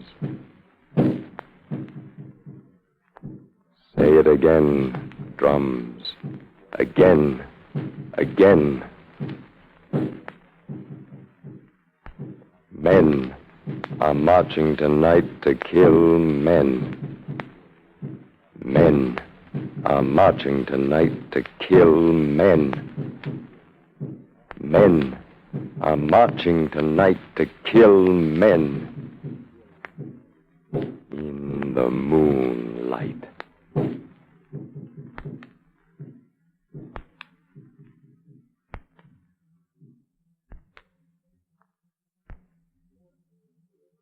A more amiable poem is this next one. William Rose Benet's ballad, Jesse James, which bears the subtitle, A Design in Red and Yellow for a Nickel Library. Say, partner, have you seen anything of Jesse James around here? No, I ain't. Well, we're hunting him. Horse and afoot, we're after Jess. We're aiming to take him alive. Are you with us, partner? Give me my gun. Jesse James was a two-gun man. Roll on, Missouri. Strong-arm chief of an outlaw clan. From Kansas to Illinois. He twirled an old Colt 45. Roll on, Missouri. They never took Jesse James alive. Roll, Missouri, roll. Jesse James was king of the West. Cataracts in the Missouri. He'd a diamond heart in his left breast. Round, Missouri, roll. He'd a fire in his heart no hurt could stifle. One down, Missouri. Lion eyes and a Winchester rifle. Missouri, roll down. Jesse James rode a pinto horse, come at night to a water course. Catch with a rowl left pinto's flank, she sprung the torrent from bank to bank. Jesse rode through a sleeping town, looked the moonlit street both up and down. The street ran flames and a great voice cried, I'm Jesse James!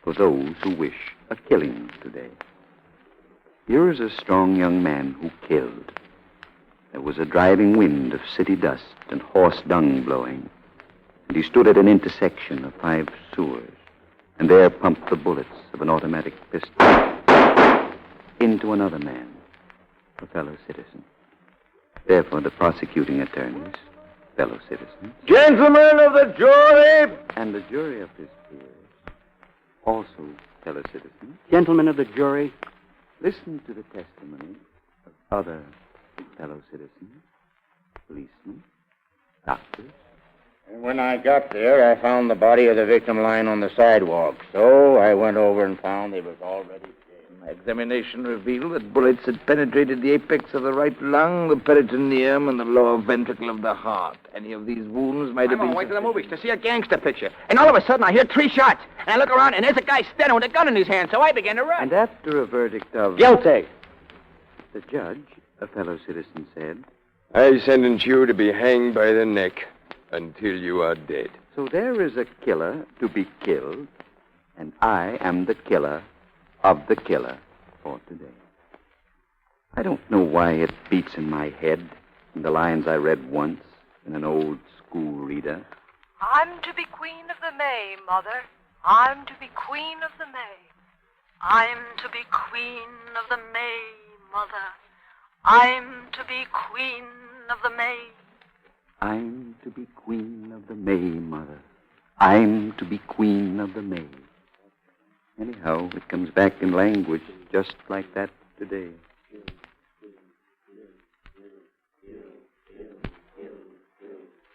I am the high honorable killer today. There are 5 million people in the state. 5 million killers for whom I kill. I am the killer who kills today for 5 million killers who want a killing. Kill, kill, kill, kill, kill, kill, kill, kill, kill, kill, kill, kill, kill, kill. In lighter vein, we hear next an impressionistic picture of the electric advertising signs on Broadway, written by Norman Corwin and entitled Interview with Signs of the Times. We blink and twinkle, wriggle and wrinkle, twist and squirm, act like vermin. Glittery. We lift at the sky. We're blinking, winking, winking, blinking, blinking, winking, winking, blinking, blinking, winking, winking. Up we go now, and now we go down. Up we go now, and now we go down, and then we go sideways, sideways, sideways. And some go round and round, round, and round, round, and round, round, and round, round, and round, round, and round. We up you shows and bend you clothes, advertise booze and flash you news, sell you tires and make you bars of coffee and gum and toffee and rum and sugars and spices and flavored ices, tobacco and wood and ham and cotton, goods that are good and goods that are rotten, goods that are good, goods that are good, goods that are good, goods that are good, goods that are good. We dance and fight as rumbas in overwhelming numbers. We dance and fight as rumbas in overwhelming numbers. Fandangos And tangles and jazz and razzmatazz. Hey! Nonny, nonny, nonny, nonny, hey! Now and then we spell F-T-E-L-L, spell, spell. Why do we spell? Well, you see, we spell in order to spell, you see. S-T-E-L-L, spell, spell. Our twitching is bewitching.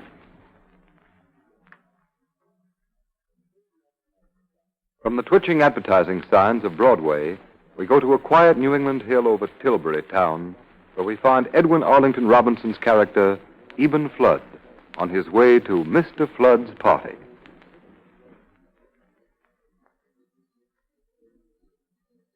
Old Eben Flood, climbing alone one night over the hill between the town below and the forsaken upland hermitage that held as much as he should ever know on earth again of home, paused warily. The road was his, with not a neighbor near, and Eben, having leisure, said aloud, for no man else in Tilbury town to hear, Well, Mr. Flood, we have the harvest moon again, and we may not have many more. The bird is on the wing, the poet says. And you and I have said it here before. Drink to the bird.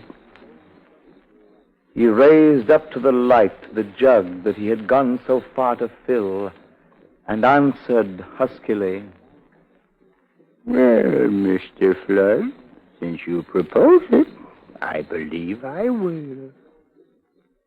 Alone, as if enduring to the end of valiant armor of scarred hopes outworn, he stood there in the middle of the road like Roland's ghost, winding a silent horn.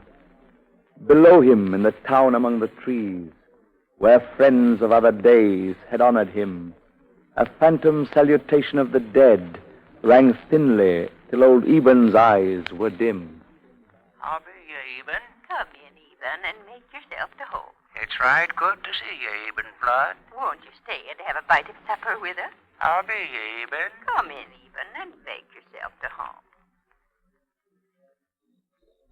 Then, as a mother lays her sleeping child down tenderly, fearing it may awake, he set the jug down slowly at his feet with trembling care, knowing that most things break. And only when assured that on firm earth it stood, as the uncertain lives of men assuredly did not, he paced away, and with his hand extended, paused again. Well, Mr. Flood, we've not met like this in a long time. Many a change has come to both of us, I fear, since last it was we had a drop together.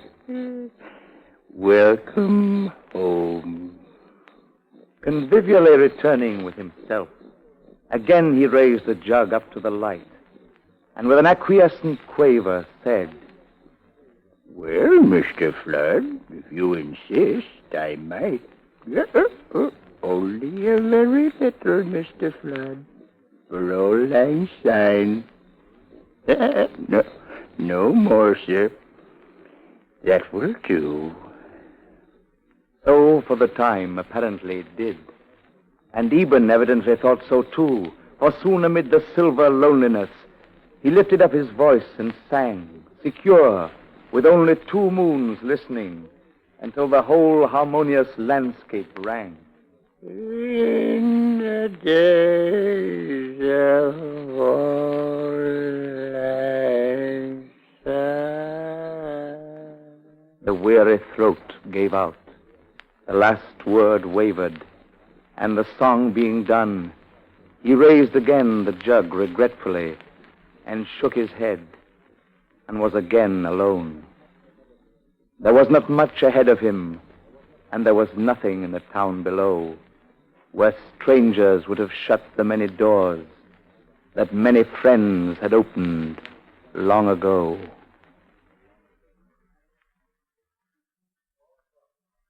It's a far cry from Tilbury Town to the Britain Channel, but we travel fast in radio. Edwin Lear, famed for his limericks, wrote some delightful nonsense verse.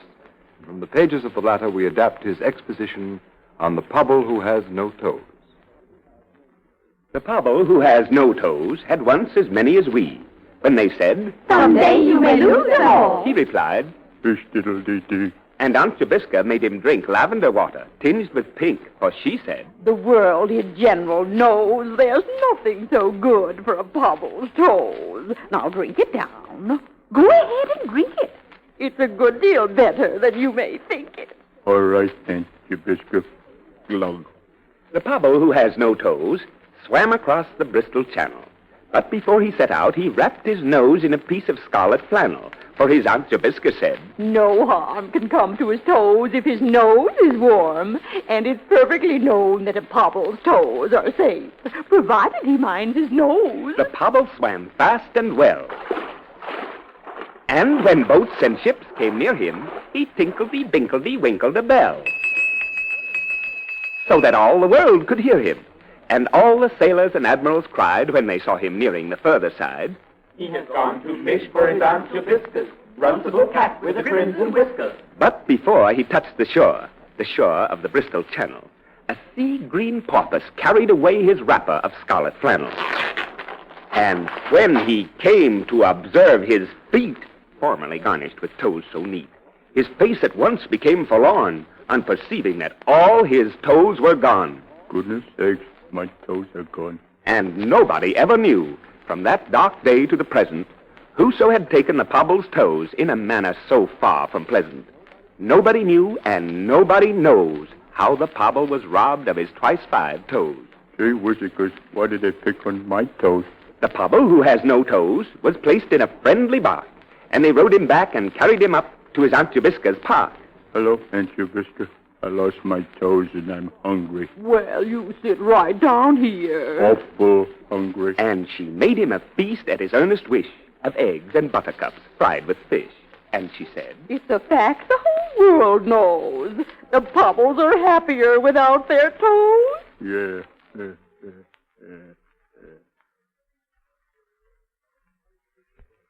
One of the finest bits of whimsy ever written is the late Jake Falstaff's Reine Kugel, Lover of the Surf. From this lusty fantasy comes the ballad of the terrific wrestling bout between Reine, who loved his stein of beer above all things, and the Wind, who went around bullying people. The ballad is entitled How Reine Kugel Wrestled with the Wind. And mind now how a ballad was made concerning Reine Kugel's love for his stein, and how he defended it from the strongest enemy in the world.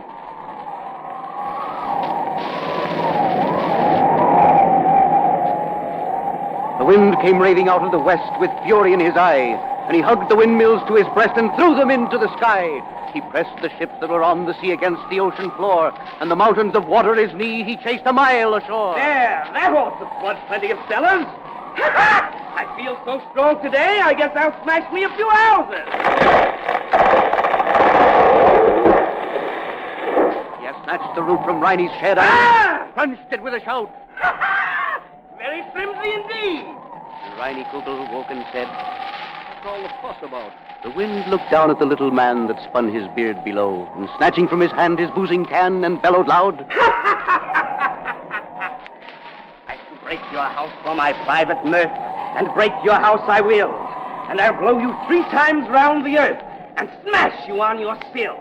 And when they have laid your corpse away, and straightened out your bones, I will snatch you out of your solid clay, and kick you around till Judgment Day, as a tramp kicks little stones.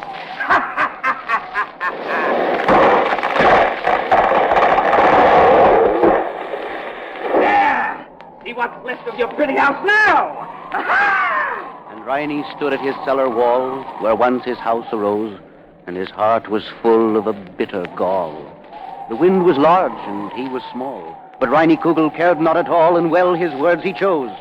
I have carried that stein for 7 years, and owned it a many more, and I could not count all the creamy beers that it has helped me pour.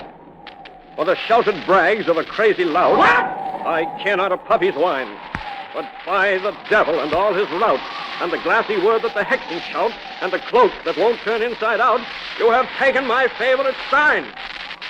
You have taken my house, and the shed and pen, and as to that, all right. You may take the goat and the cow and hen and all that I have in the world of men. But if you don't give me my stein again, by God, I shall have to fight. The Wind looked down at the little man that spun his beard below and spoke his word for a boozing can, and bellowed loud. Oh! I know a stretch of level sand at the shore of a quiet sea. Will you walk that way with me? Oh, I should say I would. Then let us be on our way.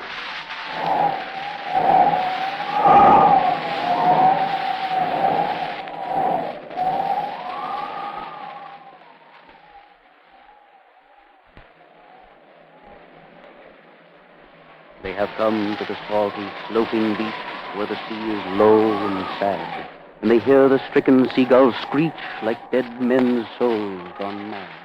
Are you ready? Quite ready. Then let us commence to wrestle. By all means, little man. They have come to grips by the ocean side, and chest to chest they stand, with their parted legs in the lapping tide and their toes in the slipping sand. Reine clings to the Wind's throat as a sinner clings to life, and under the flap of his jersey coat his hand is on a knife. The Wind's tail threshed the hissing sky and swept the stars away, and the waves of the sea ran red and high, and the mountains knelt to pray. Ow! My throat! But the grip on his throat the Wind couldn't break, and he cried like a wounded loon. and his tail threshed out like a frightened snake and whipped a town from the moon. They fought from the dawn when the dawn began to break, and they fought in the heat of noon. When the sun was low in the western street and made the windows shine, the wind knelt down at Riney's feet and gave him back his stein. Here is your stein. Now, I have a windmill in my yard that turns whenever you blow. If you turn it always good and hard, why, maybe I'll let you go. I will. I'll turn it always good and hard, if you will let me go. Forever I will. So Riney picked up his favorite stein and set his foot in the wind's spine and kicked him over a tree. You have been listening to the Columbia Workshop's presentation of Poetic License, a new type of program involving the combined techniques of orchestration and augmentation of poetry. This feature was arranged and directed by Norman Corwin. And if any of you listeners would like to hear more programs of this type, if you have favorite poems you would like to hear performed in this fashion, or if you have any comment whatever to make, please address your communications to the Columbia Workshop in care of the station to which you are listening. This is Kenneth Roberts speaking. This is the Columbia Broadcasting System. The new Campbell Playhouse series of full-hour dramatic presentations produced by Orson Welles begins tomorrow evening with Margaret Sullivan starring in the new best-selling novel Rebecca by Daphne du Maurier, who will speak direct from London, England. Be sure to listen in. Columbia Coast to Coast Network, 9 to 10 p.m. Eastern Standard Time tomorrow evening. Ladies and gentlemen, tonight the Columbia Workshop comes to you from Hollywood, California, under the direction of Charles Vander. The presentation is in two parts. First, an experiment in drama called Man with a Gun, and second, two experiments in music by Simeon. And now, Man with a Gun. Lock 'em up, you yellow-livered screws, and then sit down there and fill out your lousy reports. All present. No sick calls. Roll call 275. Fill out your reports, and when you make your next turn in an hour, you can make it roll call 274. I won't be here. What's the matter, Tommy? Ah, cut that out. I'll never learn that finger talk. Oh, I get you. All right, maybe I was getting too loud, but I hate those screws. I hope some of them get in my way when I crush out of here. I'd like nothing better than to put the slug on them. I gotta get back to work. Give me that new blade out of the bunk, dummy. Finish this up quick with that. Yeah, that's swell. Now you scram over my bed and watch. I don't know where the... Oh, here it is. Hey, that dirty soap I put in this cut had me fooled. But this bar don't look like it had ever been touched. Well, here goes. Jeez, what a racket. It sounds like you could hear this all over the joint. You're not looking this way, are they, dummy? Ah, that's good. Take it easy. Here, give me that hand clap if he comes this way.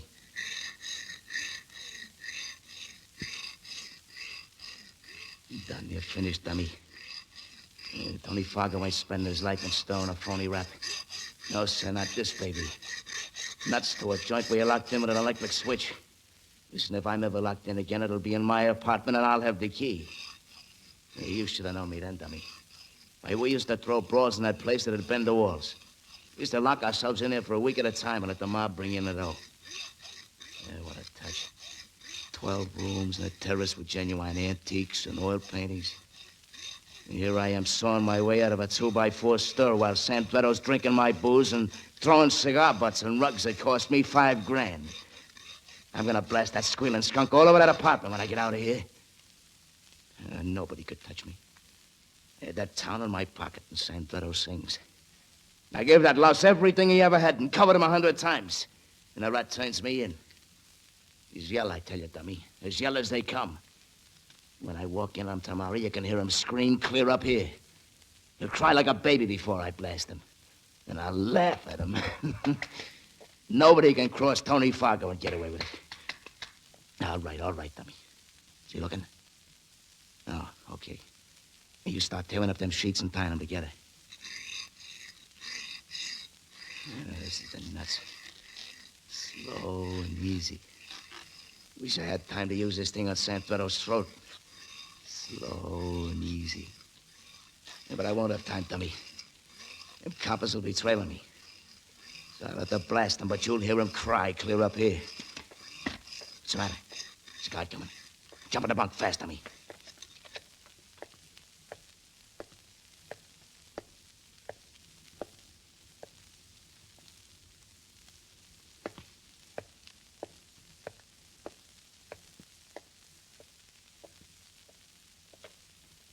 Okay.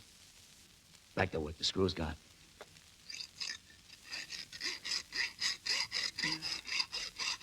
Come on, dummy. This is the last one. He ain't coming, is he? Oh, that's good.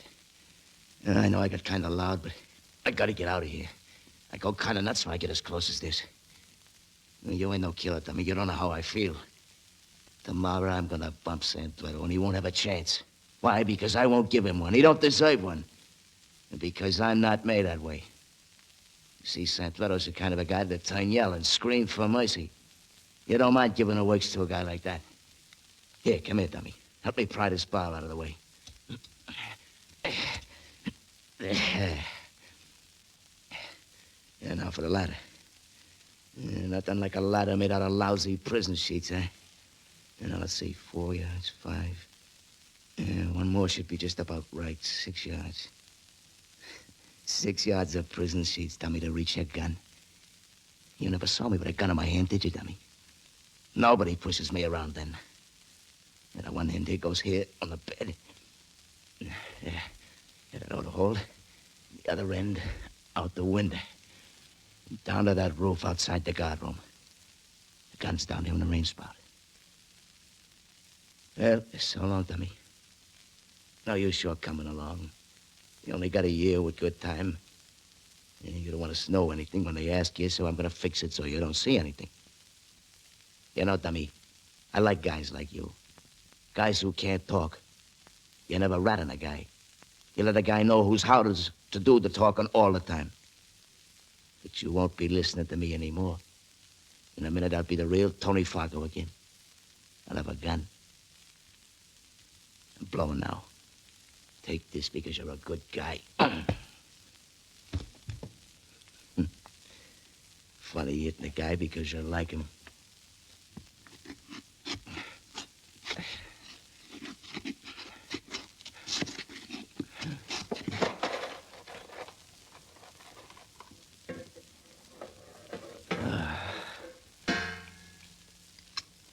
Good.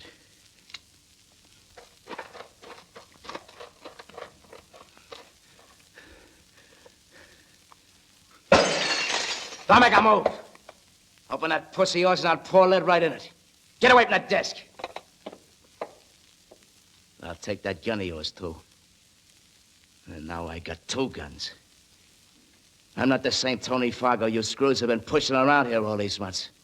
I can kill you now, and you know it. Get away from that phone. I'm doing the talking here. You get me to Westgate, hurry. Hello? Here's station 219, Captain speaking. Just got word I'm wanted at the county hospital. Want me to talk to a guy before he kicks in.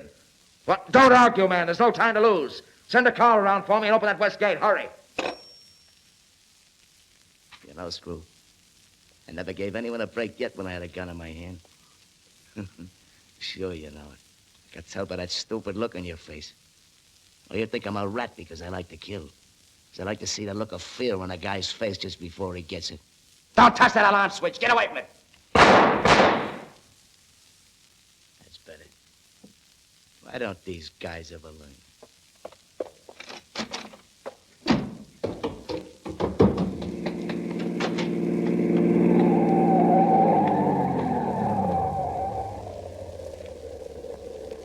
Quiet and get out. Get out, I said. No, wait, I got a better idea. Now, ain't that obliging? Right on the floor where I can keep kicking you.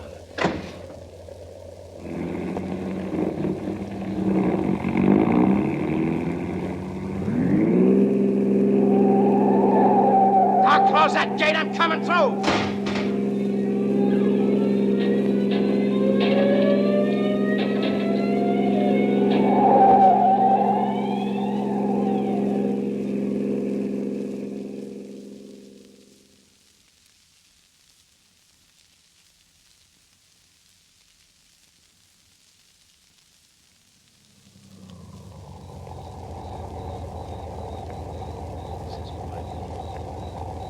the end of the trail for you, baby. I ain't getting caught in any prison car with a guy who's gonna croak if he ain't already dead. Over the cliff you go, baby.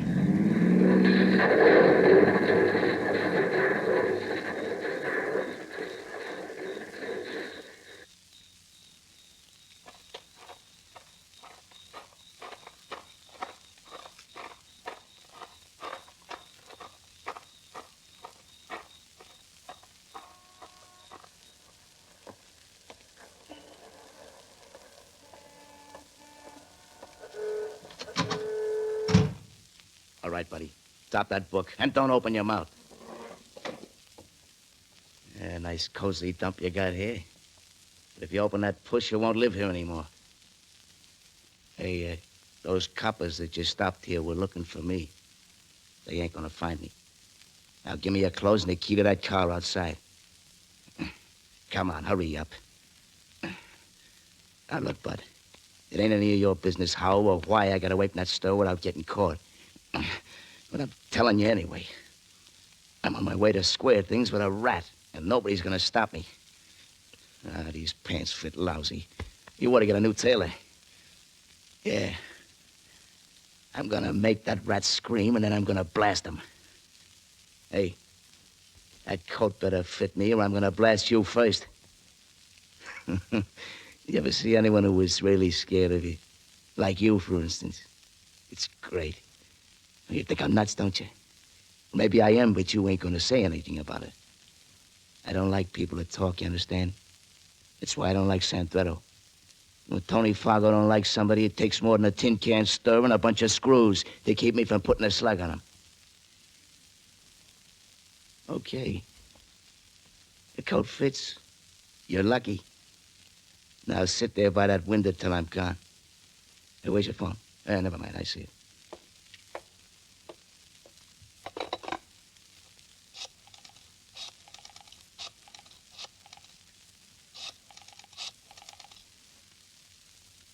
Where's Pete Santretto? Never mind who this is. Where's Santretto? I'll write nuts to you. I'll find him myself.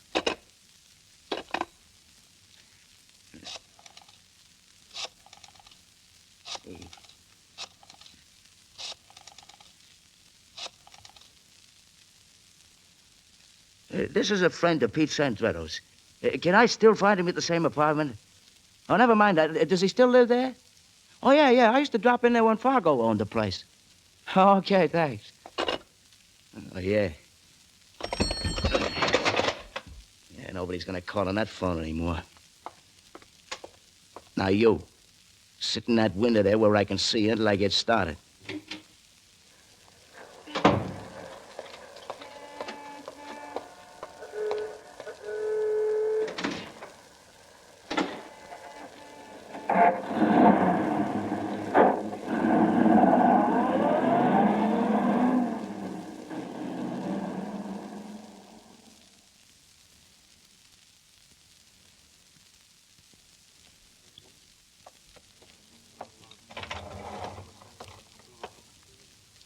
All right, kid, shut those elevator doors and don't open your puss. 6 will make it snappy.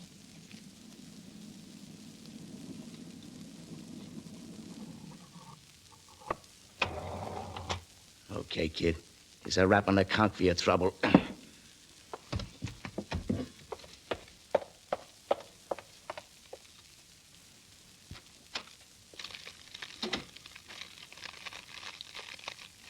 Don't move and don't talk, Santretto. I'll blow the back of your head off. Ain't you a pretty picture, Santretto, sitting there in front of the fire? You dirty rat. I got a rod full of lead for the hunk of sweat and beef that smiled when the judge gave me life. The lug who crossed me up with my mob. The guy who took over this joint. The punk who thought he'd fit into Tony Fargo's apartment without stinking the place up. It's all right to be ambitious. But you didn't have guts enough to fight me for it. Now get up and turn around, Santretto. I want to see the look on that face when you're getting it. I said get up, Santretto. So you won't stand up and take it, huh? But I'll make you get up.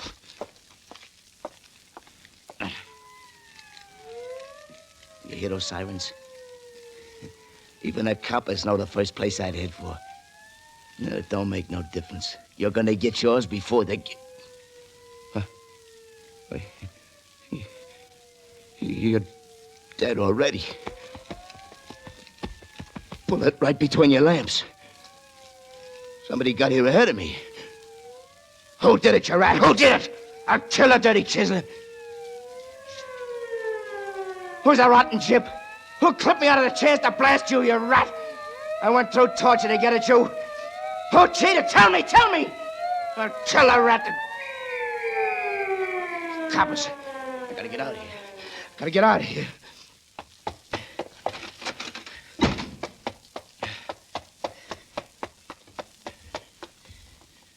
Trapped. I can't get out.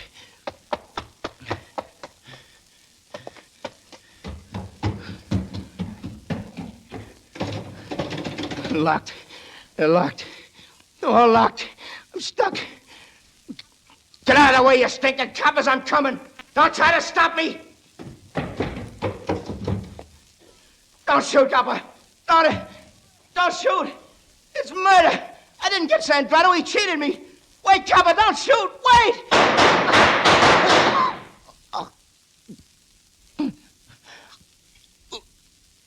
I hated you, Sandrato. I wanted to blow you off this ball of mud because you went up on me. I got robbed. You cheated on me. But I'll get you just the same. I'm on my way out now to wherever you are. I'm gonna get you.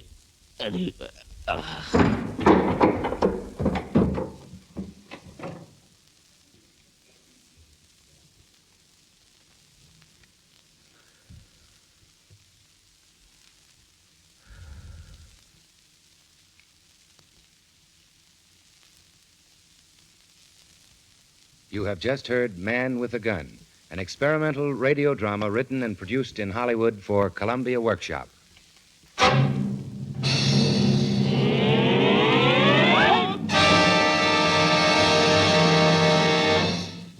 That chord by 10 brass instruments augmented by 14 voices brings us to the second part of today's Columbia Workshop program coming from Hollywood. On the conductor's platform stands Simeon, Hollywood's outstanding young creator of vocal and orchestral effects. Using a popular ballad as his central theme, he has embellished it with all the rhythmic and harmonic trappings of romance.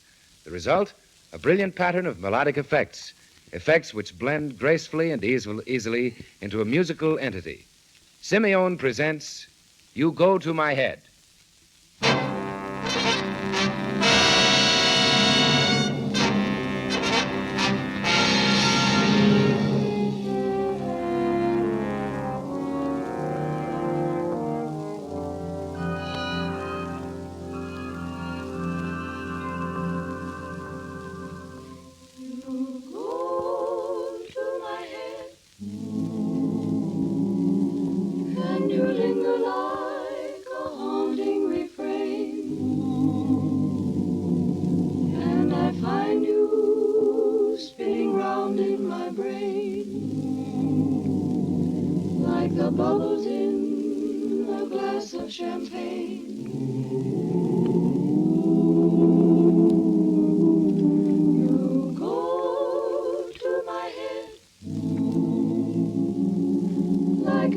Sparkling burgundy brew, and I find the very mention of you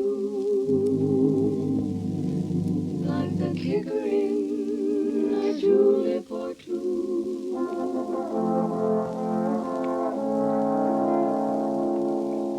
Oh, the thrill of the thought that you might give a thought to my plea casts a spell over me.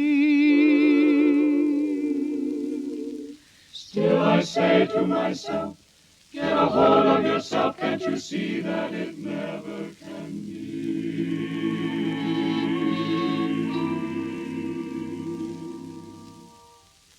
You go to my head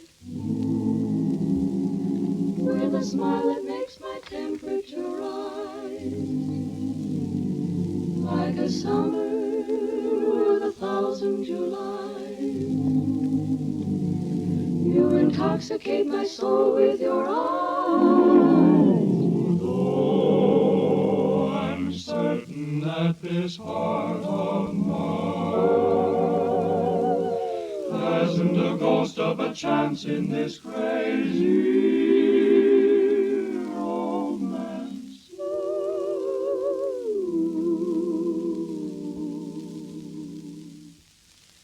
You go to my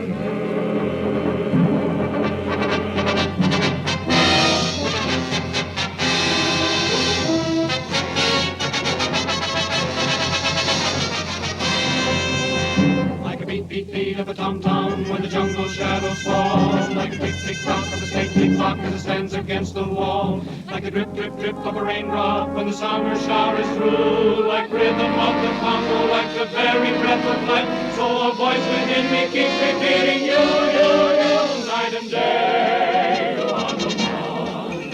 Only you beneath the moon, beneath the sun. Whether near to me or far, it's no matter where you are. I think of you night and day.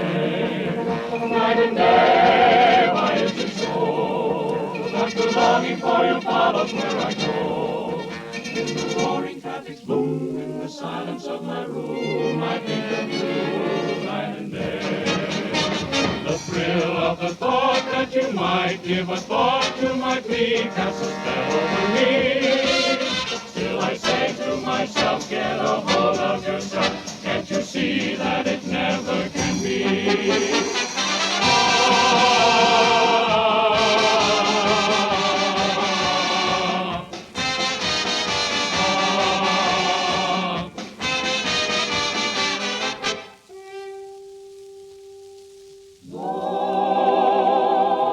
I'm certain that this heart of mine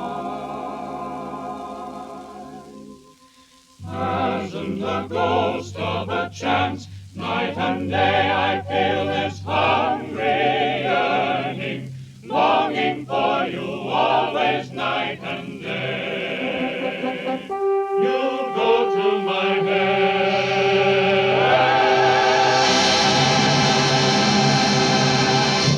Indicative of Simeon's flair for Impressionism is this descriptive panorama of the Battle of Jericho, a musical picture from the Bible. He has not intended it as a complete composition, but rather as a series of pictorial effects, which in its entirety forms a backdrop for dramatic events. Technically, he has resorted to non-musical equipment to climax the exciting crescendo of a series of chromatic changes.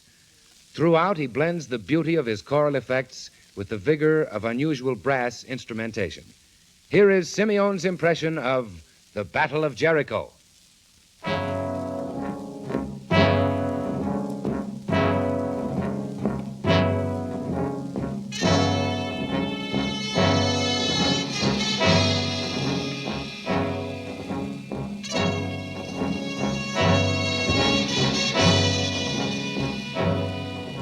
And the children of Israel had marched for 100 years trying to get to the promised land. Moses, he led them all the way from Egypt, but he died before he could reach the promised land. There they was, way out in that desert, without no leader. Nobody knows the trouble I see. Nobody knows my trouble.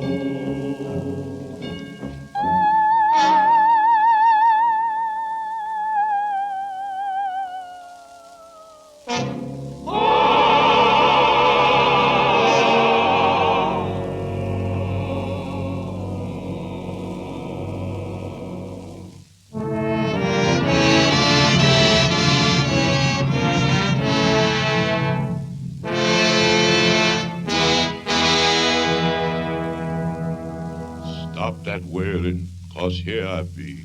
Forget your worries and trust in me. Glory, hallelujah. Now there's one man here ain't filled with fright. His name is Joshua. He'll lead you right.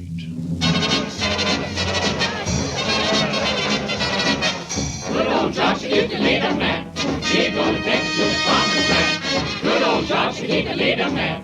He's gonna take us to the promised land.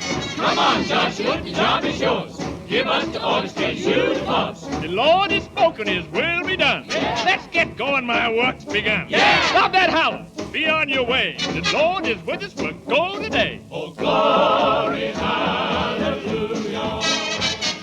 Glory, hallelujah. Joshua is the leader man. He's gonna take us to the promised land. Joshua is the leader man. He's gonna take us to the promised land. Hey, Joshua, take a look over at that section. Ain't that a city in that direction? Now, don't you worry and don't you fret. That old Jericho will get there yet. Yeah, but what do we do? How do we get by? The people don't like us. It's just fine. Now, don't you worry and don't you fret. That's a bad old city, but we'll get there yet. Joshua be the leader man. He's gonna take us to the promised land.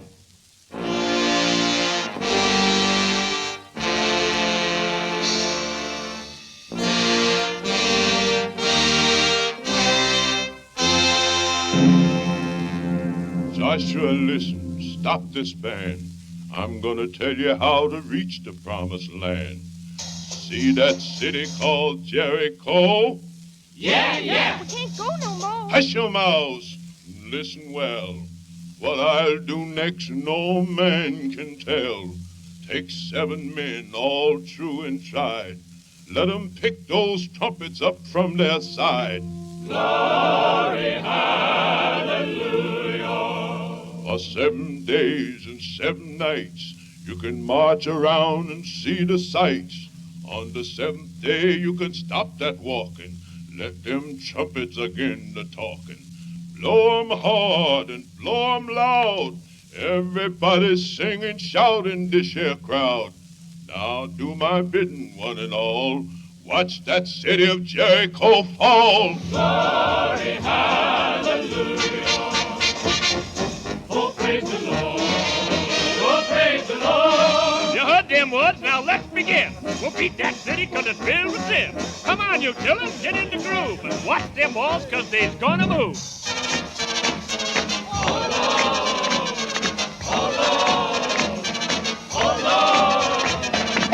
Now, you trumpets, beat it out.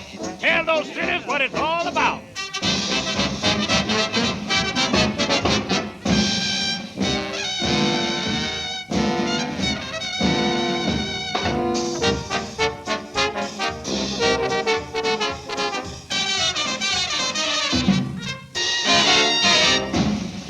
Oh, praise the Lord. Oh, praise the Lord. You hear that racket we all make?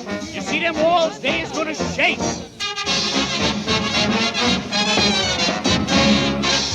Oh, praise the Lord. Oh, praise the Lord. Sing and shout, let the trumpets blow. Watch them walls push, there they go.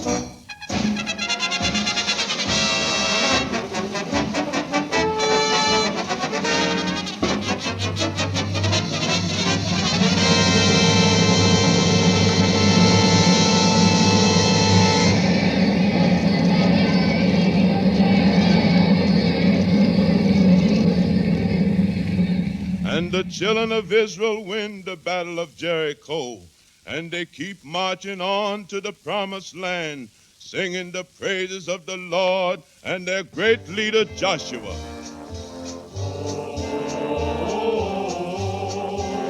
Oh, good old Joshua fit the battle of Jericho. Jericho, Jericho. Joshua fit the battle of Jericho, and the walls come tumbling down. Oh, Joshua fit the battle of Jericho. Jericho, Jericho. Joshua fit the battle of Jericho, and the walls come tumbling down. You may talk about your king of Gideon, you may talk about your men of Saul, but none like good old Joshua at the battle of Jericho. Right up to the walls of Jericho, they marched with sword in hand. Go blow them ram horns, Joshua cried, take the battle lamb in my hand.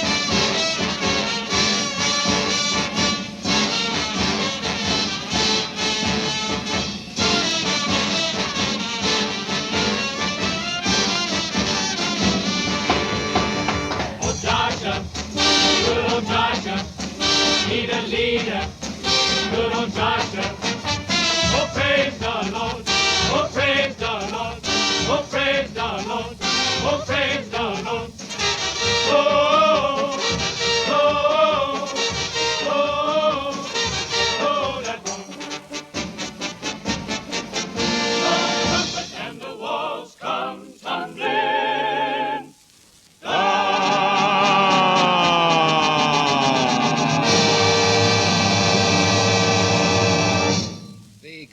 Workshop has presented Man with a Gun, starring Edmund MacDonald, and musical experiments by Simeon.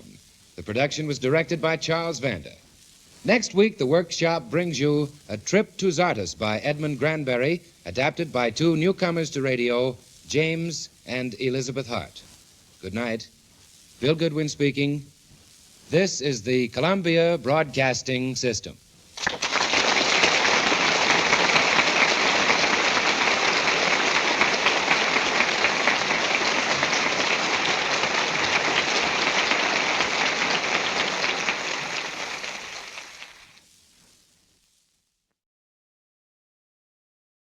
They all say I'm crazy, but I'm not. At least I don't think I am.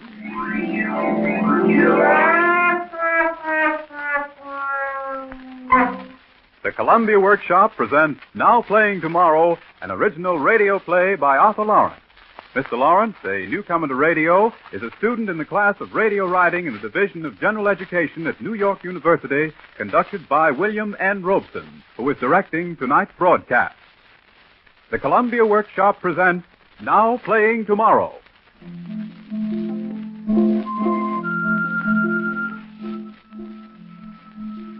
I know everything that's going to happen to me as sure as I know my name.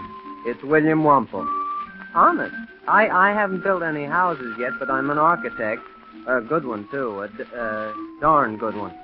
And I'm going to be a success. I'm going to win first prize in the Cleveland Architectural Exposition. Honest I am. I know it. I know my whole future. I have known it ever since I had a dream when the angel came. I could tell he was an angel, of course, by his wings and his bare feet. Well, anyway, this angel said I could have what I wanted most in the world. Well, I wanted to know my future, so I asked for that. And when I woke up, I did know my future. That's how I know I'm going to win that Cleveland prize. You're nuts. Herbert L. Rumpel, that's a fine way to talk to your only child. Well, now, Mother, you mustn't get upset. You can't blame Dad. After all, he didn't hear the angel. Well, you know how I feel about those men who fly around. Don't listen to him, William. Oh, I'll answer it. I know it, Polly. What? Oh, what? Herbert, I know Willie is going to win that prize. I suppose a little angel told you so. Hello, everybody. Hello, Polly. Well, how are the proud parents of the prize winner? Now, Polly, that's hitting below the belt. Well, Polly, you believe I'm going to win, don't you? Of course you are, darling. And you don't think I'm crazy, do you? She's crazy if she marries you. Willie, darling, What, you do think I'm crazy?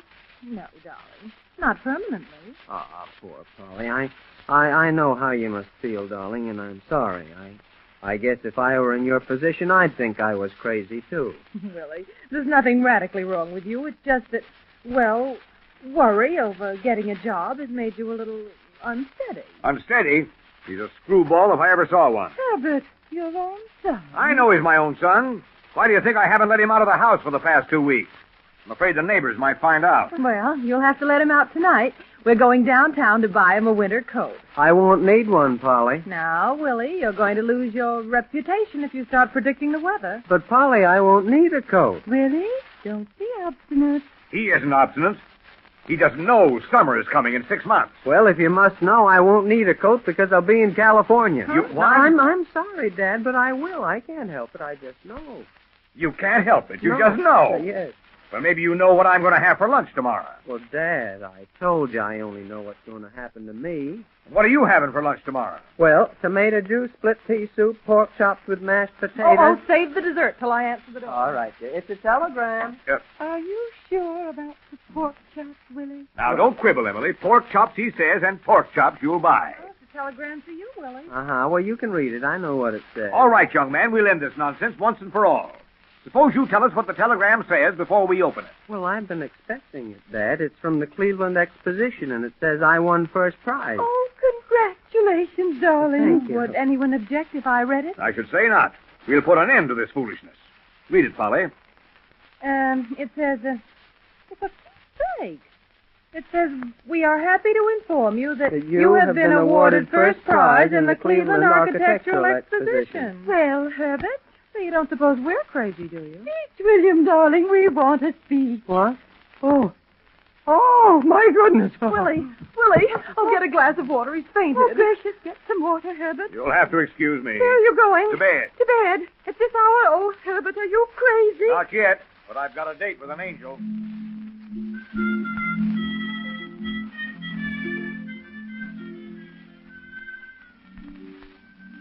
I know, William, but you ought to put the prize money into the bank. Well, I won't need it, Mom. I'm getting a job. And you wouldn't know just when, would you? Leave him alone, Polly, and eat your pork chop.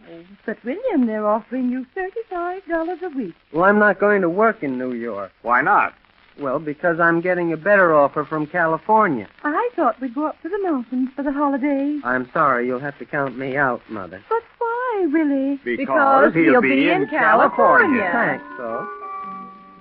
No. But I know you're going to marry me. No. Polly, be sane, darling. Now, you love me, don't you? Yes. And you know I love you. Yes. And you know I'm not crazy. Yes.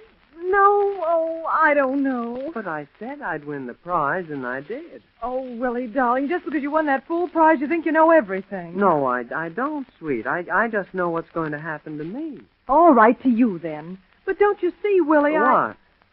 Oh, nothing. Forget it. Then will you marry me? No. But, Polly, Look, Willie, love has a very fine hand for a wedding ring, but a very poor one for writing checks. So? So, you've got your prize money. Period. Oh, darling, you don't think I'm asking you to marry me on that, do you? Why, I'm going to be a very successful architect in a few years. I'm getting a big offer any day now from a firm in California. Don't say that word. Well, that's where I'm going, Polly, and you're going with me as my wife, I know. Willie, are you asking me or are you telling me? I'm telling you, but I'm asking you to be polite. Willie, you are impossible. But I will marry you. Oh, Polly. If and when that offer comes from the coast. Promise? Why not? What have I got to lose?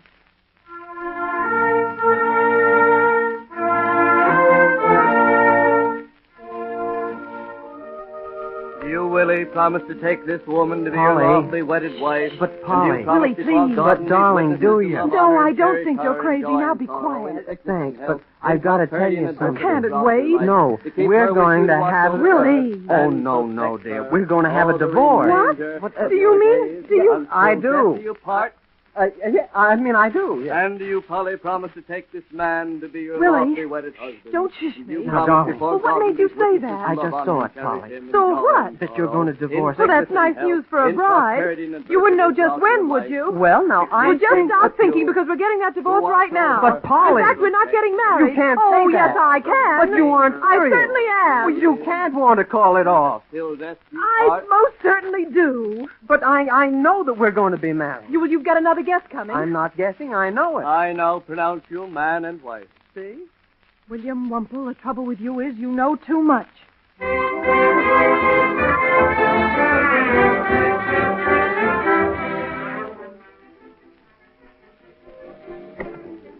Beaten, Button, Minkelhoff, and Gerb. Good morning. Mr. Wumple, I'll connect you. Beaten, Button, Minkelhoff, and Wumple. Good morning. Mr. Wumple, just a moment. Beaten, Wumple, and Button. Good morning. Mr. Wumple, he's busy.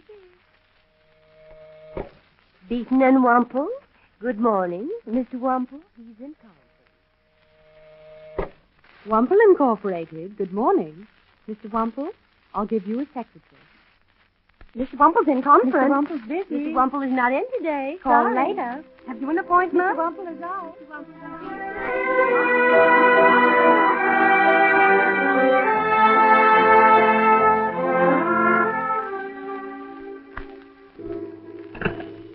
Mr. Wumple's residence, good evening. Who's calling, please? Just a moment, if you'll hold the wire. For you, madame. Oh, thank you, Marge. You're welcome. Hello? Oh, hello, Greta, darling. What? You're starting a new picture tonight. Oh, I'm so sorry. That's too bad. Well, we'll make it another time, then. Oh, fine. Yes, we'd love to. Bye. Greta's not coming. No. Good thing you asked Joan. All right. I know. You told me she wouldn't come. You told me to arrange for someone else. You told me everything. But, Polly, darling, we'll see Greta at her house. She invited us for dinner, didn't she? Didn't she, Polly? No. Are you sure? I'm certain.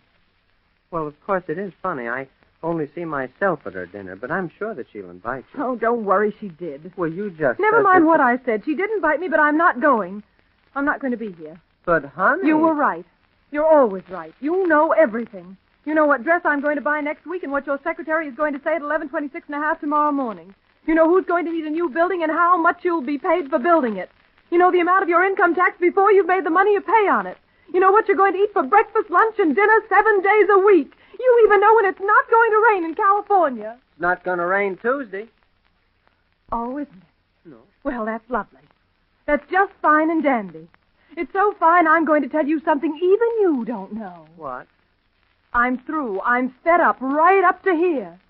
I don't like having my life driven for me by a chauffeur. I want to take a turn at the wheel myself. I want to worry whether I need oil or gas or whether I'm going to get a flat tire. But, Polly, I don't know your life. But you know yours too darn well, and as long as I'm married to you, that means knowing mine. Well, I can't stand it anymore. I don't know how you do. Well, I like to know, Polly. You're impossible. Oh, darling. Don't darling me and get away. Now, Polly. I mean it, Willie. I can't go on anymore. You've got to stop this Oracle act. It's too late, Polly. It's not too late. You just won't try. Well, Willie, I'm different.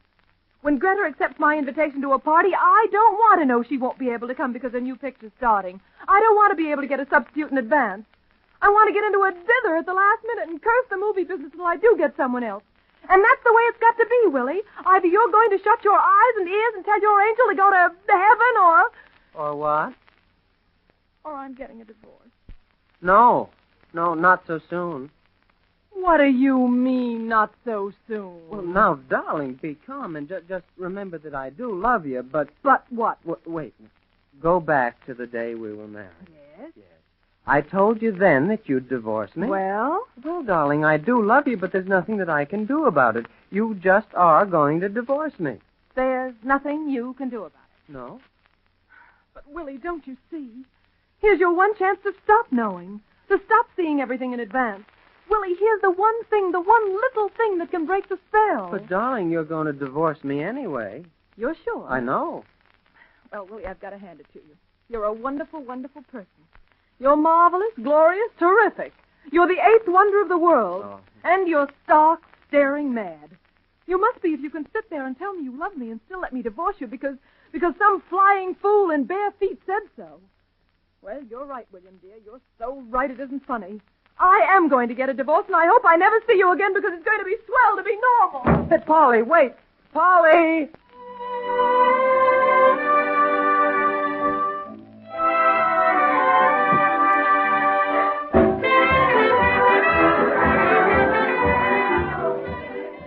Good evening, Mr. Wample. A table for two? For one. One.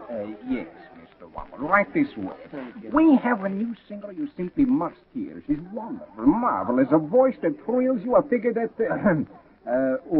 by the way, Mr. Wample, I was wondering, that is, could you tell me, in the fourth race of Santa Anita... Keep quiet. Your sensational singer is going on.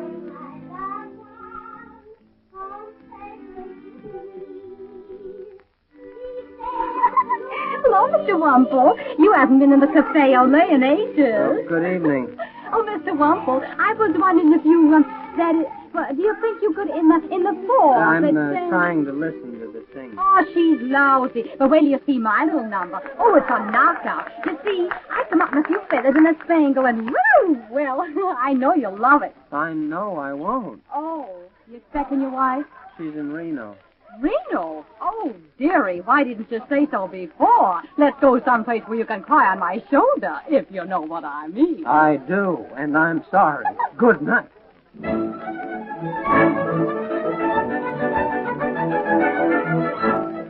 Come on, Sadie Q. Come on, Sadie. Bring home the bacon to Daddy. Oh, you Sadie Q. Bribe him, baby. Bribe him. Come on, Sadie. Come on home. Come on, Sadie. Oh, Sadie, she's a winner. 40 to 1. Oh, baby, what a horse. What a horse. Wumple, you certainly picked the honey that time. Hey, Wumple. Now can you tie that? The darn fool tore up his ticket.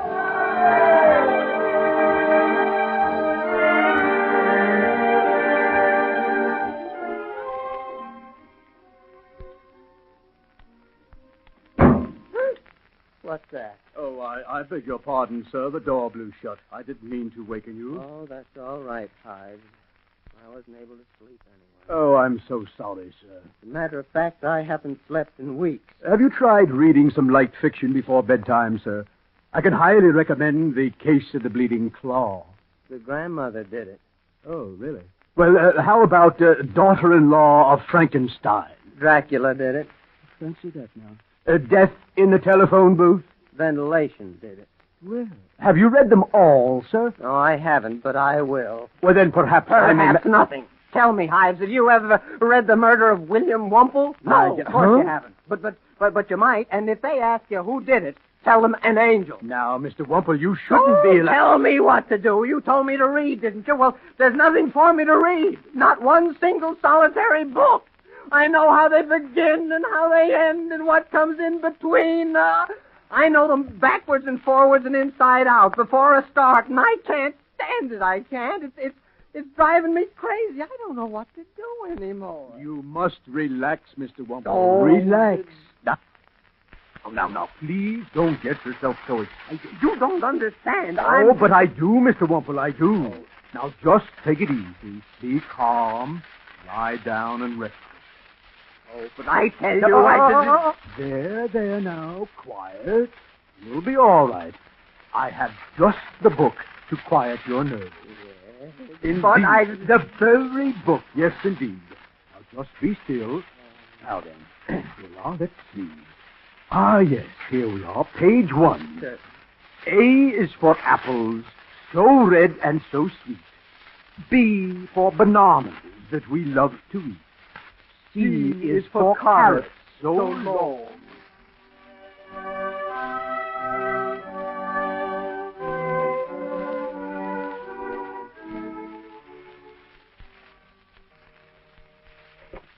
Hello?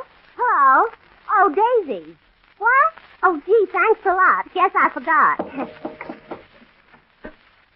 Mr. Wumple, it's almost 4. The press is waiting at the door. Send them away. Send them away. But you said you'd let them know today. Even though I wish they'd go, I'll see them just the same. I know. You know too much.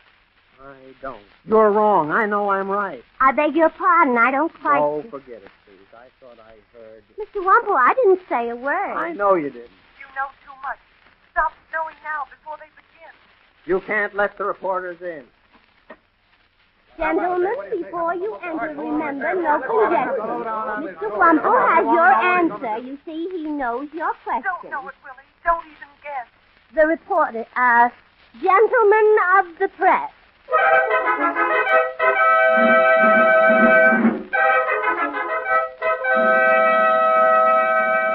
The morning news. The corner news. Noonday news. The nightly news. The daily news. The weekly news. Mr. Wumple? Yes. What news? Well, Mr. Wumple, is it true MKO will hire you to build a mammoth studio? My answer's no.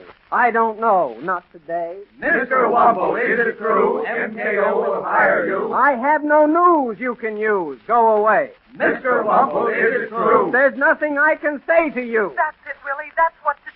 Is it, Mr. Wumple? I don't know. Yes, you do. No, I don't. Oh, yes, you do. No. Yes. No. Yes. No.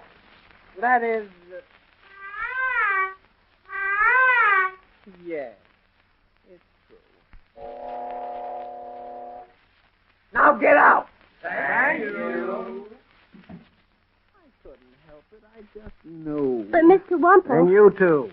But it's come. What, the offer? Just one little thing, Willie, and you'll break the spell. Yes, we got the offer from MKO. Isn't it wonderful? I was so afraid when I heard you say yes to those reporters. Because, after all, the offer may not have come, and then where would we have been? I told you that we'd get the bid, didn't I? Willie? Yes, Mr. Wumple, you did tell me, but suppose you was wrong. I'm never wrong. Willie? I know, Mr. Wumple. I know. Willie, I'm through. Wait. Yes, sir? We're not accepting the offer. Not accepting? You heard me. Willie! But, Mr. Wumple, you spent months drawing up those plans. You staked everything on this. Why, the contracts were signed with the builders, and MKO will hold you on the completion bond. They'll sue you. You've got to think of that. Think of all the fun you'll get kicking over the traces. You built up the firm alone. You can build another. And you'll go bankrupt. What if you do? Then, Mr. Wumple, you got to think of all the people you employ.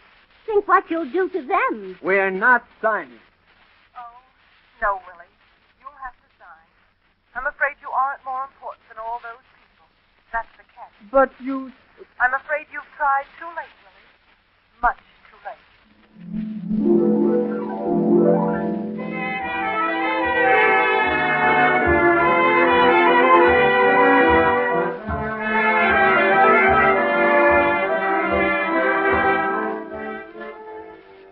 Ladies and gentlemen, in place of the 43rd chapter of Jenny Wren's Dream Girl, the program regularly scheduled for this time, we are going to take you to Hollywood for a special broadcast of the dedication ceremonies of the new MKO studio.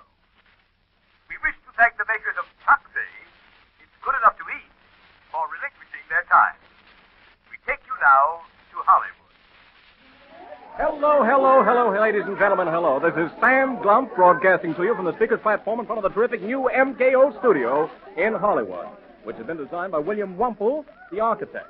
I wish you could see it, folks. I wish you could see the crowds filing and filling the stands erected for this historic occasion. Everyone is here. Stars. It's glamorous, it's glorious, it's stupendous. And it's a beautiful day out here in California, folks. A terrifically beautiful day. High up above us, the Hollywood hills, like some backdrop of the Olympian gods, kiss the caressing blue California sky. Coming to you through the courtesy of Choxy, It's Good Enough to Eat, and don't you forget it. Red-tiled roofs of Spanish bungalows and stretching out beyond the Pacific. Rolling toward the horizon, broken only by the towering peaks of Catalina Island. For it is a clear day today, folks, as we gather to dedicate this new $1 million mammoth super studio. All the MKO players have assembled here on the stand. And here's the queen of the screen herself, folks, that lovely auburn-haired darling, Daphne Frothingham. Miss Frothingham, won't you tell the radio audience what you think of the new studio Mr. Wumple has built for MKO? Oh, really, the new studio is wonderful. My next picture is Love is the Nut. Next to my mother, I love Choxy. Thank you, Miss Frothingham, for a grand performance. And now we're going to hear a few words from the famous Finnish beauty, the exotic red-haired hunk of flesh. Tell us, Miss Flesh, what do you think of the new studio? It is wonderful. My next picture is Love is Love. Some of my best friends are Choxy. Oh, thank you, Miss Flesh, for a grand performance. Folks, you've seen stars, but none so lovely as the sterling little henna-haired lady now stepping up to the microphone. Yes, folks, it's none other than Gloriana Glee. Miss Glee, would you describe MKO's beautiful new building to your millions of fans? The new studio's wonderful. My next picture's wonderful. Choxy's wonderful. Wumple's wonderful. Boy, am I cockeyed. Thank you, Miss Glee, for a grand performance. Trying to get through this tremendous crowd is that Titian-tinted trooper DeLacy LaDucey. Won't you stand back to this... Please, stand back, please! Oh, DeLacy, won't you say just a few words about the new studio? Calico and me want to thank all you hombres for your swell fan letters. My next picture is Love is Choxy. Thank you, DeLacy, for a grand performance. A performance that'll be appreciated by the lovely lady with the lovely crimson locks now approaching. You all know her, folks. It's your favorite columnist, Elise Ben-Boat. Wonderful. My next column is wonderful. What I always say is Choxy's each day, and Millicent never looks lovelier. Oh, thank you, Elise, for a grand performance. Oh, thank you, Mr. Glum. And now I'd like to introduce the grandest star of them all, the lovely carrot-topped Anitra. Anitra, what do you think of the new studio? Thank you, Anitra, for a grand performance. I know you love too, Choxy. Ladies and gentlemen, at this point, it gives me great pleasure to turn the proceedings over to the man responsible for this occasion, the genius who inspired it, the lovely Kitchener, the president of MKO himself. I thank you. I'm proud to be president of MKO. Yes, sirree, yes, sirree, yes, sirree. I am still prouder to be the president who contracted the great architect, William Wumple, to design this new super significant studio. And it's a four-star job if I ever saw one. Yes, sirree, yes, sirree, yes, sirree. And what is more, my friends, I am prouder still to be the author of M.K. Hold's wonderful theme song, which our chorus of 150 voices, 150, will now sing.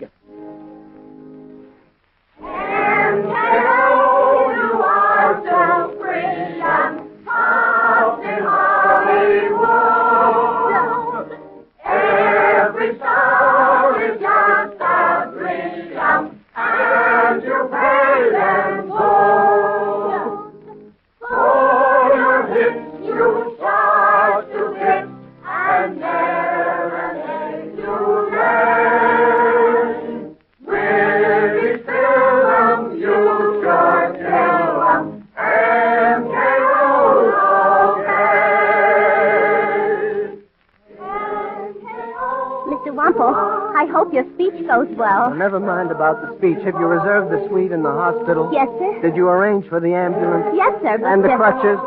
Yes, sir, but I don't see why you bandage your foot up now. Because when they lower that cornerstone up there, I'm going to be hit, and I don't want my foot to be badly hurt. With that bandage, you can hardly walk now. Without it, I might not walk at all later. I suppose you know best, Mr. Wumple. Oh, I wish I didn't. Use your tail and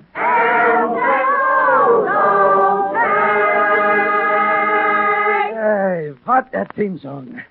And now, it gives me great pleasure to introduce that distinguished architect making his only personal appearance this season positively, Mr. William Pimple. Mr. President. What goes on? What's that? Who's that?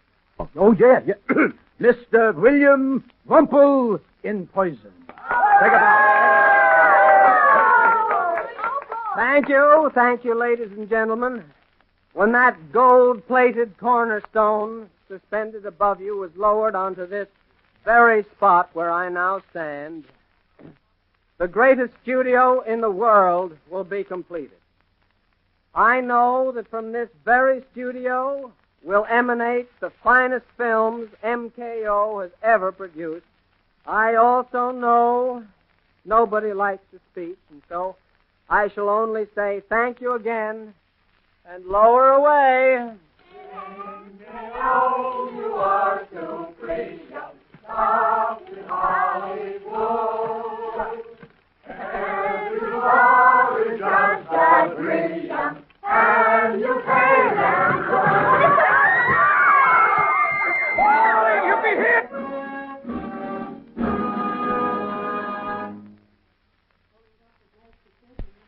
Calling Dr. Max to surgery. There, Willie. You'll be all right. Is this the suite that I reserved? Yes, darling, it is. Polly. Yes? Polly, what are you... What... You come back. Someone had to look after you. How's my foot? Don't you know? Well, it feels all right. It is all right. But how is your head? My head? Yes, darling, your head, where the cornerstone landed. You mean... I mean that idiotic bandage on your foot kept you from getting out of the way when the cable broke. But I thought... Well, I was sure... Oh, no. Polly, you're fooling. I know my... Oh, that's what you get for trying to sit up. Now be careful. But, Polly, I didn't know that my head would get hurt. You didn't know? No. Willie, do you know what you just said? Polly! Yes, Willie. Polly! But... Oh, I didn't know. I don't know what's going to happen anymore. I don't know, I tell you. I don't even know whether you've come back to stay. Don't you? I don't even know whether you love me. Polly, tell me, do you love me? Don't you know? No, I don't. I don't know, Polly. Oh, it's wonderful. Oh, it's marvelous. I don't know if you love me. Mr. Wumple, please. No excitement. Oh, it's really my fault, nurse. Well, I suppose we can forgive you this time if Mr. Wumple eats his supper like a good boy. Are you ready for a nice big supper, Mr. Wumple? Oh, I suppose it's chicken broth and custard. Oh, Mr. Wumple, you just know everything. What?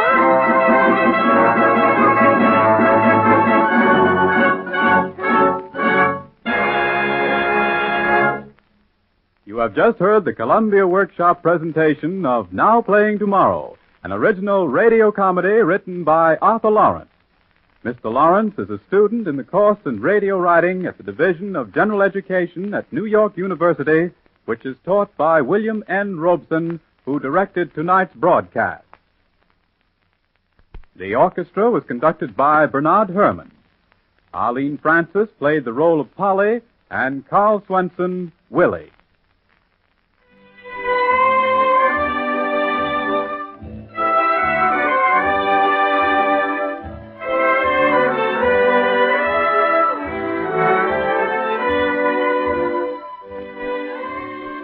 I Married an Angel is from the show of the same name. This is the Columbia Broadcasting System.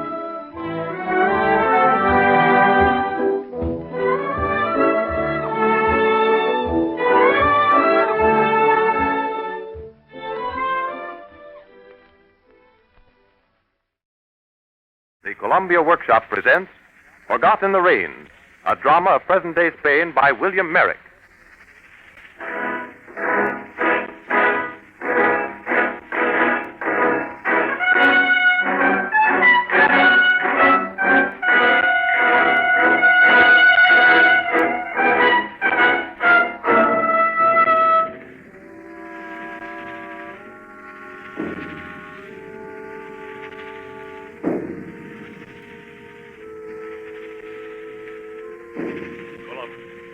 Hernandez. Soleno. Rafael. Quietly, for God's sake, quietly.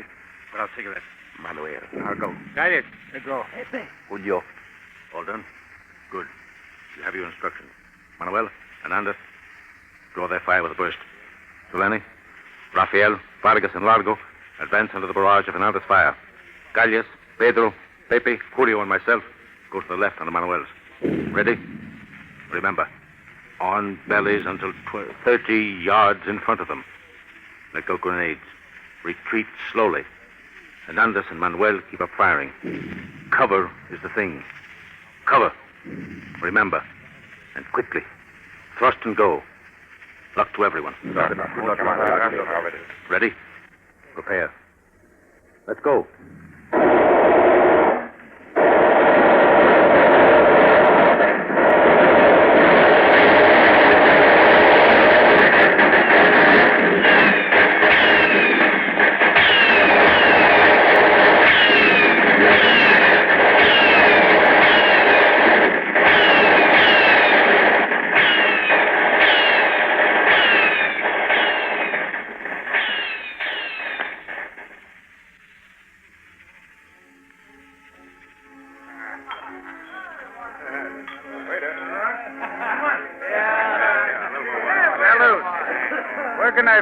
Hernandez and Juan Largo. Sure, they're around. They're both around. Tell them to report immediately to Captain Moreno. That is all.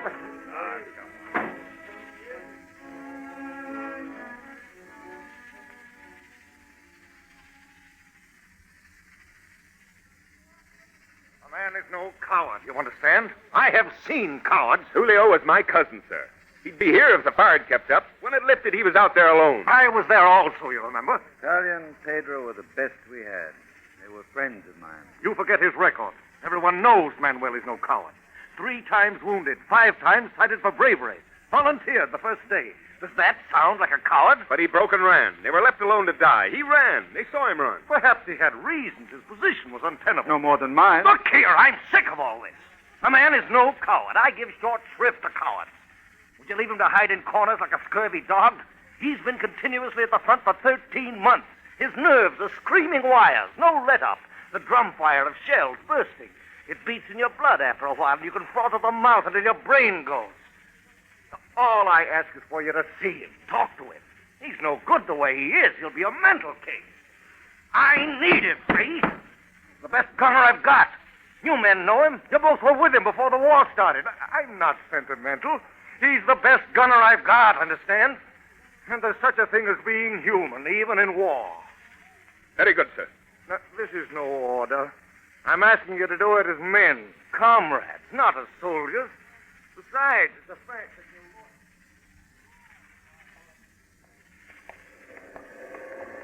I don't like this business, Largo. Nor I. Moreno doesn't seem to realize that Manuel's unbearable now. The way he flies at everyone. As if he has to prove his bravery. Has to remind everyone how brave he is. Elementary, Largo. Cowardly act on the rebound always takes the form of grotesque bravery. Proof enough that he ran. This is the house, isn't it? I tell you, I don't like the job. I'm no good at giving pep talks.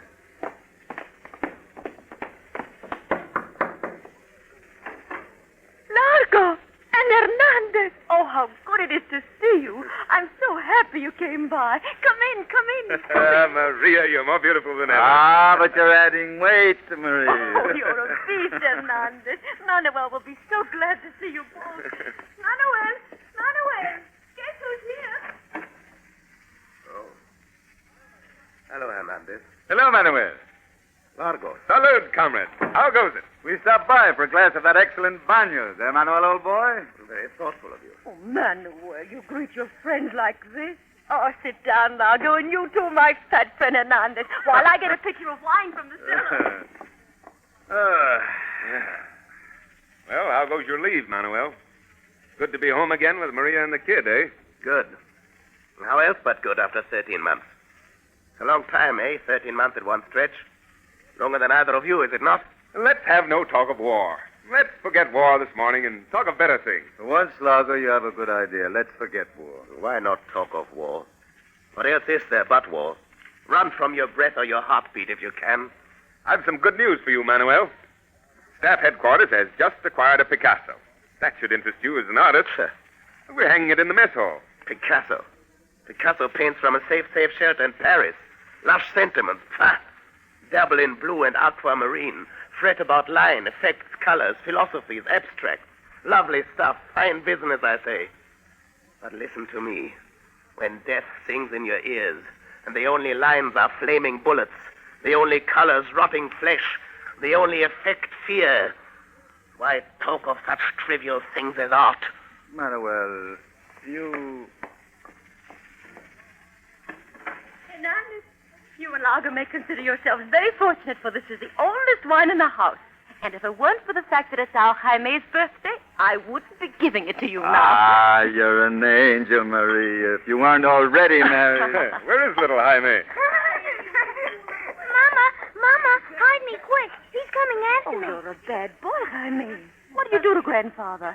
Give that imp a beating if I lay my hands on him. He pulled my beard when I was sleeping. I'll teach him a thing or two. Where Jaime, what a terrible thing to do to poor old Grandfather. Shame on you. I didn't pull it hard. Grandma honest I did. Come here, Jaime. My, you are getting to be a big boy. How old are you today? I'm 5. Have you no wine for me, Maria? Oh, sweet mother of God, I cannot see with my eyes. What's wrong with your eyes, Grandfather? They were all right last fall. His eyes were blinded a little from lime. He was hiding close to a lime shed when a bomb fell. Yes, but I could... No more of that now. Let's talk of something else. Look, Hernandez, you and Largo are going to stay for dinner. We have a fine cake and a big rabbit. You'll stay because it's Jaime's birthday, yes? Oh, it'll be such trouble, Maria. Oh, nonsense. We'll all be very happy. We'll have a fine time. What do you say to that, Manuel mio? Yeah, they can stay if they like. You wouldn't know we were comrades to hear him talk. My poor Manuel is not well. He's not well. I'm not well, eh? Not well. What's wrong with me, anyway? Everyone seems to have a fine idea of what's wrong with me. Except myself. Do I have to die before you pour a little wine my way? Is there no wine for me, Maria? But this wine is too strong for you, Grandfather. Oh. It goes to your head. Give us a little wine. So that's why you came. So, I see it now. So you came to cheer me up, eh? Well, I don't need cheering up from you, see? You, Largo and Hernandez. If I do, I call for soldiers, not amateurs. Wait till you're in the army a while. Where were both of you when it started? Where were you when we were defending Toledo, eh? Where were you two fine birds when they were bombing Madrid? So you came to cheer me up, eh? If I could laugh. Oh, you do us a grave injustice, Manuel. We're your comrades. Why are you here? I don't need any cheering up at your hands. Get that through your head. Come. Let's drink some wine and be gay. Maria, cannot the old man have a glass on this special occasion? He looks fit to die. You give him a glass then. Oh, but not too much. Let's have a toast. What shall we drink to? Drink to death. Nothing so gloomy as that, Manuel. Drink to Maria's beauty, her charm, her grace. Yes, to Maria. Drink Rains? Why drink to the rains, To Grandfather? the rains that will wash the blood away. No. We'll drink to Jaime. It's his birthday. To Jaime and the world he will someday inherit. Oh, Grandfather, you've drunk your wine already. To Jaime's world. A world of sunshine and light and peace. Full of butter and bread and health and laughter. Here. Here's a drop more. Don't guzzle it so fast. They lie, Jaime, they lie. They'll give your world worse than they made themselves. Full of hate and killing and war and blood. They'll pass on a worse world. They'll make a soldier of you, too. They stir up the cup of death for you already. Keep thy mad mouth shut, you old fool. Bad enough to look at you. Oh, all the same it is so. Pray for the rains. The rains that walk along the street, seeking out blood to wash away and forget. Listen to an old man, Jaime. These men, your father, these soldiers who kill, will make one of you.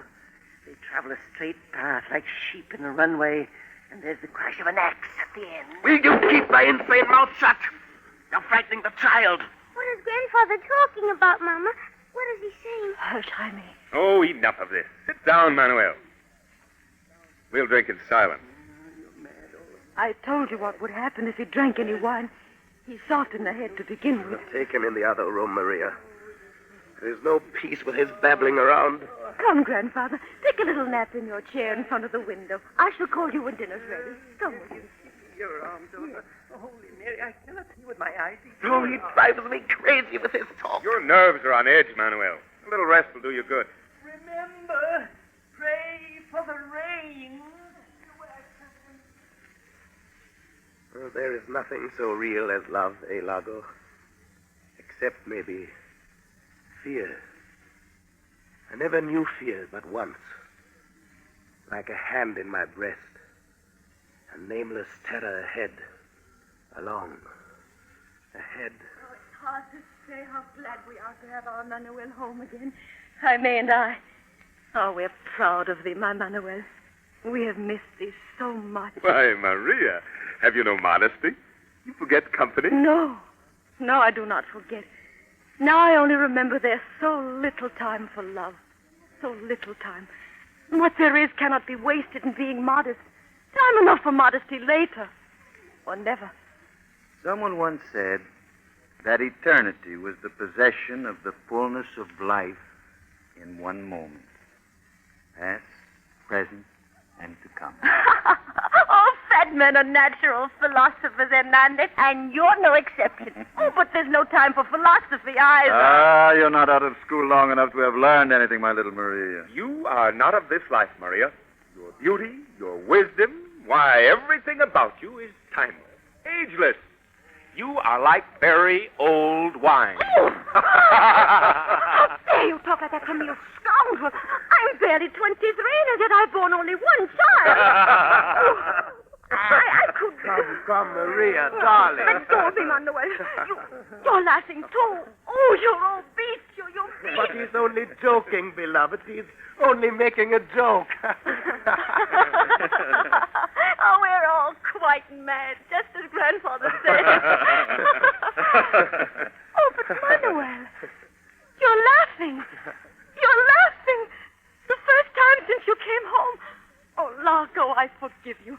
I do forgive you. And I forgive you, madame, with pleasure. But now, another drink while there is still some left. Well, while you're all swilling wine, I'll run to the market, for I have to get some more things. Let me go, Maria. Oh, of course not, Largo. I'll only take a few moments. You stay and talk to Manuel. That's a shame to trouble you so. Not at all. I believe it was luck that brought you here today. Goodbye, Manuel. Don't let the rabbit burn, and keep an eye on Jaime. Have you no kiss for us, for we who are about to die? Hey, you're much too ugly to die. Only the brave and beautiful die. Didn't you know that? Ah, you are lucky, Manuel, to have such a wife. She is a lovely child. Yes. Yes, then when I saw her in the doorway. Yes, I love her. Yes. Hard. Deep. Like a smash in the ribs. She loves you so much. It is difficult to believe. Is there any reason why she shouldn't love me? Am I not worth loving? What man does not desire to be loved, even to the point of madness? Stop! Shut up this talk of love. You're on edge, Manuel. There's no cause for excitement. Oh, perhaps I'm not worth loving. Perhaps You know, tomorrow I'm going to visit my mother in Rome. The first time... Look, do they still think I ran? Do they? Tell me, do they? Listen to him, the little scoundrel. Such conceit. He's the image of you, Manuel. At Toledo, we choked back a tank charge with dynamite. With bare hands. Huh? That was something, eh, comrades? Bare hands and tanks. Where were you lads then? Can't we talk of other things? God, talk, nothing but talk. The old man is right. You run in packs like hounds in a hunt and bay up many a tree. Come, Manuel. You're letting... Up many a bare and fruitless tree. Jaime, come here. Come here. Sit on my knee. There. Tell me now, what would you like to have me get you for your birthday? Something you want very much. Well, let's see. I guess I would like best a box of colors. Ah, Manuel, he will be an artist, too. You shall have your paints, little cherub. And what else? Then I would like a soldier gun. Jaime, go in with grandfather. Have you done any painting recently, Manuel? Look, I want to set you right. Both of you. You think I killed them, don't you? The rest think I killed their friends because I left the post. You do, don't you? Don't you? Don't you? Answer me. Don't you? You're absolutely wrong, Manuel. Oh, you shouldn't let it upset you like this. Captain Moreno asks for you. All the other comrades ask for you. There's no question of your bravery. They all know your record. Well, I did. I did leave the post.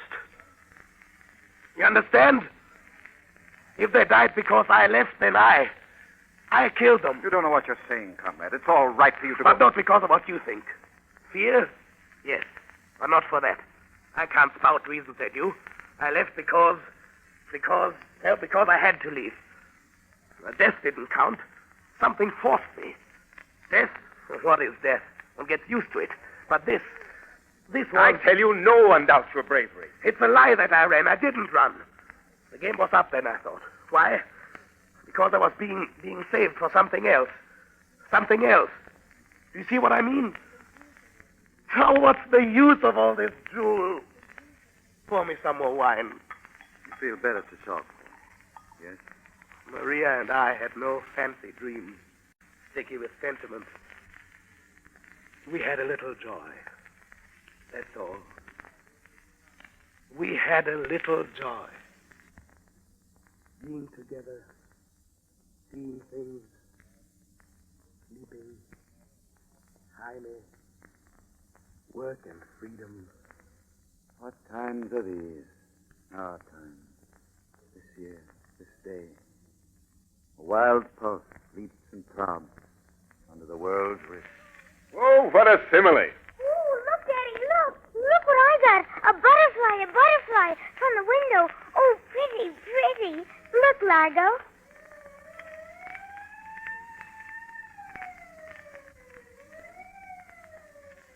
Look at my butterfly, Daddy. Look, I got him caught in my hand. The wine, Manuel. It's coming from a suburb, long way off. The first since I've been back. There's no disputing it, Manuel. This is the best wine I've ever drunk. We have tickets to La Traviata tonight, Manuel. Would you and Maria like to come with us? The house is nearly sold out. Everyone sits with his hat on. It's very amusing. Ah, that's wine. Listen to the sound. Sounds like a woman's wail. It's very odd. Another time it will fill us with terror. Well, actually, it's reassuring. At least we know what's going on. Even the approximate location. I suppose that in time one would even get used to a woman's wail. In Paris, I hear, they ring every Thursday. No one pays attention. What shall I do with the butterfly, Daddy? Should I put him in a glass? Free him. Let him go. Tell me, Jaime, doesn't the siren frighten you? Oh, no, Daddy. Not anymore. I hear them so often. I wish it did. I wish it did frighten you.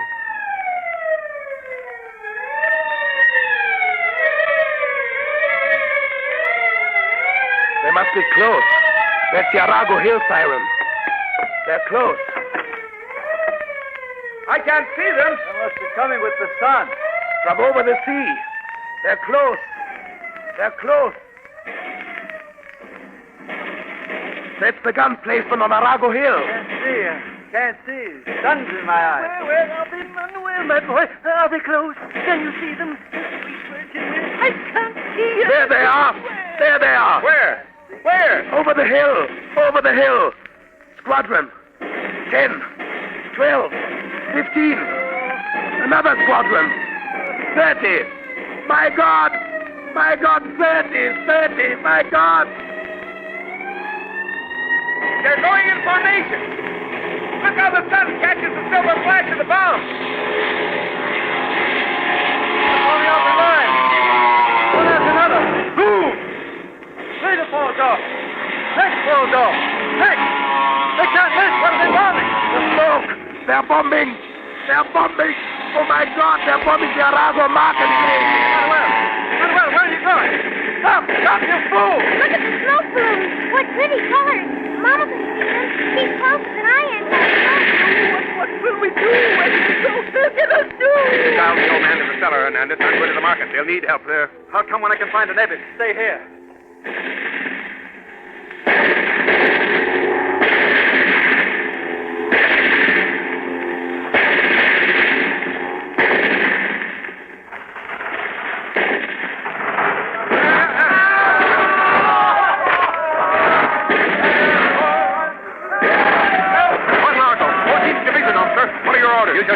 Rescue work being organized. Drag all bodies clear and search those still living.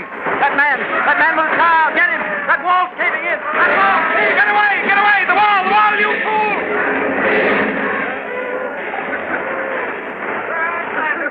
My God, man, have you no sense? You were nearly trapped.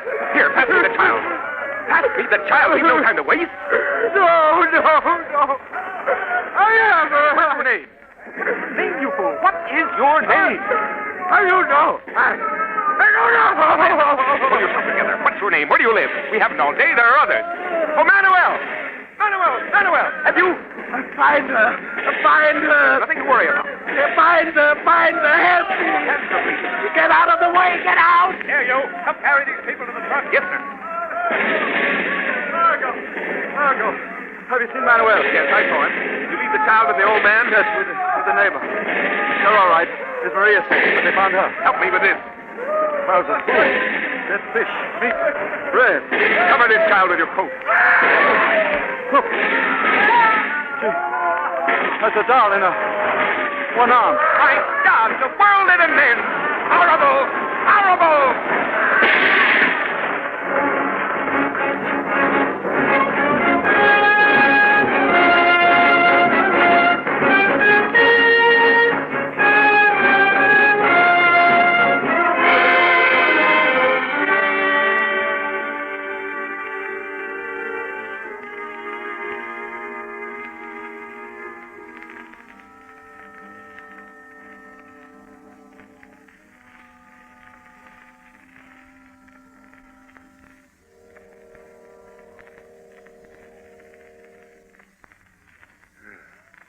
Too dark to do anything more. I'm done in. I'm completely fagged. Let's leave. There's nothing more to do. Well, it's so dark. Can't see. Now, let's go. I haven't heard a cry in more than 2 hours. It must look as bad as the ones who were hit. I'm quitting anyhow. And Manuel, did you see him? Not since late afternoon. He didn't recognize me. Bleeding from a million places, grabbing glass with bare hands, clothes in rags. He looked like a beast. And Maria, do you know any... Did he... Oh, probably safe. He'd have found her much before this. Let's go.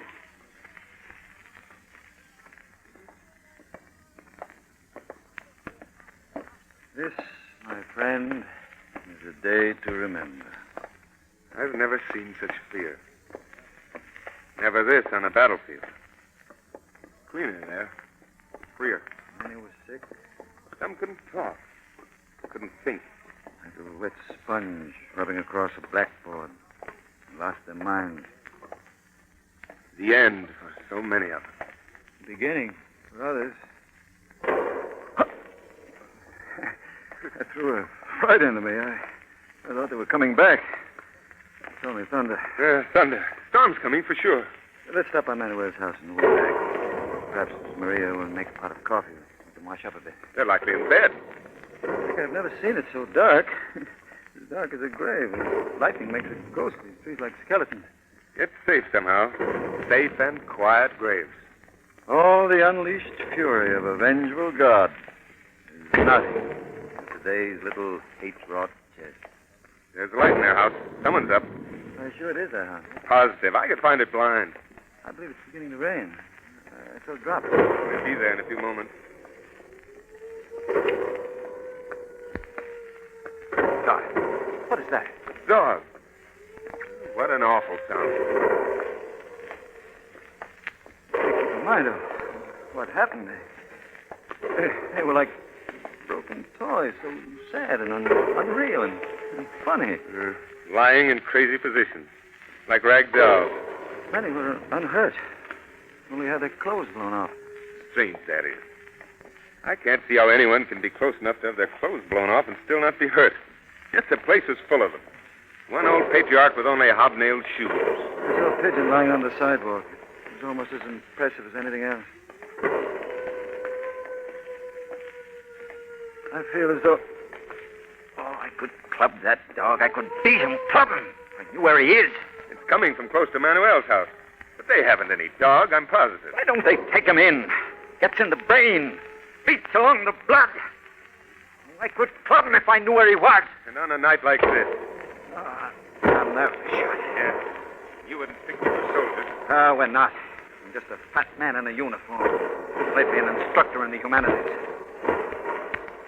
No moon to bay at. Only the dead to bay for, and they can't hear. Don't care. Oh, don't joke. This is the house, isn't it? Yeah. The light's in the kitchen.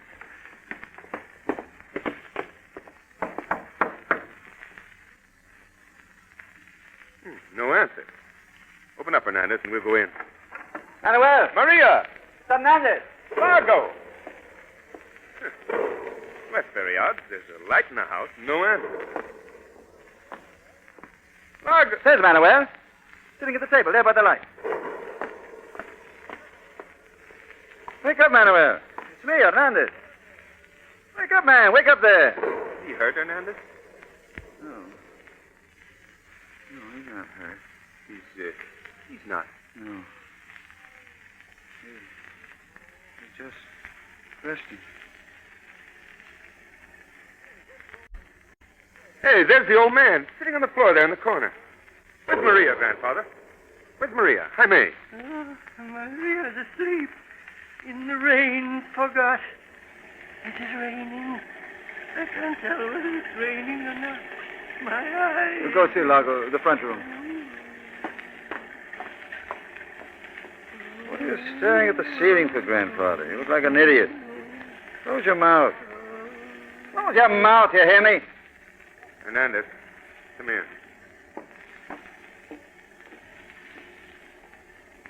Sweet Mother of Christ. And the Father and the Son and the Holy Ghost. The child is sleeping under her arm. His tear-streaked face in her breast. Should I take him away? No. Cover them both. Let's get out of here, Hernandez. Yes. Rain, the sun, the blood, the rains, yes. Forget and forgot.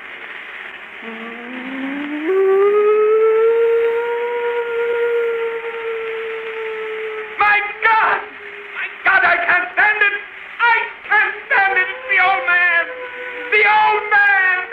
And we thought it was a dog!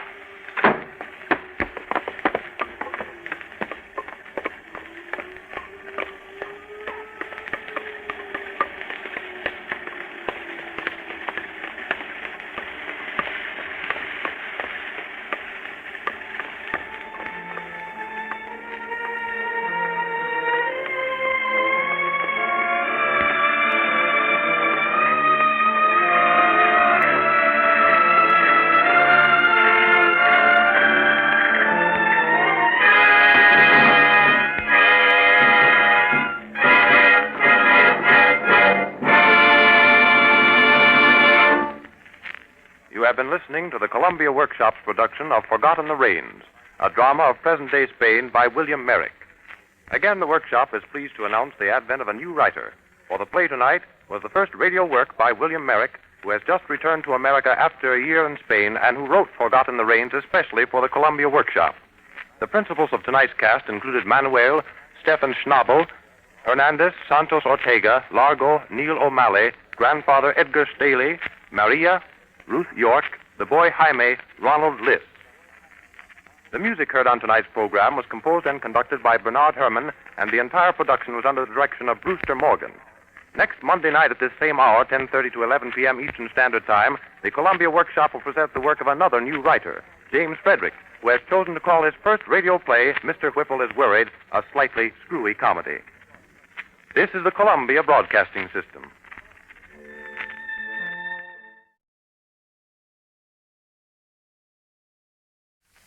"50 feet under marshland at Flushing, Long Island, at the New York World's Fair 1939, our civilization lies buried in a torpedo-shaped copper alloy time capsule, 7.5 feet long, 8 3/8 inches in diameter, not to be opened for 5,000 years.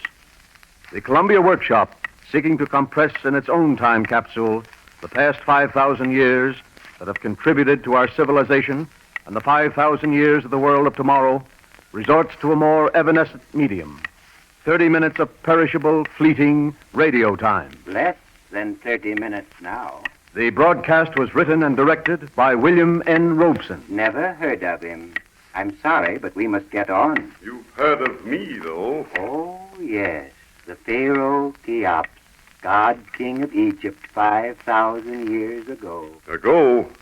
I am Pharaoh now.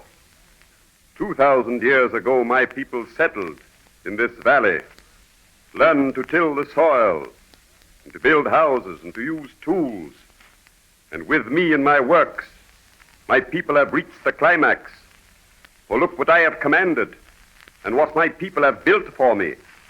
Look yonder, at my great pyramid. When I die, I shall enter it, to lie there in peace forever. And men shall marvel and realize that with me, mankind had reached the zenith of achievement. We've only got 28 minutes and 12 seconds, Pharaoh, and anyway, you sound like a gross materialist to me. Apparently you've never, but of course, you couldn't know about the grave robbers who emptied your tomb of everything, including your mummy, hundreds and hundreds of years ago. We realize now the error of the philosophy of the Pharaoh Cheops. Who are you? I am the father of Merikiri, who is to follow me as king of the old kingdom of Egypt, where civilization still flourishes in our capital of Heracleopolis. We have learned much since the great Cheops was laid to a material rest in his pyramid tomb 500 years ago. We now know that there is more to life than death.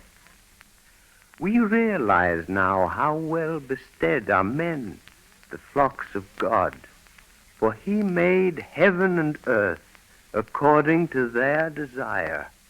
He quenched the thirst for water. He made the air that their nostrils might live. They are his likeness which came forth from his limbs. He made the light according to their desire. He raised protection around them. What you say is very interesting, old man, but it might surprise you to know that your 4,000-year-old thoughts are well known to us today, because a young Hebrew shepherd king was also perhaps familiar with them, and 500 years after you died, he sang, "The Lord is my shepherd, I shall not want. He maketh me to lie down in green pastures. He leadeth me beside the still waters. He restoreth my soul. He leadeth me in the paths of righteousness for his name's sake. Yea, though I walk through the valley of the shadow of death, I will fear Sorry, no evil." David, we've only got 26 minutes and 10 seconds left. We must get on, and 8,000 years to go. I, Xerxes, the great king, the king of kings, the king of the lands of many tribes, the king on this wide, far-stretching earth, the son of Darius the king, the Achaemenid, a Persian, son of a Persian, and Aryan of Puritanian lineage, have built this magnificent staircase in the palace of Persepolis. Its beauty and grandeur is a symbol of the eternal might and power of the Persian Empire, the empire which shall never end. Yes, Xerxes, you do well to boast. It is true that you own the world. It is true that Greece and India and the 3,000-year-old civilization of Egypt now belong to you. But watch your step. In less than 150 years, a tough young man named Alexander is coming out of the mountains of Macedonia and burn your beautiful palace to the ground. And for more than 2,000 years, your royal playground of Persepolis will be a pile of rubbish until little modern men from a distant land push away the bricks and reveal to a marveling world your crumbling glory. Who's wasting time now? What? Oh, how did you get in? On the next wave of empire. Let me introduce myself. I'm Pilate, Pontius Pilate, Roman magistrate, now assigned to Jerusalem. Oh, I see. I'm glad to meet you, Pilate. How are things in your part of the world? Oh, fair enough. Could be better, of course. But conditions are looking up. Much better since they did away with Julius Caesar. Of course, out here in the provinces, we always have trouble of some sort or another. For instance? Well, national minorities, principally, want all sorts of special privileges and a say in the government. Organized pressure groups, you know. Constant annoyance. Yes, I know. We have that sort of trouble today, too. Is that a fact? Well, would you believe it, just a little while back, one of these fellas got out of hand, and a lot of the natives started calling him king of the Jews. Can you imagine it? Not really. Well, sure as I'm standing here. Well, you know we can't have that sort of thing in the Roman Empire. Sorry, Pilate, you're wasting time, and there's 7 more thousand years to account for. 2,000 years until today, and the next 5,000 after that. Nothing important happened for the next 800 years until I was crowned Holy Roman Emperor last Christmas. Then this is 801 A.D. and you're Charlemagne. Yes, Charlemagne, the Holy Roman Emperor. Indeed. To what do you owe your success, Charlemagne? Well, Alexander of Macedon was a great conqueror, but his conquests were of little benefit to Europe. Julius Caesar was a great conqueror, but after him came the emperors. Constantine was a great emperor, but he was a superstitious man. He tolerated paganism. I eclipse the splendor of these names. If I don't deserve the epithet great, who does? If my empire and my name do not endure forever, whose will? What's that word forever, Charlemagne? It's sometimes very funny. The only time we can be sure of is the next 22 minutes and 5 seconds.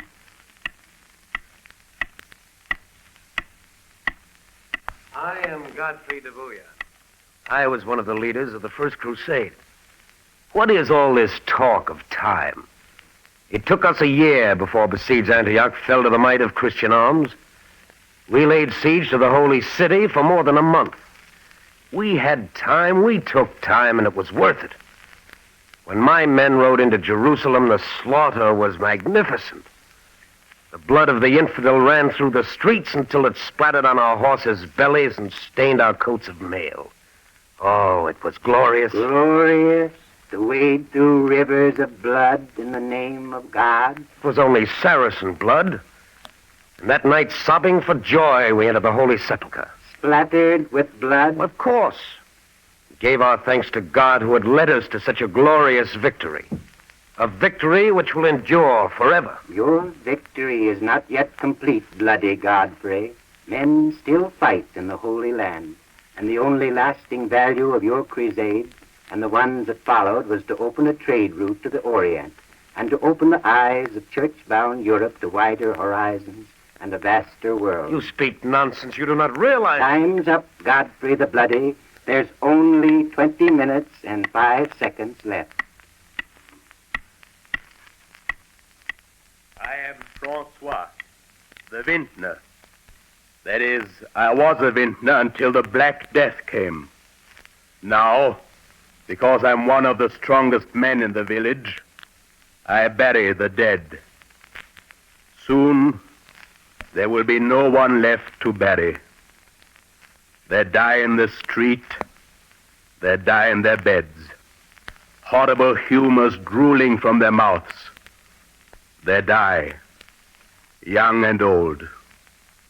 The rich, the poor, the ugly, the beautiful, they all die. Soon, I too will die. After the plague, nothing will be left. Surely, it is the judgment of God and the end of the world. Wrong, Francois. Although the Black Death, in which you did such a heroic service, took 25 million lives, took indeed 1/3 of the population of Europe, it was not the end. Of course, you did not know this because, as you surmised, you too died in the plague. But the human race, as it always seems to do, went on. I beg your pardon. If you have the time, I should... I have 10,000 years, Columbus, but only a few seconds for you. I don't quite... Well, I wonder if you could direct me. I'm bound for Asia, you see. Rich spices, jewels, gold.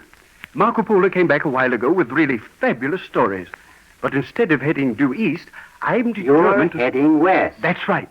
You see, I have a theory that if So did Ptolemy, about 1,400 years before you, Chris.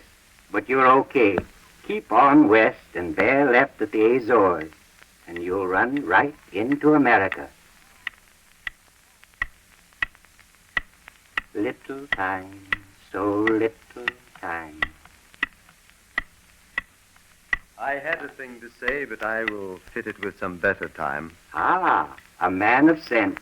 A man who knows the value of time. Methinks the time is out of joint. Oh, cursed spite that ever I was born to set it right. Wait a minute, I haven't written that line yet. I know, but you will. For unless I am mistaken, you're Shakespeare, the Bard of Avon. I don't recognize the rest of your phrase, but I am Shakespeare. Sometimes a poet, mostly the writer of plays, which I scriven with great effort so that I may feed myself and remain outside the debtor's prison. Have you nothing to say for posterity? Nothing that posterity will ever listen to, I fear. London's too full of poets and playwrights who have the public ear right now. There's Kit Marlowe and rare Ben Jonson, Tom Dekker. But anyway, we're too busy these days to bother much about posterity. Now, if you'll pardon me, I must get back to work on this new play of mine. Curiously moody piece about a Prince of Denmark. Drop in again someday when we both have more time. Time? Yes. Only 16 minutes and 10 seconds left. It has been said of me, Voltaire, consort of kings and commoners, prototype of 18th century culture, that I invented history. I did not. History is ridiculous. And the way it is written, one would think that for 1,400 years in France there lived none but kings, ministers of state, and generals. What are the customs and habits of their souls? Are they nothing? Nothing without power. I gave them power. I am James Watt, who looked at a singing tea kettle and harnessed its power in the steam engine. I gave power to the world.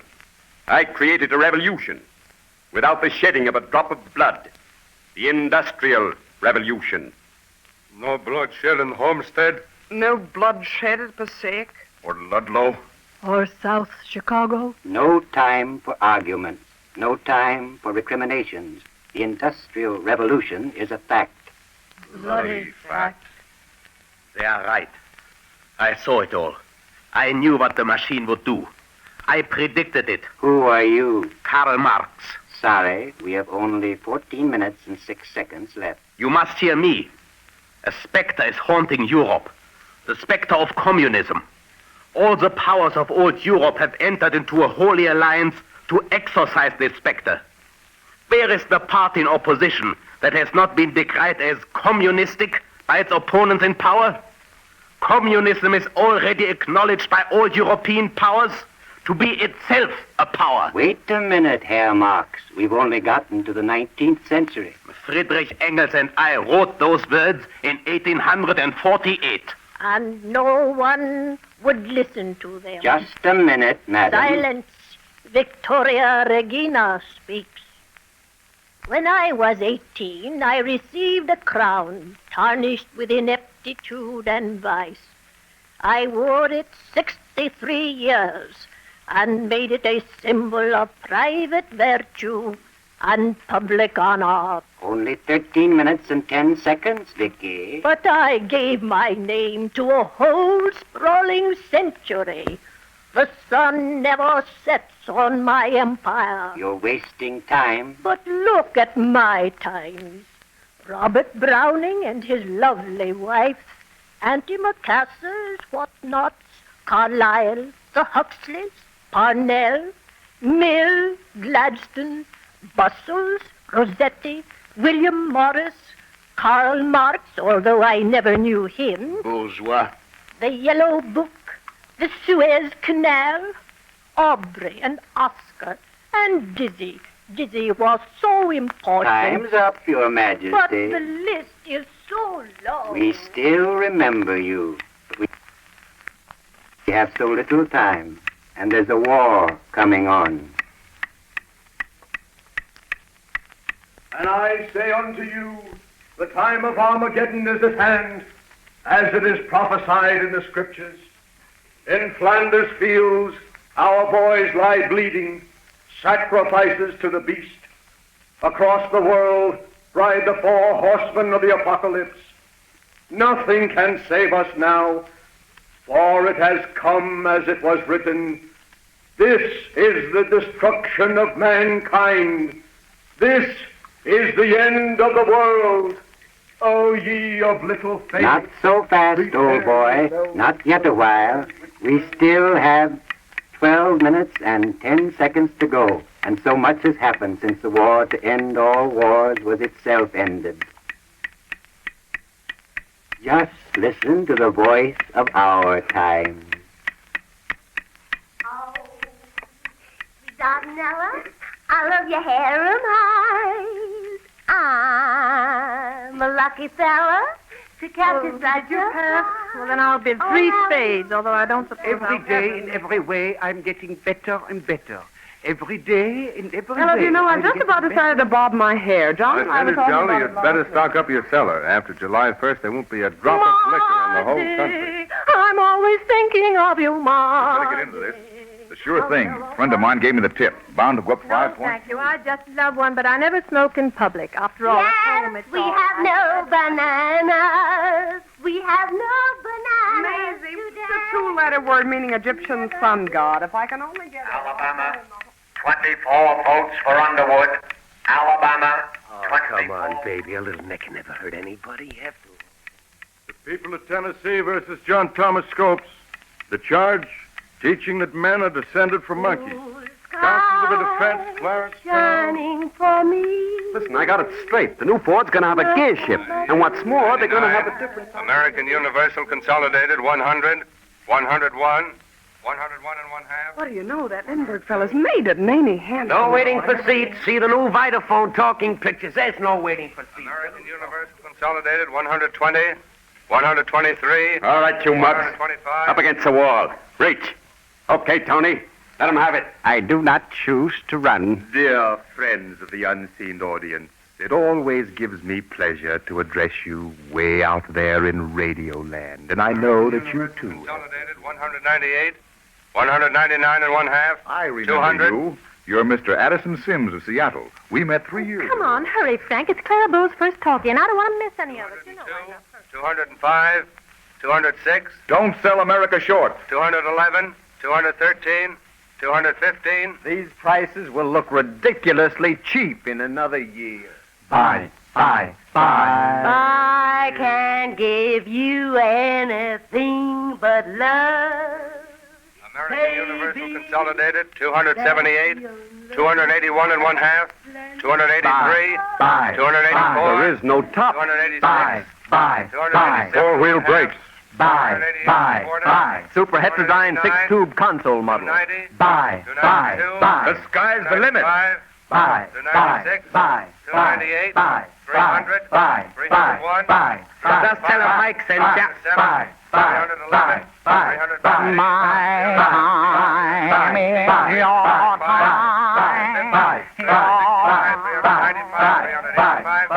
Fix me another gin and ginger ale, will you, Eddie?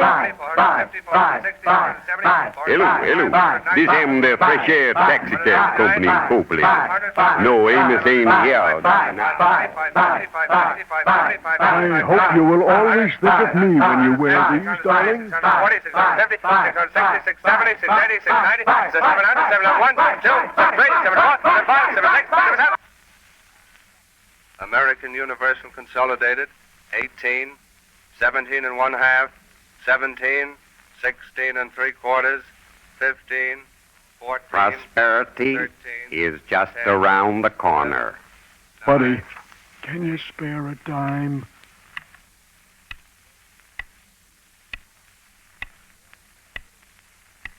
I know that fascism, being a creation of the Italian race, has a meant and the will meet historical necessities, and so unconquerable is destined to make an indelible impression on the 20th century of history, for we have buried the putrid corpse of liberty. Gray, tasteless bread. Peaceful this morning in Shrine Garden. Well conditions, it is hoped, will also be peaceful. In Shanghai, in Nanking, in Hankow. A war of rival ideologies will, regardless of its motives, find Germany fighting at the side of her ally, Italy. Buddy, can you spare a dime? What's the use? Why should I go on trying to get a job so I can make a living, so I can raise a family, so I can pay for my own funeral? Let the big boys fight it out. Let them have the world. Let them kill us all before they starve us to death. Let's blow up the whole thing and check out. Let's turn the earth over to the bugs and the germs. Wait a minute, mister. Don't you see there is no end? Don't you see this is just the beginning? Listen, did you know that there occurred last September, at the exact moment of the autumnal equinox, an event which is unparalleled in the history of the earth since 3,000 million years ago, the first unicellular life appeared upon the steaming waters of this uninhabited globe? At noon on September 23rd, 1938, as the exact moment of the autumnal equinox approached, there gathered on the grounds of New York World's Fair 1939 a solemn group of scientists and industrialists to consecrate to the people of 6939 A.D. the Westinghouse time capsule, within the slim, streamlined confines of which was packed the heritage of our times. The capsule, a torpedo-shaped cartridge of cupelloy, most time-resistant metal known to modern man, 7 feet 6 inches long, within which is encased a Pyrex glass sheet, in which are packed the contents. First, curious trivial articles of modern daily life. Artifacts such as enable modern archaeologists to deduce so much of mankind's past, from which the archaeologists of 5,000 years from now may derive some amusement or instruction. A can opener. An alarm clock. A miniature camera. An electric razor and a safety razor. Cigarettes and a hat by Lily Deshay. And makeup and a rhinestone clip from the 5 and 10. a watch and a slide rule, A nail file and a padlock and a Mickey Mouse cup. And a score of other things we use and enjoy every day. a newsreel showing Franklin D. Roosevelt. Howard Hughes. Jesse Owens. Baseball. The bombing of Canton. And bathing beauties. And 3.5 reels of microfilm on which are more than 1,000 pictures and more than 10 million words, comprehensively covering our lives and times. Complete with instructions for the building of a projection machine and a microscope for immediate and ready reading. All these things are buried 50 feet deep in the time-resisting capsule of Cupeloi. All these things, all this knowledge, and two more things. 2 books. The Holy Bible and the Book of Record. The Book of Record. I hold one in my hand now. I, who have skidded with you through 5,000 years of the past during these brief 30 minutes of eternity. The Book of Record of the Time Capsule. We have laughed at man, clad in his brief authority tonight, you and I. And yet, here in my hand, I hold a slim book, printed on the most imperishable paper known to modern science. There are only 2,000 of these books in the world. They are now up on the shelves in museums, libraries, lamasseries, and monasteries the world over. Perhaps, in some remote Shangri-La, one of them will remain 5,000 years from now. Perhaps some future sage browsing through the stacks of antiquity will come upon this very book I hold in my hand, and struggling through the archaic phrases of the dead language which it is written, will be inspired to search for the heritage of 1939, buried in what is now known as Flushing Meadows, or what will be known to our immediate posterity as the grounds of New York World's Fair 1939. For the book contains explicit information how to find the time capsule, as well as a request of future vandals to let it rest in quasi-eternity until its opening day 5,000 years from now. The time capsule may be found by latitude and longitude, directions for which are given to the 3rd decimal point in seconds of arc, a measurement so accurate as to locate a specific spot on the Earth's surface no longer than a quarter. But should the polar axis shift in 5,000 years, allowances are made in the Book of Record for measurement from reasonably permanent base points of the U.S. Geodetic Survey. And should these fail, detailed directions are given for discovering the time capsule by the employment of geophysics, by which we moderns of 1939 locate subterranean deposits of minerals and oil. The Book of Record also contains a high-frequency vocabulary of 1,000 of the most used words in the English language of 1938, and a mouth map which the Futurian may follow in making the 33 sounds that we use in modern English speech. If the eloquent father of Mirakiri, Pharaoh of Egypt, could have spoken across the years to us, with any certainty we would ever receive his message, what would he have said? Would Shakespeare or Voltaire have written any differently than they did, had they known we would still hold their genius in reverence? Would James Watts have stopped his speculations upon the steaming tea kettle had he known the revolution he bred therein? Within this book of record, sealed for 5,000 years inside the time capsule, some of the great men of our time have consciously left their message for the future.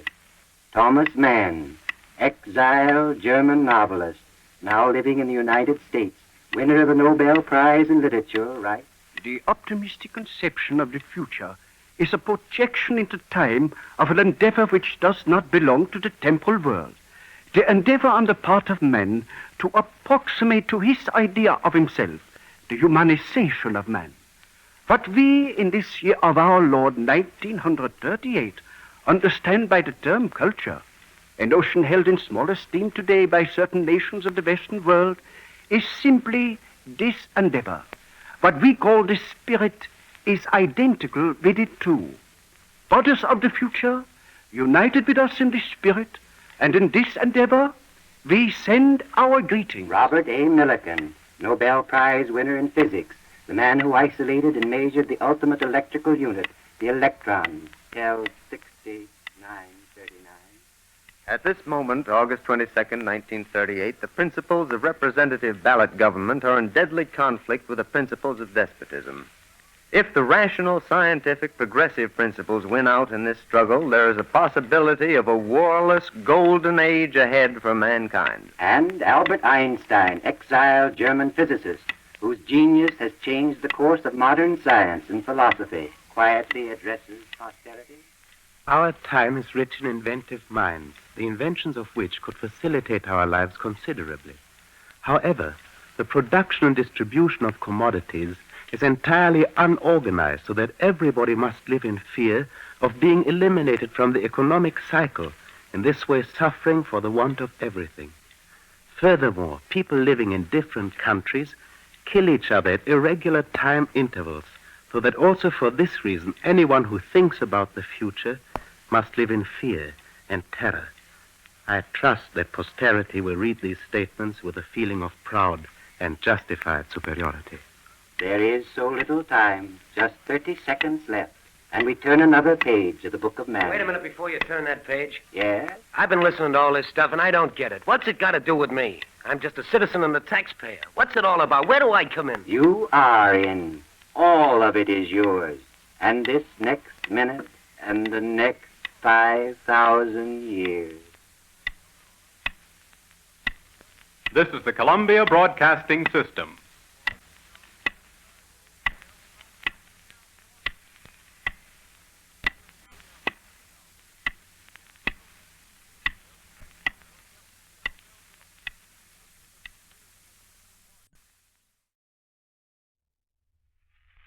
Ladies and gentlemen, the Columbia Workshop. Beginning this week, the radio industry is taking you behind the scenes of broadcasting to tell you about this remarkable instrument of entertainment, education, and service. All over the country, broadcasting stations will have new things to tell you about some of the amazing developments which are taking place in American radio. The Columbia Broadcasting System is cooperating with the National Association of Broadcasters in an effort to bring you many programs of outstanding interest and importance. Tonight, the Columbia Workshop will undertake in half an hour to give you a bird's-eye view of the service radio has done listener and composer in presenting music which otherwise might remain unheard.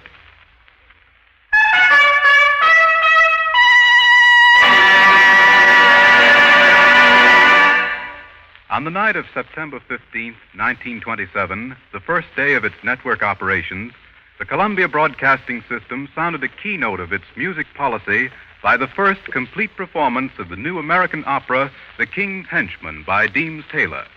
The bars of music you have just heard are from that opera, the first of many memorable music events in CBS history.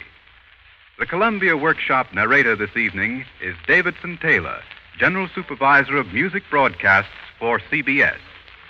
Thank you, Mr. Clark. Good evening, everyone.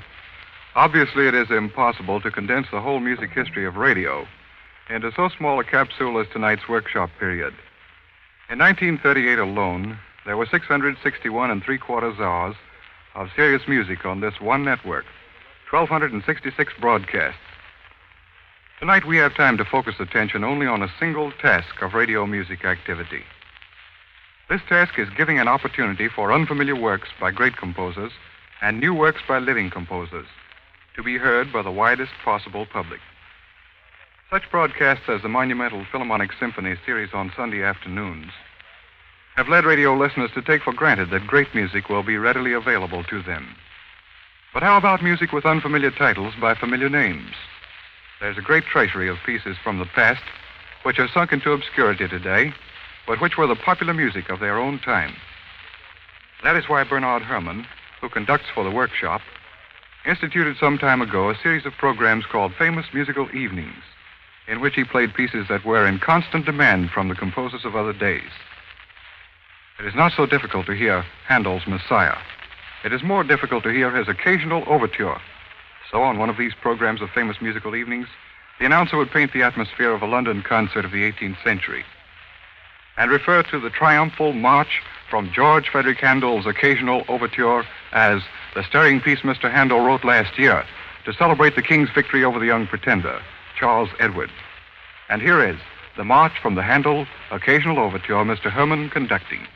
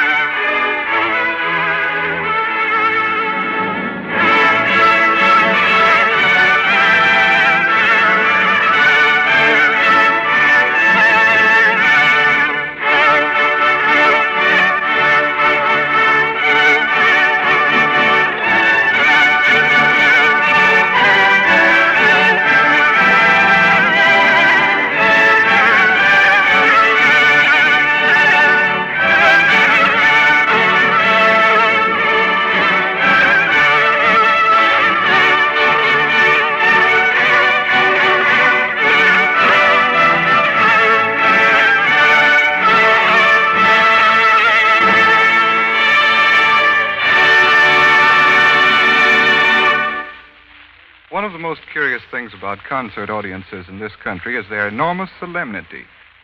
Sometimes we are almost afraid of the composer. Like Sweet Alice in the song, we weep with delight if he gives us a smile and tremble with fear at his frown. And that is why Howard Barlow began his series of broadcasts for children called Music for Fun. The youngsters who came into the studio expressed their frank opinions of the music played. And we were delighted to observe that the younger listeners to radio are taking music in their stride. When a composer makes a joke, they are not afraid to laugh with him. It was for Music for Fun that Howard Barlow unearthed the score of The Dance of the Little Fishes from Sadko by Rimsky-Korsakov, and Mr. Barlow conducts it now.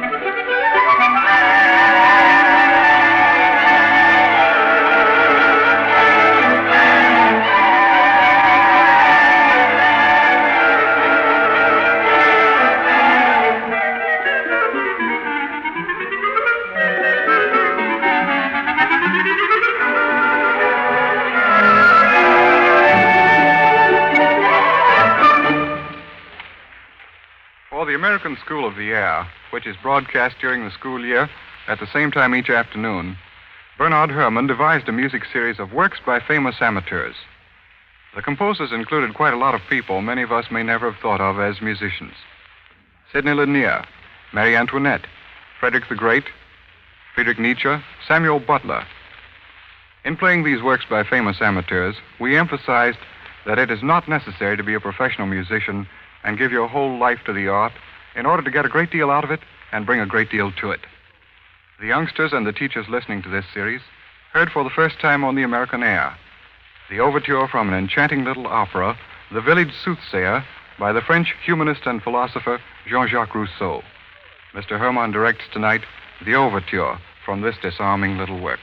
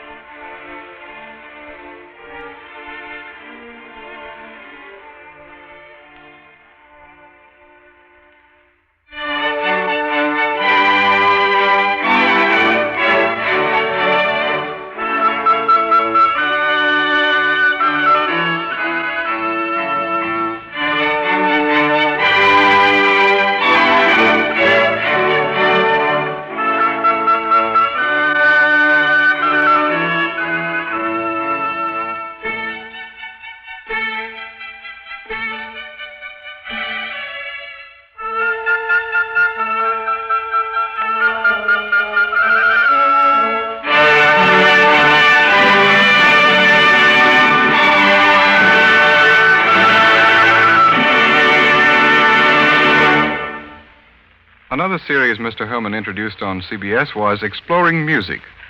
This feature aimed to bring to light all kinds of works, both modern and classic, which for some reason had not yet been given their opportunity in America. Listeners seemed to welcome these excursions down musical bypaths, and they expressed in no uncertain terms their pleasure or their displeasure at an opportunity to judge for themselves such new works as the two marches and an intermezzo by the contemporary Frenchman Francis Poulenc. Mr. Herman plays now one of the marches which he gave its first American performance.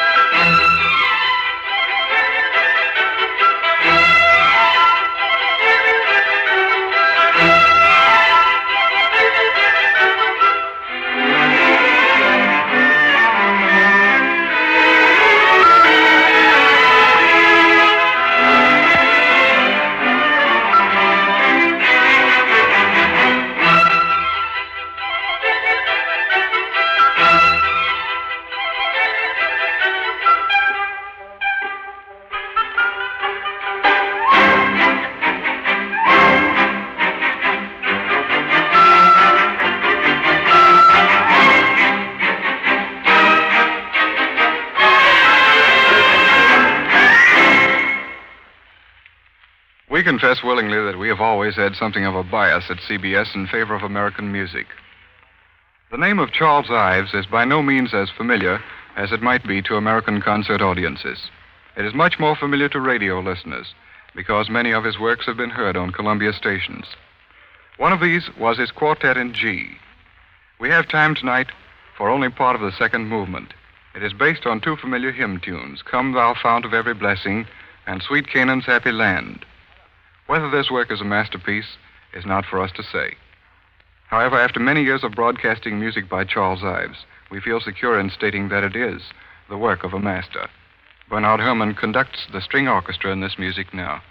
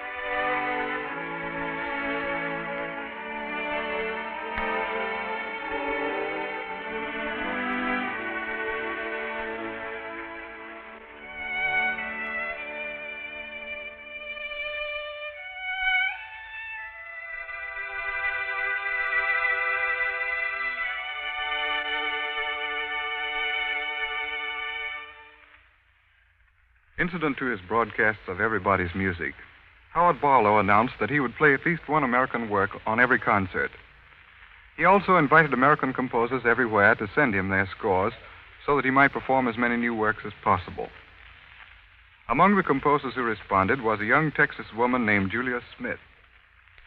Since Mr. Barlow played her episodic suite, her name has been on the front pages of a good many newspapers in connection with her one-act opera called Cynthia Parker, performed on February 16, 1939, at North Texas State Teachers College, Denton, Texas. Very few of us knew the gifted Miss Smith when Mr. Barlow gave the first broadcast to her episodic suite in 1938. Here's part of it, The Waltz for Little Lulu, the same little Lulu you have seen in the cartoons.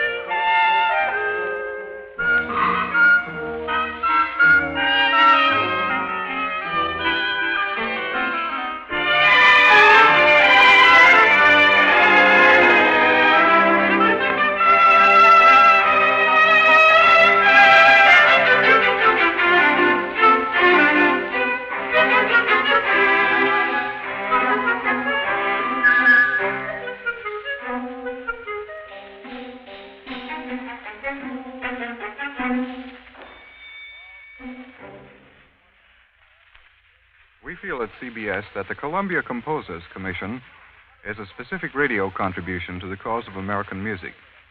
For 2 years, we asked American composers to write us works especially for broadcasting, and they responded with an interesting variety of pieces. Aaron Copland's Music for Radio, A Tall Story by Jerome Moross, Walter Piston's Concertino for Piano and Chamber Orchestra, The Time Suite by Roy Harris, 8 Etudes for Symphony Orchestra by Robert Russell Bennett, Theme in Yellow by Leo Sowerby, Howard Hanson's Symphony No. 3, An American Sampler by R. Nathaniel Dett, and 2 operas, Green Mansions by Louis Greenberg and Beauty and the Beast by Vittorio Giannini and Robert A. Simon. These works were written specifically for you, the radio audience, as a result of the Columbia Composers Commission. We have asked Mr. Barlow to play tonight just a fragment of the first of these music for the microphone pieces, which reached us. The composer is William Grant Still, whose music for the Perisphere at the World's Fair was introduced on CBS only last week by Andre Kostelanetz. Mr. Still's commissioned work was a Harlem panorama called Lenox Avenue, and Mr. Barlow conducts the sections called Dancing Gammons and Dancing Drunkard.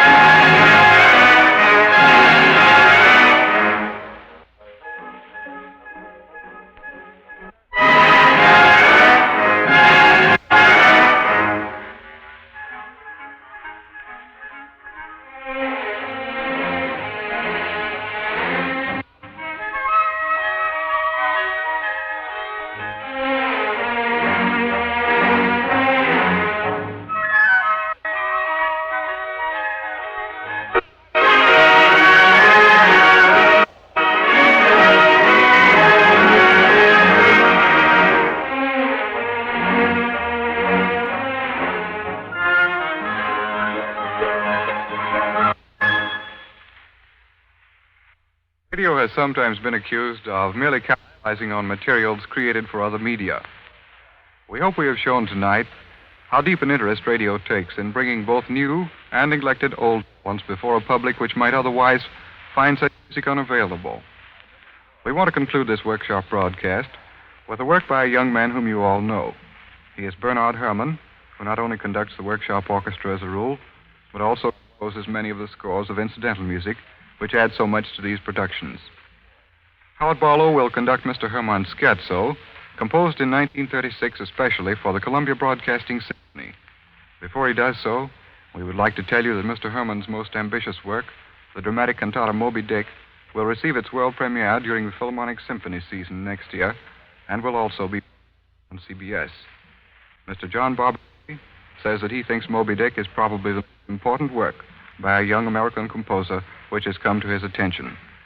We'd only like to add that Moby Dick represents altogether another phase of Mr. Herrmann's talent from this earlier scherzo, which is dedicated to Mr. Barlow, who conducts it now.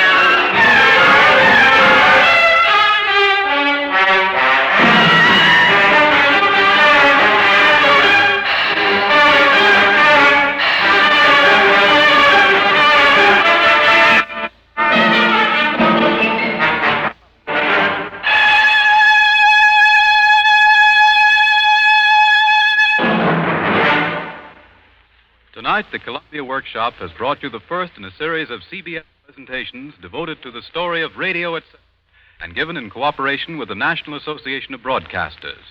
The Columbia Broadcasting Symphony was directed by Howard Barlow and Bernard Herrmann, and the commentator was Davidson Taylor, General Supervisor of Music Broadcasts for CBS. Next week at this same hour, the Columbia Workshop takes pleasure in announcing another of these special broadcasts, the title, Seems Radio's Here to Stay, a verse by Norman Corwin. And at it to be announced, we shall present the broadcast originally scheduled for tonight. This is the Columbia Broadcasting System.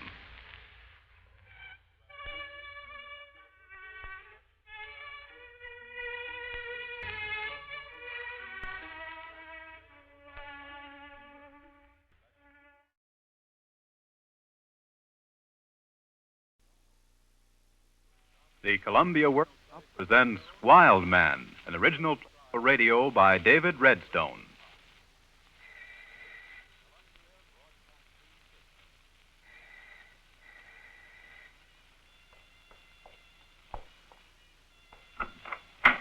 What? Tony. Remember? Tony. Gee, come in. Come in, Tony. Take off your coat. Come on in the living room. I'll drop this wet hat right over here. It's all the same to you. Now, let me get a look at you. Well, they didn't take the curl out of your hair, did they? No, they didn't. Gee, 3 years almost. 2 years, 10 months, and 4 days. Yeah. Well, anyway, I'm glad you're not wearing your hair all up on top like that funny way. It's Page Boy style. Turn around. Nice, Tess. You look like a Chinese doll with your long eyes and black hair. Tony. I always said you looked like a Chinese doll. You're going quite the lady, in fact. Your brother not home yet? He'll show up pretty soon. It's kind of pale, Tony. Why wouldn't I? Your mouth, it's bitter, sort of. That wouldn't surprise me. Well, I guess when you've sort of forgotten about things, you'll be your old self again. Maybe a little less wild. Yeah, maybe. Say, look, this package is for you. Sweets to the... Oh, Tony, thanks. Butter crunch. Oh, gee, thanks, Tony. You'll have supper with us? Sure, just pour some more water in the soup. Surprised to see me? Well, I knew it'd be any day now. What are you going to do, Tony? I don't know. Got to get my bearings sorted. What have you been doing with yourself? Well, passed away last fall, you know. So I heard. Told me. Funny you stopped writing, Tess. You must be keeping yourself pretty busy. I'm working. In fact, I slave at Gerber's. I'm in junior dresses. Oh, what for? You don't have to work, do you? Why don't I have... What am I, a king's daughter or something? Certainly. For a fact. I'm kidding. I mean, Steve's a moneymaker if I ever saw one. Steve's money don't mean a thing to me. What's the matter? Why not? You know why not. Listen, kid, money is money. You don't take it, somebody else will. Well, that's none of my affairs. I'm working. I pay my own way. What is this anyway? I don't get it. You and Steve been scrapping around? Well, not really scrapping. We just mind our own business. While Pop was alive, it was different. No use in us keeping each other tied down now. I'll make out. Steve can do what he likes. I still don't get it. Steve always thought the world of you. Anybody looked cockeyed at you, he was always looking to smash their pan in. He'll get his own pan smashed in for him yet. I don't like this at all. Gee, a brother and a sister. Well, it's no fault of mine, Tony. Honest, I've talked and talked to him. Do you think it does a bit of good? Well, he's got his own life to live, and I got mine, too. And what's your idea of life? I don't know. You must have something in mind. What is it? Some fella? I go out with fellas, certainly. What am I, a wallflower? Would you go out with me? Tony, for goodness, don't get so serious. Go out with... I'd love to. Break all other dates? And break all other dates, depending... Depending on what? Depending on you. Oh, aren't there other things to talk about? I want to know more about you. What'd you do with yourself, Tony, all that time? Who, me? Oh, nothing much. Well, you had time on your hands. You had time to think. Think? My God, think about what? Better off not thinking. Did you read books to find out what other people think about? Yes, I'm always restless. Want to be doing things. Reading don't get you the bucks. What did you do? Honest, I used to wonder... Gee, I wonder what Tony's doing with himself. How can he stand it? What's he thinking about? And then I used to think, well, it's a good thing. Maybe it won't be wild. I mean, you had time to figure things out. You know, things don't add up and you have to figure it out all over again. You want to know? You really want to know? All right, I'll tell you. You know what those places are up in Canada? Or don't you? Like here. They throw in lashes. The whip, yeah. They gave you the whole dose all at once and had it over with. Why, okay, you take it and off. Maybe you forget about it after a while. They got a different idea. They split the dose, see? Half when you come in and the other half on the day you go out. You know what I mean? What am I, a dog? A man ain't a dog. But don't look like that, Tony. Don't feel that way. It's hate. It's no good. Hate, is it? Hate's no name for it. But who, Tony? Who do you hate? Who? Who? Why, them. Them? The people who whipped you? Well, maybe they didn't want to, but they have to, like a job. Then why do they take a job like that? No, but it isn't them. Why, it's the rest of them. And them, too. Who? Why do you keep asking who? How should I know who? I'm no dog. Why do they do it like that? Don't they understand how it makes you... They figure maybe you forgot what you're in for, see? So just to remind you, they do that. They call it a deterrent. You know what that means? A deterrent? Yeah. You ought to see what my back looks like. Then maybe you can tell me what it means. Then all that time... You want to know what I was thinking all that time? I was thinking about the stroke that was coming to me the day they'd let me out. I was thinking I'd never stand it. I'd do something. By God, you can't whip a man like he was a dog. Oh, Tony. You're sorry for me. Don't be sorry for me. I don't want that. No. Yes, I am. But I mean it, Tony. You do? I used to dream about you, Tess. There's something. Dreaming. Dream. You can't help yourself. When you wake up, it hurts right here. You know what I mean? Yeah. I used to try to... Did you ever try to dream about... What did you dream about? Something once and they never come. Look, remember when you gave me this? Picture of me. Gosh, I don't remember when this was taken. You were nice then. Still are. If only... Well, you've had your lesson. Now you know. Steve's no friend for you. I'll say that even if he is my brother. I don't care. Well, how are you, stranger? The same old Steve. How are you anyway? Boy, I knew you'd blow in. Say, it's good to see you. Eat with us, huh? Sure. What's for supper, Tess? You'll find out when it's on the table. Look, I'm going out to get somebody. You boys amuse yourselves. Well. Well is right. What's the matter, boy? Don't let it eat you. That's all in the past now. Yeah, that's more like it. Say, I got plenty to tell you. You come up to Baldy's place. Why? What's that? It'll keep. Did he dough? Well... Yeah, here. Take it. Don't give me that blank look. What's mine is yours. You know that. What do you think of the kid sister, huh? Ain't she a little monkey? She sure grew up. Oh, sure. She's out of our class. Talk about pride. Oh, my. There's a kid comes around to take her to the movies. A big, grinning sort of a kid. Got a steady job in some auto factory. He's got hands like feet. And there's always machine grease under his fingernails. And she thinks he's the right kid. Can you imagine? I ask her, what's the percentage? You make $30 a week at the most. Oh, is that any kind of a future to look forward to? She going steady with this? He ain't the only pebble on the beach, no. Well, maybe things will be different from now on. Huh? Oh. You, huh? No, Tony. Get it out of your head. A wild man like you? No, sir. Well, that's for her to say. Yeah, I suppose it is, but I got something to say, huh? Now, I know you too well, wild man. Well, maybe I've changed. I doubt that. Nah, Tony. Get that out of your mind. Look, I got nothing against you, see? I regard you as practically my best friend. You can have anything I got. Just ask for it. I'll give you my last shirt, but Tess... that's something else. What if she likes me? Well, you're a good-looking guy. What with that, and the kid's got a heart as big as a pool table, she's liable to think she can reform you. And everything be lovey-dovey. Nuts. That yap with the dirty hands may not be refined and so forth, but he's a safer bet than you are, by a long shot. Well, you haven't got the whole say in the matter. Look. I ask you as a favor to me, huh? Forget it, will you? Guy likes a girl, what's he gonna do?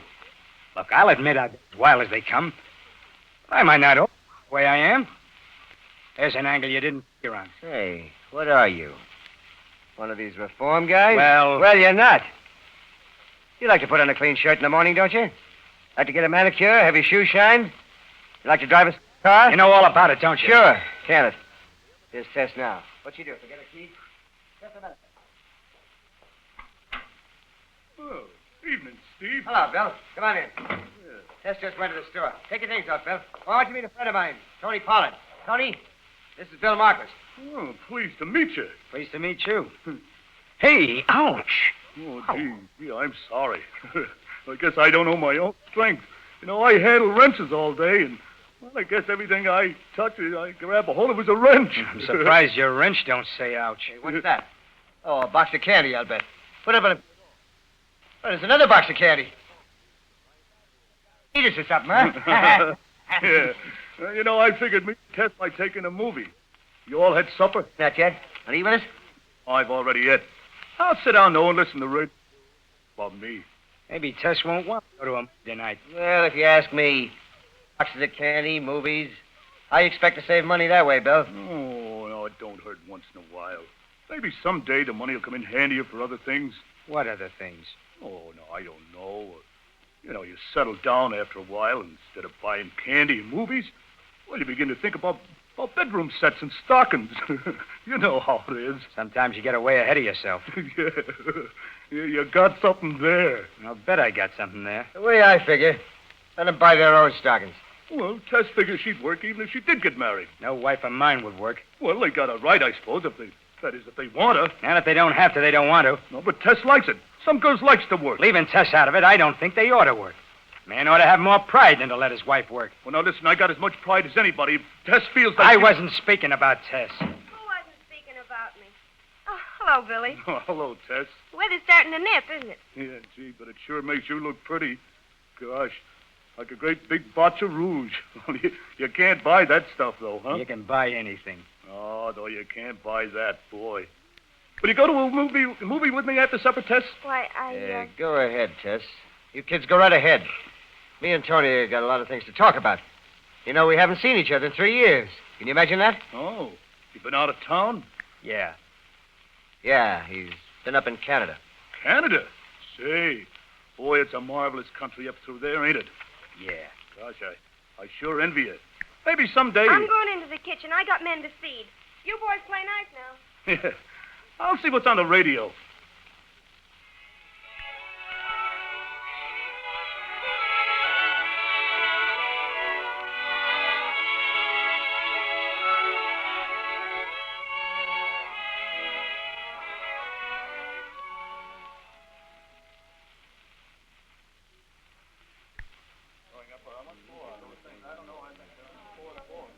Going up. Up car, please. Going up.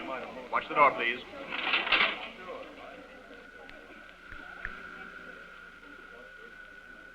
Third floor. Lingerie, stockings, misses' and children's dresses. Third floor.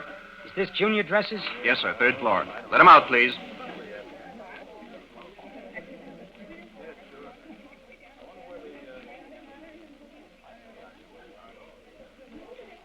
Can I help you, sir? Maybe you can. We have a special on hose today. These sheer are 3 for $1.89. Not good enough. I want the best. What size, please? Well, you got me there. Oh, look. You see that little girl right over there? That rather stout girl with a purple hat. She's not wearing a hat. She works here. See that pretty little girl? Looks like a Chinese doll. About what size would she wear? She wears an 8.5. I know, because... Never mind. Give me 8.5. This is the latest shade, sir. Sandy Beach.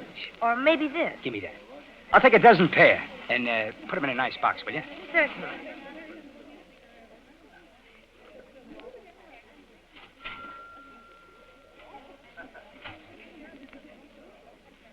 There you are. And your change, sir. Oh, thanks.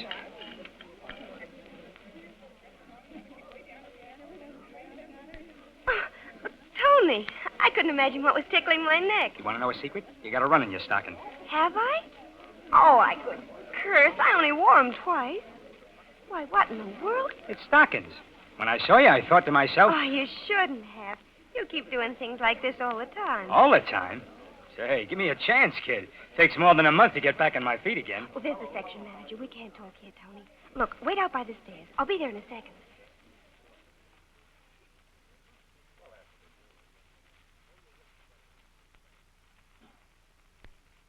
What, you're like a hawk around here. Why'd you quit, Tess? What would I do for money? Leave that to me.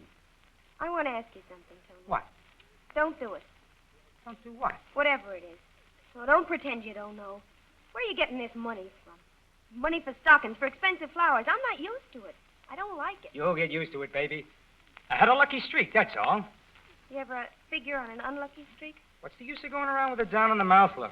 While I got it, I'm happy. I wouldn't care for that kind of life. I'll make you any kind of a life you like. You just wait and see. Say, how would you like Havana? Tony, don't do it. Don't. I know from the way Steve's acting. Something's up. It's just your imagination. It isn't. It isn't, Tony. When you kissed me, was that serious? I mean, did you mean it really? Nothing else means anything to me, Tess. Well, then if we both mean it, then... You love me, don't you? This is such a funny place to say it. No, what's the difference? I just want to hear you say it. I can't say it. I can't, not until I know. I had an idea you'd change. I don't know. You're like a little boy sometimes. A little boy that's been hurt. I want to fix it so it won't hurt anymore. Is that what love is? I don't know. I don't know. Now you're in on something with Steve. He's poison. Look, honey, there's just this deal. After that... I'm no child, Tony, not anymore. I wasn't born yesterday. All right. I'll give it to you straight, honey. Look, this is what I am now. There's just that wild streak in me. But after this, you'll see. Next time you see me, I'll be different. You won't hardly know me. Presto. Just like that. Presto, change Like magic. Oh, why not? You're a fool, Tony. People don't change like that. You know what you have to do to change people? You have to change the way they live first, not overnight. Did you ever hear of willpower? Willpower is something you practice, not something you decide to have all of a sudden. Well, I've got to get back to my department. Oh, Tony, you got to promise me. You've got to start changing right now, not tomorrow. No more Steve, no more Steve's friends. Now. I can't run out like that. You don't understand. Well, if something happens... Oh, my God, stop it, will you? I better go back. Please. Tess, can I meet you tonight? Will you take me away tonight? Tomorrow. Tonight. I can't. Then it's never. Oh, Tess. Decide, Tony. You fix me up a choice, don't you? No, not I. Life does that all by itself. I can't back out on these people. All right. Goodbye, Tony. Good luck. Yeah, she can't. She's crazy about me. Woman's free.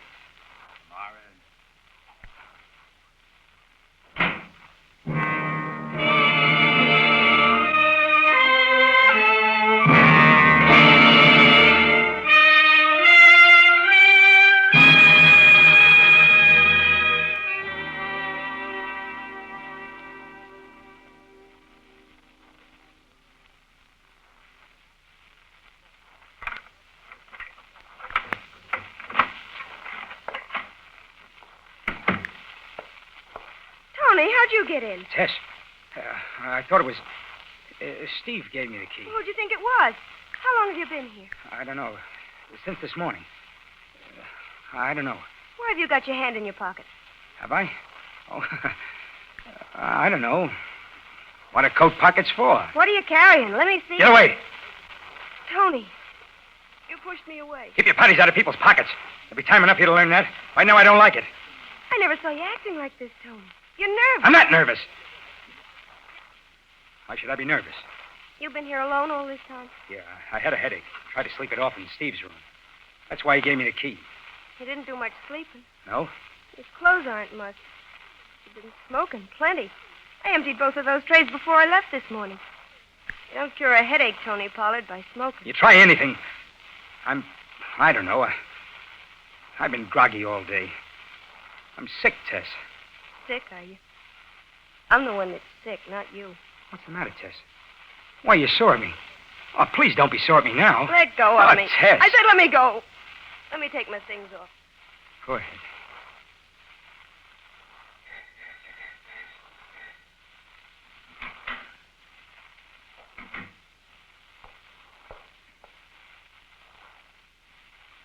How do you feel? Tess just came home. Well?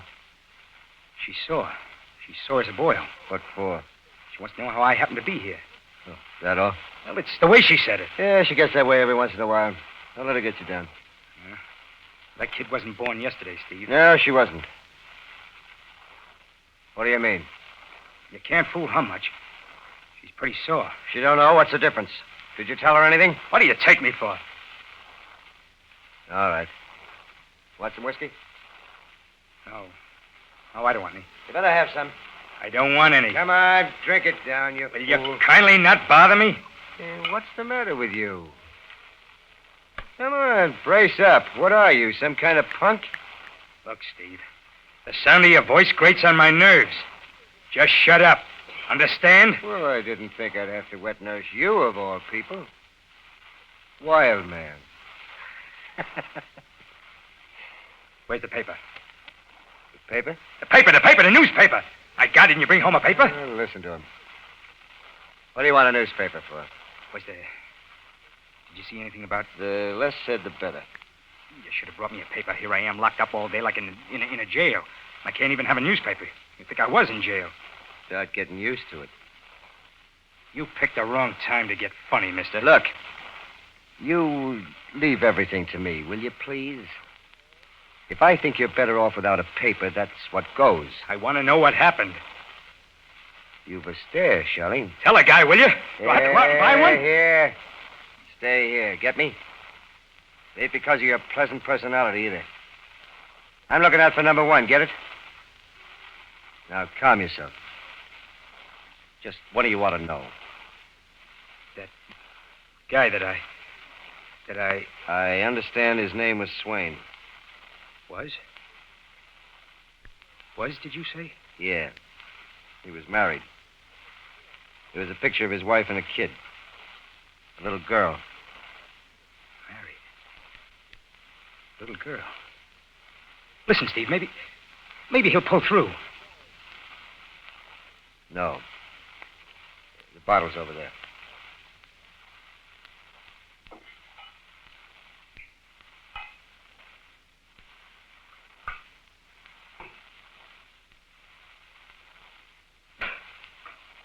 Can't stay here. I'll go nuts. Imagine if I brought home the paper. I thought you were a wild man. A wild canary. Those whacks on the back must have made a man out of you, and what a man. Who told you? Tess. Sure, we were talking last night. She said you... What'd she say? Bushwood. What'd she say, Steve? Tell me. Well, she wished they'd given me a dose of the same. She wished they lashed me till the blood spurted out of my hide. That's what my dear little sister wished me. And then... What? Yeah, what's the difference? About me? Yeah. What? A lot of slops. I told her she'd better forget about you. It's gone too far for that. Oh, don't start that stuff now. I'm giving you fair I'm warning. crazy about her. She's crazy about me. You hear what I said? Maybe you've taken your head to work against me. I know you, that's why. All right. I've been a louse. But from now on, everything's going to be different. I'm going to get a job. What doing? Anything. What do I care? You? Satisfied to work for $20 a week? For about 30 years? What can you do? What do you know? I can work. I got two hands, haven't I? My God, Steve, if I could come home every night, have her there, waiting for me, smiling. I tell you, it's no use. Nah, you're just dead set against me. Yes, I'm dead set against you, all right. There's more to it than that. They got Baldy. Got Baldy? Yeah. How? Just the breaks. Now the thing is, can Baldy keep his head shut? Or would he just keep quiet long enough for us to get a head start? I don't understand. Be an awful temptation, Tony. I wouldn't hardly put it past myself in a case like that. But he didn't. Yeah, it's the same dose for all, no matter who did it. Unless he plays ball with the cops. And if he does, it's curtains. Would you put Tess in a position like that? I don't believe you, Steve. I think you're a liar. Do you? You're a rotten, filthy liar. You know what I'd do if I was really lying and you called me a liar? You're a liar! I'd kill you, Tony, for a fact. Hey, where do you think you're going? What about fixing up some supper? Sort of a farewell supper, huh? Fix it yourself. Well, how do you like that? Tess, Tess, you've been crying, honey. I heard you. Tell me something I don't know. Okay, you'd better powder your nose. It looks like a carrot. Is my head on straight? Isn't she snippy tonight? Well, why don't you go if you're going? Because I'm waiting for Billy if it's any of your business. Oh, the movies again, huh? That's twice in 1 week. Have a heart, why don't you? The guy's trying to save his money. Smart, aren't you? For both of you. I read tonight's paper. Did you now? What's that got to do with it? What do you think I've got under this page, boy, Bob? The yolk of an egg? You've had this Baldy up to the house. Mighty strange his picture happens to be in the paper, isn't it? While you two little boys are acting up here like a couple of cats in a room full of firecrackers sputtering around. Well, you might be too smart for your health, honey. Well, shut up. If you're going, go. You're rotten. You're rotten. Oh, now, Don't, baby, or I'll slap her in the face. And you, Tony. I'm just wondering if you wouldn't happen to be hiding here by any chance. What would I be hiding for? Oh, I wish I'd never met you. Why in all God's world did I ever have to meet you? I almost forgot you, and you had to come back to ruin my life. Tess, listen to me. What's over is over. You know what I told you in the store yesterday. Remember? Remember what I told you? What? I told you goodbye. Did you think I was kidding? Who's that? I'll see. Wait, Tess. I'm through with it, so help me. Too late. Too late. Oh, don't say that. Don't touch me. Don't touch me with your hands. Tess. Oh, Tony. Honey, darling. I'll take you far away. Where? Where? Round and round and round. Like wild animals. Out in the field. You people deaf? Come on, break that clinch and see who's there. All right. I'll go. Why are the lights out? We were in the dinette, Billy. They were standing here with their arms around each other, that's why. You don't need a light for that. Don't listen to him. I'm ready, Billy. What's he talking about? Say, you've been crying, Tess. What's wrong? I'll tell you all about it, Billy, while we're walking. And if you don't, I will. Hey, what is this? I'm telling you. She's nuts about this wild man here. You'll be holding the bag. He's so full of spite, he's green in the face. Come on, Billy. Is it true, Tess? It's true. It's true. Does it matter? No, it don't matter, Tess. If you'll marry me, you don't ever have to explain to me. Well, that's a break for your Tess. Don't pass it up. I'd cut your throat if it was me. Listen, Billy boy, don't you think you better run along home? You want me to go, Tess?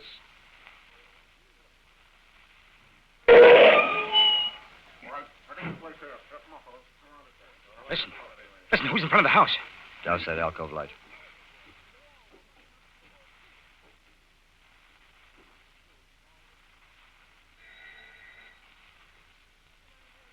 See who it is. Look out the window. Well, they're in uniform. The back door. Somebody there. They got the place blocked off. Hey, what's the matter with you people, anyway? What's all the excitement about? You better hide your head under a blanket, Bub. Hey, what's that? Tess, he's got a... Put that away, Tony. Give it to me. Give it to me, I say. I'll either get out of here with a whole skin or not at all. Okay, thank Baldy for this. I couldn't have dreamed he'd be up so fast. That louse. Wait till I... Yeah, blame it on somebody else.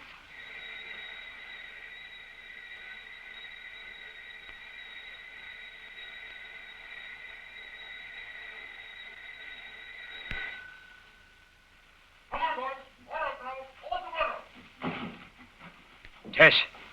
It's goodbye, Tess. Oh, no, Tony. Cellar. Maybe we can make it. Bill, come here a minute. Huh? Who, me? Bill, how much you making? Oh, gee, that's a funny question to ask. Say, what did you guys do anyway? Answer my question. Well, I'm getting 30. I'll probably get a $2.50 raise. Well, the two of you can manage all right. I promised her more than I could give her. Take good care of her, will you?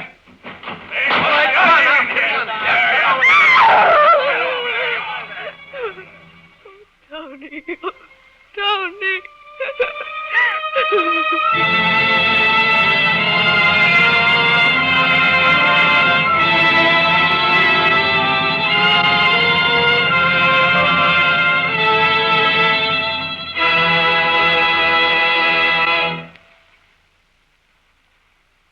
You have been listening to the Columbia Workshop's production of Wild Man, an original play for radio by David Redstone. Members of the cast included Walter Burke as Tony, Mitzi Gould as Tess, Frank Reddick as Steve, Charles Hartley as Bill, and also Sidney Newman and Ann Hallahan. The music was composed and conducted by Bernard Herrmann and the entire production was under the direction of Brewster Morgan. Next Monday night at this same time, the Columbia Workshop will present The Law Beaters by Richard Connell, adapted for radio by Stanley Young.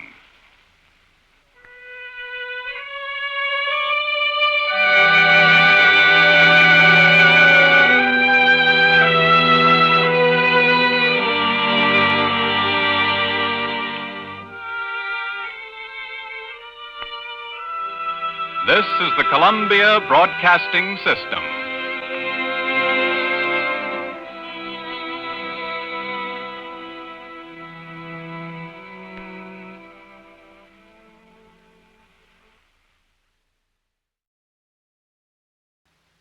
Has been the traditional Sacred Day on which Americans do honor to the brave men of the North and South who fell in the war between the states. Throughout the land, people gather to lay floral tributes on their resting places. Memorial Day has come to hold a deeper pathos for us because each passing year sees the ranks of the brave men of the blue and gray grow sadly thinner.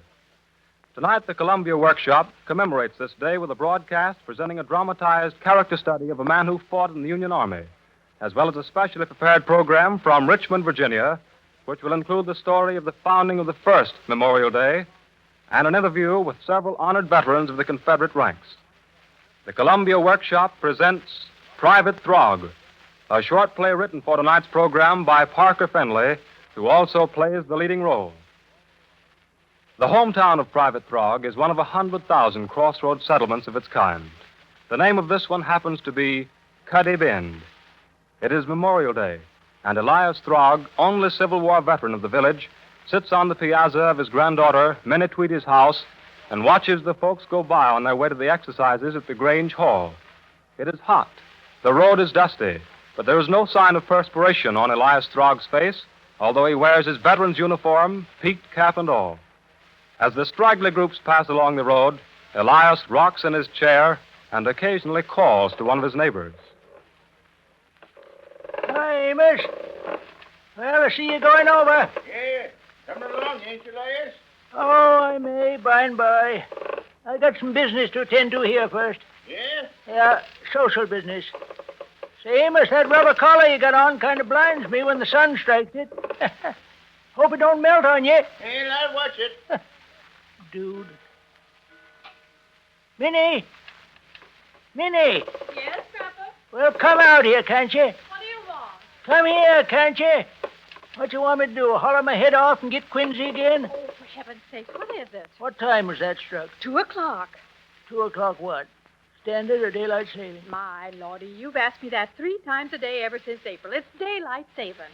That's a pretty way to talk to your old grandfather that's took care of you for 30 years now, ain't it? Well, I can't help it, Grandpa. Might pay some attention and remember when I tell you about Took things. care of you and went without myself for 30 years. Half that time took care of your worthless husband, your brat. Now, you stop it, Grandpa. You know as well as I do you ain't taking care of Leroy now. He's working 8 hours every day. Working? Yeah. Trying to break a shovel handle, leaning on it. Chasing a leaf all over the road. Oh. That's strenuous. Leroy. Never even liked his name. Sounds lazy. Now, you've got to stop it, Grandpa. I ain't going to stand here and listen to you abuse my husband just because he's been unlucky about getting work sometimes. First thing you know, we'll pack up and leave. Yeah, why don't you? Why don't you? Go ahead. Hi, Lucius. Hey! Going to exercises? Yeah, I'm thinking of it. You gonna get over? Oh, I don't know. I may get there late. I ain't sure yet. No, I'll get there late, all right, if I don't get started. You hollering at me every 5 minutes to find out what time it is. And baby in there, wide awake. Hi, Miss Puff. Going to exercises? Yeah, better come along. Well, maybe. I don't know. Hitch up your petticoat. Lump. Dear, there she is now, fretful as she can be, and the flies eating her up in there. I have to keep running out here to see what you want. I don't know why that station agent's girl ain't showed up to take care of her. I suppose if she don't get here, I'll have to stay home and miss everything. Why didn't Leroy stay and tend to her? Leroy, now you know he's on 2 of the committees. He was up and dressed in his uniform before you was out of bed, yes, and he's been going it ever since, tight as he could go. In his uniform? What uniform? What uniform? You know just as well as I do. His Home Volunteers uniform he wore in 1918. Leroy never smelt much smoke, did he? Now, you stop it, Grandpa. Leroy was ready and willing to go when his call came. The government wouldn't take him on account of his feet. Probably thought he couldn't run fast enough. Leroy was ready, and just because he joined the Home Volunteers to protect us, in case that family of foreigners up there on the hill started poisoning drinking water, you make fun of him. Only time I ever see a costume like them Home Volunteers gets into was when a minstrel show come here one summer, had a street parade. Yes, well, anyway, the Legion boys ain't ashamed to ask Leroy to sing America the Beautiful down there this afternoon. Leroy? Yes, Leroy. He's got a very lovely singing voice. Hey, Godfrey, I'd as soon listen to the pump squeak. Yes, well, that's because you ain't got no ear for music. What? By Godfrey, if I didn't have to get up to do it, I'd hit you over the head with this cane. Dear. Well, go ahead, why don't you? Get started. You want to get there in time to hear Leroy Bella. Go? How can I go till that Crandall girl comes to take care of Viney? Oh, Dear. bring Viney out here on the piazza. I might as well listen to her squawk out here as in there. Well, fetch her out. Get her out here. That's what you plan to do anyway. Well, all right, Grandpa. I will leave her, but I know you don't want to do it. What difference does that make? I've been doing for other people all my life. Get her out here. Don't expect me to lug that clothes basket, do you? All right, I'll go and get her. I would like to get there in time to hear Leroy. Oh, Godfrey. Hey, Gideon. Going over to the hall? Yeah, hadn't ought to waste time, but my wife wanted me to. Well, that settled it, I guess. Get out of here, hen. Get out. This piazza was swept off clean this morning. There. Shh. Now.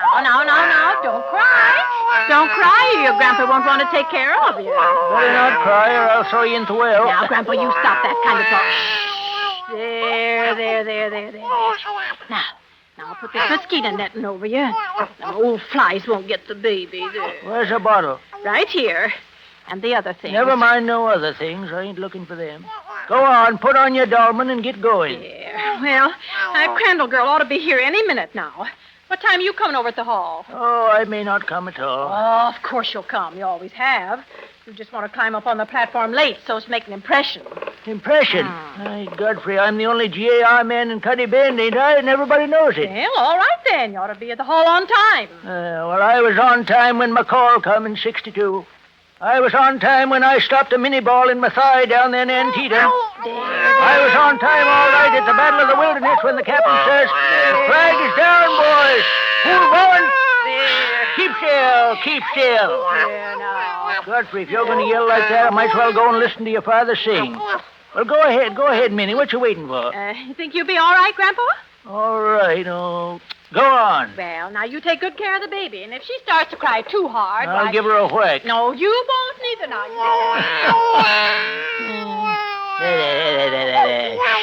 There, you're all right. Now stop it, Viney. You ain't gonna cry. I don't hold nothing against you. It's your folks. That Leroy. Home Volunteers. Godfrey. So wonder General Grant don't turn over in his tomb.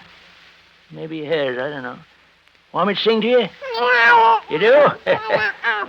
Tenting tonight on the old campground. Give us a saw. You know, they think they're something. They're American Legion Jamboree. I ain't Godfrey Viney. Why, they don't know what real soldiering is. Got this old Colonel Dusenberry coming all the way from Bangor to make the address. Probably bringing him in a wheelchair. He's 2 years older than I be if he's a day. Yeah, 2 years. Oldest Civil War officer in Bangor. Godfrey mighty, I know him. I knew him back in 62. He wasn't much then, probably ain't no better 75 years afterwards. Now, I can tell you all this, Viney, because you won't repeat it, you know. I can trust you, yes, I can trust you. Only one in this family I can trust. Who's that? Oh, Hezzy Blaisdell. Hi, Hezzy. Say, no, drive over here a minute. Come on. I got to take care of this young one here. Hey, you going to wait here, like you said, till the Colonel's train gets in? That's right. Now, listen, when he gets off the cars, I want you to get a hold of him right away. Tell him there's a poor, feeble old GAR man up here that wants to see him just a minute for the last time before he hears the final reveille. The final what? Final... Oh, you home volunteer fellas wouldn't know. Now, listen, I'll be in the setting room here. Once you get him landed, I'll take care of the rest. All right, I'll do it, Uncle Elias. I'll drive him right up here in my own car. Gorry, that's the bugle for him to fall in over there. They're going to march down as far as here to meet the Colonel and to welcome him. I'll get him in here, Uncle Elias. Fall in the gutter. Viney, now listen. I was telling you about this old fellow Dusenberry. You see, him and me, we was privates together back in the beginning of the war. Rebellion. Dusenberry and Herb Liscombe and me. Oh, get away, Fly. Go on. Yeah, we was just young rascals together, you understand. I didn't find out a lot of things about this Dusenberry until later. Herb and Jim Dusenberry and me. Brave, you know. Brave as lions. Well, I was, anyway. But Viney, one night, early in the war, we was out on a kind of a spree in a little town down south there. That kind of sentimental, I suppose, and one of us made a proposition that we ought to get together 20 years afterwards and drink a quart of whiskey. Yeah. So we swore an oath that nothing would ever keep us from meeting up if we was all alive. But Viney, next day there was a big engagement. We got separated. Yeah, I never see poor Herb Liscombe again. He got blowed all to pieces again. Get out, hen. I told you to keep off this piazza. Ain't you got no decency? No decency at all. Well, Viney, next time I heard about this Dusenberry, 5-6 months later, he was a sergeant. I was still a private. Well, finally he got transferred over to another company, and I lost all track of him for about, 2 years. Well, the war drug on. Long 65, I got pretty sick of soldiering. So another fellow and me, we made up our minds we'd take a little furlough without getting permission, you know? Yeah. So we spun out one dark night, but they catched us. And brought us up for court-martial as deserters. And Viney, who do you suppose one of the officers was sitting in on that trial? That's right. You're just right. Jim Dusenberry. Yeah. Captain Dusenberry now he was. I was still a private. First class, though. First class. But Viney, he never batted an eye when he see me. Looked at me just as though I was a yellow dog. Yeah. They sentenced me to die for desertion. Well, Sir Viney, if it hadn't been for a stroke of luck, I'd been shot at sunrise the next morning just as sure as sin. Yeah, but so happened the Johnny Rebs, they picked that night to make another one of their surprise attacks. In the fracas, I got out of the guardhouse, scooted through a stretch of woods, you know, and next forenoon got over to another detachment of Union soldiers and never heard a word more about that court-martial. A couple of weeks later, Lee surrendered. Before long, I got mustered out. Well, I guess all the records of my desertion must have been burned or lost or something, because when the time come, they give me my honorable discharge. Private. First class. Yeah, private first class. So I come home here, the only soldier in Cuddy Bend to get back alive. And, Viney, I was a hero. That's Elias Throgg, they'd say. Private, first class. He's a fighter, you know. Shot 100 Rebs. Tell us the story of the war, Private Throgg, yeah? Well, Viney, at first I stuck pretty much to the facts. Well, I say at first I did. Then I started to add on here and there. But mind you, I never said a word about me deserting or about that court-martial. Well, every decoration day, you know, I used to set up on the rostrum and give the address to the school children. Tell them war stories. Yeah, then this World War skirmish, that come on, and they kind of begun to forget about me. Last 10 years, I didn't know more than sit on the platform and rock. And this time, the Legion boys, they said it'd be a good idea to get one of the old Civil War veterans to address them. Kind of a curiosity. I was ready, but they just disregarded me, Viney. Sent up to Bangor, mind you. For who? That's right, old Dusenberry. Colonel Dusenberry. Well, so when I heard about that, it just knocked me over almost, because, you see, I'd be sitting up there on the platform, Viney, and he'd sight me, and he'd hear my name held up maybe as the Civil War hero of Cuddy Bend. Yeah, and then that court-martial, that would come back to his mind. I'd be in the soup. Right in the chowder. Now, I tell you, Viney, I was in a muddle for a spell. And then, you know, it come to me how I'd handle him. He's coming in on the 2:20 train, you know. I told the boys I want to see him here at the house before he goes over to the Grange Hall. That I'm so feeble, I may not be able to go. Feeble? When he gets here, I'll be ready for him. I got a little flask of whiskey right here, you know. All ready. I'm going to ask him to share it with me. Remind him of that oath that we three took. I got the 2 tumblers all ready, too. Now, one of 'em's clean on the bottom. The other one's got a drop or two of rat killer in it. Yeah, rat killer. Nobody won't know that, just me, though. Just you and me, Viney. The rest is just in the hands of the Lord. He'll even things up. Amen. That old buzzard ain't never going to tell the folks here in the bend that I wasn't a hero. No. Yeah, choo-choo. There she is. There she is. Can't be long now. I'll sit right here, you know, after I've put them 2 tumblers out and poured out a couple of stiff drinks. Here'll be a stiff drink, all right. Colonel Dusenberry, I'll say, maybe you don't remember me and Herb Liscombe and that little agreement we made to meet up when the Crow War's over. He'll probably say he does. I'll say, well, drink up, Colonel, for old time's sake. And then, Viney, when he's gulped down his whiskey, I'll say, and maybe you don't remember that court-martial in an old blue barn down south there when they sentenced first-class Private Throgg to be shot down at sunrise. I'll tell him. And by that time, that old poison will be well down his belly, you know. And while I watch him squirm like an angleworm on a fishhook, I'll say, Colonel Dusenberry, I'm your old comrade Elias Throgg, private, first class, and I just fed you a dose of rat poison. How do you like that, sir, I'll say. Who's that? Oh, it's that Crandallbrad. Well, it's about time. Mr. Throgg! Mr. Throgg! What is it? Where you been? Out of town? You're about an hour late here. Mr. Throgg, Papa wanted me to run up here and tell you a telegram just come from Bangor. You know that old Civil War man that was going to talk over at the hall? What about him? What about him? Get it out. He dropped dead in Bangor, getting onto the train. Well, that's too bad, ain't it? Fooled me again. Well, Mr. Blaisdell was down there. He tried to call the Legion boys down at the hall, but the line's busy. I don't know what they're going to do. No speaker. Oh. Well, in that case, Oh, here comes Hezzy Blaisdell in his car now. Hello, Hezzy. Hi. Well, poor old fella dropped dead on you. Yeah. That's right, Uncle Elias. We're up against it, I guess. Say, suppose you would feel well enough to get into my car and go over to the hall and give us just a few remarks, same as you used to years ago? Oh, no. Nobody'd want to hear me. Oh, shucks. Sure they would.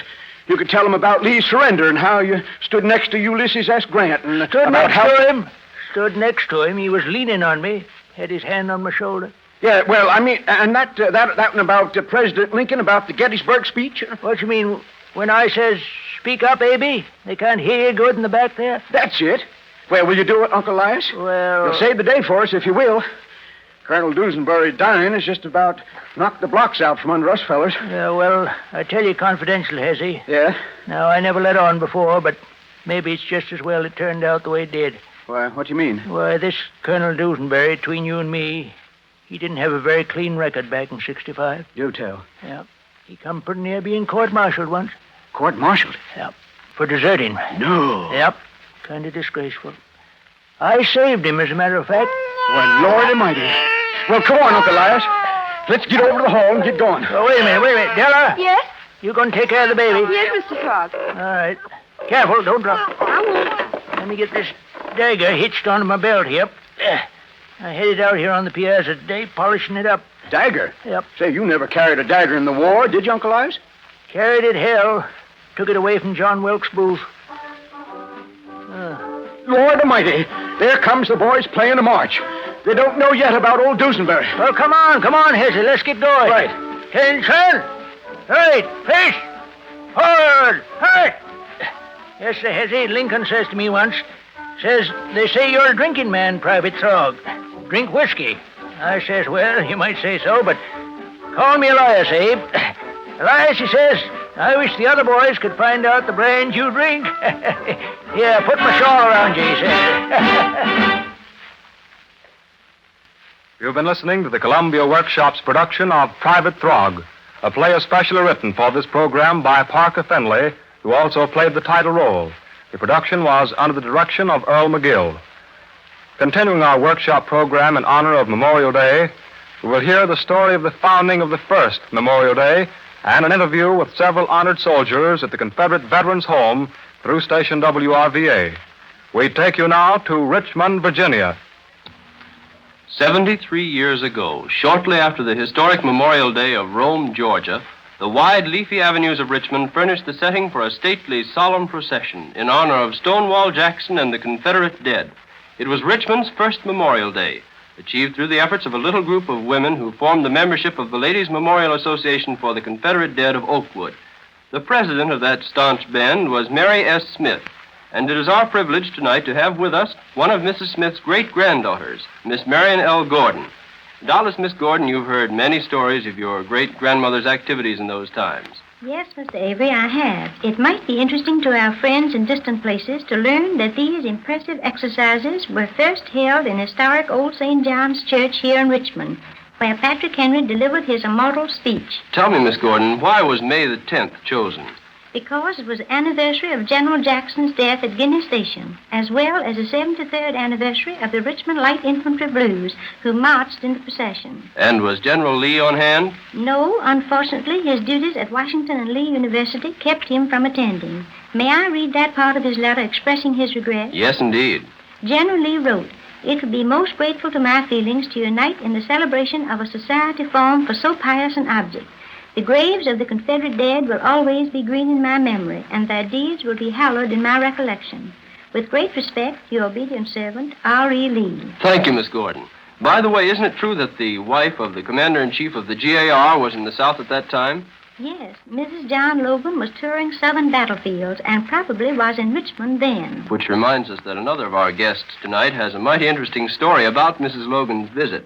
I'd like to introduce Miss Annie Mann of our neighbor city of Petersburg, Virginia. Miss Annie, won't you tell us something about yourself first? Thank you, Mr. Avery.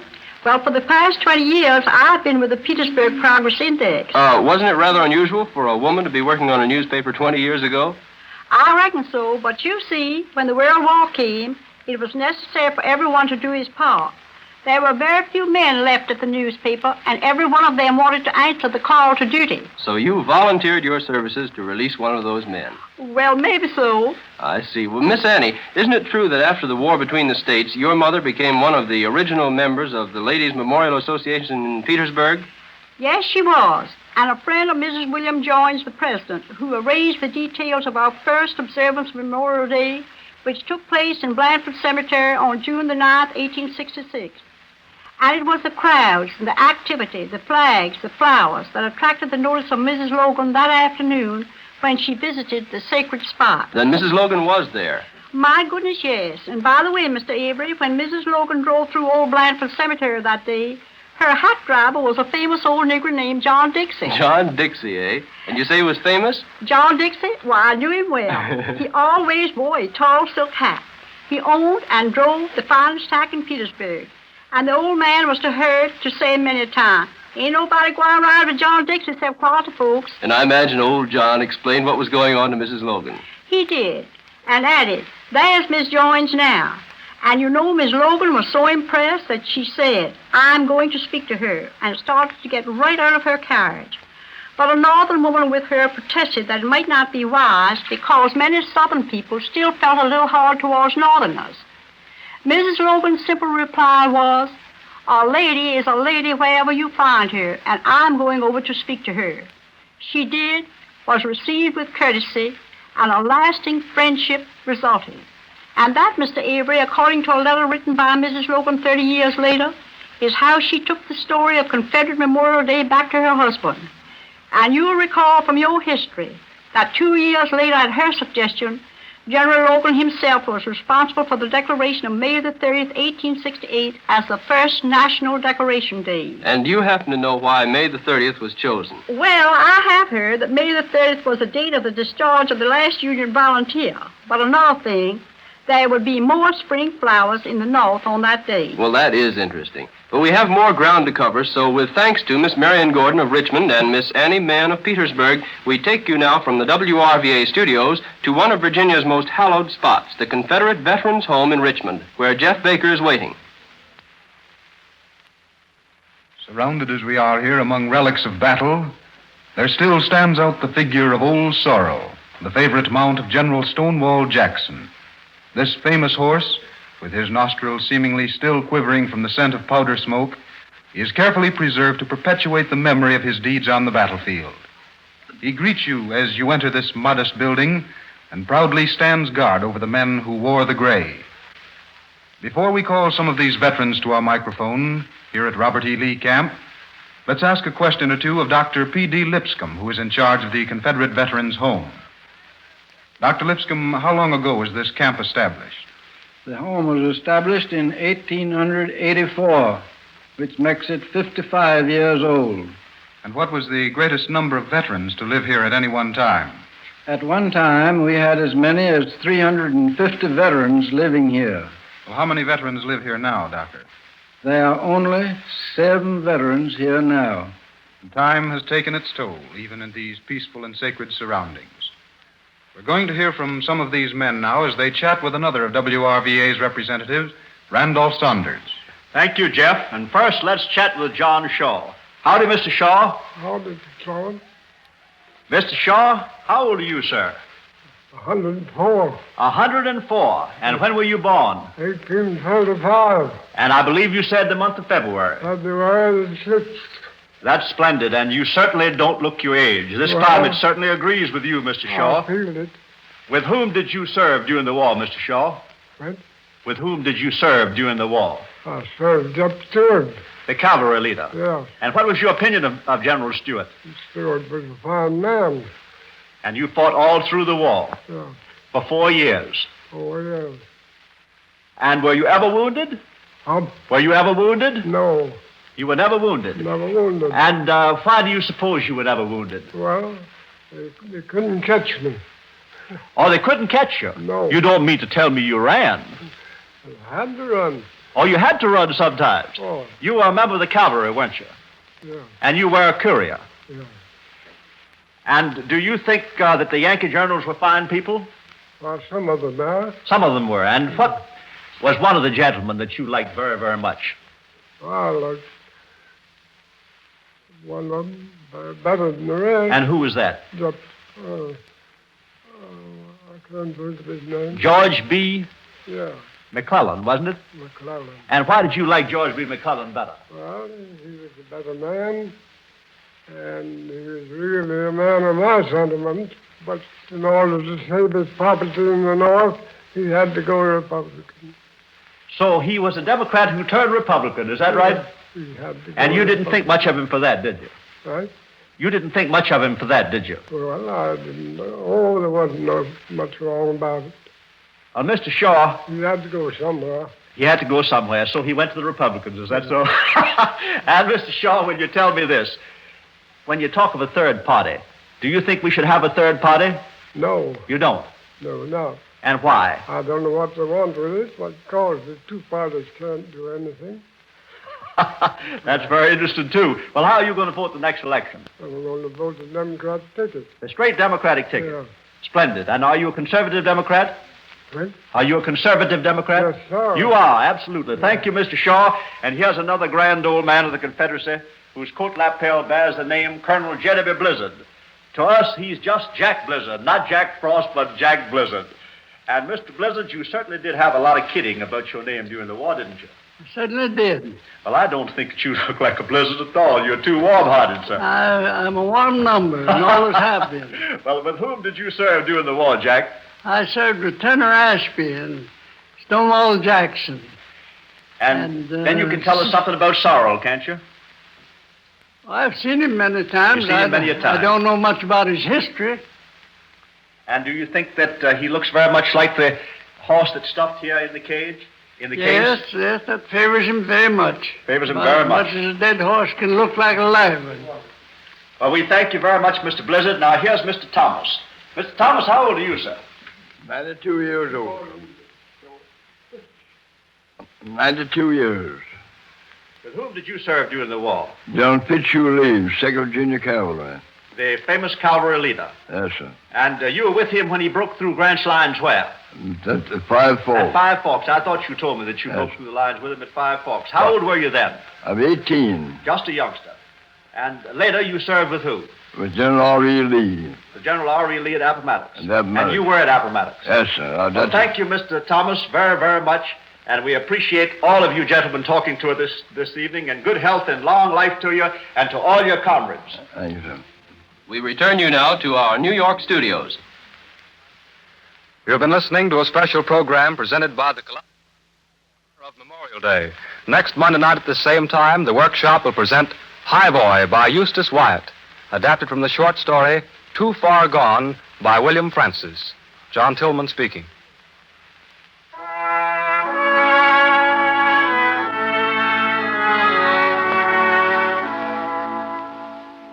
This is the Columbia Broadcasting System.